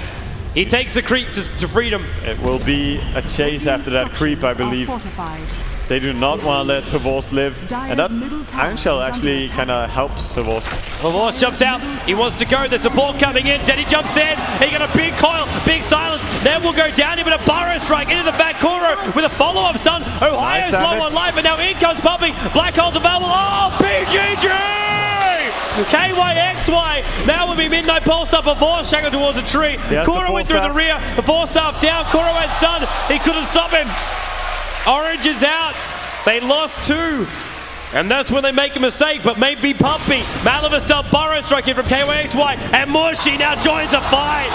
Drops the hammer on Navi. And Kuro will retreat, but KYXY will find him. He wants a Shackle, Force Staff down. Shackle will lash, power shot. KYXY, flawless play. And now Funnick imprisoned up, and they just bail. They don't have any vision. They can't go for him. They want Mushy to have that full side of the vice, 21 minutes in. Yeah. Wow, Orange, like, they lost that fight badly on the bottom lane. That was the mistake that Navi were looking for on that bottom lane. Yeah. That Orange fell for the trap, but then Navi overcommitted. They chased in deeper, and Orange turned it perfectly. Navi, both these teams, of course, have a really aggressive nature, but as Navi got a little, they tried to bite free even more, and then in came the hammer of Mushy and just dropped on them. So, yeah, Navi not really pulling back too much there. A little bit of gold going their way, but still the experience spiking down even further for Orange. There's a Vorst. No, he's not thinking about this bottom lane, and he really shouldn't either. The surprise factor of Navi now goes out the window. With the gem already being picked up, coming out, KYXY purchased it. They are getting a lot closer to the mech though. Need 400 gold, but before this Roshan, they will not have a mech, so if they want to contest, they will have to do it without Black Hole, without mech, and I don't see them doing this. Or at least not successfully. They're moving there, but with the infest on Dandy, he has a Blink Dagger. He's going to give her a shot. They're going to look for the snatch. I think they will try. They have to. The snatch will be the key here, but they need to know All flies in. Does Denny go with it? No, but KYXY is taking a lot of damage in here. He 4-stars out. They blink him out too. Odie's already got an imprisonment over on the side. And Denny silences up on Mushi. Funny comes out, but here comes your epicenter. Back in a wall. Puppy's got no hole whatsoever. The Fiend's grip very short channeling right now. They move back over towards Ned. And now it's Navi that take 2 kills. Kuro's right by KYXY. Vendetta here. Stun as well. The ball's coming in. The Windrun's going to wear off right now. And Open Wounds track goal for everybody. And the gem on the deck. Navi will now go back in and finish the job that Orange started. Have Orange just made their biggest mistake here at the lower bracket final. Yeah, they got caught out really hard, not standing together there, OD being too far away, and this will probably be... Yeah, how big are your balls right now? Do you want to give this a shot? No, is the answer. Aegis will go to a Vorst. Yeah, it is tremendously hard to just predict when he will die, when you have no vision in there at all. And yeah, Navi starting to go back into this game. And how is this even feeling possible? Orange, they couldn't commit to Roshan. And Navi, they had a moment on bottom. We thought that moment turned sour when they ran up to the Roche pit. Yeah, but things are starting to look up much more for Navi now, having that mech finished up and having a gem on the Bounty Hunter as well. Having 4.6k gold up on Livestealer. This AC will come up quickly as well. Yeah. Oh, this is now Navi's game to win. And they're not wasting any time, going for smoke now, trying up towards the top rune. Well, they've got Black Hole. They know the Darkseer. Well, his ulti's coming off cooldown in a moment, but Fiend's Grip also 8 seconds. Enigma SK has got his epicenter off cooldown in 40 seconds time. And Funnick, he's going to find one. Ohio be the one. Nat's in here as well. Where's your Nightmare? Up on one. Holds him out. Black Hole misses everything again. They don't need it by the looks of it. Puck with the ulti. Support comes in. Buyback back into the wall. Pirate Strike as well. Through Denny and OG. Morshi destroys Navi. The Aegis will pop, and now Fiend's Grip have also been held in position, and now Malaysia fight back. And that maybe kill more. As well on Nyx. 4 heroes lost for Navi. And Aegis, and Black Hole whiffed completely. Second time in a row now for Puppy. Yeah. I said they didn't need it after that Dream Call went with that quick buyback from the Darkseer. Orange instantly regained the momentum. Darkseer was so strong as he blinked in, just vacuumed, and then the perfect combination with the Sand King blinking in after and just burrow striking. Orange, they are good combo players. Play really well together with these stun combinations. And that experience graph, it's going up and down. It is. Navi actually managed to get their advantage back and then lost it after that fight. You can understand the reason why they wanted to do it. Like, everything of theirs was off cooldown again. They wanted to get in there and be aggressive, make most of these items which came out. Yeah, they did, and it didn't work out for them. And we see now Orange back in the lead, and just so strong. The damage, the raw damage that comes out from this OD, it's just completely mind-blowing when you see it happen. They need to lock OD out. They need to lock OD out, and that's the reason why you see Mushi now building into a BKB. He realizes if Puck silences him up, his presence in that fight is gone. And he can be killed off very, very quickly, especially with Livestealer now walking around with the Basher. Even now, like, he needs that Abyssal Blade up to know when Mushi finishes the BKB up, then he'll have that Abyssal Blade to lock down the OD and stop his damage. Of course, it's not always the biggest problem when you got such great team fight through both the SK as well as the Darkseer combo as well. A back into a 4-man Burrow Strike in Epicenter, that's a rough ride. Yeah, looking over to Navi, I don't think that a big black hole is what they need to just win this game, but they need chaotic fights more than that, because big black hole is going to be really hard to land. We laugh a little bit as he lands them on 0 target, but looking over, look at what Orange have. They have 2 ways to cancel it from their OD. They have Burrow Strike, they have Bane with 2 ways to cancel it, they have Shackle Shot, and they have Vacuum. There's too many ways for him to just shut down. Without BKB, Puppy won't land an amazing black hole. And you can I say that now, and I might regret it. Yeah, you can probably understand the reasoning of Puppy as well when he does it. He's like, 1 black hole for 1 person is still worth it. It gives us our advantage. And that's what he threw it for. He just didn't realize his teammates had that much damage that they'll kill him off straight away. Bottom lane push now coming out from Orange, and well, Funnick will need to get a bit of a track up right now. He's going to do it first on Mushi. But Mushi's got 4-star as well as Scythe of Ice, so he's going to be very careful as Puppy cuts a line through the trees, but they're being watched. There is a perfect observer ward here from Orange, and they smoke right on top of it. Yeah, and of course, the gem was reclaimed by Darkseid as well, so they couldn't even deward that. The only thing Orange don't know is now where they are. They know the smoke happened, but Orange, they still want to push this bottom tower. It comes down to Dandy and how he's going to take this initiation along with Kuro. If they want to fight this. Look at the double blink. They already got one. Forced up, fun to get closer. Mushy right-clicking at Shackle. Need a follow-up. Back in. 3 on the stun. And then the big orb for the mech charge. Puppy in for the hole. They got Mushy. Puppy being feet scooped up though, but never loses life for it. They keep on going. They're going to go deeper. The track is up. Avors. Where's the bash? Where's the stun? They say, screw it. We're going to go up. Blink up from Ohio. He's out to safety. Windrunner forced to fight. No TP out of this one. Live steer goes down. Havorst picked off. And also Vonic being caught out by Windrunner. They might be not over yet. Dendy's still on the run out here. No, there's too many abilities on cooldown. Navi lost 3 out of that then. OD did buy back, so it was a good start on the fight for OD, or for Navi. But now the pressure is back, and they just simply lost too many heroes to keep defending this. Yep. This is going to be the death of the tier 2 tower in the bottom lane. Yeah. Windrunner now has enough gold to buy the ultimate orb. Does she do so? She actually bought the ultimate orb in a TP. Yeah. So we're gonna head into a second hex as well. Of course, it's still far away. And OD, his BKB is delayed a little bit as he bought back there. Doesn't have anything really now, so he has to start over with only the Ogre Club.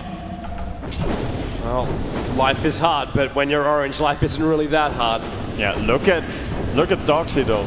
We say life is hard, but he's 8-2 for 11. Ohio, we talk about how good he plays Nature's Prophet, but his performance on this Darkseid has been stellar. Yep. Like, absolutely brilliant. It's not just him, like, man, it's the synergy that goes with him into like Extinct Spyro Strike or Mushy being in the right place at the right time as well for his hit. Oh yeah, definitely. Yeah.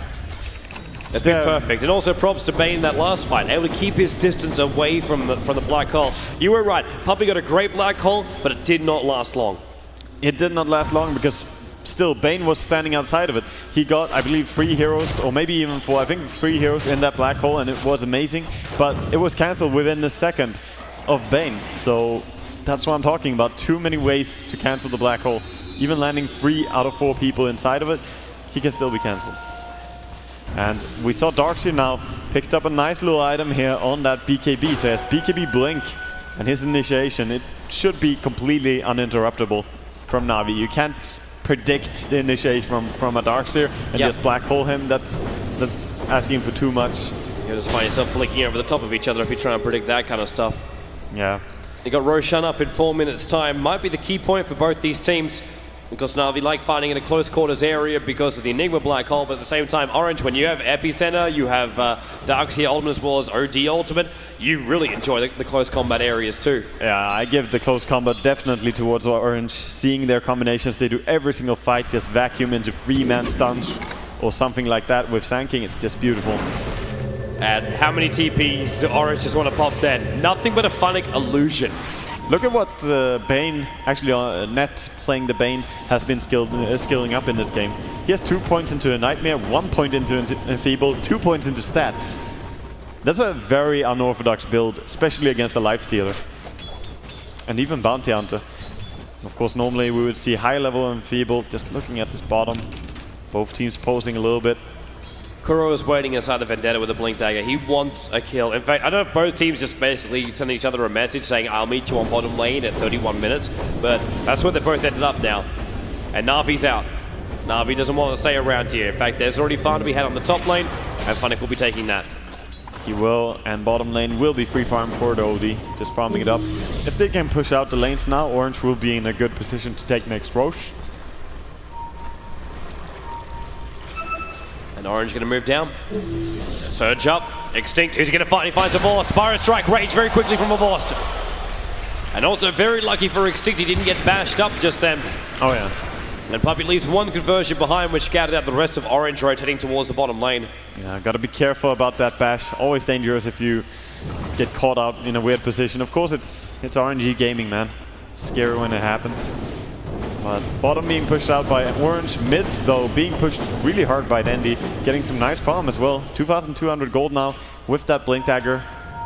Actually getting up to items where he could probably live during fights, especially when he picks himself up a haste rune as well. He needs to live through the combo that is smacked down, and of course, Puck does have really good intelligence, but he's nowhere close to the intelligence of Mushi in this game, so he needs to pick up that ultimate orb, I feel. Or maybe, as he did in the last game, pick up the Mystic Staff first. Could also be a really good choice. Vorst is about to pick up his money for an Abyssal. Navi gets revealed up here on the top lane as they walk by an Observer Ward. And we see Orange just reacting, thinking about fighting it. Orange aren't really splitting themselves up much at all. You saw 5 go bottom, like Mushi was the furthest one out just then, but he's only a short hop, skip, and a jump away from the rest of the Orange players. Yeah. They just want 5-man Dota Look at right Orange now. positioning. They put down a sentry ward and just stand like this, trying to reveal any form of smoke attempt, but of course they see Lifesteal farming top lane. Shouldn't be a gang. Nope. And even now seeing Enigma coming in towards the mid. Dire's top tower is under attack. Puppey, he just wants his money. He wants his BKB. Surprising he still wants the BKB, because I suppose it restricts it to only one ability that can stop you. Oh, it's totally worth it. Like, sure, Bane can still cancel it, but then you have an Abyssal Blade now finished up on Lifesteal, so if they can go on the Bane, then Puppey has free reign. This is not the time yet. They have to go in here with 5. Kuro's coming up to scout, but the Sentry Ward again. Great vision here from Orange. But Navi are not going to walk under it just yet. Not at least not where they have vision of a KY Ace White. Kuro, close you can get to it, blinks in, looks for the stun, picked up, got the stun, out jumps Dandy as well as Avors, but already the epicenter comes in, but Avors bashes up on Mushi, feeds script up, he's on the other side there net, but that means Puppey can walk in, Malva stun will cancel off a Puppey, Shaka towards the tree line, they won't bring him down, Mushi with a double kill, further down south, Dandy with the orb, he's not going to join after that one, he's going to stay with Avors, Barret's right, misses from Extinct, so Dandy with his haste through moving in, moving out, Mushi, trying to bring down Danny. Oh! There's the hit, but Avors gets the bash. There's going to be a back. They're trying to keep Funnick in Avors control. Barret's right on Avors, and he will go down now. Windrunner with the kill. Dandy brought back. He's trying to come back in time, but it won't happen. And Funnick gets a good regen rune. Such a tight fight, but in the end, Orange just pulling ahead so hard. And especially with that buyback from Dandy. That commitment from Enigma to go to the other side of the tree line to get the stun on the Bane. Yeah. He had to. Yeah, he had to, but it lost his life for it. He had to save Havor's life, and Havor's is more important. That's kind of how you have to play sometimes as a supporter, but it's not something you want to do when you're Enigma. Especially an Enigma who's still trying to get towards his BKB, but looks like Puppey did buy his Mithril Hammer in time, so he's just a recipe away now. He's that far. But this fight happened at the same time as Roshan respawns, and Lifestealer won't be back in time. And Mushi doesn't really care anyway. He'll bring down Roshan very, very quickly. Lifestealer has no way of being here. They can tank up a little bit with Windrunner, and we see Roshan just RNG gaming on Mushi, bringing him down to almost half life. No way to stop it. They may as well just go back into that lane to continue to farm up, and then just deal with this Aegis when it comes out. Should be on the hands of Mushi, and in fact goes the hands of Windrunner. Nope. Denial. What? They denied it. They failed. Oh! Oh! And we see a lot of rares being given out for witnessing the denial of an Aegis. That's not really what you want to do, KYXY. They are not too happy right now. Of course, at this point, when you have disadvantage, you don't really kill Roshan for the experience and gold, you kill it for that Aegis. It must have been like attack moving there or something like that. It's definitely an accident. It is most definitely an accident. This isn't the ultimate diss up against Navi. You say we don't need no Aegis to win. That's an accident. That's an accident. You don't try and troll someone when you're playing for this much money. And the pressure, even though all these players are trying not to think about it when they're in the game, but when you're up and one game is what makes the difference between going to grand finals or not, it's always there. It's hard to block that out. Oh man. And when I saw Windrunner's name, it's like, there's no way they'll give Windrunner the Aegis. It's like, nope. Mushi really close to finishing up an entire Shivas now. Just needs 600 more gold. As I say that, he just keeps shooting up in his gold. His economy doing really well. Have a nice way for SK to scout out. Use an illusion, put an iron shell on the back of it. Not a bad way of doing it. Enigma now does have that BKB up for Puppey, so during the next team fight, we have to watch that position in the Bane. If he wants to hold Lifestealer in position, Puppey may be okay with that now. And we see movement from Navi. They want to take a fight. Too early. Puppey's not there in time. BKB and already BKB from Funnick. He is so scared of that scythe device of being popped instantly. And he's now down to a 7-second BKB next time he wants to use it, so that duration on Bounty Hunter, he won't be able to chase for too long, and that's really, really a big thing. Having a short BKB means he can't really go in and just target down the Bane, for example, and that's what Puppey needs. He needs his team to do something about Bane, so that he can land the amazing black holes. We've got a nice item now coming up with the Bounty Hunter, so we've got a Vladimir's offering for him. That's going to make life still a lot more powerful during these team fights. Oh yeah, but now with that Shivas as well, kind of has the counteraction with the minus 40% attack speed. Full Shivas for Mushi. He may as well be playing an Alchemist with the amount of money he's getting right now. He must be looking so good on his gold per minute. 567. Looking very, very good on the gold per minute. Yeah. The Highest trying to check out the high ground, see if they're visible from an observer ward, but there is no vision for Navi. They don't have a single ward on the map right now. Anywhere. They have a tier 2 tower in mid, and that's the only outside vision apart from the creep waves. Which, by the way, is pushing top lane pretty heavily. So, TB back, and Mushi will take the farm. Yeah. So, both teams playing pretty close to their base right now. Looking over to the fantasy points, actually Extinct is as high as Mushi. Unfortunately, man, the fantasy points don't count today. Fantasy points don't count for the finals day. Nope, they ended yesterday. That is horrible. On the bright side, I still thank Burning. That is horrible. Burning gave me a lot of points. For all those wonderful people out there that had all their bets in for the compendiums, they will finally get them all tallied up later on this evening. So, yeah, shout out to all the guys too, that because by buying the compendiums, you guys at home as well as right here at the event, you made this event as big as it is. 1.6 sounds awesome, but I think it almost hit 2.9 million. That's amazing. That's the beauty thing. And almost 6 million unique players as well in Dota 2 just for the last month. And that's like, the game is getting bigger. The game is getting bigger. And this whole event has just showcased the reason why it does. Yeah.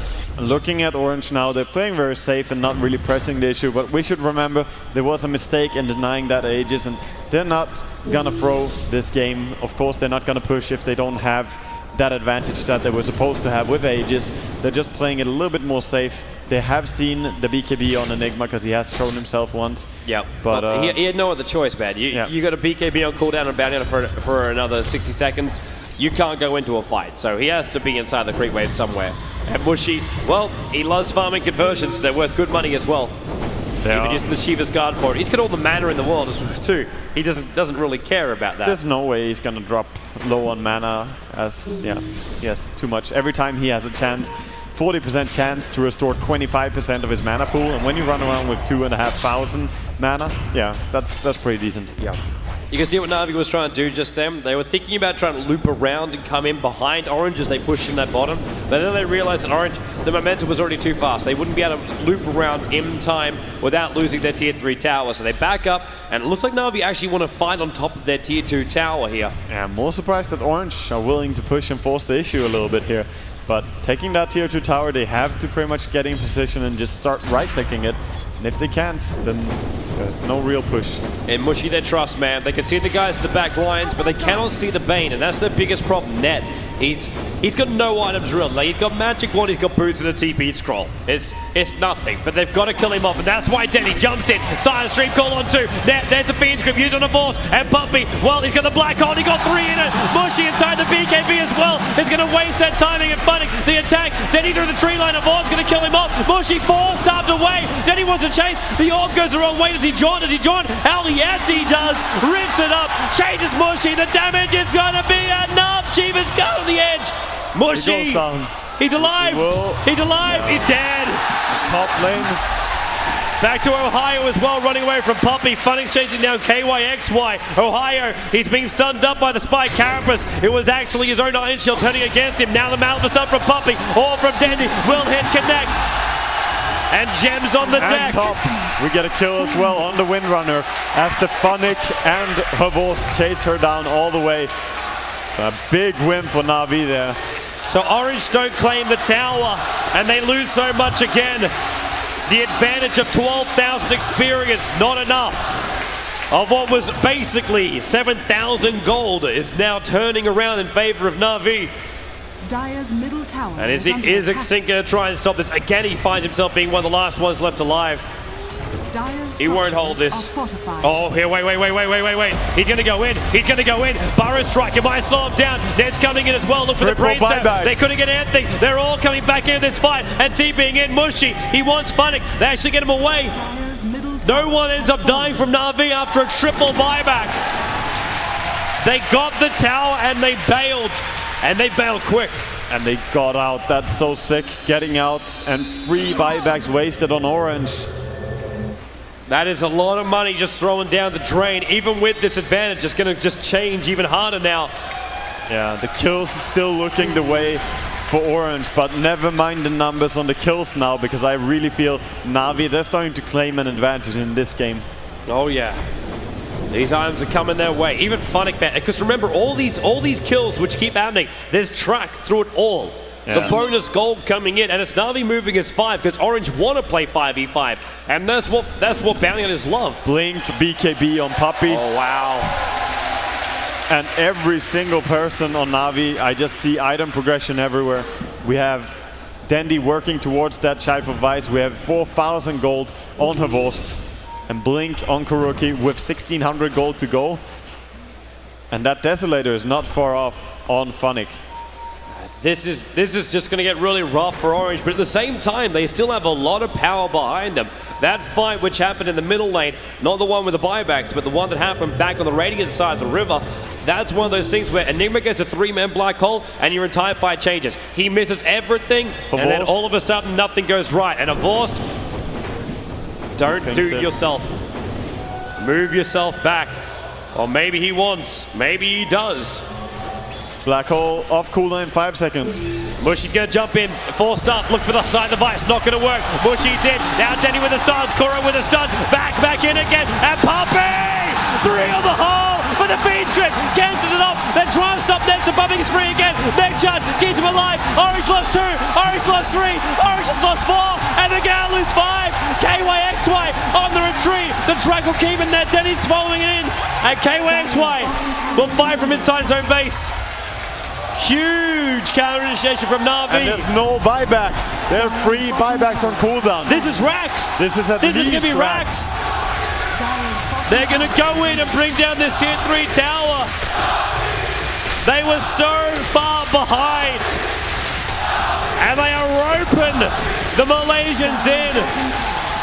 You can see the expressions on their faces. They are not happy. There's nothing they can do. They are merely spectators inside their own game, and Navi are going to go for a second Rax as well. They cannot overcommit this though. At least the tier 3 tower. SK's back, Bane's coming back as well. OD's still down for a while. That's a long time. This Rax should be possible to claim both the mid Raxes. Looks to be the case. They can't take 3. The tier 2 tower's still alive, and maybe Extinct tries to force them back out again. It's too late. There's no point wasting the epicenter. The double Rax. Mid and bottom go down. And Navi, they back out. And right now they have 25,000 gold on their heroes combined. Buying up items all round. This is out of control now. This is completely out of control for Orange. And saying that after they were the ones that were in control. Yeah, look at Funnick. He buys up a Demon Edge along with his Desolator. The damage is now completely insane on this Bounty Hunter. Even Bounty can just one hit down heroes like Windrunner before they can get into the Windrun. And Orange, they're just making a beeline. But what are they making a beeline for? Are they trying to get into the Rosh pit? Thinking, oh, Navi, you're in there. And they're like, wait. They're not, but who do they find? They find one, they find Dendy, they need to finish him off. Blink Burrow strike, they're going to pick up on Dendy, buys back instantly. Avost looking for the fight as well. The BKB on Mushy will be on cooldown. And Navi, they don't want to give it a shot. A fast kill on Dandy, but does it really make that difference? Now having CD on the BKB. It might do when that top lane's being pressured, but Navi won't care about tier 3 tower. There's still 2 racks up. You're right, I hear an Infest into Dendy. But Denny can still die very quickly. In Orange, they're just waiting for Navi to show themselves. But look at the line being drawn by Puppey. Up through mid, rotate yourself around. And it's Orange, obvious, they with hang this in the tree bottom line. pushing in, Navi knows something is up. Yep. Because the entire base of Orange is filled with enemy creeps. Puppey. The smoke goes. They would have seen over the tree line.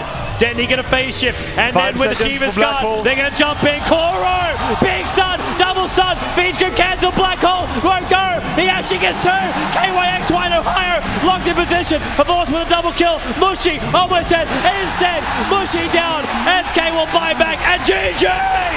Navi! They come back from what looked like oblivion to get into their third international grand final. And a Navi, rematch. They celebrated so happily in that booth. They're going completely crazy over that win. Man, they have done what no other team has in Dota 2. A third international final. Orange, all props to them for their game, but the crowd is on their feet. For the defending champions of TI1.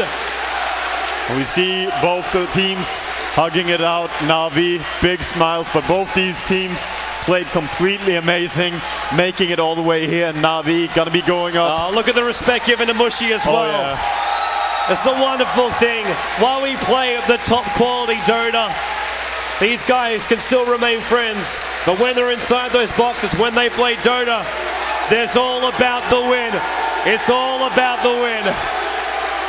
And Navi, with that comeback, they deserve it. But Orange, they deserve their third place as well. They have played amazing Dota throughout the entire playoff series. Man, I've said it throughout the game, or throughout the tournament, that the best games that I've seen, it has been Orange games. And let's see. It's been wonderful, man. It's been wonderful. I want to say big shout out to them. Big props to Navi now. They get their rematch up against Alliance. How's that going to turn out? Well, we'll leave it to the experts to tell you. We'll be back over the panel. Thank you, Toby and Wagger. And if you're in the auditorium, give it up for Toby and Wagger for all their commentary they've done. I believe with the finals we'll be joined by LD and Lumi, and of course that will happen in roughly an hour from now. So if you need to take a break from Awesome Dota, you've got an hour till the game starts. If you want to stay with us, you're more than welcome. Navi do what I felt was almost impossible, but it was like, I was so happy they had a bounty. If they did not have a bounty, I was like, this game was over. Because even backstage, a lot of people were like, okay, Orange are going to the finals. I was like, well, one team fight, it almost can bring them even, and then the next one. But what do you make of the game overall? And I guess we should talk about also the Aegis deny. Yeah, exactly. So even in the team fights that Orange actually won pretty handedly, Navi still had a few heroes that got the track goal off, so the difference wasn't as big as you'd expect it to be. When they were up 22-10, Orange was like at a 3k gold lead, nothing like you would expect, a much bigger lead, but because of that track that really kept them in the game. Then we had, of course, the Aegis deny by KYXY. I think we just saw it right here. And that's like, there's $400,000 and a spot in the grand final on the line, and then that happens. I had to leave out of, like, I couldn't watch the game for a good 5 minutes because I was just like completely mind blown over the fact that he had just denied an Aegis in such an important game. And the team fight as well afterwards, the big team fight where Mushi was actually the main target of every fight. If he had an Aegis, the whole team could have stayed, but they had to scatter. But either way, we'll talk about that in a little moment. But what we do want to talk about is Navi making to the finals, and to do so, it's Casey with an interview with Puppy. That's right, Puppy's here. Congratulations. How are you feeling right now? I feel exhausted. I feel scared. I feel everything. Well, tell me about feeling scared. You guys really came back, and I mean, we were going nuts in here, and I could even hear through the walls how people were cheering for you out there. Well, we kind of, we always keep our cool, but we know that we're losing, and we know that we're losing. But at that time, Orange likes to do the triple lanes, and they might end up with not a single carry. Okay, the Outworld Destroyer and stuff is pretty good, but in the end of the day, the Nakes will eat him. So all we had to do was win the fight. Shut down the Bane, shut down the Obsidian. Don't care about anybody else. Of course, they will kill like our supports or something like that. But if we take down their carry constantly, it's going to end up on our win. So that's pretty much what we try to do. Just fight better. And I'm hearing from the fans who are watching the stream, and of course people out in the lobby right now, a lot of people, tons of respect for Orange, but from the very beginning have talked about what an amazing final Navi versus Alliance would be. Are you looking forward to it as much as everyone else? Yeah, I am. Are you scared a little bit? No, the hype? Of course. I went to sleep today and all I dreamt about was Dota. So, well, what you gonna do, man?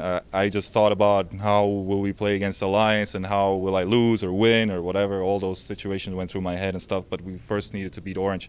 We started out sloppy and we kind of did mistakes which made us play bad also. We didn't get to be as 5 most of the times because somebody gets picked off, but somebody gets picked off, it's already demoralizing for the team because we can't, you know, fight, and it kind of screws up your head, and so you do mistakes like a black hole nothing or something like that, or I use it too fast or something like that. But overall, yeah, it was a pretty intense game. I'll let you get some rest and relaxation. Yeah, I can let you get some air. We're going to see you again in an hour. We'll send it back to you, James. Thank you, Casey and Papi, and congratulations to the whole of Navi teams. And also some celebrations with Navi fans as well. You could see the crowd really enjoying their comeback. And that was one of the biggest comebacks in the tournament thus far, if not the biggest, I think. Not sure about the gold or the XP graph, but certainly in terms of emotions, it was like something magical about Navi at the International. This is their third International Finals. And I think like experience and mentality played an important role here, because if you saw Papi and his Enigma in the early game and the mid-game stages of it, he actually whiffed a lot of black holes, and then this happens. Yeah. He does 2 of the most amazing black holes in international history. This one and another one at the near the Radiant base, and those black holes just landed Navi a decisive victory. Yeah, so he really overcame his own like shortcomings and then proved to be a world-class player immediately after. And I really like what he said, Ben. Focus the Outworld Devourer, sorry. He changes his name more than Prince. And also the Bane. That really worked out for him.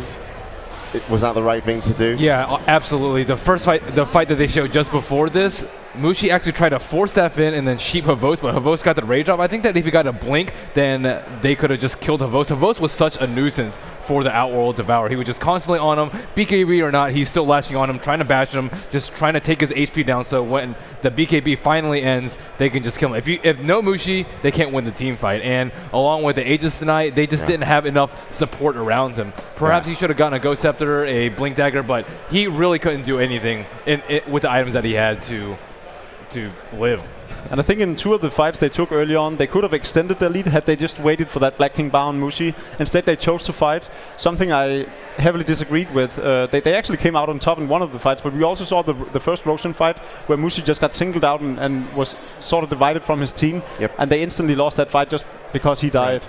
Yeah, Dendi did a great job in terms of being able to get into position to shut down Mushi. It seemed like they just wanted to silence, make sure the Lifestealer was healing onto Mushi, and then from there on, someone else afterwards would quickly try and handle the Bane as fast as possible. So really impressive play by Navi, and again, congratulations to them. But also Orange, a fantastic performance. They're obviously going to be upset now with how the game kind of played out. You know, they've had a few moments where I felt like they should have won, and then they actually lost. But what a great performance overall. What a great team. Definitely. I definitely feel they could have been a deserving grand finalist.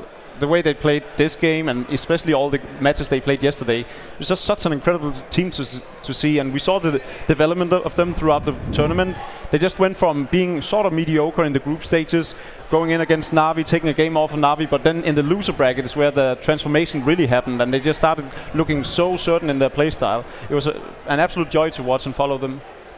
Right, Bruno, how are you doing? I want to point out something. Good, I'm good. I'm happy being here. I'm kind of happy for all the people that are here because the atmosphere was really rooting for Navi. So it's contagious. And now that we were looking at the Orange's lineup, I have to say, not to take anything away from Navi, but the draft was favoring Navi a lot. I mean, Orange did get to things going their way, but when you look at this, their hardest carry is an Outworld Devourer. When you have a Lifestealer in your own team, that guy is not going to do much at all later in the game. And then you have the Enigma, which is this great initiation tool. Of course, you do have the Darkseer here, but the Bounty Hunter, the Enigma, the way Navi was designed to fight, if they had gotten a little better early game, they would have stomped this game. The fact is that Orange is such a great team that they managed to overcome those odds, and with this lineup, pull almost an upset, and they were this close to taking it. But Navi is Navi. They have this mystic of being at the international. Yeah, they can convince people to run into fountain hooks, deny their own Aegis.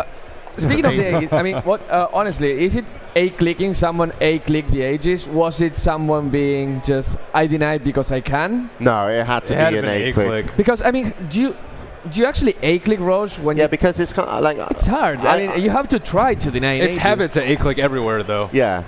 like when you get to a level, it's like, you know, just right-clicking stuff is too easy. It's the A and click, and you know, you have to kind of just, you know, it's like a twitch muscle. Yeah, thing. I mean, the Roshan flights were Honest. kind of sloppy in general. I thought that X-Team could have stolen it with the Sand King when he was sitting at the secret shop. Did they actually the same thing? Did they have any vision?